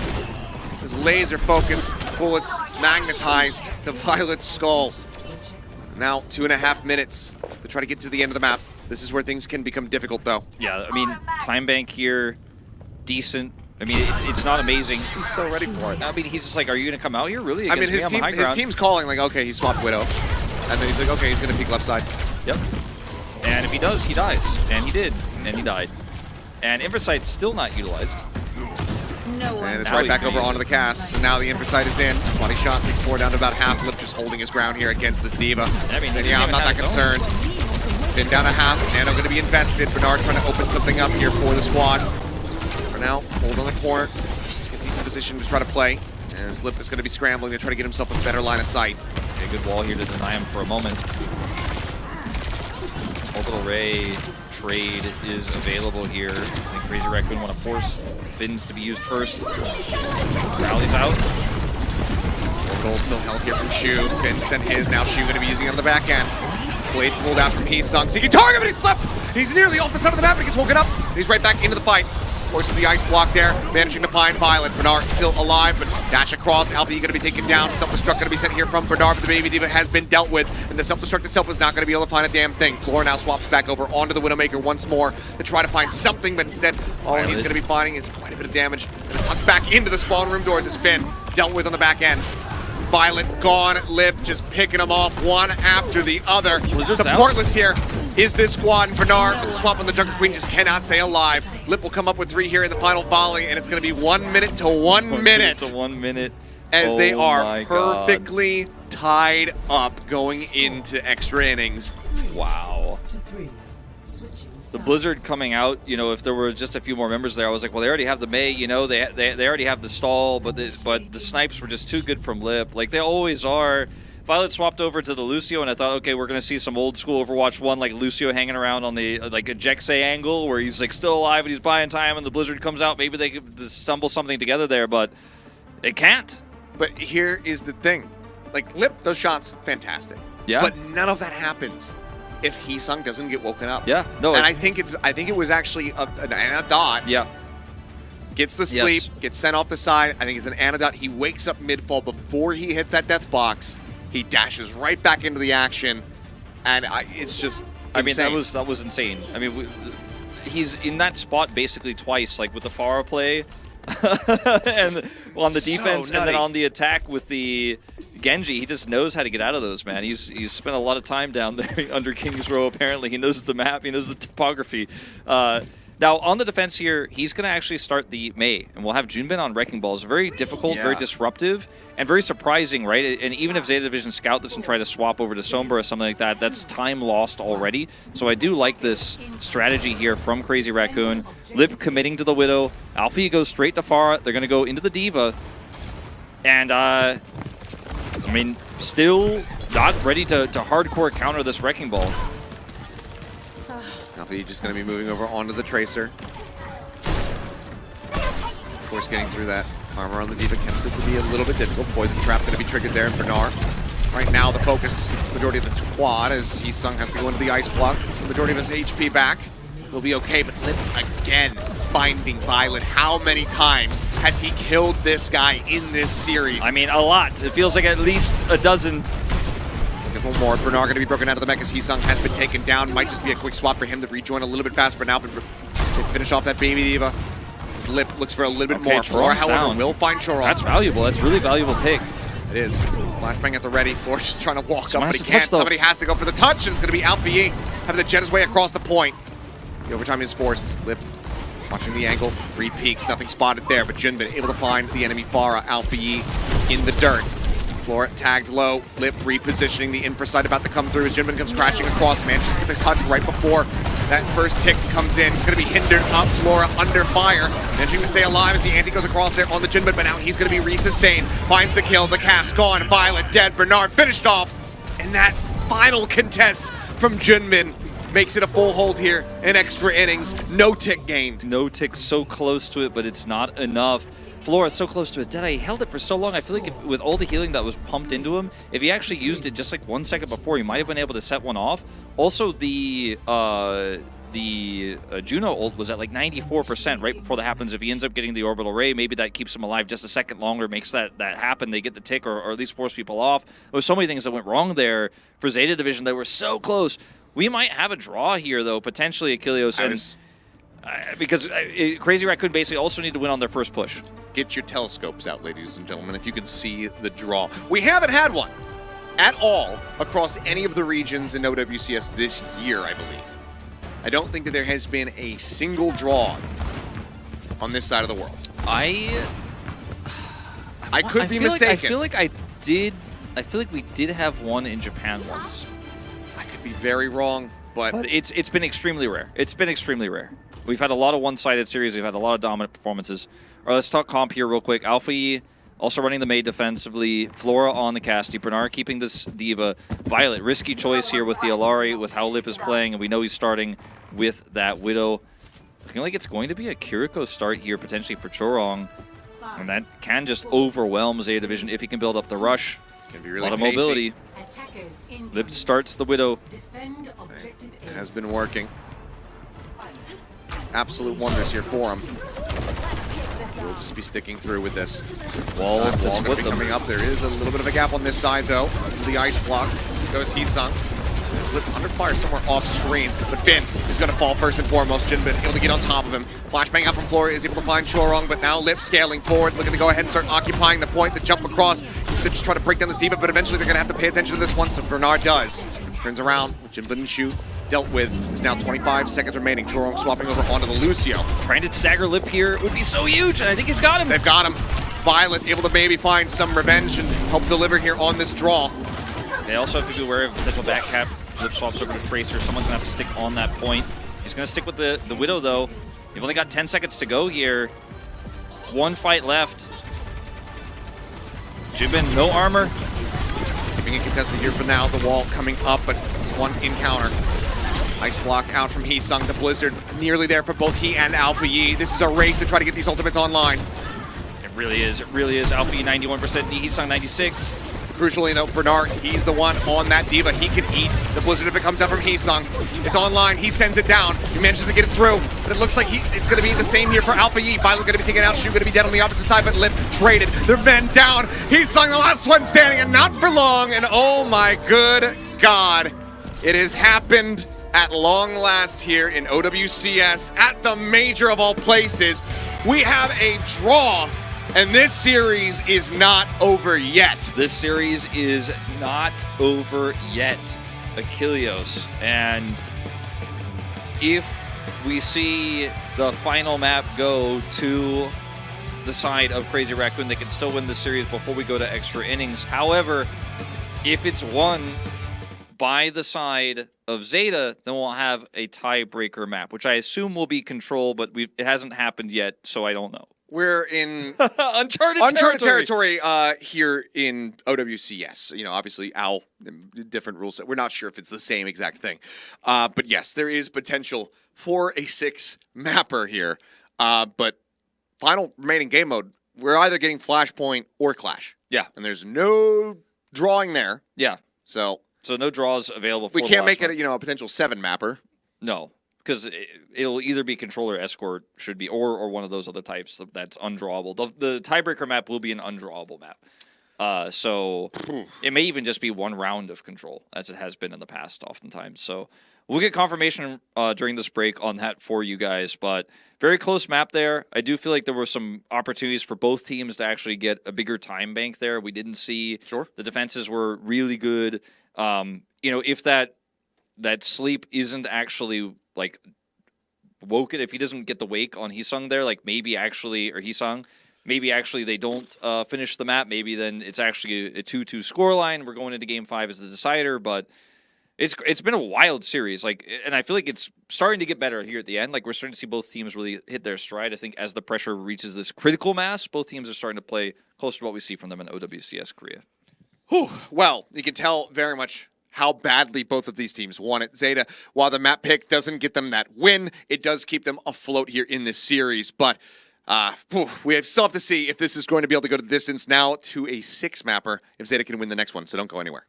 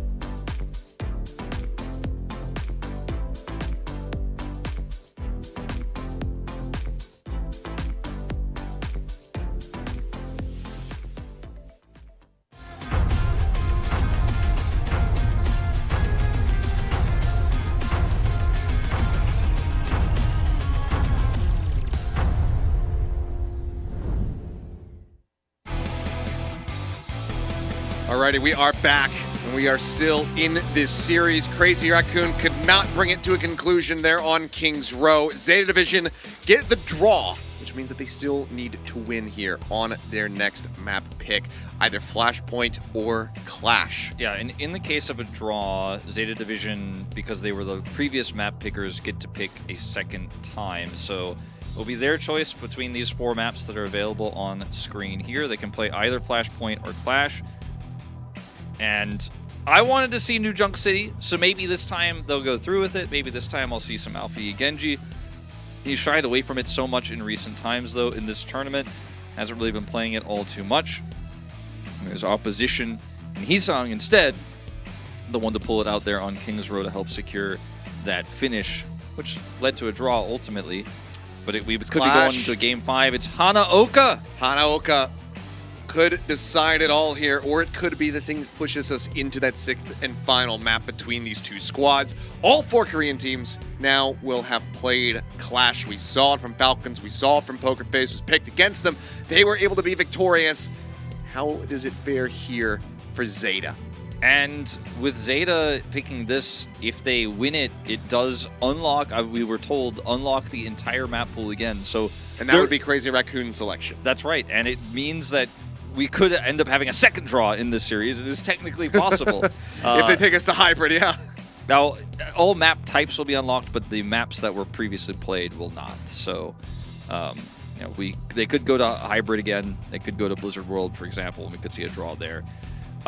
This is really intense. Now, every Clash game we've seen so far has been incredibly one-sided because the tempo advantage you get and the ult advantage you get from winning the fights to get the cap itself usually leads to an extremely snowball-y game. But with how these two teams have been playing today and the craziness we saw in Nepal, where we didn't see ult economy, we didn't see regrouping, who knows, man? Maybe this is actually what Blizzard intended. What we're about to see here might be what Blizzard intended when they made this map type. It could very well be the case. I might just not even talk during this game. Might just be you the whole way. We'll have to definitely give you some room there, but yeah, this is some absolute insanity. I mean, no matter which way you cut it, it's our first draw that we've been seeing, at least in the Korean region. I believe it's the first one of the year across all of Asia. I could be incorrect about that again. But it's also Crazy Raccoon that are being put in this position where they might have to play 6 maps. Yeah, crazy. After dropping very few until we got to the playoffs where they were upset by Falcons. Falcons nearly upset by Pokerface, and now Zeta Division pushing them to the brink here, potentially bringing them to 6 maps. That third deciding map to decide who will move on still eludes us. Could be this one right here. But if Zeta pick it up, we go again. We unlock the pool. A lot of pressure on these players. I think for Zeta Division, expectations a lot lower, but they seem to be really under the pressure on maps 2 and 3, but really bounced back in a big way. It's intense, man. This series has really delivered. We've had 2 fantastic ones. We knew that once the Korean teams matched up against each other, it would be awesome. That's why we need more Korean seeds at internationals. But, you know, we'll take it here in Asia. This is an international tournament. True. It's the real final. But let's see how this goes. Clash, first time for both of these squads. A very different game mode, but one that can be super punishing if that snowball gets started. We are ready. The players are ready. Let's see if this goes the distance to 6 or if Crazy Raccoon put a stop to Zeta Division and send them to the lower bracket right here, right now.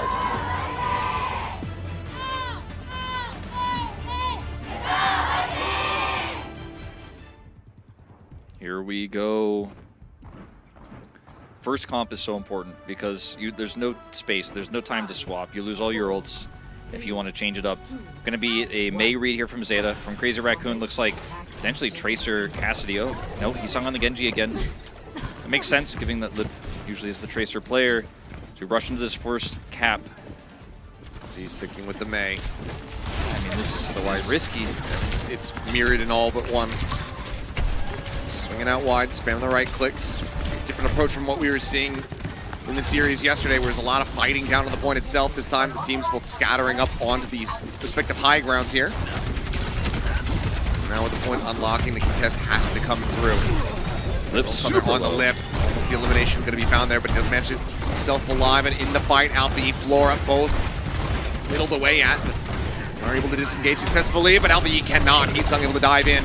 Finds that elimination. Finn now at risk, but Jorung will get traded. But Bernard falling. That should be Crazy Raccoon being able to find some stability here and likely get the cap. He's still hovering low as Violet does his damage to try to get the kill, but Lip comes around from the back. Gives him a little coup de grace, and the first point will go the way of Crazy Raccoon. Now, with these 2 comps, obviously there are some really big ultimates that can be basically map defining, like the ultimates for the Junos, right? The Dragon Blade. These are huge ones, right? The Blizzard, which is significantly behind said Dragon Blade. So keep an eye on the advantage Crazy Raccoon have now and if they can carry them forward. Because it's unlikely Alpha E can build a Blizzard on this second fight here for the second point, and we just go straight into them. 7 seconds left, so there's no time to build. There's no eco pushes. That Dragon Blade plus the Orbital Ray is going to be a strong combo here potentially. Lip with a Deadeye to zone. Forces them back here for the moment, having to respect this one. I mean, Lip has been getting some regular value out of this, and a little smattering of damage across onto Flora. We'll slide over to the side, but now it's going to be orbital for orbital on both sides. The blade's going to be pulled out as Heesung looks for Alpha Yi and finds him immediately. Gets in on top of Flora, quick deflect. final slice. And that is going to be Flora annihilated. Violet gone. Just Bernard and Finn left standing. This Crazy Raccoon will quickly look to rack up a second cap here. Some minor delays coming through, but this is just going to be more disjointedness, and that is the problem when it comes down to having these staggered kills on this game type. Even with the change to the cap time, there's no real recontest here. If you go in for it, you're just going to be feeding over more ult charge to Heesong for a potential Dragon Blade, but they are going to try it. I mean, Violet's just dead. He shield bashes forward, and ultimately, it just seals the deal on it all. And now you have even less control moving into this next point, and Alpha E is not able to build the Blizzard. He might be able to toss it in this fight, but it is going to be a death sentence to do so. Someone else is going to have to tag. It's probably going to have to be Bernard. And it's just, things start going down this very slippery slope. As Heesong's already 60% of his blade as Alpha E gets it. If you lose this fight, the map is basically over. Yeah, I mean, this Blizzard kind of has to slap. It has to be it. It has to win them the fight. As already first tick on the way, Heesong playing the point. Dragging them down into his direction. Wall coming up. Heesong going to be walled off, but still the kill cannot be confirmed. It's another Deadeye build up here for Lip. Not going to be fighting much on the back of that one, but Violet again is going to be taken down. Now Bernard eliminated. The Blizzard is in play. The freeze is there on the Jinbin. Can they get the kill? The answer is going to be yes. Alpha E able to claim one. Flora does manage to get his own Deadeye online, but Flora, he's immediately cut down. The blade pull from Heesong. He's seeking another target, trying desperately to figure out where the hell they've gone. As they come out of the ice block, he's getting right-clicked here, the dash through. He finds it, gets the reset, looks for a little bit more. Violent just doesn't know which way to look. He ends up falling. The first tick already going to be grabbed here. Deadeye is on them back for the moment. Bernard nearly losing up the mech with the swap here over onto the Diva. Heesong still an absolute menace in this final map, but eventually he will be taken down. Bernard is able to claim that kill, and it seems like Zeta Division will be able to go ahead and get themselves their first cap. And that's not the only good piece of news for them. They actually were able to equalize the ult economy as well. Heesong built the blade, but had to use it in the fight. Traded the orbital rays as well, so we're kind of reset back to even here in terms of ultimates. So they could actually now take the momentum away from Crazy Raccoon if Alpha E can build this Blizzard first and they win this fight. I mean, it's not only ultimates in Overwatch that win you these points, but they are so significant, they are so important, especially into a Genji when you have this Mei. It's kind of the crux of everything. The wall, almost a mini ultimate if you can lock somebody down, but the Genji has not been, they haven't been successful locking down so far. Pushed out the speed boost, is going to threaten Flora there. They force him off the angle. Deadeye now going to be built up from Lip here once more. Pops it, seeking target, zones him back, and that allows her Crazy Raccoon to start getting the cap here once again. Bernard goes back in, gets the contest. Here spinning, negates the damage output from the Deadeye. As Blizzard now is going to be invested here as they look for the freeze on the Jinbin. Once again, they will be able to find it. Finn with the torpedoes able to go ahead and claim that kill. Blade pulled out from Heesong. He'll stream it across. I mean, I'm having deja vu. He kills Flora in the exact same position, but this time he and Chorong will both get shut down. 3 players alive, just Lip hightailing it back as Zeta Division start clawing their way into this. Okay, now Zeta Division having a slight ult lead. It's not as big as Crazy Raccoons was when they were able to start getting that advantage after the first cap, but still pretty huge here. Crazy Raccoon considering a contest, but the ice wall is going to deny it, and they should think twice about going in to continue this fight. There's no point. Dead. Yeah. Chorong as well, at risk. That could be the snowball that Zeta needs to really get themselves back into this one to bring this into parity. One more cap, and we are tied up at 3-3. I wonder if he's going to swap the Genji again. He will. There's a good Terra Surge angle here if they want to contest. This might just be straight up the point going to Zeta here off of that catch. I mean, that's how a punishing clash can be. They're going to try to maybe use an orbital ray trade here to get back onto the point. Very risky, though. There's a timing window here before the Blizzard is ready. See if they can capitalize on it. A wall to deny Jinbin. Nice block has been burned. Considering rush coming through here from Violet. Help us score from forward. Finally just pulled them back to Bay. Torpedo's going to be sent out, trying to soften these players up. HP bars, Chorong falling low and taken down. Finn able to find it here. Flora jumped on Terra Surge, however, going to be coming through, stacked on top of each other. Bernard is a bit healthier on the opposite side. Jinbin will get taken down. Bernard being sustained here for the moment as Violet desperately streams these heals across to try to keep him in this fight. The Arisa though, once again, Crazy Raccoon starting to tick up. Lip off screen, taking quite a bit of damage. It was Alpha E trying to hound him down, and eventually Lip finds a headshot, and Heesong collects 2! Bernard and Violet both eliminated now. Crazy Raccoon, they're going to be bringing this up to match point. I mean, Heesong might be looking at like 15 plus limbs this game. I mean, he is doing it without the blade. He is just getting Swift Strike resets, and he's basically putting his team on his back, and he is carrying. He didn't end up getting any success with the Symmetra with the teleport attempt, but on the swap back to Genji, he is just right back in the driver's seat. Alpha E taken out before he can Blizzard. The Zeta Division couldn't regroup. And now 1 cap away from ending this extremely gruesome, long series. I mean, it's cutthroat, it's back and forth. Zeta Division, Alpha E once again have health. Nice block force there. He has to tuck into this one. Played at the ready here for Heesung. Pushing forward. Gets the pull. Flashbang does connect. He's got to dash out towards safety. The Blizzard, though, it's not that deep on the point. And he actually manages to find Alpha Yi. 2 swipes the kill. Now the Deadeye does own them back. The tick getting ready to come through. The shot across. Cora lucky to be alive. Managing to roll out towards safety. Flashbang going to be absorbed here as Violet gets the Kitsune Rush available. Has to send it immediately. Alpha Yi going to be swapping and rejoining here on this Genji as quickly as he possibly can. Shu taking a bit of damage, and for now it's going to be Crazy Raccoon staved off. Have the orbital ray a little bit faster here than Finn sends it, and Finn needs to stay alive. 3% left to go for the ult to come online. Nar eating ahead, shouting around the corner. The Terror Surge coming in, pulls the trigger. Heesung going to be taken down now. Orbital ray in play. Shu eliminated the torpedoes, able to find him. The response here from Zeta is absolutely monstrous. They're keeping themselves alive as Junbin will fall. The cap will be able to come in. Holy They're not done yet. We're not done yet. Finn survives just long enough, just barely, to get the ult online and to allow them to turn that around with the Terra Surge. 4-3 here. Zeta Division, Alpha Yi now matching Genji Blade Charge here as he swaps over. Have a slight lead here for Flora, but it's not all too significant. Crazy Raccoon also having the Terra Surge, but it doesn't necessarily matter here. As an ultimate, it's not the most important one. That rally though from Jorong, it could be huge. It's huge. That's another extra set of HP that Zeta Division is going to have to crack through to get Alpha Yi that blade to win this fight, to bring it to an even 4-4. Right back to the starting position here on this point C. We're down the half, the heals coming through. Shu and Finn basically neck and neck towards those next orbital rays, which can certainly be built up here in an elongated fight. Liv's got a great position. Finn pushing forward, trying to take some space. Javelin, however, going to be going a little bit wide, so trying to find the pick here onto Flora. And Terror Surge is still at the ready, but Alpha Yi slinking around the back, spamming out those right clicks, just trying to build up towards that blade. 29% left to go. Considerverse going to be coming out, but Terror Surge! It is absolutely everything here for them. 2 kills going to be found. Bernard stunned up. Heesung with the blade, putting them down. The cap is already coming through. And as they look to confirm the team kill with a final elimination on Alpha Yi, Crazy Raccoon will bring this series to a conclusion. No map 6, but we got ourselves a draw. Our longest bout on Clash yet. And one hell of a fight between these 2 Korean titans. Finally got a 5-game series here in OWCS Asia after 3-0s non-stop yesterday. We've had much more competitive series now. It's Korean squads versus Korean squads here. Crazy Raccoon, definitely the more dominant team today, but there were certainly moments where they were given pause. There were certainly moments where Zeta were able to rise to the occasion. Kings Row in particular, a really good showing for them to bring us to the draw, to give them that extra opportunity. And Clash seemed doomed on Hanaoka. They had a huge ult advantage, they had a numbers advantage, they had the cap advantage, and then a few clutch fights come through from Zeta. It still brought us almost to the final one.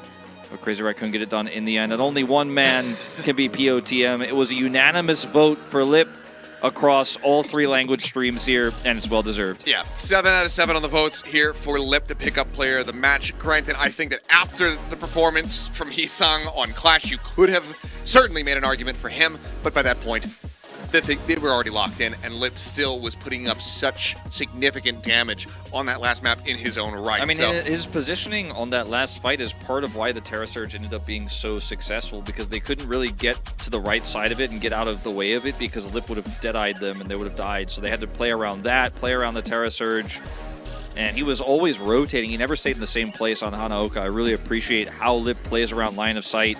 Just an incredible hit scan player, and Crazy Raccoon are very lucky to have him.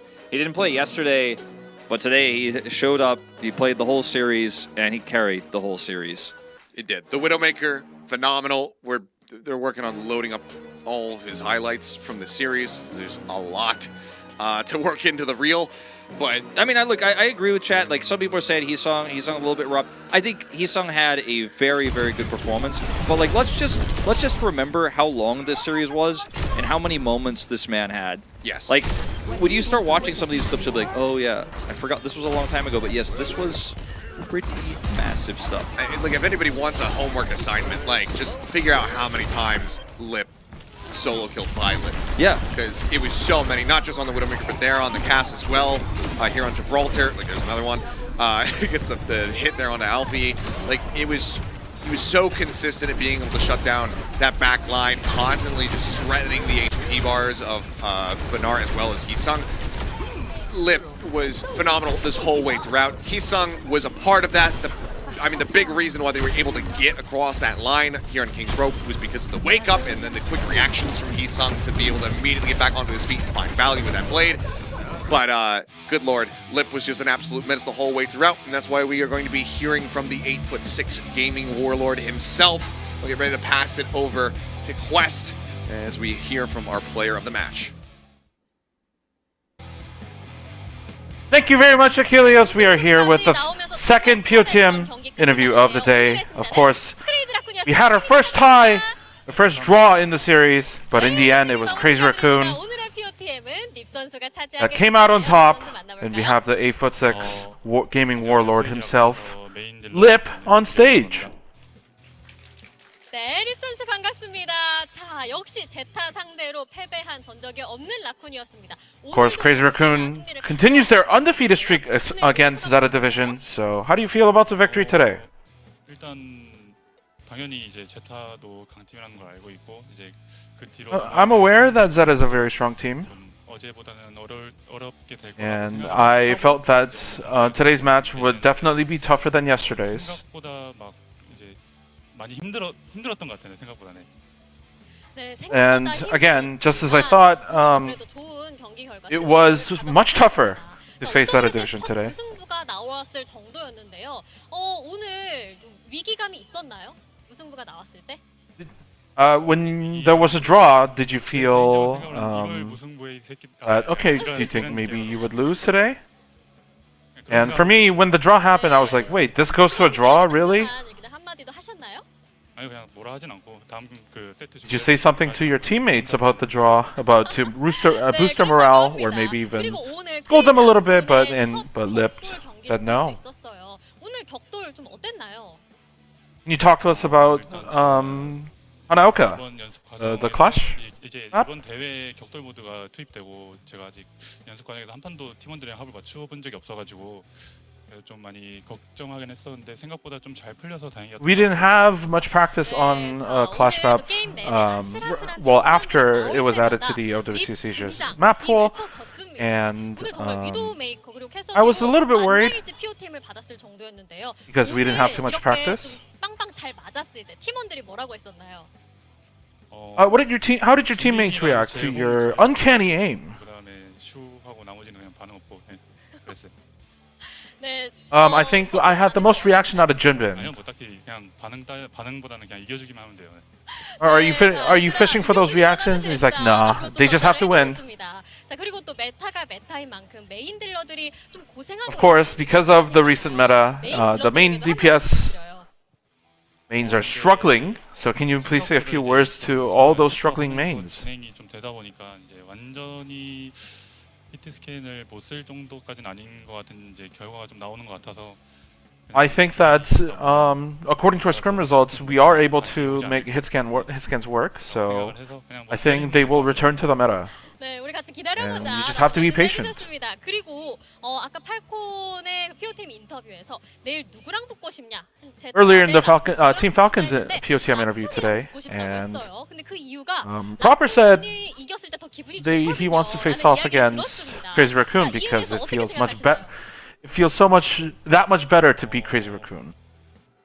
How do you react to that? 당연히 이제 뭐 그런 도발에는 넘어가지 않고 그냥 뭐 하던 대로 하면서 라이프 선수와 I'm not the one to fall for such taunts. 좀 기도 메타로 들어가야죠.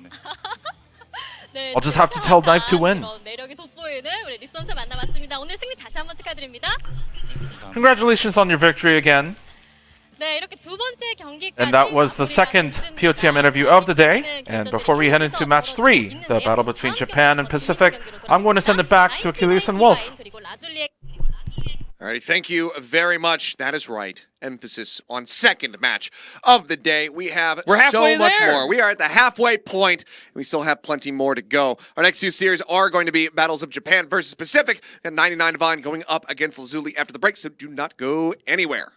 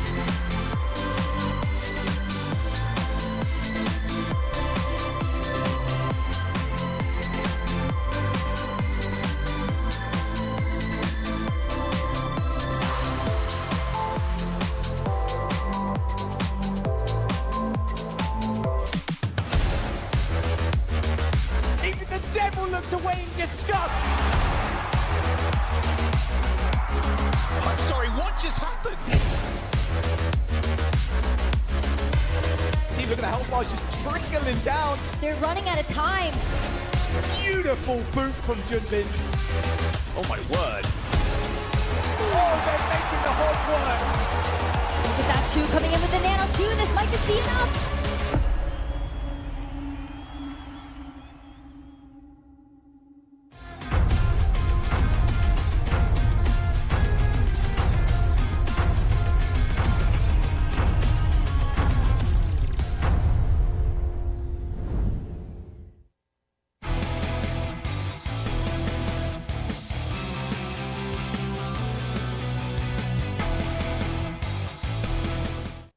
We are getting into the evening hours here in South Korea, 8 p.m. now, as we get ready to go into our third series of 4 here on our second day of OWCS Asia. We just saw Crazy Raccoon taking down Zeta in 3-1 fashion.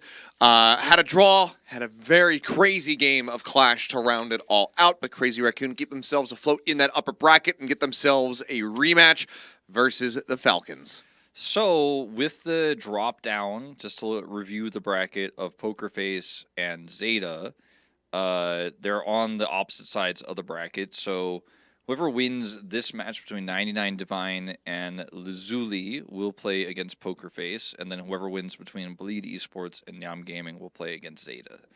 And if yesterday is any indication, it'll probably be a rematch between Zeta and Crazy Raccoon, but we'll have to wait and see how that's all going to shake out.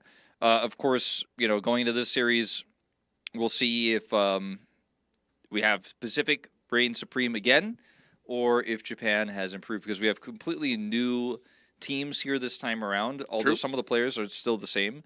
For the Pacific teams, same story, like kind of same teams, but not really, like kind of the successors to those teams.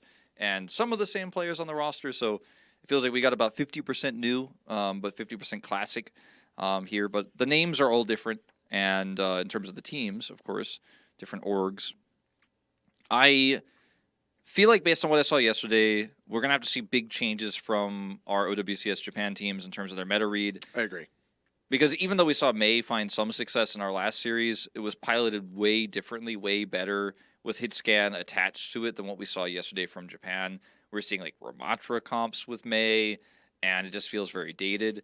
I'd love to see Japanese squads play more Junker Queen, because they're also very good at that. We have Leonoptrix, so... Versus R3K as well. Yeah, true. Who is looking phenomenal on Junker Queen in his own right, especially on that opening map I already of, trust, Busan, I trust them, though. I trust the Pacific squads already. Like, I know they're going to play the right thing. They already showed yesterday they have some flexibility. They're playing strong meta comps.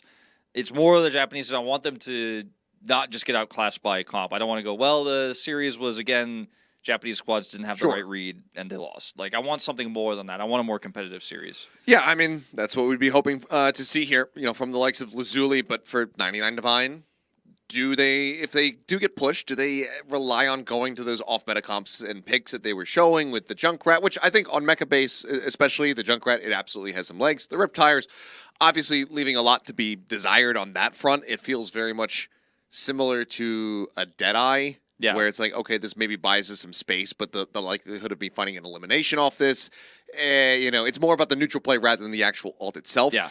Do they end up leaning back on that, and does that potentially cost them? We're going to find out, but first let's go ahead and bring our first Pacific squad out onto the stage. It is 99 Divine with plenty of familiar faces here. Of course, Color Hex going to be the one leading the charge. Yeah, they did get 3-0'd yesterday, but they almost took the first map off of Falcons with the Busan map. We saw some really great plays from them. You mentioned the Junkrat. This team ran it as well and found a decent amount of success. They were able to punish Hanbin a lot, and I do think this team has real potential. I mean, Color Hex is such a veteran. He's played at the highest level of play that Overwatch had to offer years ago. Indeed, living up to the hidden sign there. Staying hidden, but a little bit delayed on the hide. Was temporarily revealed. LAZULI, though, I mean, this team really surprised a lot of people at Ilios. Yeah, I mean, to be here is already surprising, just given the expected competition that we had in Japan, the teams that had been dominating that scene. Varel being the most noteworthy one, came over in Stage 1 to the major, as that #1 squad.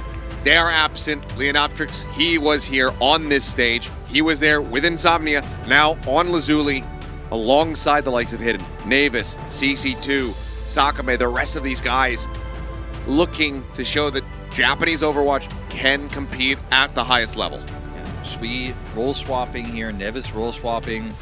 Very, very challenging thing to do right before a big tournament like this. It worked for them in playoffs, but it has not been working at this LAN.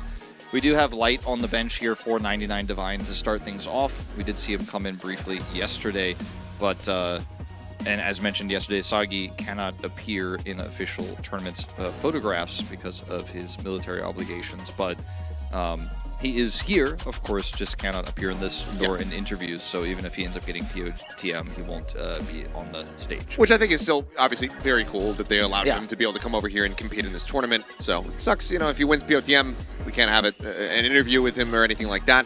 But for anybody who's a very old head Overwatch fan, of course, there's that.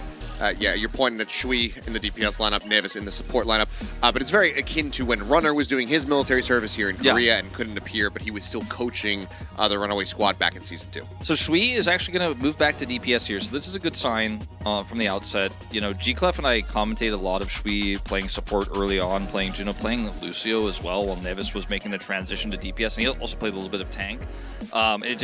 It wasn't something we were big fans of. They eventually figured it out, though, through playoffs, and were able to make it work to get here in the first place. But now that the meta shifted away from that, I think it's time to go back to what Shui spent his entire career doing, which is playing flex DPS. Hidden is the hit scam player, and CC2 was on Nozzle's team in Stage 1 on Namakuji Bros, but now has moved over. He's on the bench. We might see him later. Could very well be the case, but for now, let's go ahead and get ready to hear from our team reps. So, thank you very much, Ilios. I am not on stage just yet. I will be on stage for the next match, but of course, for this interview, we have Light, 99 Divine, and we have Shui from LAZULI. So both teams are in the losers bracket after getting just how spicy, just getting a taste of how spicy they can be. And then, what was the biggest, noticeable difference compared to the Korean team from a posh pick in Japan? I would say the Korean teams are definitely more disciplined and more mechanically better, but the Japanese and Pacific teams are definitely more creatively oriented and more flexible in their play structure. 네, 물론 한국 팀이 이제 기술적으로 그리고 피지컬적으로 더 잘하는 건 맞지만 이제 퍼시픽과 일본 지역은 조금 더 창의적인 픽을 많이 한다고 생각합니다. 네, 맞습니다. 실제로 어제 좀 창의적인 픽이 많이 나와서 한국 팀들이 당황하는 모습을 보이기도 했는데요. 그렇다면 슈이 선수는요? So what about Shui's answer? Or just how spicy 또 재밌는 거 Korean team can be? 노력하고 있습니다. 저희도. 네. We are also, he says, we are also trying to bring some spicy new picks and fun, and to put on a fun match for everyone. 선택해서 좀 보는 사람들에게 하여금 재미를 많이 줬는데요. 자, 이렇게 함께 경기를 하는 Of course, 99 Divine made some non-meta decisions yesterday with the Junkrat and Reaper, so thoughts on such heroes? 99 Divine played Junkrat, Reaper on normal heroes people play. What's your opinion about your teammates choosing those heroes? I feel like I can trust my team to perform whatever character they prefer, and it didn't work out yesterday, but I think it will today. 먼저 저희는 이제 일단 그런 픽을 즐겨 하고요. 그리고 팀을 믿기 때문에 무엇을 픽하든 이제 DPS를 원한다면은 믿는다고 했습니다. 야, 믿음으로 승부하는 99 디바인입니다. A lot of trust being shown from 99 Divine, and as for Shui's answer, 믿고 있기 때문에 아마 we also trust in each other very much, so 오늘도 기대해봐도 되나요? we also have some pocket picks prepared, so please look forward to them today. 자, 퍼시픽 지역은 다시 한번 일본 지역팀을 상대로 서열 정리를 해야 되는 상황이고 일본 지역팀은 지난 스테이지 1 완패에 대한 복수를 해야 되는 Pacific 시점인데요. teams 오늘 경기에서 패배하게 된다면 have to continue to assert their dominance over the JP region, while the Japanese region has to create new order. 들어볼게요. 먼저 라이트 So can you 선수. please hear your resolution? Lose, we are gonna drop, and then we are gonna be end of this season. So we should win. So what's your think right now for power? Yeah, I get it. I think even if we lose on the very small chance, I think we're still enjoying our time in Korea. We do, however, have a legacy to uphold, and we will see to it that it stays that way, that Pacific remains on top. 네, 우선 절대 그럴 일 없고요. 일단 퍼시픽이 일본을 저번에 6대0으로 이겼던 전적이 있기 때문에 네, 이제 일본 선수들이 이제 은퇴할 때까지 절대 그런 일 없다고 합니다. 은퇴할 때까지 절대 승리를 내주지 않겠다라는 답을 들었어요. 그렇다면 슈이 선수는요? As for Shui's response, 질 생각 없을 정도로 네, 오늘 we're not planning on losing. 네, So 우리도 we're gonna give it our all today. 생각을 해본 적이 없다라고 답변을 들어봤습니다. 자, 이렇게 시작 전부터 불꽃 튀는 경쟁이 펼쳐지고 있는데요. 지금까지 99 디바인의 라이트 선수, And that was the pre-match interview 인터뷰 진행해봤습니다. between 99 Divine's Light and Shui from LAZULI. So before we head into this match, I'm going to send it back to Achilles and Wolf. Thank you very much. Let's see where we're going. It's going to be Nepal. LAZULI, they had a map selection. They have elected to take us here. All right, so a very different look than what we'll see, or what we have seen yesterday from the side of 99 Divine, probably to come through here. I do think Nepal is still viable on Sanctum to play the Junkrat if they want to pull that one out. A little bit less opportunities for Color Hex to play Widowmaker, for example, which we are always big fans of seeing just because of his history on the pick. But I wonder what the read is going to be here for LAZULI, because we heard, Shui was talking about looking for maybe some new picks from them today as well. They have some fun picks they want to show us. And again, I really hope that we do in fact see that, because yesterday they were a little bit late on the meta. And while we did see 99 Divine also play off meta picks, they looked really well prepared on them, and they were really good strategies, and they were actually successful. Even though they didn't end up winning the map, they got really big edges against a team like Falcons. I mean, already making the adjustment to Shui back into the DPS lineup, his original role. That is kind of proving the willingness here, the intention of LAZULI to make those changes. Whether or not they find success, that is something that has to be proven in the lobby itself. But I'm very curious to see what they have, because they watched 99 Divine, obviously. They were getting ready after the loss. I'm sure they had a whole VOD review of each other's series. And they know 99 Divine, they're a team that is going to be willing to just say, okay, we're doing Junkrat now. We're doing Reaper now. We're doing Bastion. So this could get very silly. I think it's going to get very weird. I think it's going to be a little bit of a slugfest. I don't think it's going to be a one-sided series. I think both of our last series probably shouldn't end up being one-sided series, with the exception, of course, of the caveat that is if both of our Japanese squads have adapted. And again, turnover time between last night and tonight, very, very short. You don't have a lot of time to go, all right, let's scrim some new stuff. You could do a little bit of that. You could do a little bit of discussion with the coaches, but you're back here this evening playing in this match. At least you're playing in the second half. The third and fourth matches here, so you have a little bit of extra time, but it's really not that much. So we'll see what the read is going to be, because if it's just straight up the same thing we saw yesterday, that would be the way that I think this ends up being one-sided. But instead, I think it is going to be a lot of swaps, a lot of mind games, a lot of strats, and some kind of messy gameplay all around. So messy games means closer games. Yes, that it often does. I think if we wanted to use a film analogy, our first two series were a little bit more Tarantino, Scorsese-esque. This is where I think we start getting into the Michael Bay territory. Yeah, a little bit. Potentially here, with how crazy some of this stuff could be. Maybe some Kaufman and get really existential and bizarre. Yeah, it could be. Might be going down horror film territory as well. I don't know. Some Ari Aster, perhaps? Yeah, maybe. Well, the time will tell. Still plenty of smiles, though, across the faces here. Looks like already having some fun in the lobby there, getting ready to jump into this one. But Nepal to start, I think that Junkrat certainly can come through and maybe even is likely to come through if we end up on Sanctum. Yeah. I'd say pretty high chance. It's also viable on Village as well, you know, depending on how you want to play it. We've seen it there a few times. If you can get the choke, you know, trying to get back over to the point after losing the first fight, that Junkrat can be pretty impressive on that defense. Yeah, absolutely. On attack, a little bit tougher if you don't end up winning that first fight and you have to reapproach the point. Looks like there's definitely some jokes going on in the 99 Divine comms. Like, players in tears with how funny it is.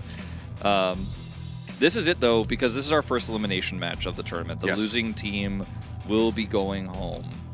I mean, not necessarily like right after this and not even necessarily tomorrow, but they will be out of the tournament. And so in terms of what this means in terms of the pressure, it's quite high.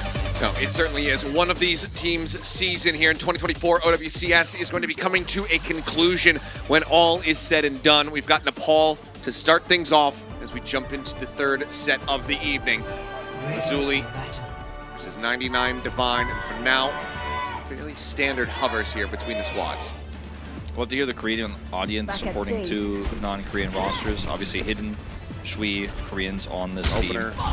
Yeah, opener as well. So we do have a few, but it is ultimately, you know, not the home teams playing against each other, and still we have a full crowd. Still we have a ton of support. Hidden, very popular here in Korea. Shui as well, but I would say Hidden has really almost surpassed him, weirdly enough. It's called Love of the Game, Wolf. There you go.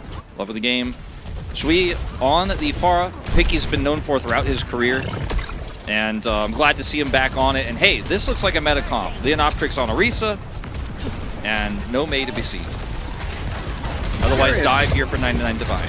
I'm curious, though, how 99 Divine, how do you deal with Shui if he does start becoming a bit of a nuisance, because you don't really have that many great tools. So he, of course, can dash up into the sky, but still sticking to that far like glue is going to prove to be a little bit difficult. So could end up forcing a bit of a swap. Unburrow there from Color Hex, just going to be spamming here into the back of Leonoptrix. Quite a bit of damage, taking him low, and Soggy is there to go ahead and collect, gets the reset, and there you go. Farah dealt with. Deflect popped, Suzu out.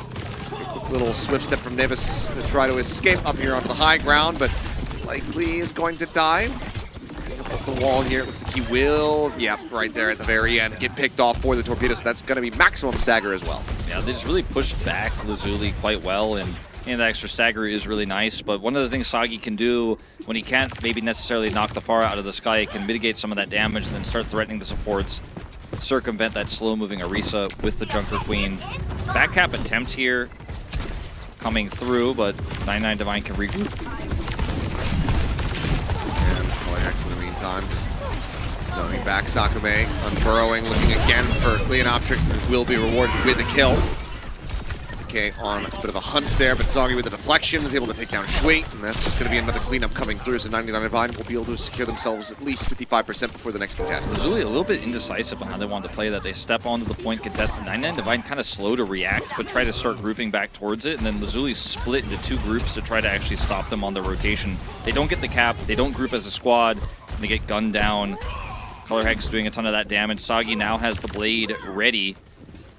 And LAZULI need this fight to be a good one. They need to trade up somehow here with the Orbital Ray trade and still need to mitigate the Dragon Blade. He needs to be able to get this barrage online. Rainbow going to be taking a bit of damage there. Orbital Ray going to be invested. This Soggy pulls the blade. The targets dash through. Sakume going to be taken down, but the Pulse Bomb does come in. Hidden, able to answer one back. A 1-for-1 exchange thus far, but it's a support gone here for LAZULI, which makes things that much more difficult here for them. R3K will find the enemy Tracer. Waiting here with a knife for that Fortified Arc Spider, trying to get the pull back onto Leonoptrix, but in the end, it'll just be a push up into a whip shot as Opener is able to go ahead and claim him. 87% now as Leonoptrix still not respawned. Things looking desperate here for LAZULI at the start of Village. They have to Kitsune rush to get him to the point, make sure you can actually get on it for a Terra Surge here. Not what Davis wants to do, but what he probably has to do here.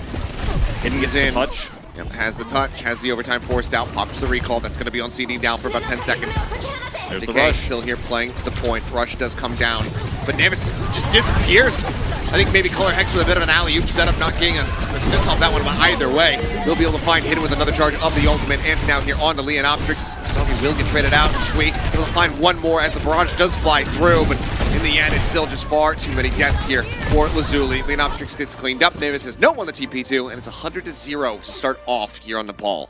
There was some good moments for LAZULI, to be sure, on this first round, but 99 Divine mostly in control start to finish because the rotations were better, they were faster.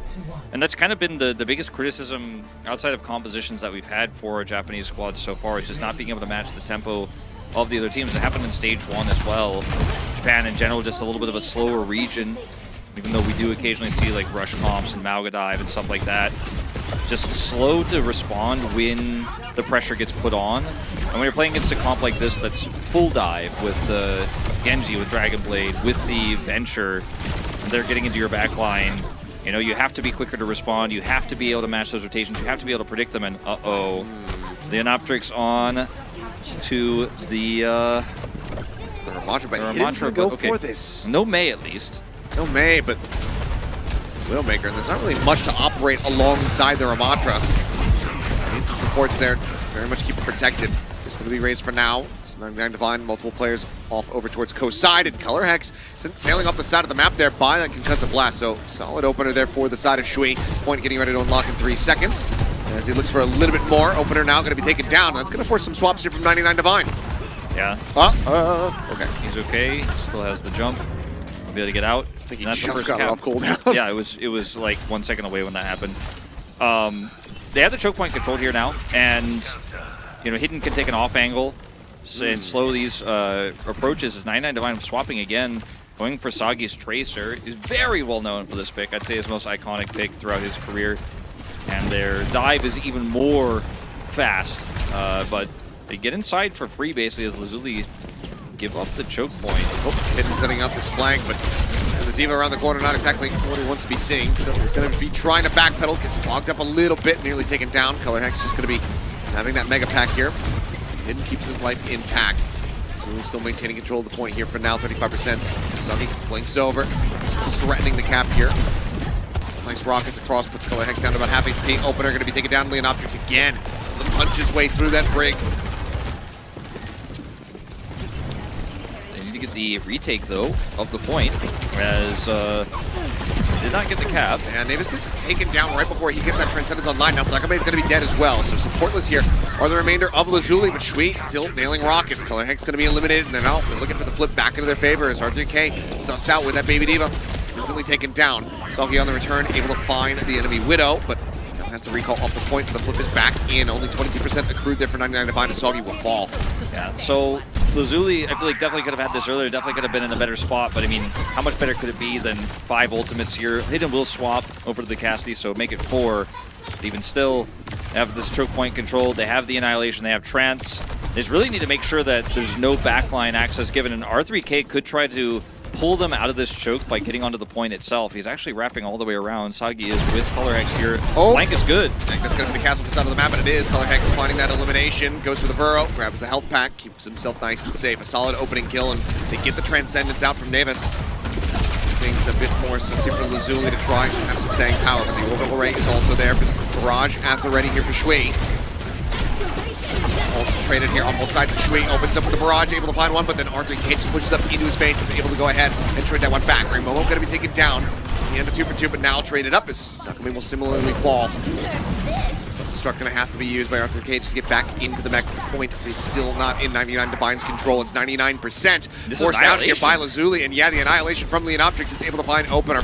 Will now expire. Pushes across, looking to really just break down this Tracer. He's trying to predict the movement, but he's getting all twisted, turned around, and eventually will end up getting picked off as Soggy finds that one. Flashbang in, R3K going to be taken down. Color Hex eliminated.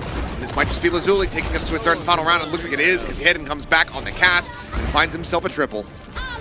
Even though Color Hex was able to get that pick onto Hidden, knock him off the map there, the Trance was a big whiff. Like, there was no value out of it. They couldn't actually group to start then taking LAZULI apart, and the Annihilation was rolling, taking out single targets at once. He just kept it up as everyone just kept tagging, because they had to, because otherwise overtime takes away and they lose. But they weren't able to group to take Leo out, and he's got so many resistances that he's just sitting on the point with Annihilation like, cool, 1 by 1, I'll dismantle your team, we'll get the faster regroup. And you can see this moment here, I mean, this is what I'm talking about, just kind of trickled into him, and then Hidden respawns, comes over here, has line of sight, and they are just taken out by him 1 by 1. Feels very classic hidden right there. Give that guy some agency, he will pop off. He did on Sojourn in Stage 1. But mostly, you know, Widowmaker and Cassidy here in Stage 2. That's when Nevis isn't playing it, of course, because he wasn't doing that himself. But sticking with this comp, moving on to our third and final round. Got the round victory with this comp. Looks like they're going to stick with it. Still in the skies.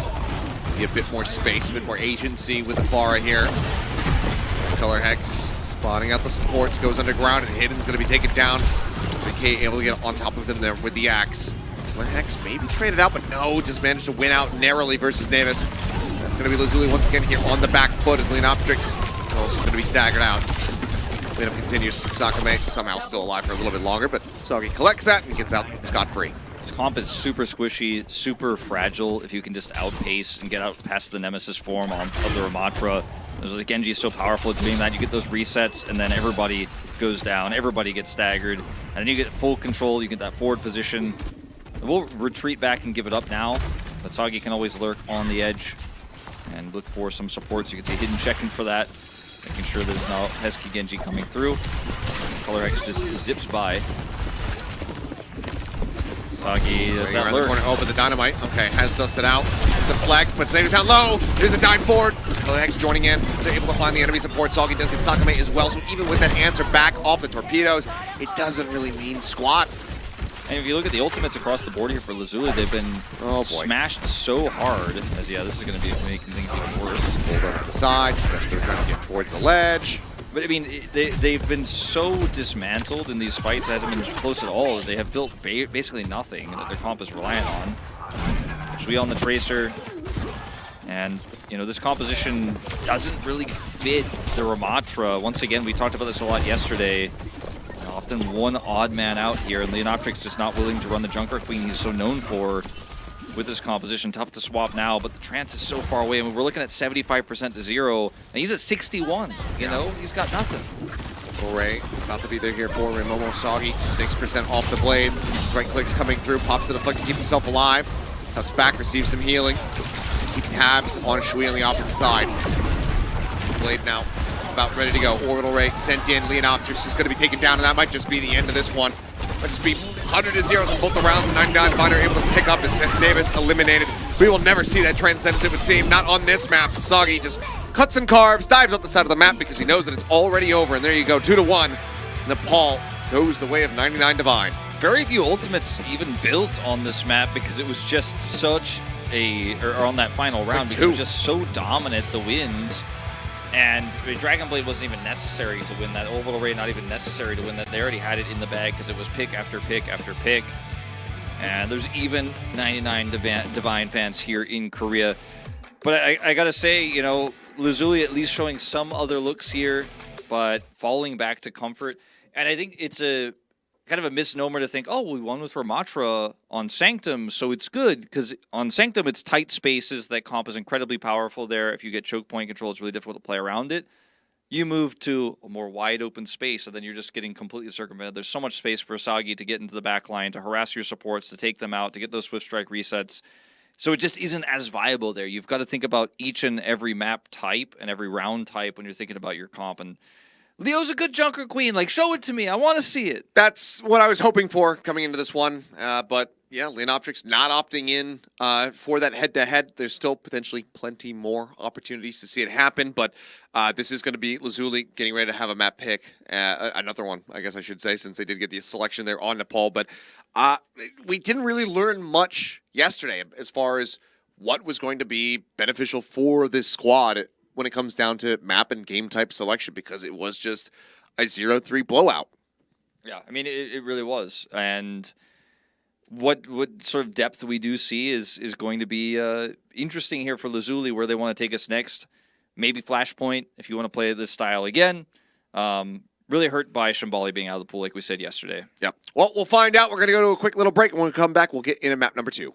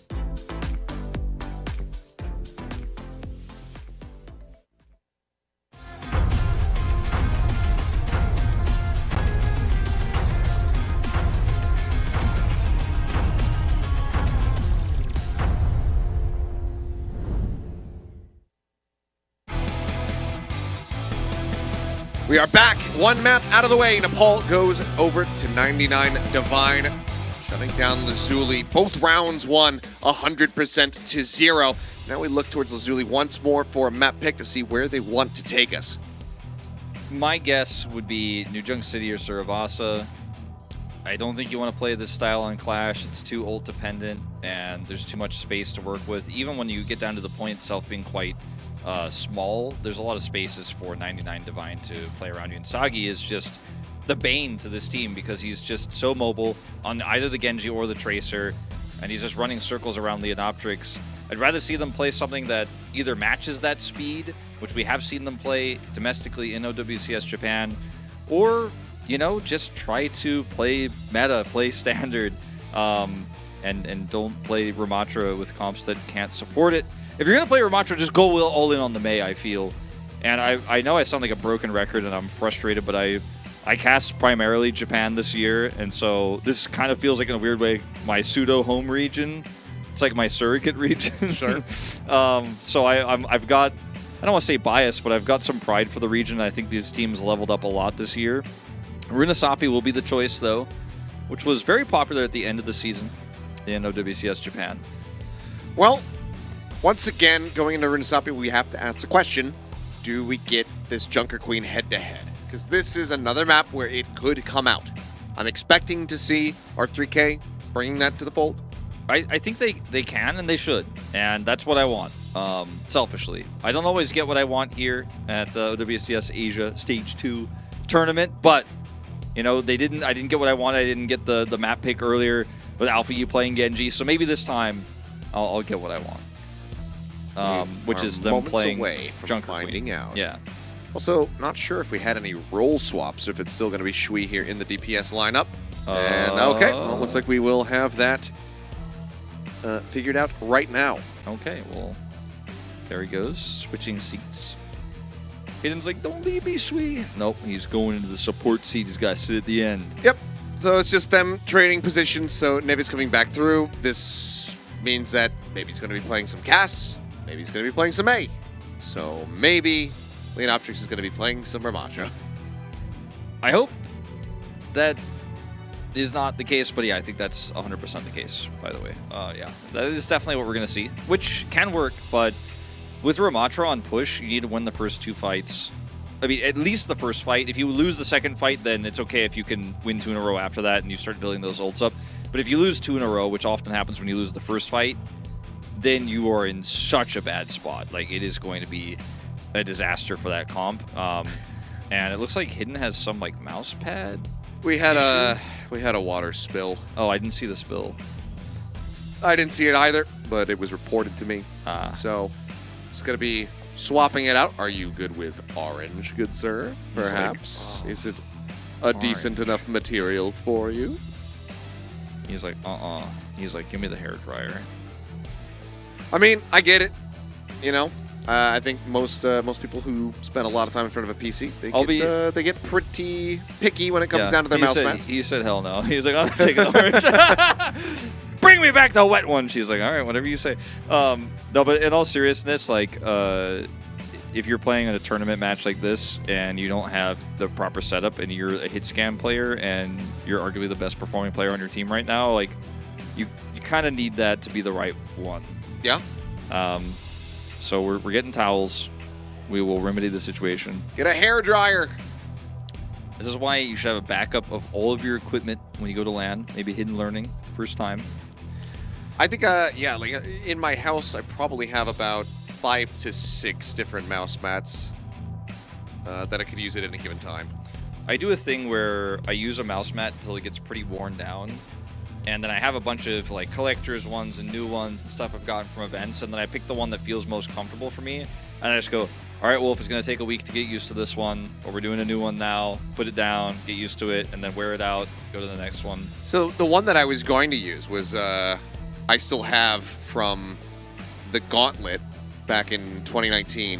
I used that one for a while. I have the Runaway mouse mat. I used that one for a while as well. So, but I've never used it. I was going to last year because I needed to swap out. I think I was using like a 2017 Faker SK Telecom one prior to that.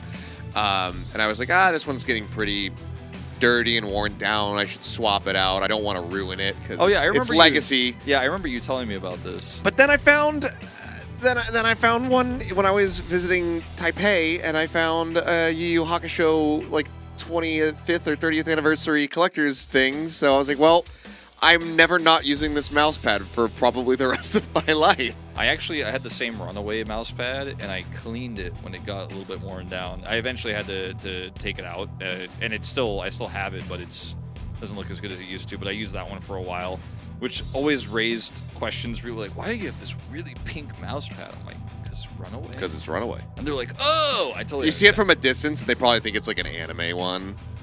You know, yeah. And then they look at it, I'm like, oh no, it's just a bunch of dudes on it. And they're like, yeah, it's Runaway. It looks like the mouse pad is dry to kill us. The button's been pressed. Should be ready to go. Let's go ahead and jump into this one. Hard mouse mats, also something that I tried in the past. Could never really get behind them. In StarCraft 2, when I was kind of like doing the semi-pro thing, trying to go pro, I put my mouse pad on a hard mouse pad. Like I had a small mouse pad and I put it on top of the hard one. You doubled up? Yeah. I gotcha. I don't do that anymore. All right, so let's take a look at comps. Leonoptrix, Junker Queen. That's what I wanted to see. Okay. Nevis on the Mei. So it's still Mei, but at least he's playing Junker Queen. They also have some additional damage with this Zenyatta. It doesn't work well with the Mei, but it works pretty well with the Cassidy still. So this can work for sure. I'd say it's a slight upgrade. Whereas 99 Divine, sticking with their dive. If it ain't broke, don't fix it. All right, well, rejoice everybody. We do get this head-to-head, at least for this opening fight as Color Hex popping out of the ground. Just to tuck back, taking quite a bit of damage, but now will be healed back up towards full. Leonoptrix getting bullied out. Nearly eliminated as Sagi continuing to try to hold these players back. I mean, 99 Divine already pushing. But over the top, yep, Deflect coming in. Push has slightly begun. Double digits about to be coming through, and it's going to be Leonoptrix taken down off the rip. Now Navis as well, dead to the drill dash. As this is going to be 99 Divine in a very good position right at the start. Yeah, really good start for them. And Sagi already surging up to 67% of a Dragon Blade here. And the cart, or the bot, I'm just old habits die hard, is pushing pretty decent pace here. Just going to leave opener on it while they try to get backline access here. Sakame trying to take someone's head off with a lucky right click. Shout comes through. RVK taking an immense amount of damage. It's going to be the torpedoes from Shui to take him down, but Shui will get traded out. And now Sakame similarly dead. Orbital Ray should give them all the longevity that they need in the rest of this fight.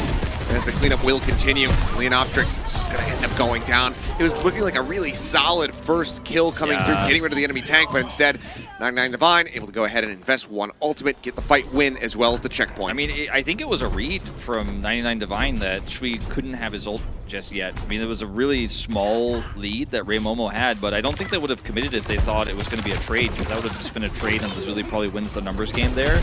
But they knew they killed Sakame fast enough too. He doesn't have trance. They can actually pull it off. Now they have this blade. If they could realize they have that before trance, which I don't think they will, they'd probably pull it now. Next around the back, quite a bit of damage there on the Shui. Has to send out that orbital in, a bit of desperation. It's like going out, but opener still going to fall. Leonoptrix able to find that kill, and Wily the blade is going to be nullified here. Killer Hex getting taken down. It's a good response from LAZULI. A fight that they absolutely need to win. It's going to be just enough peel. Nevis alive. He went down to 4 HP at one point there, but they just can't quite confirm it to get a little bit of stagger. So now the push can begin. Yeah, the dive is very all in, and if you fail to get those kills with the Dragon Blade, there's not really any getting out. You see Color Hex trying to use his mobility to get out. He's caught there a little bit late, so this is a pretty nice push here. At least a great start for LAZULI. They didn't have to use the Transcendence. They were able to shut this down without it, so they still hold on to that ultimate, so that is pretty massive for them. Rampage now going to be maybe the big opener here for 99 Divine. It's a knife. Just the knife to be able to find that elimination. Rampage goes across here on both sides. Color Hex and Hit both going to be clipped. It looks like Color Hex is going to bleed out. He does. R3K similarly dead in that front line. It's Leonoptrix starting to come alive, looking a lot stronger, a lot more active here with his Junker Queen, as well as Hidden with the cast. A team kill in reply, and now it looks like LAZULI will get the checkpoint as well. Yeah, I mean, it's almost as if Leonoptrix remembered that he can play this hero so incredibly well. He doesn't have to play the Ramatri. He doesn't have to be a slave to that playoff meta that got them here in the first place. He can just play what he likes, play what he's good at, match R3K here. And so far, it's working extremely well for them here on push. Only 20 meters behind here, but they are halted for the moment. So that wall is going to accomplish little, just a little bit of extra distance. Now in place, Hex unburrowing, not finding much on the back of that one. Orbital Ray going to be coming through. Shui, he trying to keep the team alive. No, Lijiang will end up falling. He's about to build up his own ultimate. It's just not going to be worth the committal now, especially with Namus joining them in the grave. So may eliminate it, and that's going to be a very nice response here from 99 Divine. Investing the two ults to get the win, and they keep themselves in the lead, crucially. Do have a ult advantage here for Shui, so the observers are highlighting here. He does have the Orbital Ray. And if they can get this cart back before 99 Divine start to get in the additional push, they are in a position to actually start to look for a lead. So one more fight for it. Hidden also holds a Deadeye right now. Wall try to cut off, but I mean, Hidden has already just been corralled upon. Color Hex coming up with two. Sakame just gets obliterated here by the Venture. Shui sends out the Ray all the same, does manage to find Ray Momo, but well, the turnaround starts coming through. Leonoptrix looking a bit more like Hanbin here in this fight, comes up with two to try to turn the tides. Keep them still in a decent enough position despite the early deaths. Almost coming through though, they managed to corral in on top of him before, crucially, that Rampage can come online. They will be able to shut him down, but the bot is being stolen away. Yeah, if they had an ult, or if they had the Rampage, or if they had any support ult to keep him alive there, that would have been definitely a turnable fight. Getting those staggered kills, somewhat relevant, but it's not a team fight win, and 99 Divine have the spawn, so they can just regroup here and grab that bot back into their favor. Sagi looking for a potential angle here. Doesn't have to commit here though, because they have control. Color Hex is also looking for a potential backline pick. Relative menace so far is there's Rampage pulled out again. Hidden going to be the target. Deadeye just managed to find Soggy, shuts down the blade, but he eventually does fall. But there's Leonoptrix in reply. He comes up with a huge Rampage as everybody else now gets bled out. And enough time to try to reset before it spawns. We're not achieved. It's another team kill here for LAZULI as they once again look to get the push going. Okay, this next fight here with the Transcendence advantage is going to be what decides whether LAZULI takes a lead here, or likely whether they're going to have any chance in this map. If they lose this and use all their tools, which will include an Orbital Ray in the longer fight, then it is going to be pretty slim pickings for what the next few fights look like. This needs to be a really big win. Sakame's timing needs to be huge. Shout first. 5 meters left to go to gain the lead here for the side of LAZULI. Just under 4 minutes now remaining as that Transcendence going to be expiring. The bot again moving forward. The lead about to be in their hands, and there it is. 99 Divine now on the back foot. Orbital Ray comes in. Color Hex popping the ultimate, seeking a target, but already they're just being taken down. But that final pump there will be able to set up for Saga to dash in and get the elimination onto Nevis. So it's a solid return fight, but now they have to try to regain the lead for themselves. Yeah, Shui does have the Orbital Ray, but he didn't build it in time during that team fight. As you know, the ults haven't always been the most important part of these fights. I mean, for Leonoptrix, the Rampages certainly have, but otherwise it's been picks or failed picks, and the follow-up that comes through when Sagi and Color Hex's dives fail. This is anyone's fight to take. The Orbital Ray will be useful, but only if it's placed correctly. And the Blizzard also at the ready here too. No way to mitigate it, really. Just have to respect and back away. Color Hex again looking to get aggressive. As the Orbital Ray comes in from Shui, and Raymumble gets taken down. Pull forward here onto R3K. No escape for him at all. Hill's going to be collected. The rest of the team trying to disengage as best as humanly possible. Sagi somewhere does end up falling there. Davis gives an apology. The lead will be maintained. Yeah. All that you need is 1 meter the lead, you know, and you win these fights like this, you buy time. You get the bot on your side of the map, and if you can make sure your ult fights or your fights and your ult economy is managed well, it can be great. But Leonoptrix, man, actually kind of crushing R3K through a majority of this map. It's not something I thought I was going to say. I thought he'd keep it interesting, but not be the better Junker Queen. As now it's R3K's chance for a Rampage. The ice block, Leonoptrix kind of isolated over onto the side, so maybe the Rampage not going to be necessary here. Rally should be enough for them to start working forward. Want that Rampage for the next fight when you're really getting ready to start pushing that bot into a winnable position. We didn't get any stagger kills here, no extra deaths on the side of LAZULI, so I don't think that fight alone is enough. I think they'll need another one in order to maintain, or rather retake, that distance advantage. Hidden pushing in deep. Deadeye now going to be sent down. Rampage crashes across, connects on the two. An opener going to be taken down. The bleed eventually does come through. Blade pulled out from Sagi, able to find Shui. Sakame similarly dead. Leonoptrix, oh no, he popped the Rampage. Oh, he popped the Rampage, and Sagi cleans up house here with R3K. They end up taking the lead. I think LAZULI knew if they lose this fight, it's probably the map against them with the ults committed. But I don't know if using that Rampage was the right call, because you still had another chance. You still had one more fight here to try to get that overtime push, but just a panic there. He was having such a good game. Starting to slip away now. That's not the jackknife he was looking for. He completely whiffs. I mean, hidden getting that kill was hype. Didn't expect it to happen, but that's all they got. The announcer says 60 seconds remaining. Headshot flying through here from Hidden. Raymomo going to be taken down right as he tries to go for the orbital ray. It's going to be another cancel here. This time positive for the side of LAZULI. Colorhex also a bit isolating here, trying to escape. Wall here slowing them down. And now there's hope. Now there's a fighting chance here for LAZULI. Yeah, the more seconds they can find here, the better it's going to be. The bleed going through, the torpedoes, the chase. Being able to take out Soggy the bot in the meantime, being brought around here to try to get the push going once again. 14 meters, the difference here between the two squads is Soggy going to be swapping over onto the main, but look at the ultimates here for LAZULI. Yeah, they don't have any way to deal with the Blizzard nor the Trance. I mean, this is going to be such a hard fight for 99 Divine to win. I think the supports have to focus R3K only and hope they can get a Rampage off. I think that's their best chance. Otherwise, this might just be another flip. Going through. Torpedo sent in, Soggy dead immediately. Leonoptrix able to find him there with that axe. R3K desperately trying to stay alive, falling lower and lower. All going to be popped here from Color Hex. He's able to find one. Hidden going to be taken down, but now Color Hex has been felled. Davis cleaning up too as Raymomo and Color Hex will both fall, and there you go. The push into the victory. LAZULI going to be tying us up at 1-1. Going back to an old comfort pick on Leonoptrix' Junker Queen. I'd say the first half of the map, he had R3K. His number changed a little bit in the second half, but their ult economy and their ult usage was so much more efficient than what we were seeing from 99 Divine that they're able to wear them down eventually here. See some stern words coming out from the coaching staff, but at the end of the day, definitely a winnable map for either team. That was a very close one of our closest push maps of the tournament, if not the closest. And it all came down to those ults in the end. The extra orbital ray, the extra transcendence, two really impactful ultimates that obviously, if you don't have any way to match them, you're just never going to be able to cut through those health bars with all that massive healing output plus the extra damage.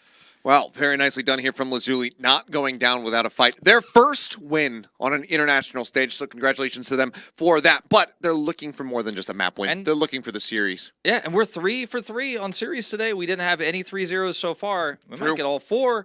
And I'm just glad to see that today ends up being way more competitive than the S. But will it be another 3-1 victory is going to be the question. Is, of course, that the draw not really counting in that regard. But, yeah, it's good to see this team not going down without a fight. They come back in here, they get their first map win on an international stage, tie us up at 1-1, and put 99 Divine now on the back foot. 99 Divine, definitely a team that has a lot in the tank in terms of strategy, so I'm really looking forward to seeing what they've got planned for us for the next map. And not much time to get ready for that one, of course. We're going to go do a quick little break, and when we come back, we'll see which team retakes the lead.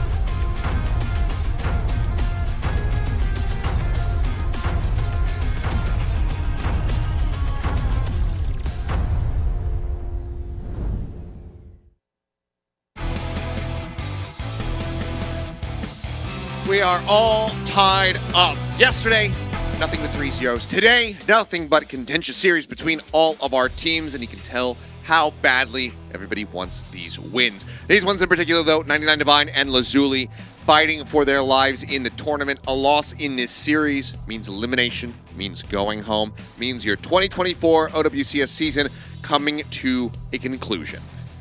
I would love to see 99 Divine take us to like Eichenwald, because they're so good at dive. The open spaces there allow for a lot of different ways to get into the back line. You know, it can get a little bit tricky going into B though, because there's a lot of verticality there, but works well on C. Midtown I think would also be fun to see. You know, I feel like the map I would avoid is New Junk City, because your 0% win rate on that one, versus LAZULI have picked this map and enjoyed playing on it, like to play dive on it. And a lot of these players have played on it even in Stage 1 on different rosters. Like, they're very comfortable on it. And how about an escort map? Because neither team has played any escort maps. It looks like that's going to continue. It is going to be New Junk City. So 99 Divine picking a map that they are 0-2 on. Granted, it's only been one time played for LAZULI. Did net them the win. But they still might leave us scratching our heads a bit depending on the outcome. Yeah, I mean, depending on the outcome, of course. And will we see Shui on DPS or support? Because if he's on support, then maybe they're not going to play their dive where Shui plays Genji. We see that a lot when they do end up playing this map. Shui's played it a lot in the past. Leonoptrix has found great success on this map. He's even played the Mauga here quite extensively. I don't see him moving seats, so I think we are actually just sticking with Shui support. So maybe it'll be something different. Maybe they'll try to run the Mei, which was also popular here in Japan. And maybe also 99 Divine have a specific strategy in mind for this map. So they wouldn't have picked it otherwise, I don't think. And I wonder what that's going to be. I don't want to predict, because it's been mostly dive, and Junker Queen's still very viable here. And Color X could even potentially pull out some long-range hit scan here, too. Yeah, I mean, given pathing for 99 Divine, I'm trying to remember exactly who they have played this map against.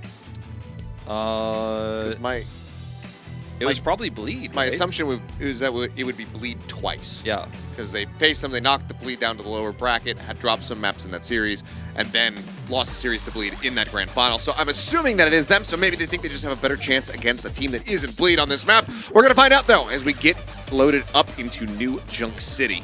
Let's see if 99 Divine are going to be able to reestablish a lead here for themselves and get up to match point. Be one win away from asserting that Pacific is still on top of Japan, at least in this matchup. Compositionally, what's concerning for me is that we do see that Ramondra. Now, it is viable here, I would say. It's not unplayable, but it's a lot more open than Saravasa, where I think it's a little bit more strong outside of the first point, of course.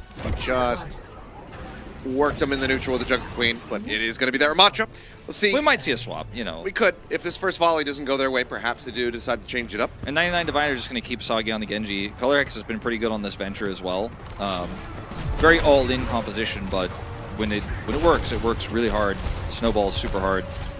So Mei and the Zenyatta. Sakame Zenyatta has been pretty good today so far. His Transcendence obviously won them that last map. Just having that extra ult in the tank was pretty huge. Let's see how it looks now. As there goes the burrow. RTK just following in behind Color Hex, trying to get on top of Hidden, and yeah, he's just completely alone on an island. Unable to backpedal, unable to disengage as fast as the rest of the squad.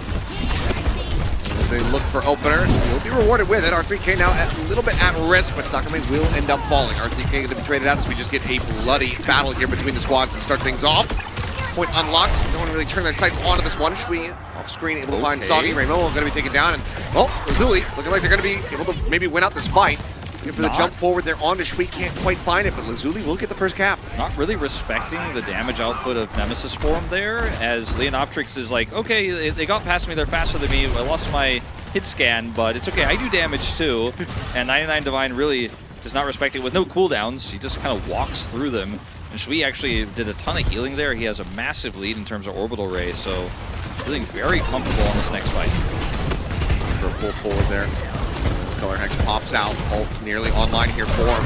Shui though, building up that orbital ray a little bit faster, sends in. Color Hex though, answering back in kind. And sends out those seismic waves. The kill on Leonoptrix, so this first flashpoint not going to be going easily over to the side of LAZULI. So Flip will come through. LAZULI will get themselves up to 63%, but now 99 Divine are in control. Tectonic Shock, you know, surprising amount of damage on that ultimate, and when everyone's focusing down Leonoptrix in this case, you know, the healing from the orbital ray, which is not perfectly placed, but close enough, is just not fast enough to actually heal up Leonoptrix when your secondary support is Zenyatta. His Harmony Orb is also pretty slow, so good target selection there from 99 Divine. Very ult-efficient fight for them. I popped here, and just trying to escort them forward. Wall off, and RTK focus fired down enough for that Deadeye to be able to go ahead and claim the kill. Mavis going to be dead, right as that Blizzard does end up getting infested. Ramomo going to be frozen up, but there's just no way for them to get the punish. Still cannot be found off the back of that. Let's turn our sights over towards the point here pretty soon, but Blade is going to be pulled out. Soggy looking for a target, finds Hidden, comes in from behind, right as Color Hex ends up falling into Sakame, being traded out as well. This is 99 Divine now in a decent position, trying to close out this flashpoint. Optrix and Nemesis trying to get these punches through.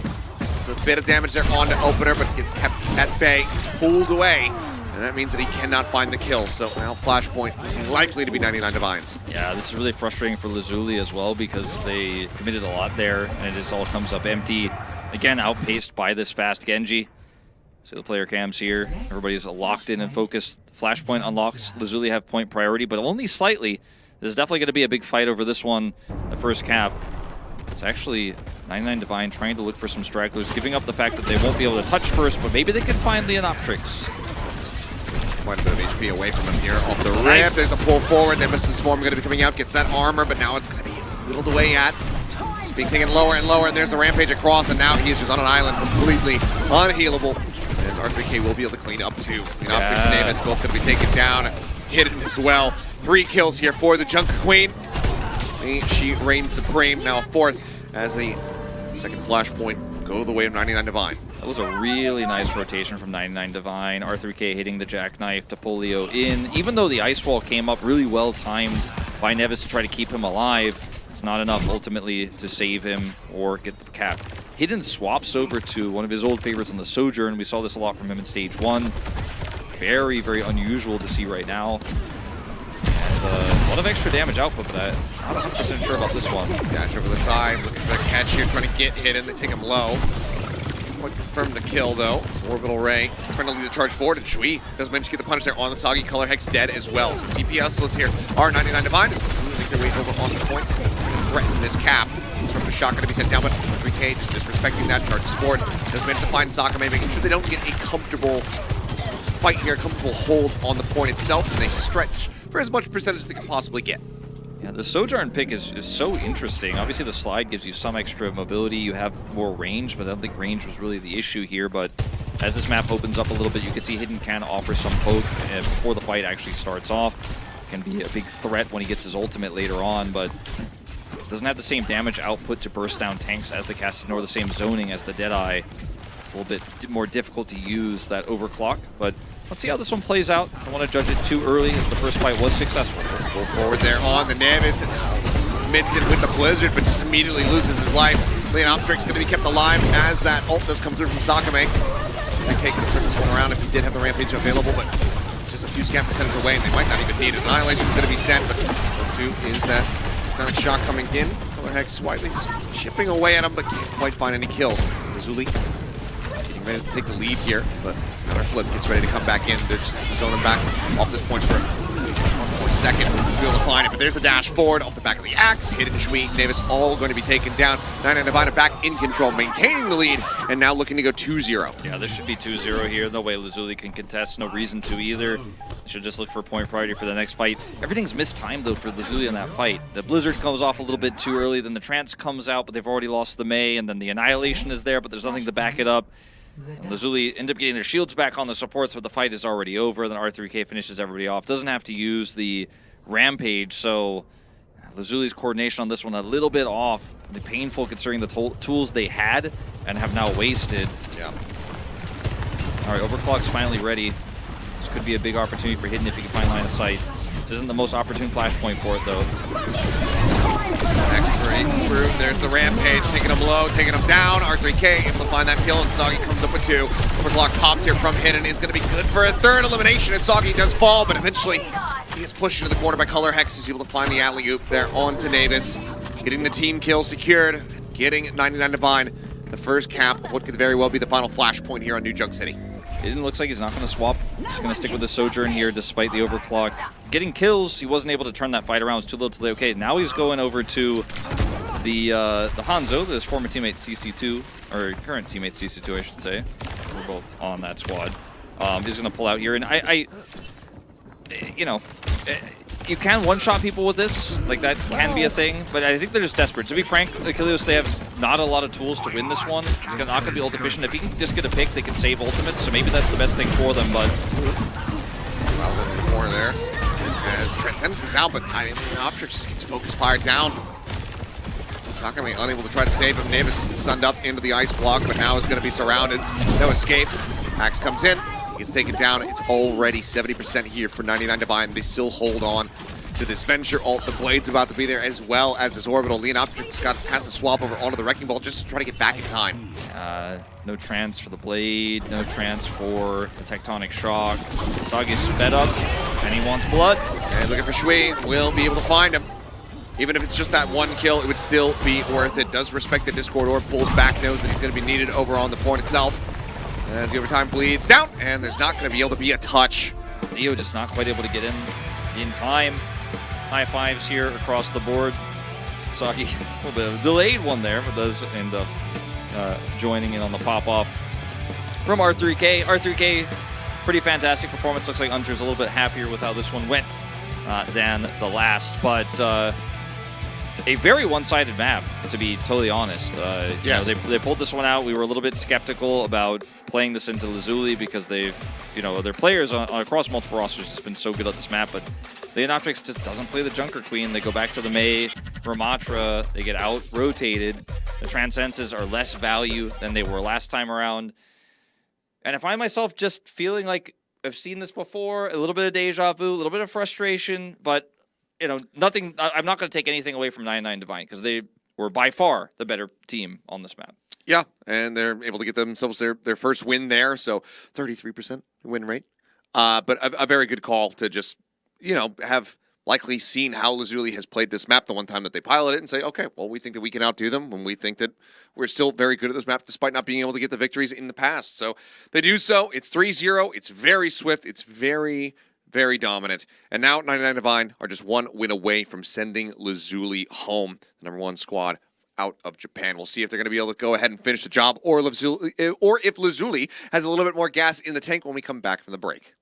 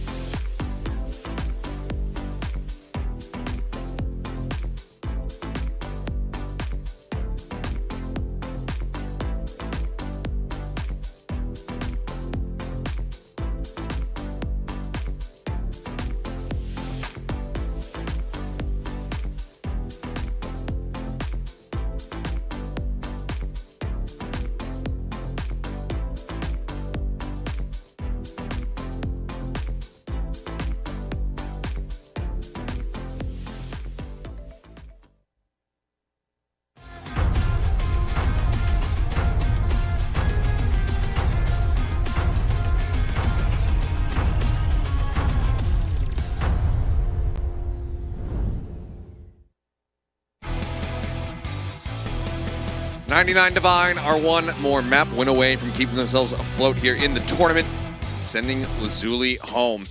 LAZULI now, the last-ditch effort to try to extend this series. Give us a 5-mapper. They've got a Hybrid and an Escort to choose from. Haven't seen any Escort from this team, and Kings Row might just end up being the pick given the win percentages here. Yeah, I mean, just statistically it seems like the right call to make, but I'm trying to think of like what map would be best for LAZULI here in this situation. I think you could honestly make a case for Rialto if Hidden is ready to duel Color Hex. That's what I was thinking.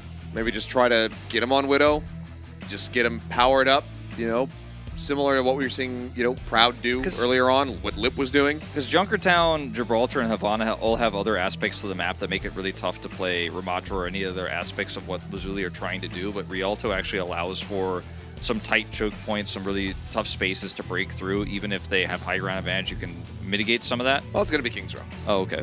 All right, well, that's fair. Going to go for the map where they have 67% and where it's 0% for the side of 99 Divine. Granted, again, just the one time played on Kings Row is the maths that we have for 99 Divine. So it's not a huge backing of stats. Yeah, not a ton of data, but it is still ultimately statistically a better map for LAZULI. I think Junker Queen is viable here, and honestly, regardless of map, I'd rather see Leonoptrix try to duel R3K on that straight up head-to-head than try to go to the Ramatra.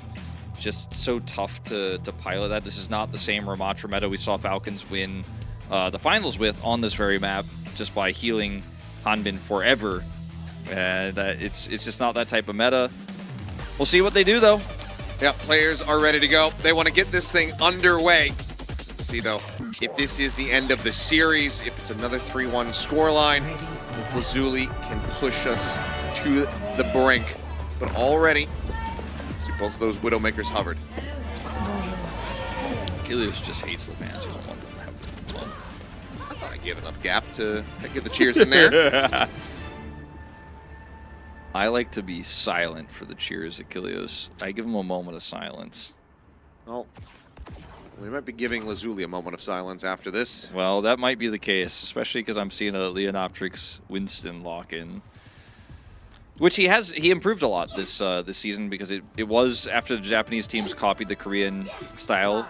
It ended up being pretty good at it. Oh! Okay, this is better. I was going to say there's no Ana, so does it make sense if they're running it otherwise? Okay, blow for blow there between the Widowmakers. Sagi on the Tracer here, as Color Hex is going to match Hidden with Widow. So it was blind for Color Hex, but it is going to work out, at least initially here. This is a good amount of fan service getting Leonoptrix on the Junker Queen and then Color Hex here on the Widowmaker. That's what I like to see. Leonoptrix taking quite a bit of early damage there. Color Hex just repositioning up onto the high ground. To the peak, waiting for anybody to report Hidden's position here to him. A little bit of slow, the pull forward there on the Navis. Down to about half HP, but Orb of Harmony comes in and Leonoptrix is able to find one. Momo going to be taken down off the rip. Sakame traded back by Soggy, but Sakame does manage to find the headshot. Color Hex is dead. And that is going to be the breakthrough coming in here as Opener. Not sure where he's going. He does manage to get one, I suppose, but ultimately it's a rough position to be in now. The second tick getting ready to come through here for the side of LAZULI on the attack. And with the delayed kill there on the Soggy, I don't think there's going to be any kind of recontest. Yeah, Soggy, a little bit more pulse bomb charge. I love the cute wall that's just like, you can't contest. Haha. I don't think they had any intention of it, but at least Nevis is able to guarantee. Color Hex, a nice pop-off shot, but not going to be the kill. Sagi wants to finish this pulse bomb here. Got a lot of extra charge off of that last moment. Momo taking some damage there from Navis. He's able to go ahead and find some stability. Soggy in the meantime still here into the back line, drops down. There's way too many players out in front of him. He was thinking they're going to recall up into the window. He does not. He's out into the open. Shui is able to go ahead and collect the kill. Hidden gets the better of Color Hex, taking his head off. He will die right before he can get the Blizzard online, but Hidden finds another. It should just about be enough to continue the push. That being said, though, Momo able to find Shui. Momo himself ends up dying as Leonoptrix collects the final 2 kills. It's a lot tougher to play Tracer here into LAZULI's comp on King's Row because of the narrow choke points than it is on a lot of other maps. And we're seeing Sagi struggle to actually find these backline picks. And he's been shut down a few times. Colorhex obviously sticking with his Widow to match Hidden, but they kind of cancel each other out because neither player has strong line of sight. Obviously, if your team gets that high ground when we move towards B, that story will change. But otherwise, it's just Hidden here, lurking to wait and see when the dive is going to come through. And 99 Divine kind of find themselves sitting ducks here a little bit until Colorhex can get that ult. Now looking for a potential snipe. Side for side, going to be traded. There's the orbital ray out from Shui, but the ante goes across on the 2. 3K pulling the trigger on that rampage. Leonoptrix tries to stay alive. The freeze, however, coming through off the back of Nevis. Just get pulse bumped and taken down, but now they have the Transcendence layered in on top. Card going to be contested here for the moment. The rampage goes across. R3K opener both going to be clipped by that one. Colorhex able to find 2 shots, however, as Sakame and Hidden both get taken down. He's looking for the 3rd. He puts Shui down to a sliver of HP, but Shui will be able to win out the fight. But while Shui is busy dealing with the Widow, they lose out on his tank. That was a huge play from Colorhex, absolutely saving it for them and really putting LAZULI in their tracks there because they committed so much. I mean, they committed literally everything to this fight, and it felt like it should have been a guarantee, especially those initial picks coming through that they end up getting B, but Colorhex said no. You didn't get the initial picks in the trade of the Infrasights, but in that extended fight, just finds kill after kill. Actually brings 99 Divine back into control here. Still a decent time bank for LAZULI, but it looked like it was going to be even better. Playing this out quietly, tries to get the 1 clip there onto Hidden, who is able to relocate. Switch around the back, and oh, yep, no, Queen, not exactly who you want to be encountering in that position, so Sakame has to rotate over. As Hidden will predict the peak angle. Finds the kill to go ahead and take down Colorhex. I'm just looking to try to get some more damage in, but as long as R3K is able to play that staircase, Hidden cannot get set up there. Sakame trying to push him back, but R3K just a little bit too stalwart, does manage to come out on top, finds that elimination, gets Shui to boot, and that's got both supports taken out. Hidden build there by that pulse bomb, so solid response here from 99 Divine, maintaining control. You mentioned the positioning there of R3K. If he gets into that position, there's no one with the mobility to actually go chase him down. That's why like Zenyatta is sent to try to take that away, discord him and see if he can push that damage through. Sagi goes deep here, will be safe. But yeah, that was a really nice spot there for R3K. He does have the rampage now, and LAZULI stopped a 2nd time, but you see Sakame swapping, and they're looking to actually try to push this Mei with that Kiriko ult closer to potentially dropping the Blizzard, but the ults don't line up because of the timing of that swap, so it was very awkward here for LAZULI. Leonoptrix trying to challenge this position. So 3K can so quickly just pivot back to front, maintain control of this card. Ball comes up from Nevis to go ahead, cut off some heals. Page here in the back pocket, maybe a juicy setup here on the way, sends it. Ultimately doesn't find much. Clips on the Navis, goes into the ice block, he's able to cleanse that off, so Ante not in play. Colorhex up over the top, trying to find the shot there on a Shui, cannot make it happen. Orbital Ray going to be sent out. Colorhex now going to be taken down. So look for a little bit more. Remomo, his ult in the back pocket, has not sent it yet. Sends it out now, but it's going to be Ante, he's going to be taken down. Leonoptrix with the axe, able to find him. Opener similarly going to be traded out. Now R3K has no legs to stand on. Pull back through the knife, and that's going to be 2.5 minutes out on the time bank. Way more high value on his rampage, but the fight was set up for success for him, and even though Ray Momo is able to toss in the orbital ray, a lot of that healing is just simply denied by the ult to come through, so it's up being a pretty easy cleanup there for LAZULI. Leonoptrix so patient, waiting for only the multi-man, only the big one.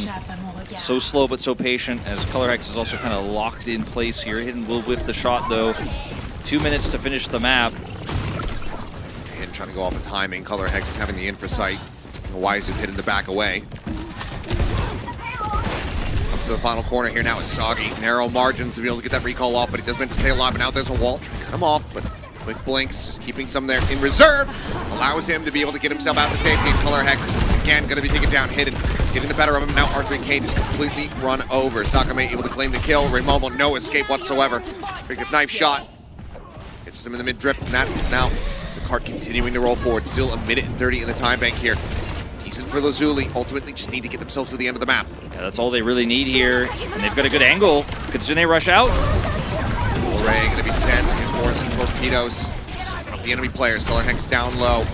Having swapped over onto the Genji. Pulse bump from Sagi going to be going wide. Opener already dealt with, dead. Ray Momo traded out. Supportless here, our 99 Divine. As he just desperately try to buy as much time as they can off this clock. If they can take him down under a minute, they'll be in a decent position, as it's going to be 101. Wow. Well, that's pretty crazy. The ultimate coming through from R3K only hit Leonoptrix, but he's able to survive long enough for that orbital ray to come up and heal him. And there's just way too much healing. They're super desperate, obviously. Color Hex has to do that desperate Genji swap. They weren't set up. They were trickling out of the spawn.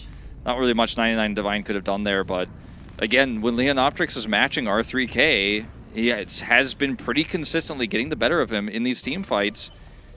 But a lot of the story of this final parts of the map, B and C, was Hidden actually finding control over Color Hex and knocking him out of these fights instantly, respecting the infra site you mentioned. This is the final moments here. After R3K's ultimate really doesn't come up with anything. LAZULI just not grouping for that. So, LAZULI's defense here. Going to be, once again, the same comp, it looks like. Sakume sticking with the Kiriko. Yeah. And for 99 Divine, this is, you know, to be TBD. Like, you know, we'll see what if they do keep Lucio here for opener, or if they want to swap once they see the Widow, put Color Hex on that to try to match Hidden. They could just try to outpace him and dive him. A little bit tougher to pull off here on King's Row, but we'll see what they want to do, because right now what they're showing is what they think is going to be strong into LAZULI, but we'll get a better idea once they scout it. The Lucio here, very good with this dive if they do want to keep it. But something tells me that they will not once they see the setup and confirm it. Spotted, goes for a jump shot. Shield gets raised. Brig out to give some extra protection. Ice wall looks like it was decent. Just trying to get a cut off. No isolation to be coming in though. Still, okay. Big said. Meanwhile, off camera, Leonoptrix just ring around the rosy here at the statue. Is able to find Ray Momo. Turns back around, axe across. Soften up R3K as much as humanly possible. And Color Hex gets taken out by Schwig.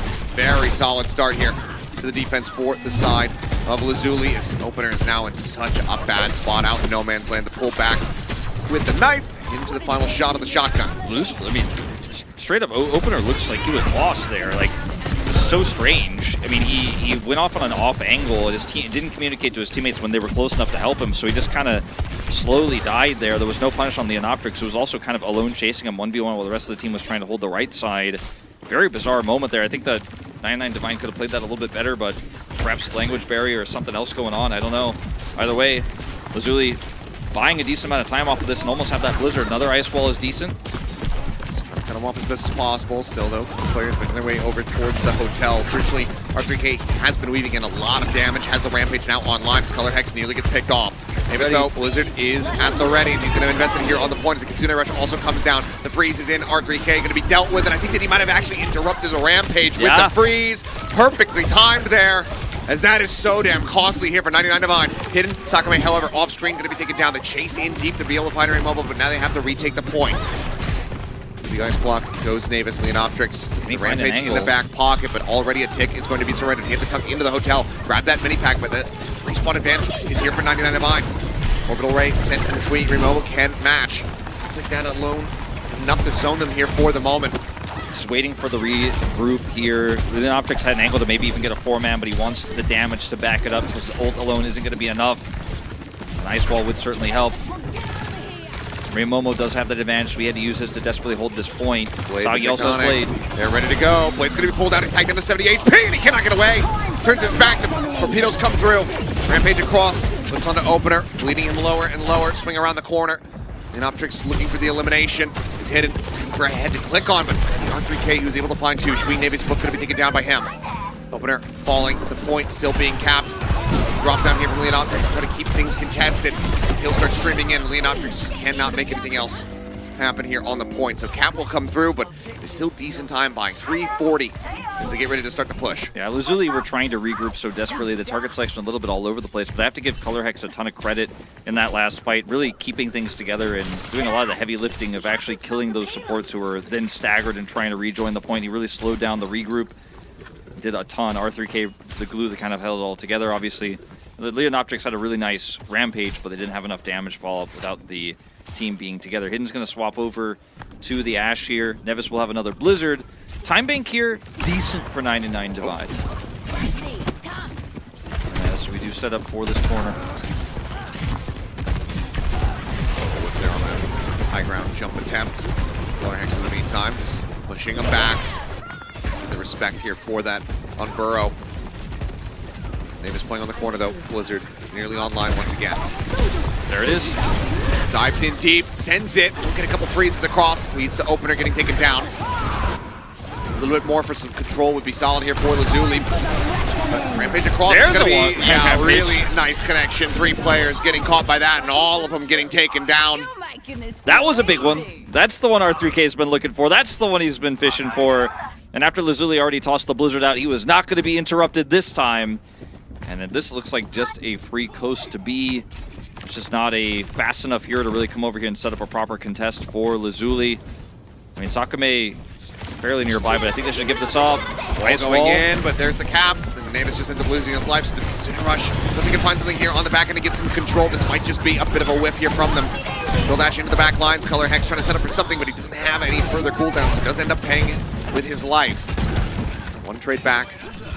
Ult online now. As Dynamite connects onto Soggy, taking him low, but he's able to tuck back to grab that health back, but headshot comes in. And hidden takes down Ray Momo. So in the end, reset is going to be forced as the cart rests here at the second to last corner. And Optrix close to another Rampage. They need to be very ult efficient here because the time bank is so massive.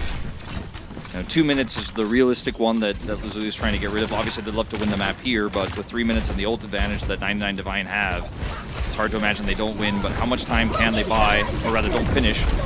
Bob here, ready on the high ground. Lori comes in. Denied. Bob, yep, not going to be able to be used there. Hidden ends up getting taken down. Rampage across, does connect on the 2, and opener will fall. And Ray Momo similarly getting dropped. Leon Optrix coming up with some very solid value. Navis alongside him will end up losing his life to another deflect kill there from Soggy, but this is still control held here for LAZULI. 2.5 minutes now remaining for 99 Divine. Both of the support ultimates gone. Yeah, both of the support ultimates gone. The Dragon Blade is ready here for Soggy still, but I think the pair really with it. And Bob can buy so much space here for LAZULI, especially because Hidden still has the opportunity to control this high ground, looking for Dynamite on low, but then can go back up. And this is the kind of ult efficiency LAZULI needs. Want to buy time for that Blizzard so badly. Extra taking an immense amount of damage. Rampage at the ready is going to be Color Hexo to open things up.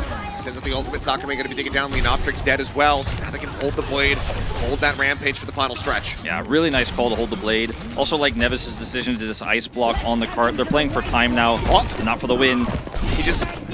Oh yeah, you can see it. I think it was a fat finger. Smacking himself in the forehead.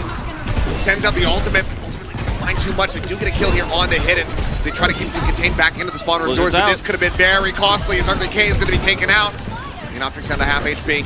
Blizzard will expire. Hex here into the back of Color Hex. They try to burn him down. The blade now going to be pulled out here for Soggy, seeking a target, but ultimately just dashing back, looking to disconnect here with the rest of the squad. Color Hex still does come up with 2, but cannot get out of dodge any further. The Bob is still available here, and they're about to have their own orbital ray. They have orbital ray advantage. I mean Opener just needs to die. Yeah, he needs to get back as soon as possible here, but we're looking at a huge advantage for LAZULI now. Time bank-wise, they should be able to buy enough time, but they might even be able to win the map here. Okay, well, RTK that's a big pick. Trying to make up for this, flushes his mistakes earlier on, but finds one, but ultimately it's not going to lead to much. He's the one who has the longer run back. He's the one who has to reset. And Optrix is just a few scant feet away from that card. Yeah. Okay, they can at least set up this rally here in conjunction with the orbital ray. That's going to be so much extra healing. That should be able to give enough space for R3K to build that critical Rampage. Might still be hope for 99 Divine yet, but see if LAZULI wants to take a fight off the point. Soggy looking for Hidden. Dashing forward, deflect can be sent, but the Dynamite will stave him off.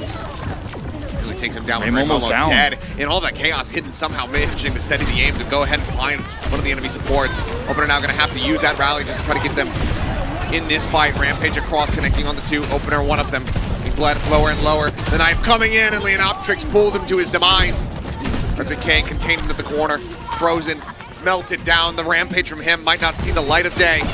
Color Hex desperately tries to fight back with this ultimate versus that Junker Queen on the opposite side.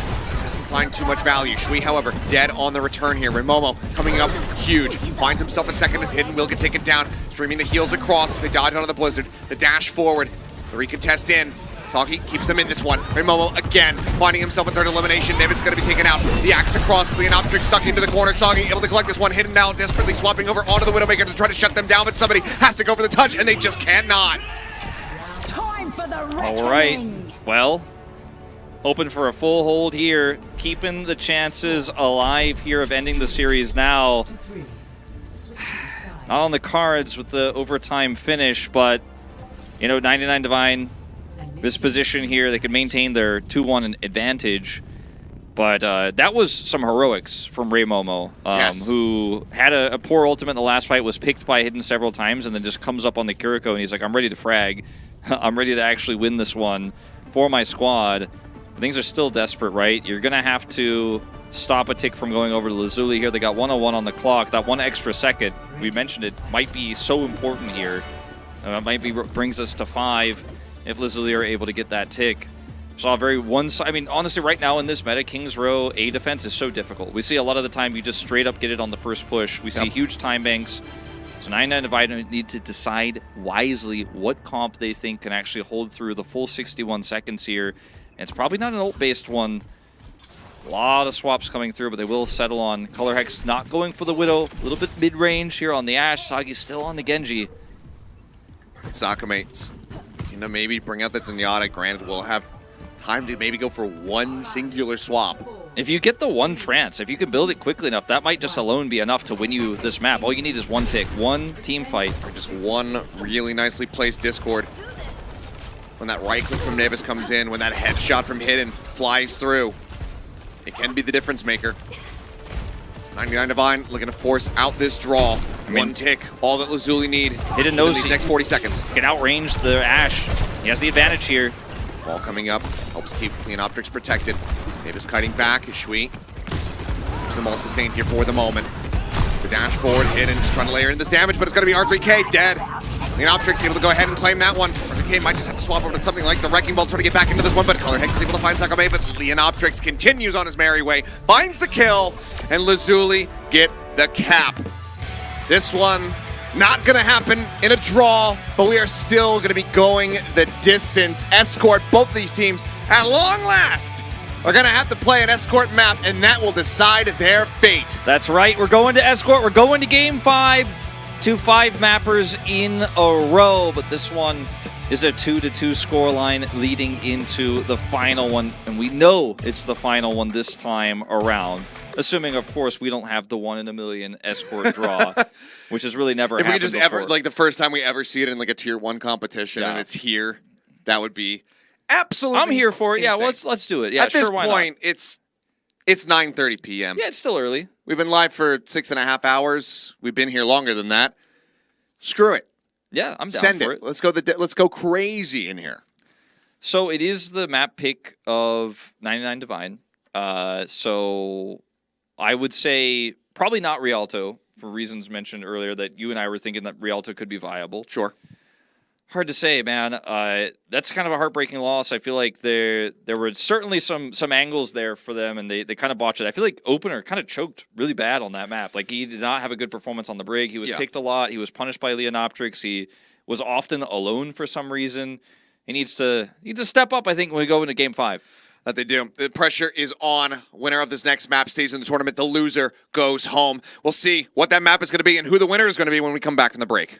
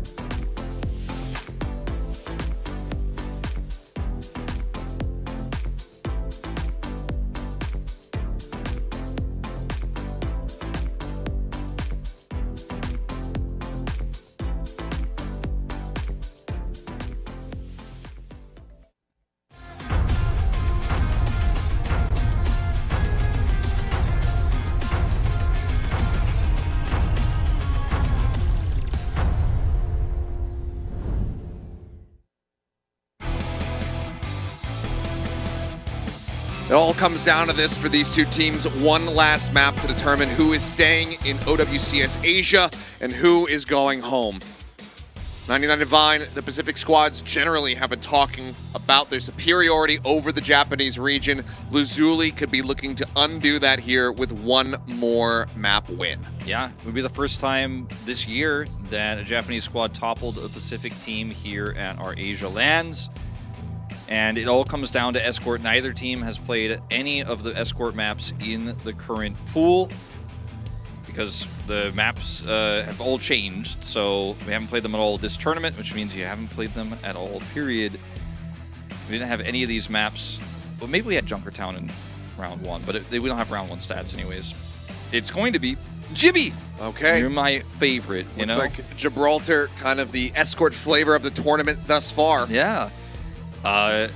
Hidden has had so many fantastic performances, so this is a fairly risky call. I feel like there were definitely moments where ColorX was just getting crushed by him on King's Row. Now, it wasn't a straight true 1v1, but there were moments where Hidden just had his number, where I was able to predict where he was going to peak. So Hidden, a concern on this map, but less so potentially is Leonoptrix. That's true. So while the Winston has been improved, getting away with running the Junker Queen is going to be a bit more difficult, granted, for R3K. That has also been a strong suit for him, despite, you know, the fat finger on the Rampage in that last map. He has been looking overall quite clean on that pick. This could force them onto the Winstons, where maybe they can get the upper hand in the tank battle. So you've cast a lot more Pacific than me. How are you feeling about R3K's Winston overall? I only got the cast 99 Divine once, and that was at the very first day of Pacific. Okay. So, frankly, I don't remember. Okay, well, I'm not familiar with his game, as the NBA meme would say. So we'll see how he looks on this one. I've obviously seen a lot of Sagi over the entire year. Obviously, I know Color Exiton, Raymond on opener, etc. But R3K, I just kind of associate him with Junker Queen. That's the most I've seen from him. He played it the best, obviously, here at this land so far, but I haven't really seen the look of Winston for him. But if they picked it, they must feel pretty confident in his ability to play it, and it might be a vote of lack of confidence in Leonoptrix as well. But this is another concern. Sakame right now on this Zenyatta, on the defense, they're running Winston. They do not have an Ana. Yeah. Momo, Ana locked in right there as we get ready to open wild. the doors. I mean, it's kind of illegal to play Winston without Ana. See if they can make this work, because the healing output is going to be a huge issue here for Leonoptrix if he is focused. There's no Cassidy here for 99 Divine, to be fair, so that's a lot of lack of damage for this Winston on the other side. We may see a swap to come through here as the Widow battle begins. That it has. Quick tuck back, Ometer, oh my goodness, okay. He's just trying to get Raymomo more ult charge. Oh, he's doing a good job. Up to 34% towards that nano. Same percentage there for Leonoptrix on the primal. Hot shot's gonna be scattered out, but Hidden on the repeat is able to find Color Hex. He didn't have to use his grapple, so he was able to find another angle there. Well played. First kill going the way here of LAZULI. Not enough start as Discord Orb has to be respected, so R3K gonna be leaping out, but Sagi into the back line, able to find Shui. Support gonna be taken down. Now they just have single target heals here with Sakame, who's also under some fire. Hidden though, able to go ahead and find that peak. Just managed to find that punish, but Sakame does get taken down in the end. That shot on the Momo. There you go on the repeat. He's still just out there trying to keep R3K alive, but now with that trade back, it's not nearly as bad here for LAZULI. Yeah, LAZULI here should be able to regroup. Sakame rejoins. If they can build a trance here, this is pretty disastrous for 99 Divine. Raymomo had a great start of the build of his nano, but kind of falling behind now. Color Hex has just abandoned the fight. Not wanting to go up against a Widowmaker with the defensive sightlines, so just opts to go over for the Echo, maybe a bit more execution power onto Leonoptrix, as well as some assassination attempts onto Sakame in that back line. But Davis now finding Sagi, the headshot off the right click, able to take him down. Down here from R3K, grapple over to the side. He's got the chase, he's got the primal, and he's got the kill on the Hidden. Color Hex off screen, gonna be taking a bit of damage, but Sakame just juggled into the wall, ends up getting taken down. Shui steadily trying to stream his way back up towards full HP. The value there off this ultimate for the Winston is looking damn good. Yeah, the cart was fairly far away from the point, but with the really decisive fight here for R3K and no nano invested still, end up getting this through. LAZULI so close to so many of these ultimates that would have been so huge at delaying, but they weren't able to get them in time. And now 99 Divine, because they still have the nano, feel pretty good. Now they'll lose R3K here, but can regroup. Oh, Hidden, man, he is on fire. He is so damn clean. Optrix is going to put the bed here for a brief little moment, but he is more than fine in this position. Has the primal now that they want to have to commit it here in this spot. So even though the cap comes in, 99 Divine still trying to build up some of these ults. They're going to be down one as far as the total count is concerned. Just going to try to hold this choke point, force them into the other, so they can drop a blizzard there, set up for the fight. Hidden double dink. Finding Color Hex there on the entry. Yeah, no, trying to get themselves out of the choke here. Optrix just playing low ground, keeping the card contained here. Takes a quick little peek around the corner, see what he can spot. Blizzard now going to be used. Committed in to try to find a freeze. Removal getting jumped on. Nate's going to go down. Optrix antied out, but now Primal does get popped. They're here stuck in the stairwell, trying to escape. Some heal coming to the rescue here. Optrix has to make his exit, so he won't be able to find any kills on the back of this ultimate, but he keeps himself alive. He keeps buying time. They're spreading out one by one. Hidden under fire here, but should be able to get out, at least for now. Gonna pull R3K away. It's an all-in chase, just trying to go for the Widowmaker. Davis just setting up the wall, keeps himself protected. Optrix widely containing Momo back here. Duped out from Color Hex, though.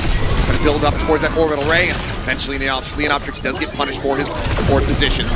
He's taken down, and this is the kind of breakthrough fight that 99 Divine really needed. Yeah, this is huge. Momo gets the sleep there, buys enough time for a second bio, is able to successfully take him out of the fight. Sakame still holding on to that Transcendence. We'll have it here for a desperate contest if Optrix is able to get his way through here. R3K could try to primal him out, but I don't think it would be a great usage of the ultimate. Just going to drop down the bubble and contest. Trance out. For the deny there on that whip shot, but yeah, Trance does get popped, Hidden. Able to come back out, finds Momo. Color Hex is going to be taken down. Now two members, that shot on the Soggy. Going a little bit wide. He's able to pursue in, find Shui. Sakame going to be taken out. Hidden able to find that kill. R3K going to fall, which means that ultimately this is going to be a reset because Opener is now just the last one standing here at the card. So a last-ditch effort for LAZULI, but they desperately need some healers to rejoin. Yeah, Hidden can get over here pretty quickly with the grapple, as you guys can see with the silhouette there. Color Hex trying to play Assassin here to try to catch some of these regrouping members, namely Sakame, if he could find him, but he's actually being so patient with this. And actually is just going to get back in here for free. So a nice try, but ultimately back to entry points controlled by Hidden. R3K still low on HP, but the heals will start coming in. Hand it over to Momo. You can see just that ult charge surging, gains 10% off of that bar. Ice Wall here controls one choke point. Hidden looks for the other. Trying to catch Sagi. Or Color Hex if he peeks. Color Hex down low. Jump in. Optrix going to be put to bed once again, and this time it's going to be a rude awakening. Sagi will get traded out of Sakame. He's able to find a headshot there. Taking him out, but still Divine in a decent spot. They have this rally. They nearly have the nano to go with it. Optrix doesn't quite yet have that primal. Still not pushing forward. Discord under Color Hex makes him so vulnerable. He's so squishy. Nano onto this Winston. Going to be the target. He's going to get taken down, Hidden similarly dead. Stickies from Color Hex. Able to go ahead and find the elimination with Shui falling, even with that Blizzard invested. He's not going to be able to find any kills. They turn back to clean up Nevis, and that is going to be the push coming into B, but this is still decent time buying here for LAZULI. Now the scariest part is this is where Hidden has the full line of sight. This is where he has the most agency. He also has his ultimate, so sure, you got through the tough part here where you were held for a long time, the time bank was whittled down, but you only have 2 minutes to finish the map, and this is Hidden's playground. And he has no opposition in terms of long-range hit scan. He is just having to deal with R3K, and there's no nano boost, so he's even happy to drop onto the low ground. Infra sights out, he's like, where are you guys hiding? They're gonna group up and try to punish. Oh, still does get that body shot, forces out the dupe here. Color Hex again to go for copy onto the enemy Juno, but no ult. It's going to be broken, so yeah, we'll not be able to build up that ult. And Shui takes him down in response as the torpedoes do fly. Davis traded out 1-for-1. The DPS line here. Hard for now. Ulted in place. Optrix getting so many heals here. Color Hex is swapping. He's going to try to go for the Ash here and try to match as much as possible versus Hidden, but Soggy now dead. R3K at risk of dying. I think the hanger. The better game plan than to try to kill Hidden is to try to punish Optrix, purple him, and then just burst him down with Soggy and Color X's long-range follow-up here with this Ash, because if you're trying to kill Hidden with this Ash, you're going to have a tough time. You're just outranged, and you can be basically one-shots, especially with the Discord orbs coming through. You're just not going to last very long. Trying to play the corner now, but Momo needs that nano boost. I think that's one way you push Hidden back, then the Ash can get value. But R3K is already dead. Able to take him out. You can see the assist right there. It's this Zenyatta. It's that Discord orb.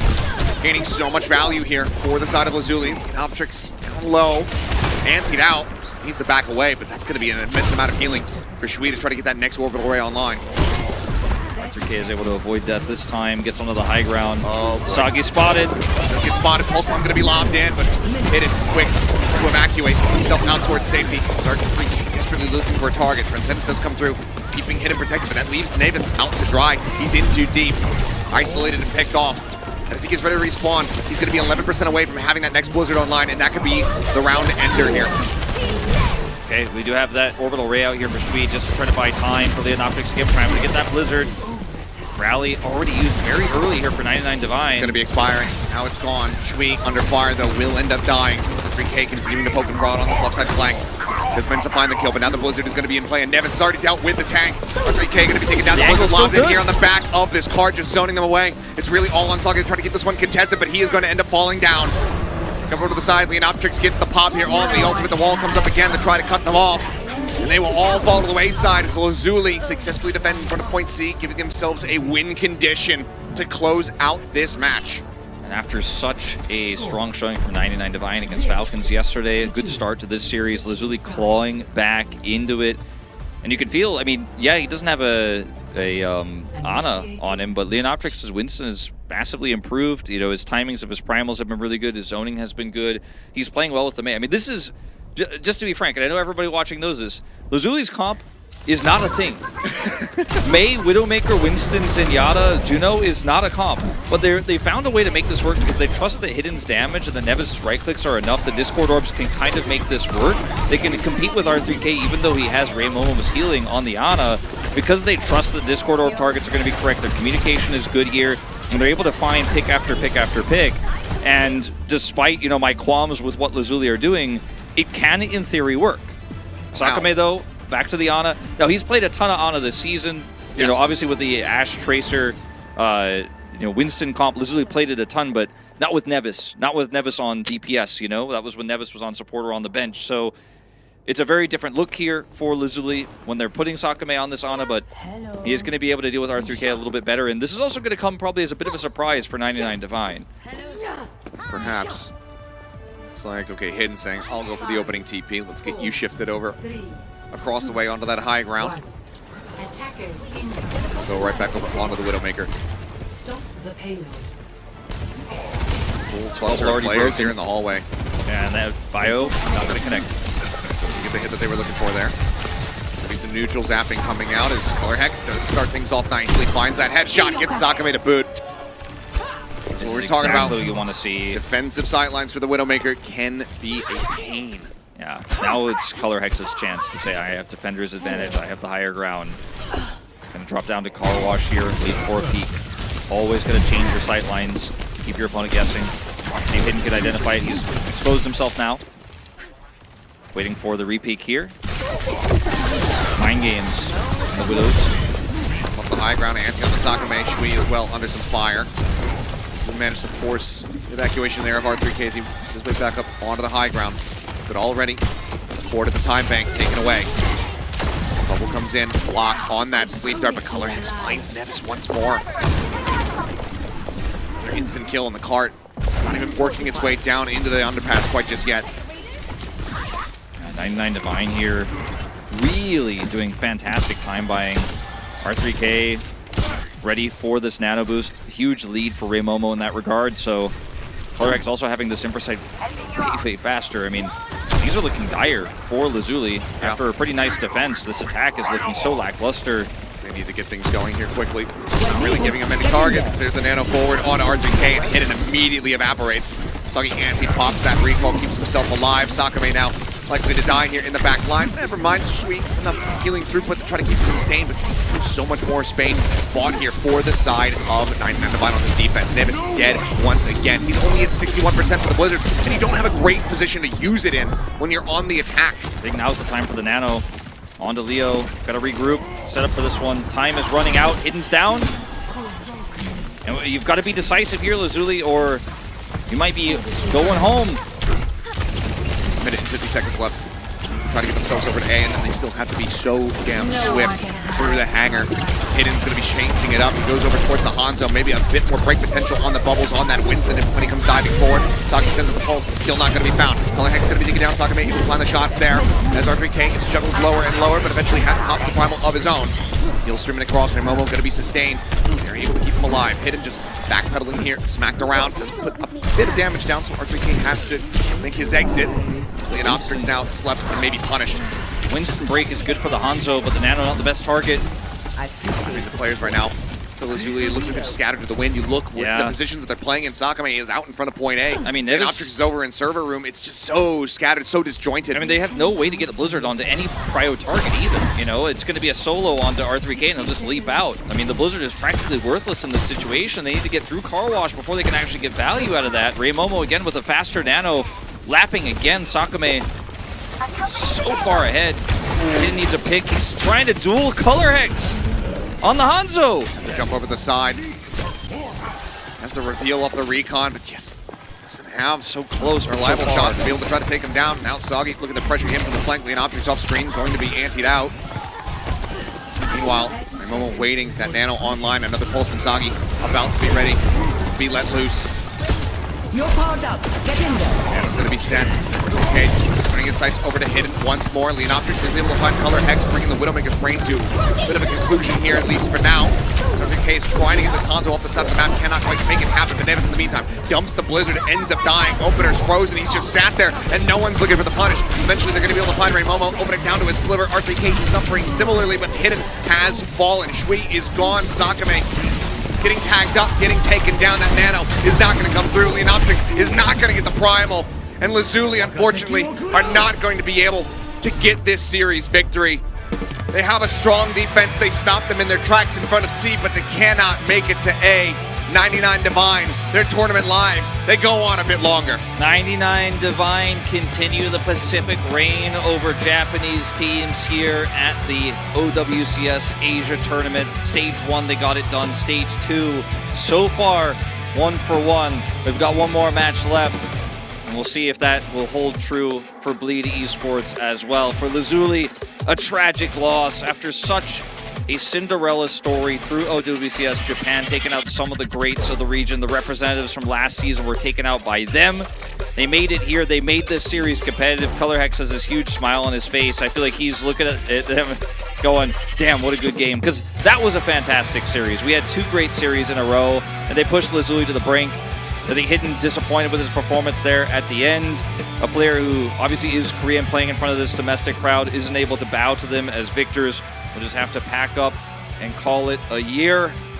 With so many fans here representing 99 Divine, super happy. Color Hex. Love to see it.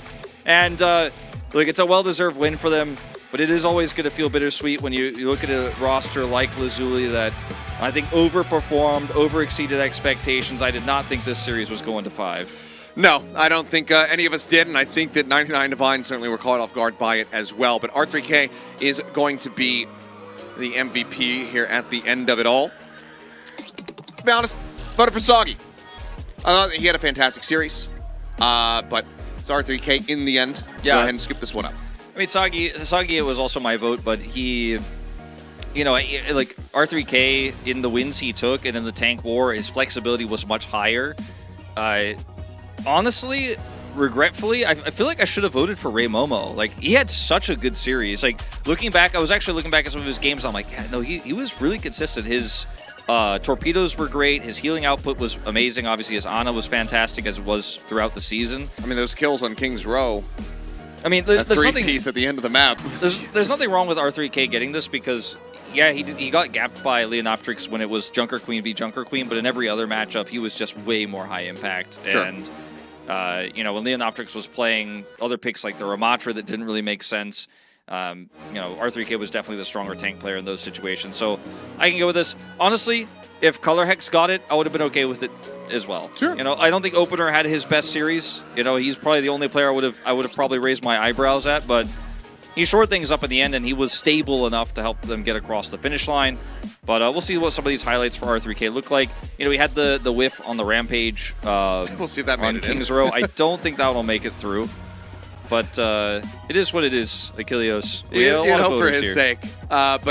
Despite despite that mistake, that misfire on the ultimate, and we saw how frustrated and panicked he was in that moment, was able to shrug it off at the end and get focused up for that last map. So overall, very solid performance from him.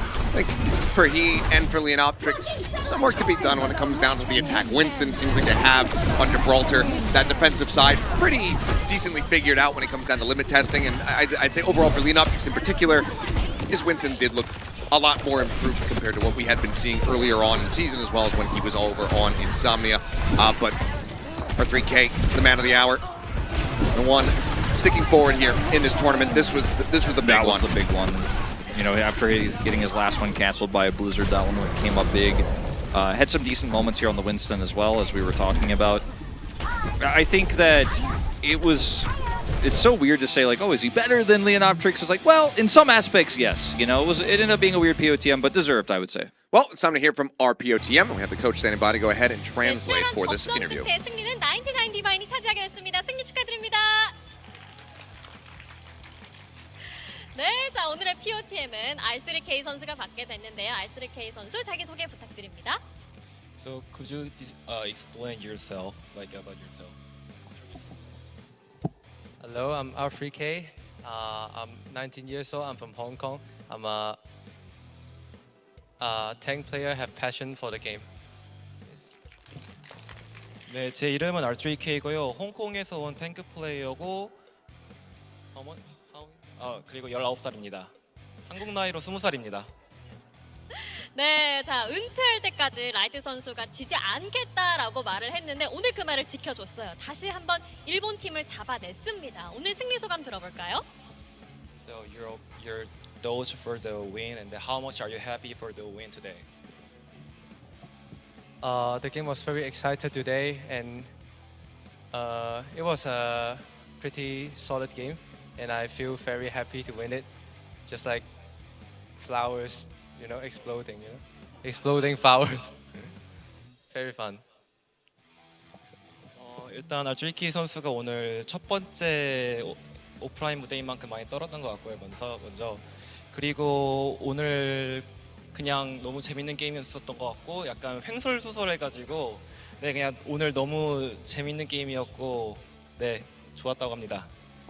네, 그만큼 오늘 얼마나 짜릿하고 흥분되는 게임을 했나라고 생각이 드는데요. 자, 2세트 때 재팬의 반발이 정말 강력했습니다. 또 마지막 연장 풀세트까지 가게 됐는데요. 오늘 어떤 점이 게임에 하면서 좀 까다로웠을까요?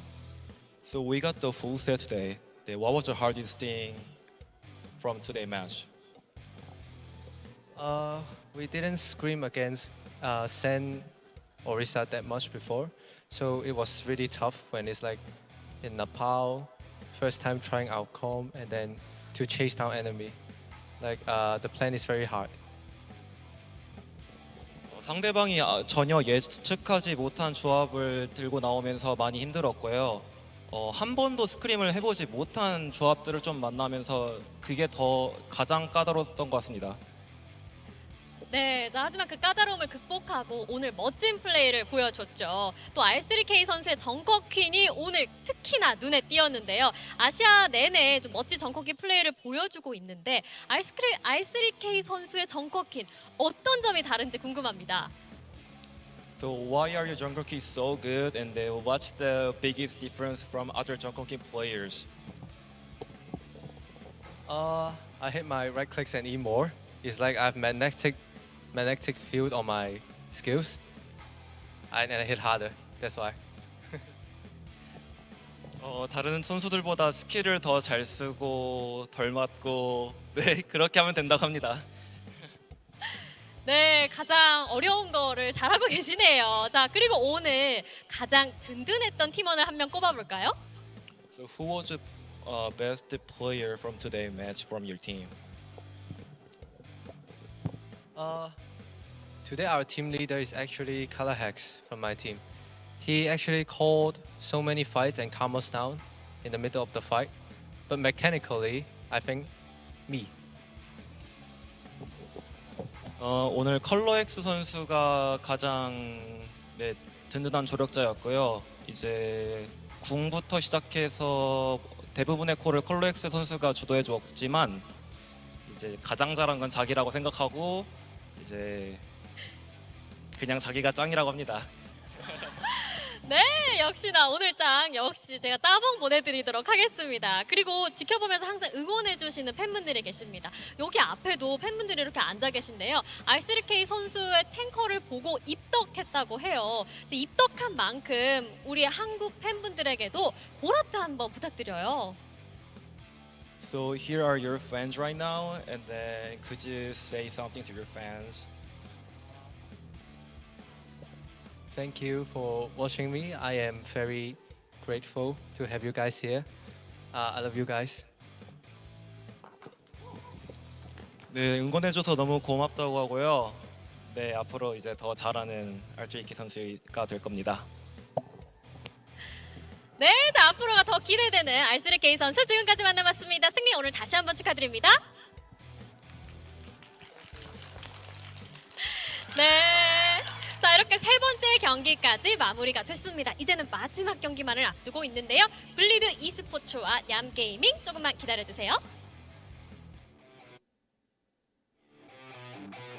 Alrighty, well, there we have it. One last series still yet to go through here tonight. Another elimination game, Bleed versus Nyam, Pacific versus Japan once more. We'll see you guys on the other side of this break.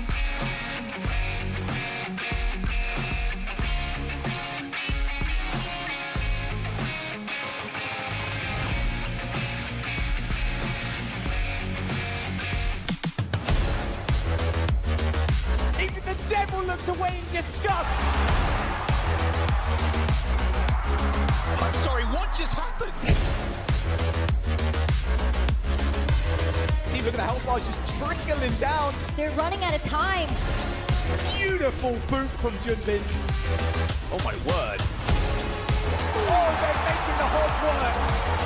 Look at that Shu coming in with the Nano 2. This might just be enough.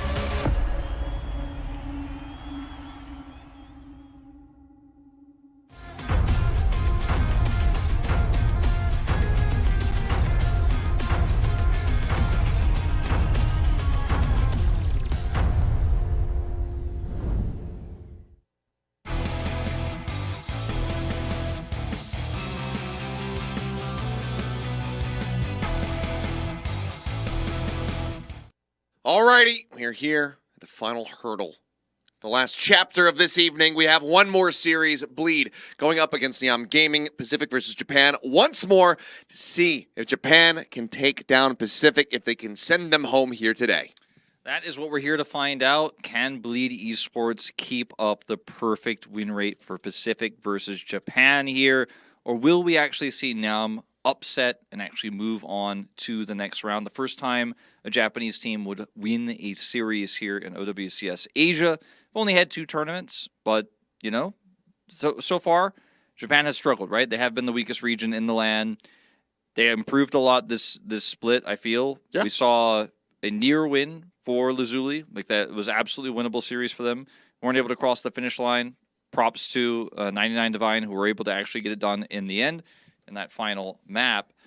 But this is a different series, a different vibe. I feel like Bleed Esports on paper kind of even stronger than 99 Divine, and of course Nyam a little bit weaker than LAZULI. So yeah, it does feel like this series could be more one-sided, especially because it wasn't just compositional problems for the side of Nyam, but also coordination issues that we saw. Yeah, certainly could be the case, but time will tell. Nyam, we're looking for that resurgence. For Bleed, looking to see them, continue to be the kings of Pacific, because while we did just see 99 Divine, this is the squad that was able to take them down pretty decisively in that grand final 4-2 scoreline, and also has represented the region in other tournaments. So, Bleed Esports will make their way out here onto the stage for what they are hoping is not the last time of this tournament.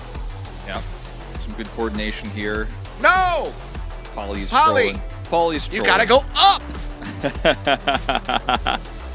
I think he's just teasing everyone. We got a lot of Korean Bleed fans here. It says if we lose today, let's die together. NyamGaming on the other side.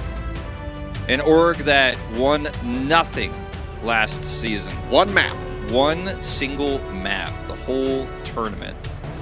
Now, representatives for Japan, for OWCS Japan, their second LAN appearance ever, their first international tournament, and they're looking to upset that Pacific dominance narrative that has persisted, that the Pacific teams have said that they'll still win. They were shaken a little bit in that previous series. All right, here we go. Hands the coordination in game will surely be better. It'll surely be better. All right. Because that was a little reminiscent of what we saw yesterday in game. Okay. Fair point. Bleed's starting roster. It's nothing too surprising. Sungan going to be in here, Lumi on the bench, and then the rest is just the rest. The rest is just the rest. That's it. Sungan, the stronger tank player right now. Lumi's kind of been, I think, more of an advisor for this team and almost like a secondary coach. Probably plays a little bit in scrims when Sungan's not available, as he is obviously the import for this squad.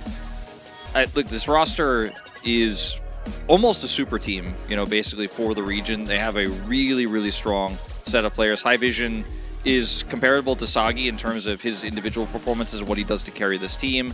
Maka, really, really strong support player. Polly even swapping role to main support in order to give him the opportunity to play flex. And then here we have Doc starting over Chang. Same thing here for NyamGaming. Otherwise, across the board, just the same lineup of players we see each and every day. And yeah, Chang hasn't played at all this year, basically. So yeah, it's one sub per squad, but it's pretty much always Sungan. It's always Docs for these teams. But we're talking about it. We can't really beat around the bush too much. NyamGaming, we're not looking like the team that was in that grand final. To just, get ready to have us gassed up to see them here on this stage. It was very disjointed. We weren't seeing the same impact level from Mimosa that we normally get. He's oftentimes a very bloodthirsty player. He was very much broken down by their opponents just yesterday. So we're looking for that resurgence. We're looking for the bounce back because we know Daisy, Scarlet, these guys can be absolutely insane at times, but the Dragon Blade attempts from Scarlet, they were very much falling on their faces. But we do have our player interview, so we'll go ahead and pass it back over to Quest. Yeah, and I'll translate potentially a little bit if we have any Korean translations that are required here. 간의 자존심 대결일 뿐만 아니라 패배하게 되면 이번 여정을 마쳐야 되기 때문에 굉장히 중요한 경기거든요. 자, 그런 만큼 오늘 경기 어떤 마음가짐으로 왔는지 들어보도록 할까요? So, loser goes home, and of course it's a battle of pride for this match. So, what's the mindset coming into this match? To be very honest, we didn't really prepare for this match. We're already looking at Pokerface. All the best to Japan. We've been in this situation before, so it's not a worry to us. 솔직히 이번 경기 신경 쓰지 않고요. 그리고 준비도 안 했던 것 같아요. 미리 포커페이스전을 준비하고 있습니다. 야, 상대 팀을 준비하는 게 아니라 포커페이스 팀을 미리 준비하고 있을 정도다라고 자신 넘치게 말해 주셨는데요. 그렇다면 데이지 선수는 어떨까요? So they're interviewing Daisy. My translation won't be required, fortunately for me and fortunately for everyone else. 今回のアジア大会が終わってしまうんですけれども、それに対する相手チームへの覚悟、一言お願いします。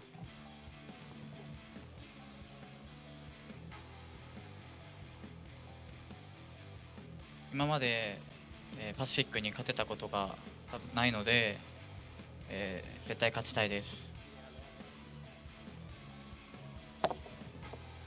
여태까지 몇 번 아시아 대회에 나가긴 했지만 아직 파시픽 팀한테 이긴 적이 없기 때문에 이번 경기 꼭 Since 이기려고 they haven't lost, or 열심히 he's 하겠습니다. been to a few different Asia lands, but he hasn't actually won against a Pacific team yet. He really wants to actually change that narrative, a win today.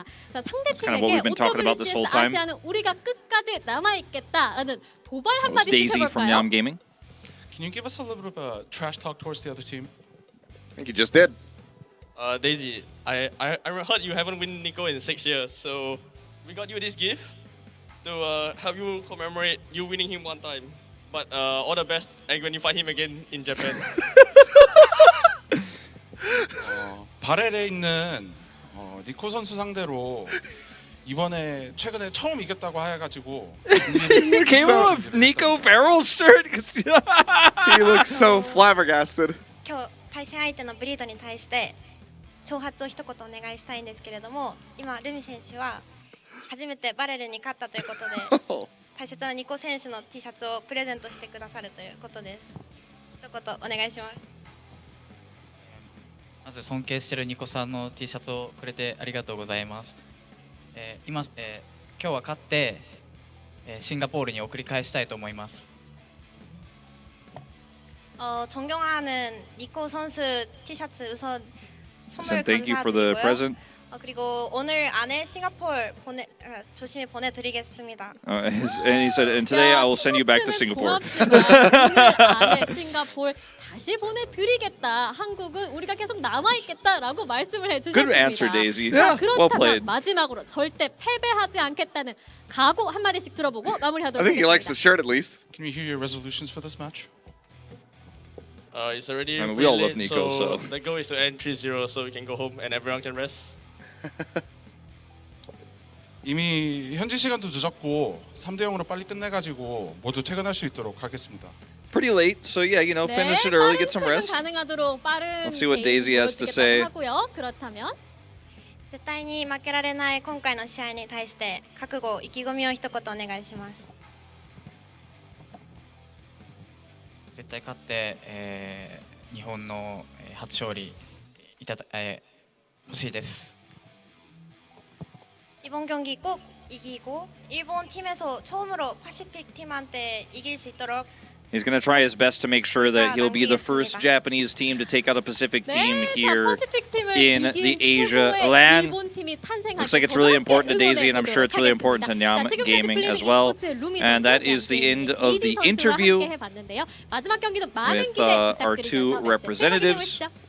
Alrighty, well, plenty of fighting words there from Lumi. Yeah, he was a bit of a memer, man. He's not even on the starting lineup. He's just showing up and talking smack. Yeah, I mean, hey, that could come back to bite you for Daisy. I'm sure he'd rather just do his talking in the lobby, in game. Bleed, though.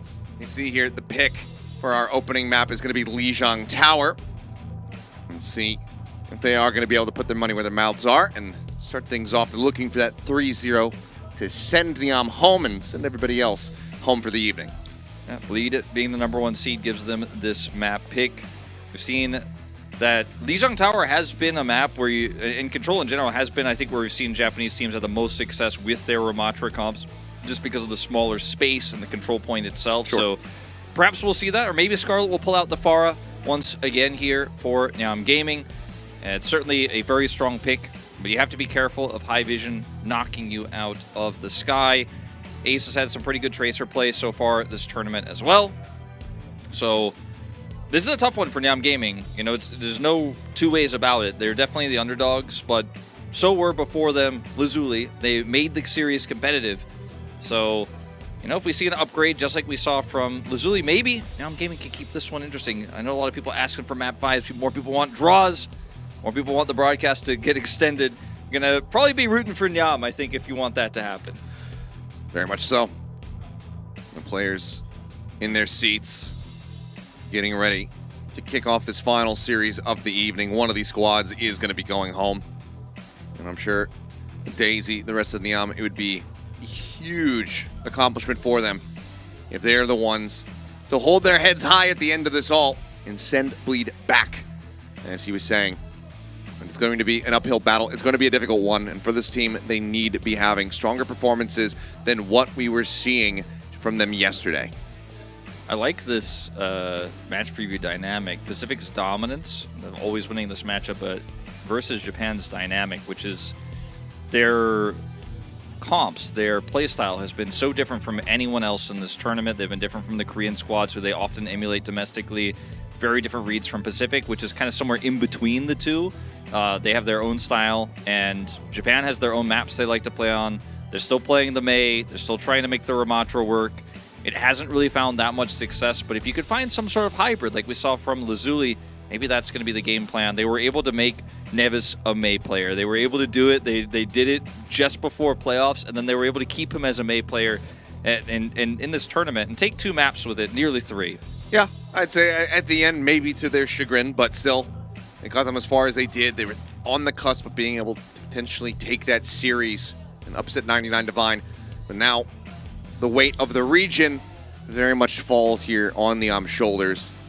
And can they deal with that pressure, or will they crumble is the question, because like we said right at the start, coming back from the break, this team, granted, there's a lot of different players on this team compared to previously, but as an organization, last stage, 0 match victories, 1 map win across the whole thing, had a -23 differential. The fact that they're here is already an insane accomplishment and should be something that they're very proud of and they carry forward in the future. Sure, I mean, but if you can continue onward, why the hell would you not? It's like the Shanghai Dragons initial roster, you know, winless, and then they pick up a better squad, go to stage finals, right? This is a similar situation. Nyam completely revamped their roster, still have the same ownership as an org, but did retool things, and they really turned their image around completely. And that is just something that takes a lot of time. It takes a lot of money as well to get the players that you want to have. And, you know, the props to the ownership group for Nyam that actually were able to get sponsors as well and bring this org from the bottom of the barrel to actually limelight here on this land. I mean, if they make the miracle happen, maybe they could take this run and go to Stockholm. I'm not going to predict that. I'm not saying that's going to happen, but they have a chance to do that. And in OWCS Japan Stage 1, they couldn't even show up for playoffs. They weren't able to make it through those last chance qualifiers. There was nothing for them but despair, and now there's hope, and now they could be the first Japanese team to ever take out a Pacific roster here. All right. The game is ready to go. Our final series of the evening starts right now. Lijiang Tower to kick off this set. Bleed Esports versus Nyam. Let's go ahead and get ready to jump into Control Center. Ready for battle.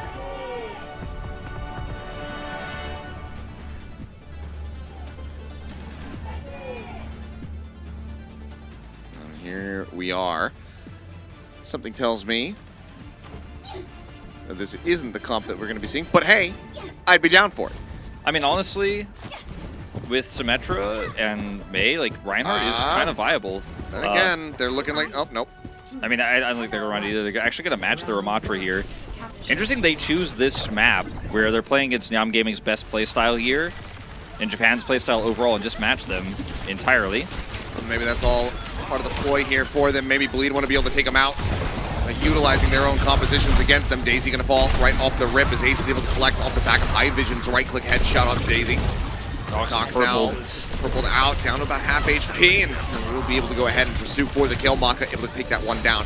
We'll just go ahead and peel off the rest of this pressure coming forward as Ace will get traded out. Cap gets ready to come through, though. Bleed going to be in control off the rip.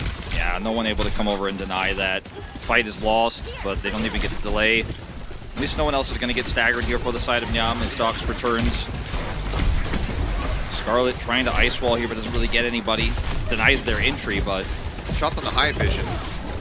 Takes him low, but pressure the ice block out of him quite just yet. But space bought here on the point. Scarlet into the ice block to try to stay alive. Gets back up towards full. Blizzard now at the ready. Probably going to be taken down. So going to be Blizzards here on both sides to see who can have the better impact. As Daisy is able to collect 2 kills and will just be bled down. Another one there for Daisy.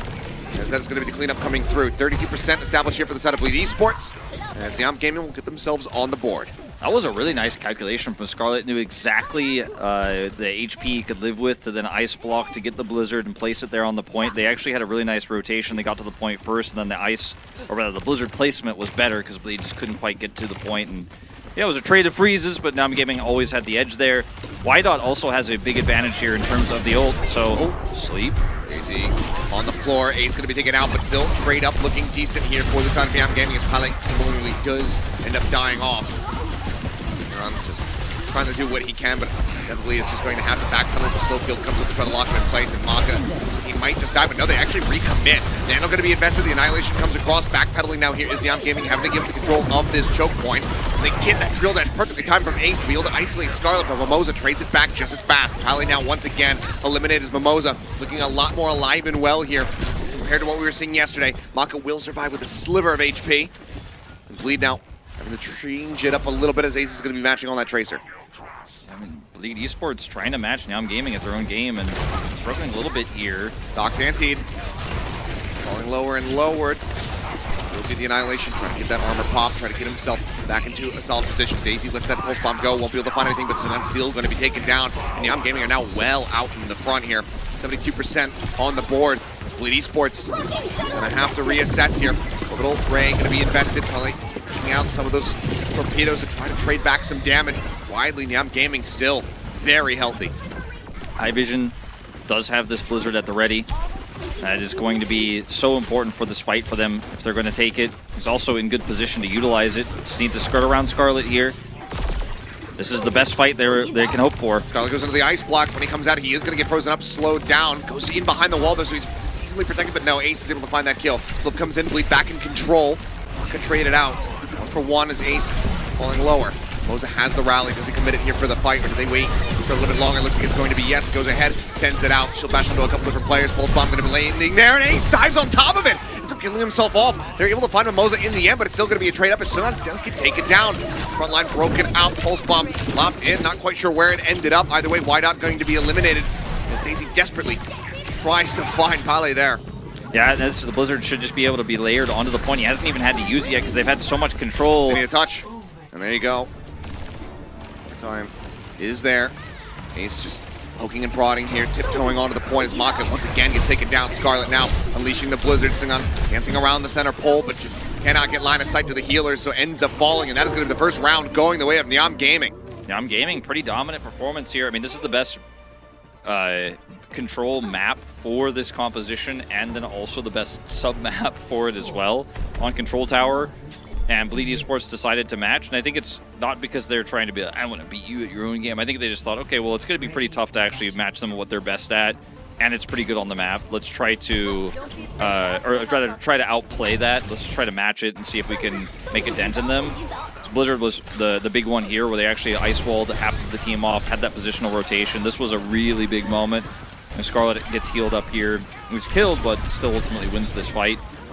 And let's see what the comps look like when we move into the second round, what sub-map it is going to in fact be, because this is where I think Bleed... Okay. It is. So this is where Bleed Esports can really showcase what their game plan is going to be in this series. Okay, High Vision on the Ashe.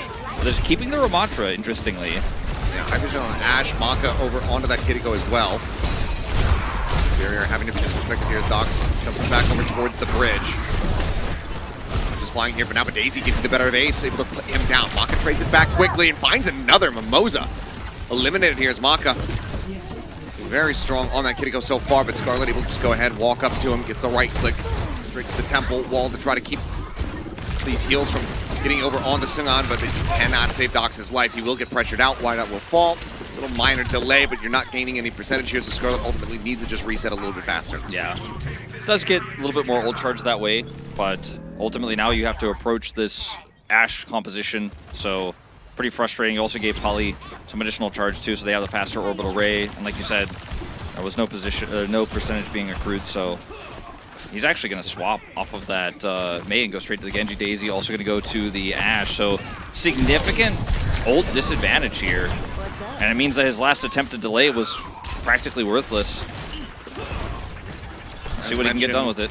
As mentioned, the Genji was really rough around the edges compared to what we were used to seeing from his performances in Japan.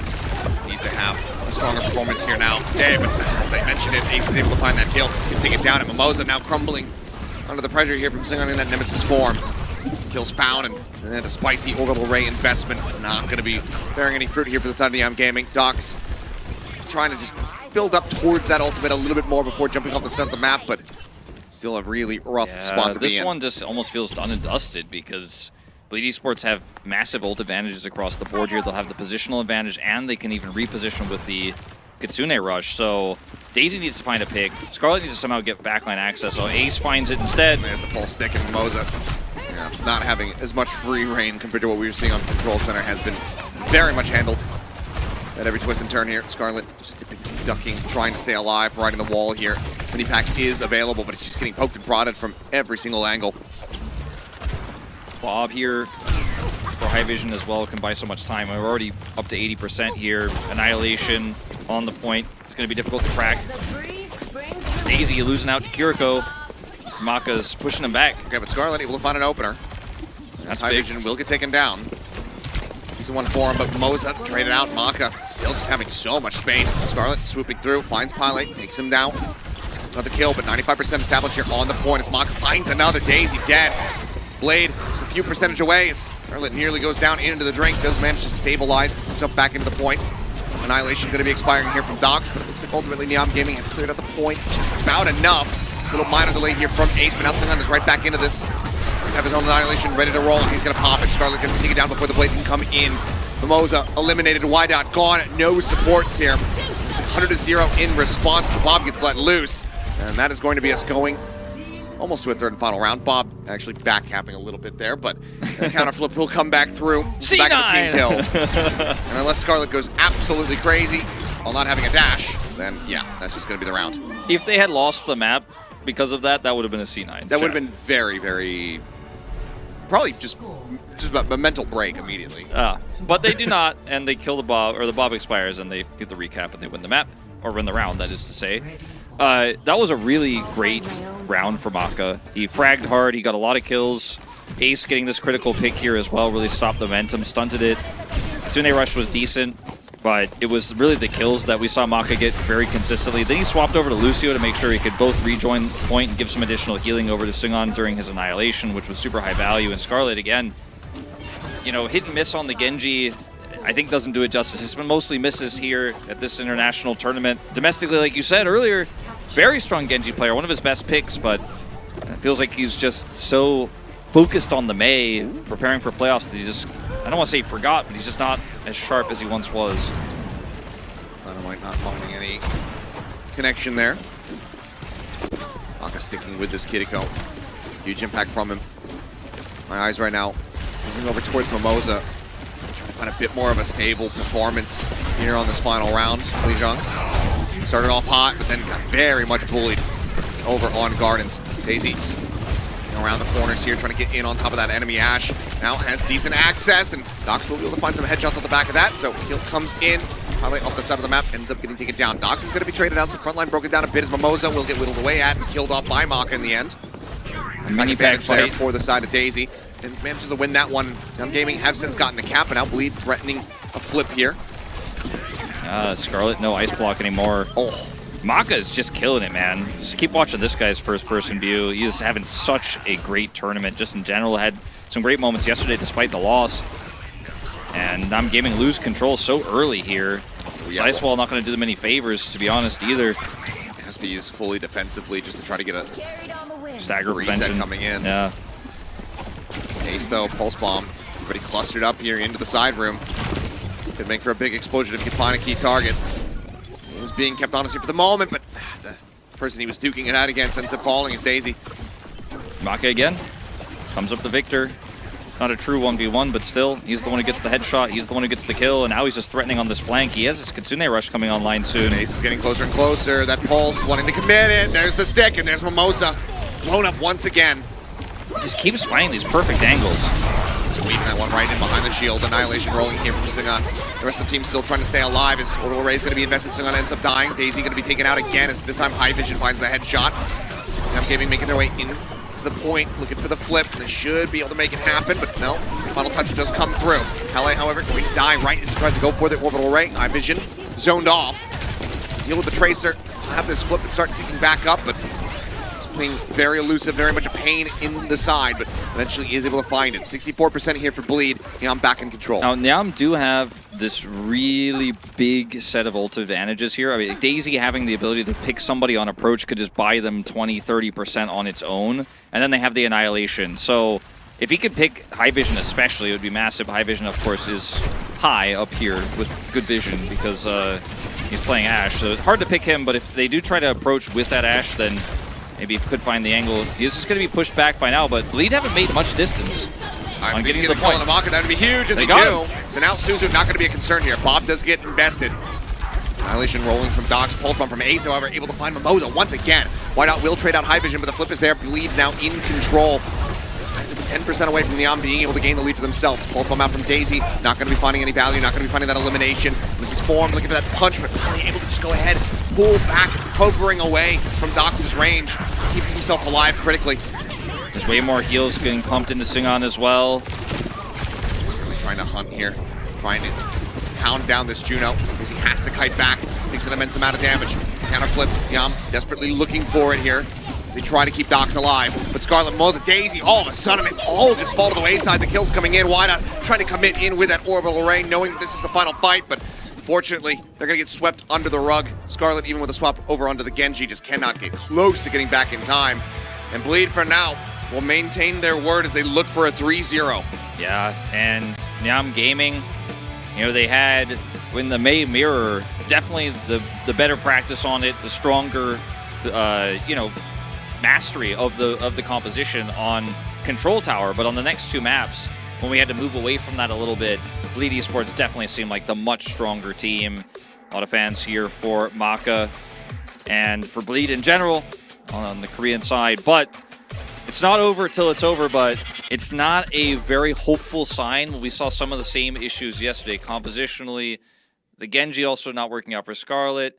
We haven't seen his Pharah yet. Maybe that's something he'll show us. Maybe that'll look a little bit better today. We keep playing the Ramatra. It's control, and it was matched, but getting outclassed at even the one thing that you were playing on other maps where you probably shouldn't be running it. It's a little bit concerning. From watching this first map, I'm not convinced Nyam have really leveled up from yesterday.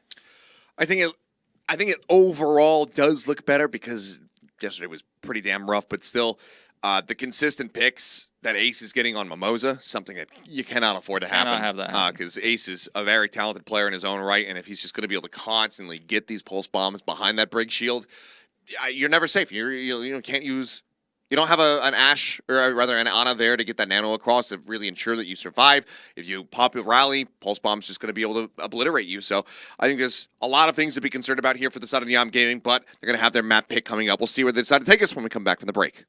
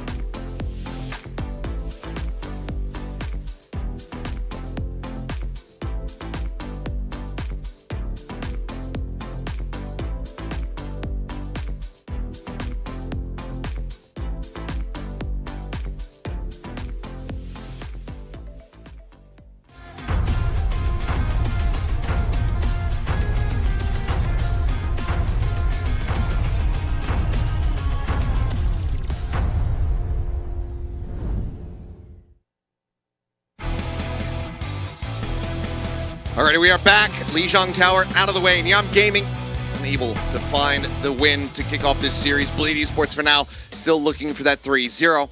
Nyam with their map pick. Let's see where they decide to take us. It's really hard to say. I mean, I've been surprised with some of the Japanese map picks that we've seen when I've been feeling like we should go Flashpoint, play some of your strengths there. They've avoided it. We've seen an odd amount of Runasapi, which was quite popular towards the second half of the regular season, but their win rate on it is a bizarre 43%. It hasn't really been their best pick, but maybe they want to go to it because, as you can see, nobody's really playing the other maps in this region, and that's where they're going to take us. Okay. Runasapi, still kind of the push favorite, I suppose. Every now and then we get the straight Coliseo, and then, of course, Pokerface with their insanely good New Queen Street earlier on today, which feels like it happened in another life at this point. But it has mostly been Runasapi for push. Yeah, and it is a map where you certainly can play a little bit of May, but I think they will probably be forced to play otherwise more dive-based compositions here.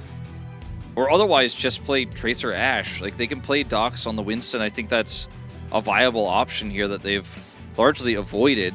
Mimosa's Ana, I feel like, is his best hero, and we're seeing him still relegated to continue to play that Brigitte where he's just getting outclassed by Ace every single time. See if they can pull it off here. Bring us to a 1-1 scoreline. And we shall. They have not had a 3-0 here today. NyamGaming want to continue on that path. Give us a contentious series.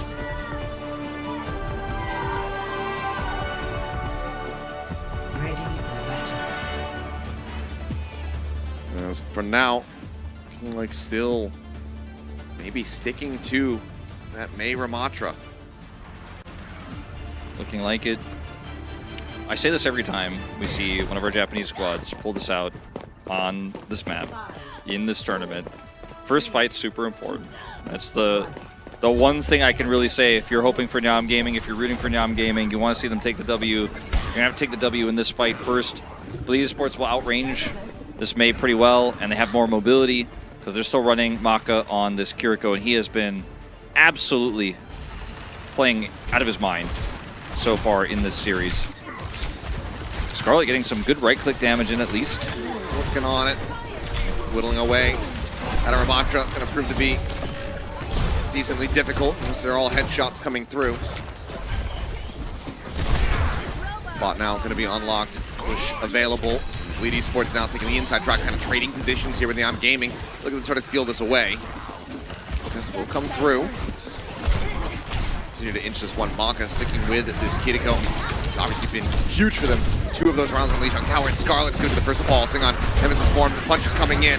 Shuts that May down. Dox now very much at a risk, backpedaling over towards Mimosa, trying to stay alive. But Bleed Esports are more than happy to go their separate ways because the bot is still moving forward. Yeah, I'm a little bit shocked Scarlet did an ice block there. Pretty sure he had it because he only had a few, like he only had so much percentage. He would have had more if he had used it earlier. And there wasn't even enough time to, so maybe just thought he was going to get out, didn't want to find himself isolated afterwards, but costs him big because he gets, not only does he die, but he doesn't get the ult charge either, and that's that first fight I said was so important down by the wayside. Arguably, you call it a fight and a half with some of these stagger kills coming through. 35 meters already, but we're already knocking on the door of that first checkpoint here. Sungan has the Annihilation ready. Yeah, and this is the big problem. It's just that the ults are nowhere close. Pulse bomb from Ace. It's been consistently getting sticks onto Mimosa. It doesn't have that rally. Why not? This orbital ray going to have quite a bit of value to it. There's Maka. Okay, quick cleanse on that Suzu. Keeps himself safe for the moment. More taps. It's just 11% off now from having that ult ready to go. Sydney Rush is finding value here for the side of Bleed Esports. Maka going to be tagged up. TP'd out towards safety. Rally going to be coming through now as Ace unable to find that pulse bomb to get that stick. Moza, however, seems to be hounded down as the Annihilation comes in, finds itself a second kill. Both supports dead here to Singan's hands. Maka will find Scarlet. That's a triple investment on ults. Yeah, I mean, NyamGaming. The Blizzard, I mean, they felt like they had to use it. Maybe they thought he was going to turn things around if Dox gets the Annihilation, but he was just a little bit too far away. They get completely wiped, routed, and the Blizzard is gone. They're going to see it. We're going to see a swap here for Scarlet, but he's not really the Tracer player on the squad. That's Daisy. And I don't want to sound like a doomer, but this is feeling pretty rough. Okay, well, a point-blank Bob comes in from high vision. We'll see if the Bob can find some value here from beyond the grave, but either way, Scarlet does find that punish, and now Maka's going to be taking down some Scarlet already. Decent value, picking up the Tracer here. Continue on that path, and maybe this isn't quite yet over for the NyamGaming. There's still 7 minutes to try to work with here, but 114 meters established for Bleed Esports is already damn good. Yeah, certainly a big momentum shift, but it's going to take more than just this team fight, obviously, to get back control. Daisy will have a Bob. Maybe we can fight for corner control here once we wrap around the initial neutral point of the bot. That's assuming they can get there without a hitch, as I think Maka has something to say about it. Just cannot lose this duel, Scarlet. Oh, he almost did. It's okay. Almost did, yeah. That last right click had it connected, would have almost certainly killed. Still pursuing forward. Going to try to get rid of Maka. Mimosa with his late swap over onto his Kiriko in a decent position, but it's going to be a trade out. Both Kirikos rather going to be taken out of the equation here as Daisy sends out the bomb. Saglo pulse bomb going in. Ace able to find Daisy, taking him off.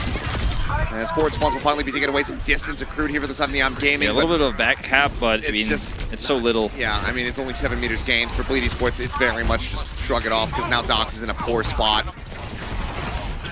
Yeah, this is looking super frustrating now as, I mean, Scarlet, he found that initial pick on the Tracer swap, but otherwise was kind of muted here. Maka outpacing Nyam so many ways.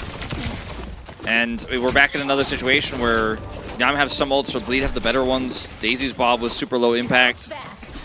And if they win a fight here towards where their distance already is, like if Nyam can't group faster, they could just end the map off of this team fight, potentially. They'd be so careful. Yeah. Probably about to catch Scarlet. up. Rematching in the Juno ults here. Maka just behind on that Kitsune rush. No recall for this Tracer. Damage. Ace down low. Dive in from Scarlet, able to find one. Maka going to be taken out. Solid kill found there is, okay, Orbital Ray is going to be committed here from both sides. Daisy going to be traded. 1-for-1 thus far. The Annihilation rolling will be able to, all likelihood, should be able to claim this kill, and Pele will eventually fall down as Dox, gets high value off the ult, but now NyamGaming need to dig in. They need to get entrenched. Yeah, I think honestly, Nyam need to leave somebody on the cart, likely just Y-Dot, and then look for a rush attack otherwise when Bleed come over here for the contest, because if they just wait for the cart, Bleed gets set up, and kind of just doing that, unfortunately, is Maka is looking for some right clicks here. Kitsune rush for Bleed could be used first. Okay, Mimosa is going for it. Sends it, Ace with the pulse bomb. It's the catch on Mimosa. Does not have had the cleanse available either way into the back. High Vision just going to be nailed down there by that slow field. Does end up getting picked, but the pot continues to get further and further away. Stolen here by Bleed Esports. And now with Daisy dead, it just becomes even more difficult here for them. So slow on the tempo, even though they had good tools. Maka in a bad spot, but Swift step over the side. And Scarlet looking for a pulse angle here, potentially. No good targets. Yeah, it's not who you want. You definitely don't want to be going for that Armacha unless you can try to whittle away at some of that armor, but instead it's going to be Wide-Out who ends up getting taken down to the opposite side. High Vision's so far away from him. You can see he's Ace blocked. Going crazy. Ace is popping off, man. Another kill for him, looking for that third.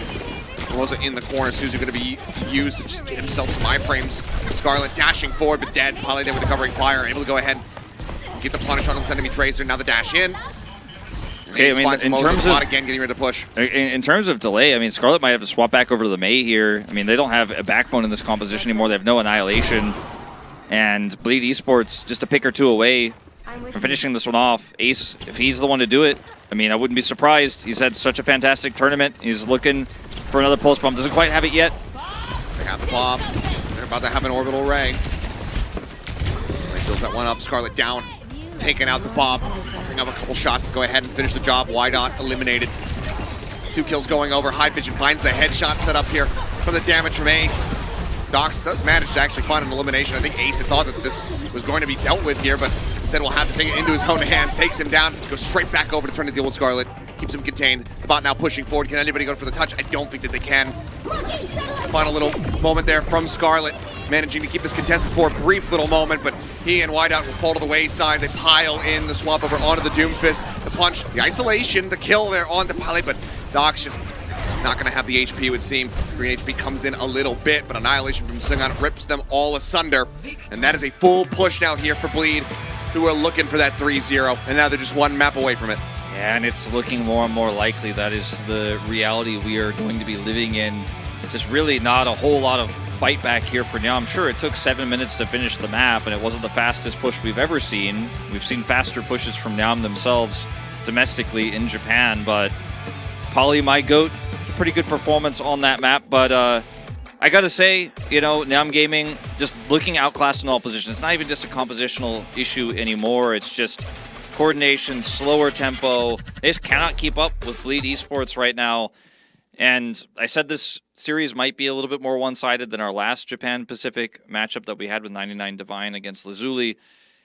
I was hoping I would be wrong and have an interesting series here, but it is really feeling like that's just not what we're going to see. The Bleed just seemed to be superior, and Nyam seemed to have bigger issues and less adaptation than what we saw yesterday out of LAZULI. Yeah, it seems like the confidence that Bleed had coming into the series is not misplaced. They're not suffering from complacency, from hubris. You know, I think that Lumi was probably being a little bit sarcastic, bombastic in saying, yeah, we didn't prep at all for this. But if it's the truth, then it's all the more impressive because right now they're not really being pushed. They really aren't. And they're the ones pushing. In fact, they pushed all the way to the end.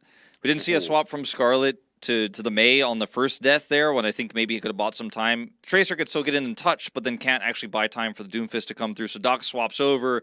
By the time he gets there, though, he's the only person left alive. And even their stall out seemed weaker than what we see from them domestically. It was a little bit of a shame. That it is. Well, one last opportunity here for Nyam to try to get a win on the board and start a reverse sweep. Otherwise, Bleed maybe just sending us home a little bit earlier than we might have anticipated here tonight. But we're going to go to a quick little break. Nyam, another moment to go ahead and try to collect themselves, get their heads in the game. We'll see if they can do it when we come back.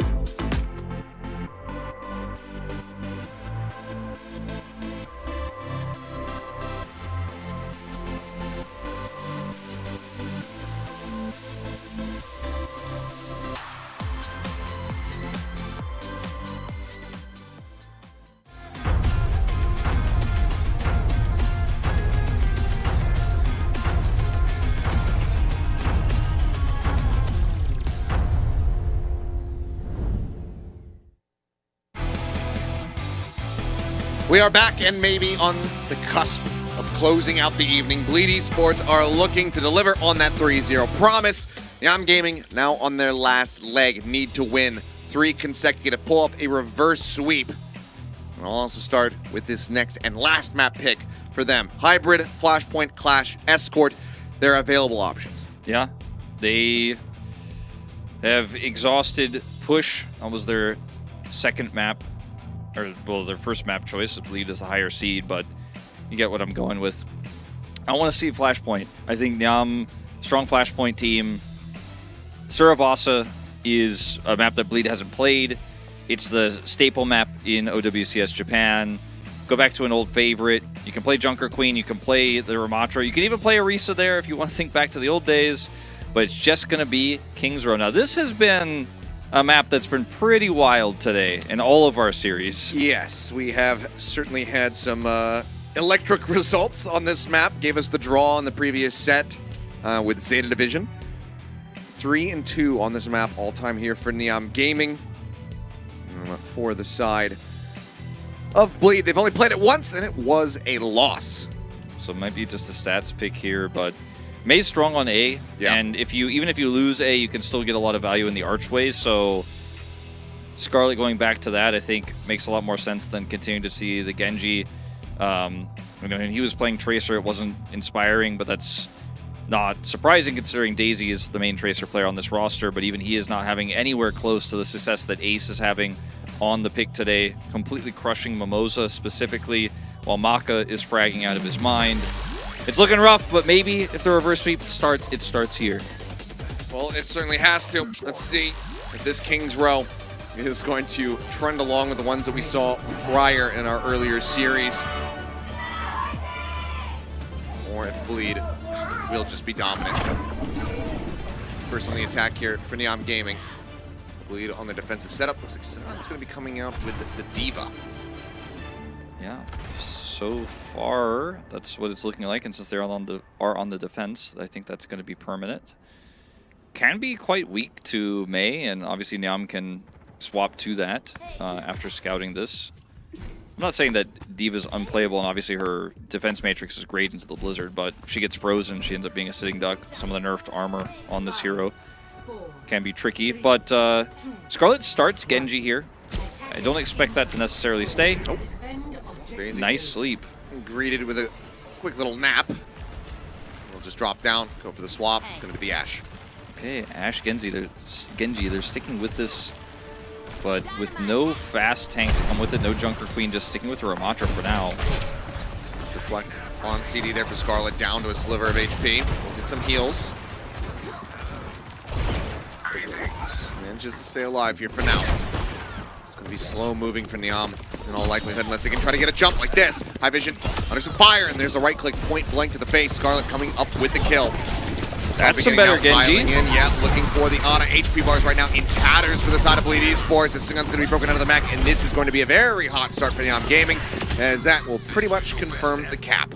Wow, very decisive. Bleed Esports' comp wasn't my favorite, but to be fair, we have seen almost purely insta-caps on this map all tournament long. On the attacker side, it's very favored, but it's just a pick from Scarlet that really opens up Bleed Esports. High vision just completely 100-0'd instantly, taken out of the fight, and that's a win. Sungan's going to swap over to Ramatra, interestingly enough, here with the Ana. Not a whole lot of synergy here in this composition for Bleed Esports, but see how long this does stick around. They may swap to the Brig. Bit of an old classic, you know, pre-Juno. Yeah, pre-Juno, we saw some stuff like this, but I do think that Brig is better, especially with the Genji on the enemy team. Scarlet looking alive and well. Finding his bearings once again here on this Genji. Blade now 35% away from being online. Anti on the 2 though. Wide out and Mimosa both going to be at risk, and Ace is able to collect 1. Hopping, getting that nano boost here, just as Doc's piled into the corner. That will just make for a very swift kill. Scarlet up and over the top, going to try to find his way out to safety, but instead will just find himself right there with Maka. Bionade at his feet will take him down. So now some choke control here for the side of Bleed. Choke point control is pretty huge. Also, you know, we will have that Annihilation to match Dox's. I believe Esports should be able to get that, just a few percentage points behind. Orbital Ray could be traded. Fighting in the choke with Orbital Ray on both Ramachas means it's going to be kind of a target selection deciding point for how that fight goes. Scarlet will be able to build a Dragon Blade, but there's no great targets just yet, and there's no way to empower said blade. So. Shurikens over towards the enemy here. Maka just waiting. Up and over the top goes Scarlet. Now going to be in a really rough spot as the Dynamite does connect. Down to 50. Can they confirm the kill? The answer is going to be yes. Maka is able to find it. Daisy now going to be taking down the Bob and play, but it doesn't really matter too much. Anthony was absolutely huge. Maka doing wonders here for the team. These are the fights we didn't see domestically from Nyam, where Scarlet looks for the Dragon Blade completion, and he fails, and then the whole team just ults anyways. Tosses all their ults into a fight that wasn't going to be winnable without the Blade, and now they don't have anything for the Blade fight. Could have tried to bait ults from Bleed, but instead they just toss them to the wind, and it's just very bizarre. Stage fright potentially, but, you know, thought maybe the jitters would be gone after yesterday. Just looking very rough here. Scarlet is trying to find an angle for the Blade anyways. Trying to get on top of Ace.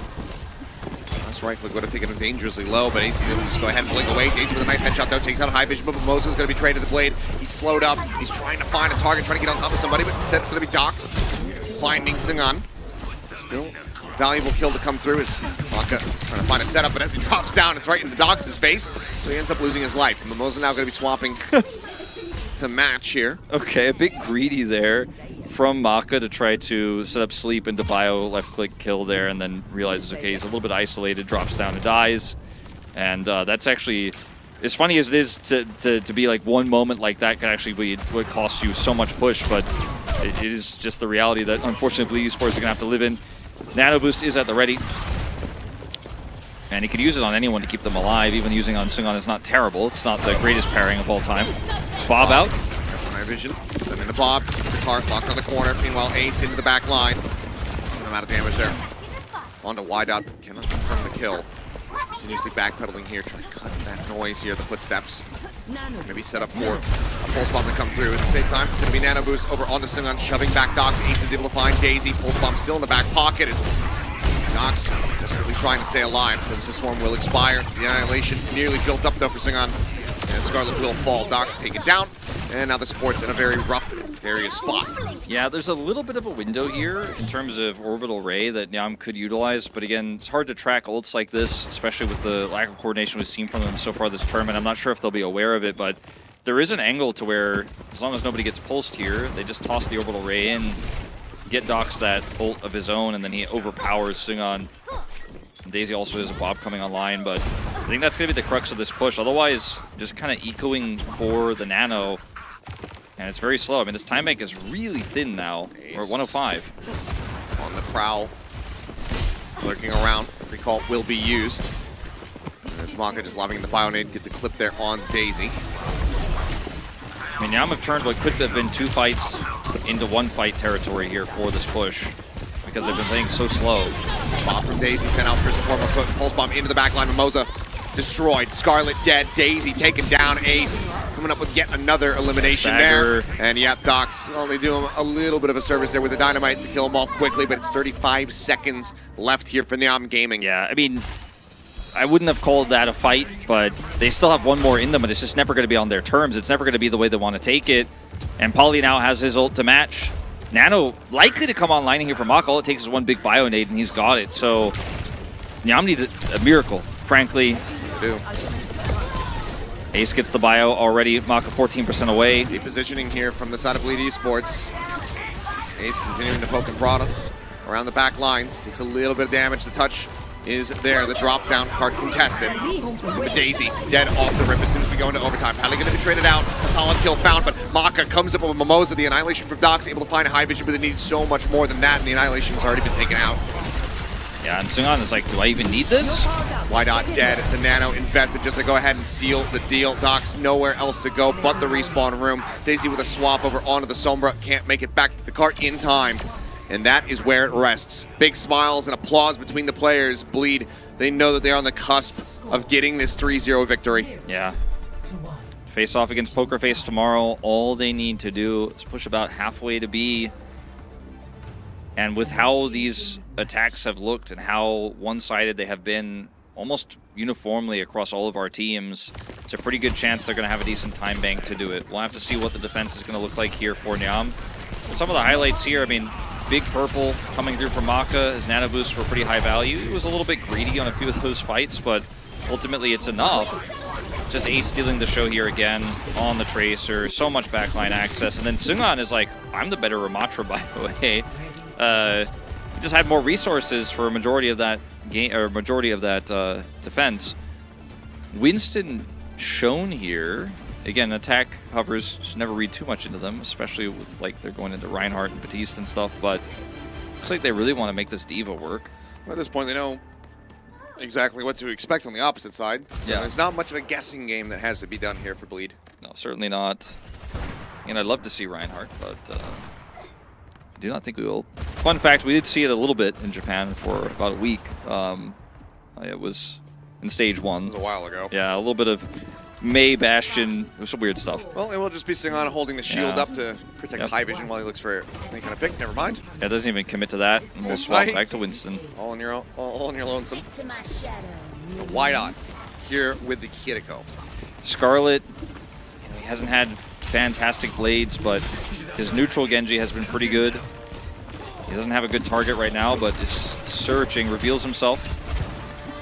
Decent damage, but you don't want to be playing for Blade on a defense like this. Got to be getting into the action. Dynamite bounce around the corner. I believe it was actually cleansed there by Wide Out with the Suzu. And for the chase here onto Ace. Force him back out here around into the open towards that slow field from Dox. But now counter aggression out from Sungan, looking to just zap him away. Swinging around the back, Dox trying to get in on top of it. Sungan takes him damn low, but can't quite finish the job. Would have been so huge if they could have gotten him. It was a nice bait, but a tick is already going over. And now I need to regroup. Scarlet's so low. Yeah, Scarlet, Wide Out both taken low here. Holding on by a thread. A couple shots across over towards Daisy. It's the second tick now. Grabbed up. Sungan just keeping Dox completely contained indoors, away from this point. Lose a play there from Pilot, just dashing away, hovering out away from Scarlet. He does manage to get on top of High Vision, and Ace does get taken down. So DPSLs now are Bleed Esports. With that second tick, it's not the worst first attack here for them, but they're still hanging around. Nano nearly online. Maka now just 6% away from having that built up. Yeah, he's just going to wait for any piece of damage to come through. There it is. He's got it. Nancy on the Scarlet to dive around the corner. Suzu going to be used, but I don't know if it's going to be enough to try to save their lives, and no, it is not. Sungan able to just go ahead and cleave down two. Ace traded up by Daisy, but now Scarlet himself also very much at risk. Tries to escape up into the window, and he will just fall. Probably just using this orbital rate just to go ahead and confirm the cap, which is very much going to be in their hands. Despite the fact that this is a smaller time bank here for Bleed Esports, it just doesn't matter. It doesn't feel like a win when you consider the small amount of distance they need to go. They did use a lot of ults in that fight.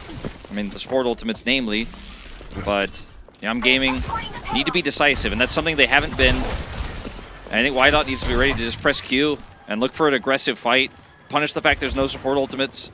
There's the victory box right there. Maka's got his sights on the 3-0. Oh, yeah, he's trying to get an assassination attempt there onto Scarlet. We'll be digging out here, getting some quick little swift step over, but Sungan for the rescue does manage to find one with a Primal Rage, but Maka eventually does fall. Dox will find him there. Primal going to be expiring. So quick little peek. Jump in, looks for a little bit more. Diving in alongside Ace, who's able to assassinate Daisy. Pulse bomb stick goes across Mimosa. Destroyed. Dox out. Does manage to shove them back. Not helping. Gets the assist, gets the kill. Sungan here, now Primalist, but no one in position to punish him. They just want to play cart. He's going to be rolling forward, but Wydot going to be caught. It's a good take it down spot. Just swoops in the butcher shop. Gets the kill, and now Dox is gone. Space opened up.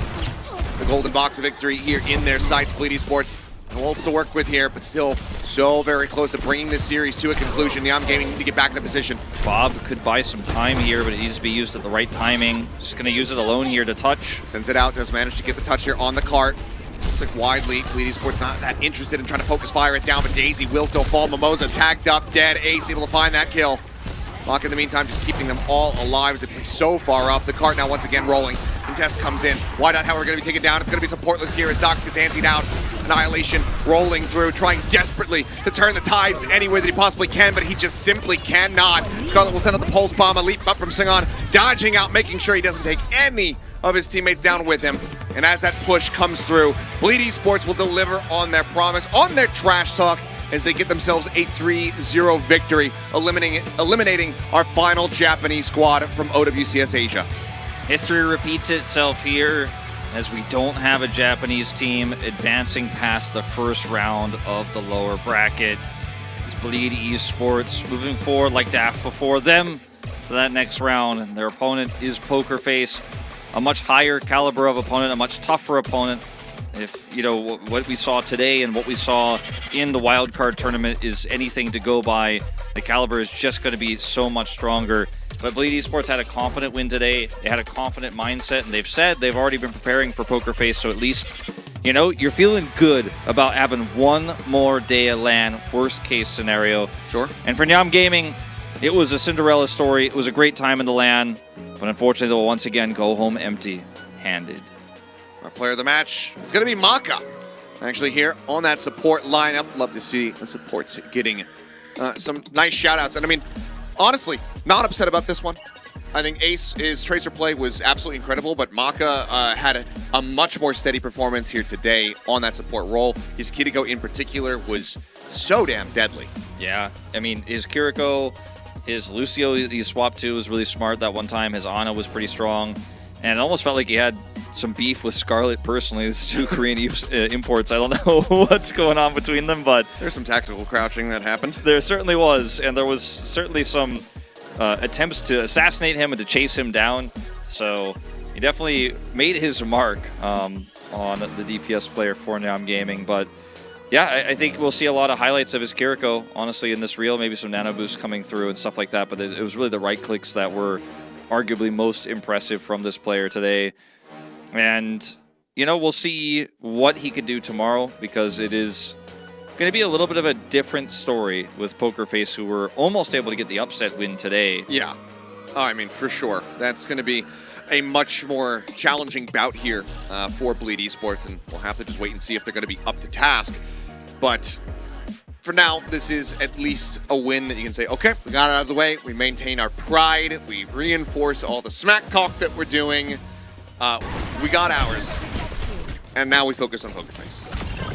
So take a look back at some of the moments here from Maka. I mean, that one just mid-air, just great.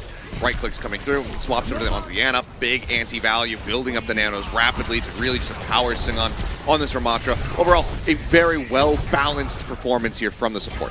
Yeah, really strong play overall, and unfortunately Mimosa just couldn't keep up with him. And NyamGaming just in general couldn't keep up with anybody in this tournament, which is weird because domestically they're one of the faster teams. And I don't know what it was, something getting into their heads, or the fear of playing against the domestic crowd here, or some of the Korean imports, I don't know, but just the magic wasn't there, the magic that we saw. And I think Ilios, a lot of people will look back at NyamGaming and LAZULI and go, you know, if the patch didn't favor them, if they didn't find the May compositions, the meta didn't change, maybe they wouldn't have been here. But history will tell otherwise, as once again, Bleed Esports take the win.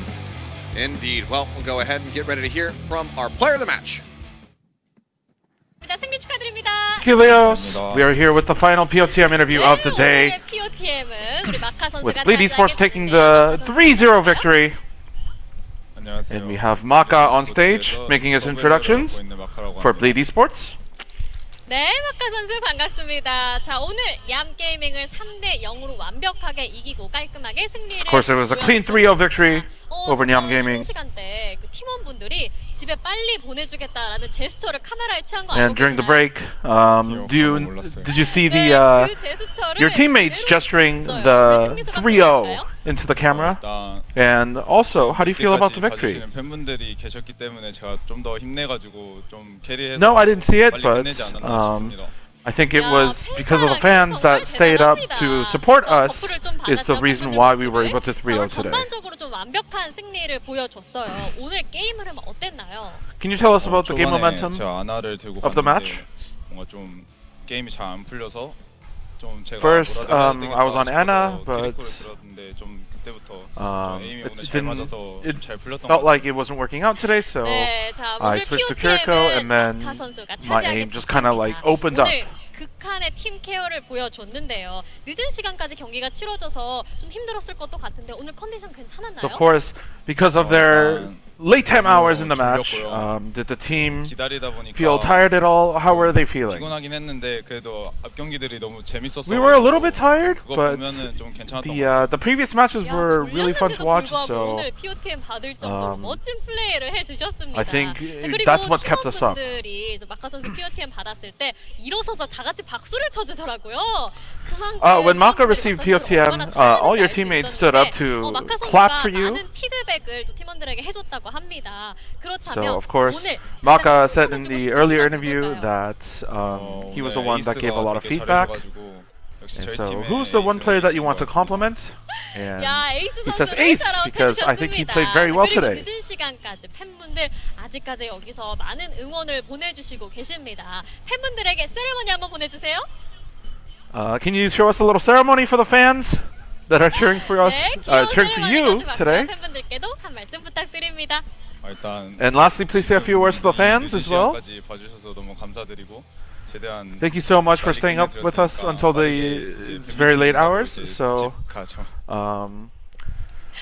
I will see you in the fan meet, and please get home safe after. 자, 오늘 승리 다시 한번 축하드립니다. Congratulations on your victory again, and that was the final POTM interview of the day. To close us off for the day, I am going to send it back to Ilios and Wolf.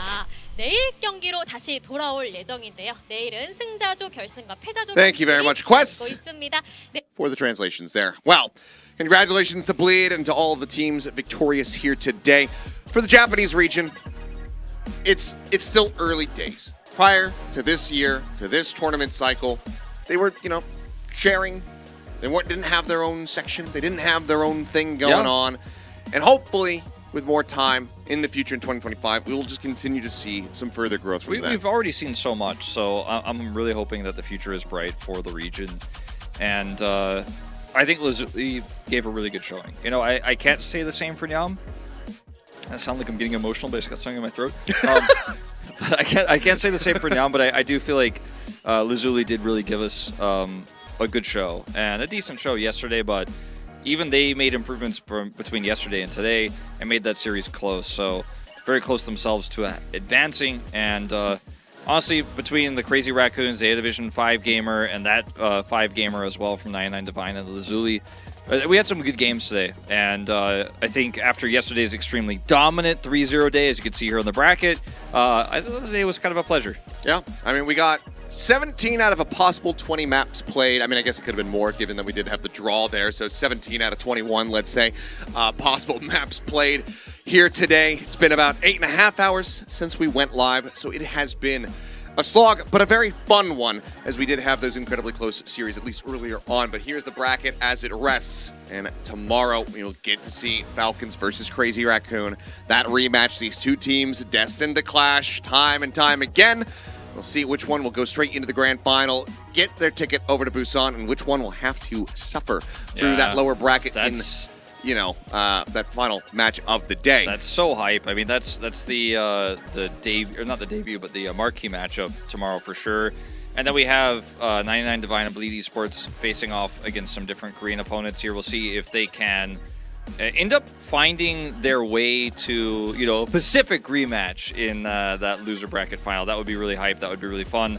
I don't predict it, but, Zeta Division and Pokerface trying to keep the 100% win rate for Korean teams alive as well. So a lot of pride on the line for those squads. For sure. And they'll, of course, face off against each other if they both win. And then the loser of that matchup does face off against, or the winner rather, faces off against the loser of Falcons and Crazy Raccoon in that lower bracket finals before the finals next Sunday. So, yeah, a lot of bangers on the way. Not to be crass, but from here on out, there are absolutely no games that you consider to be easy. Yeah.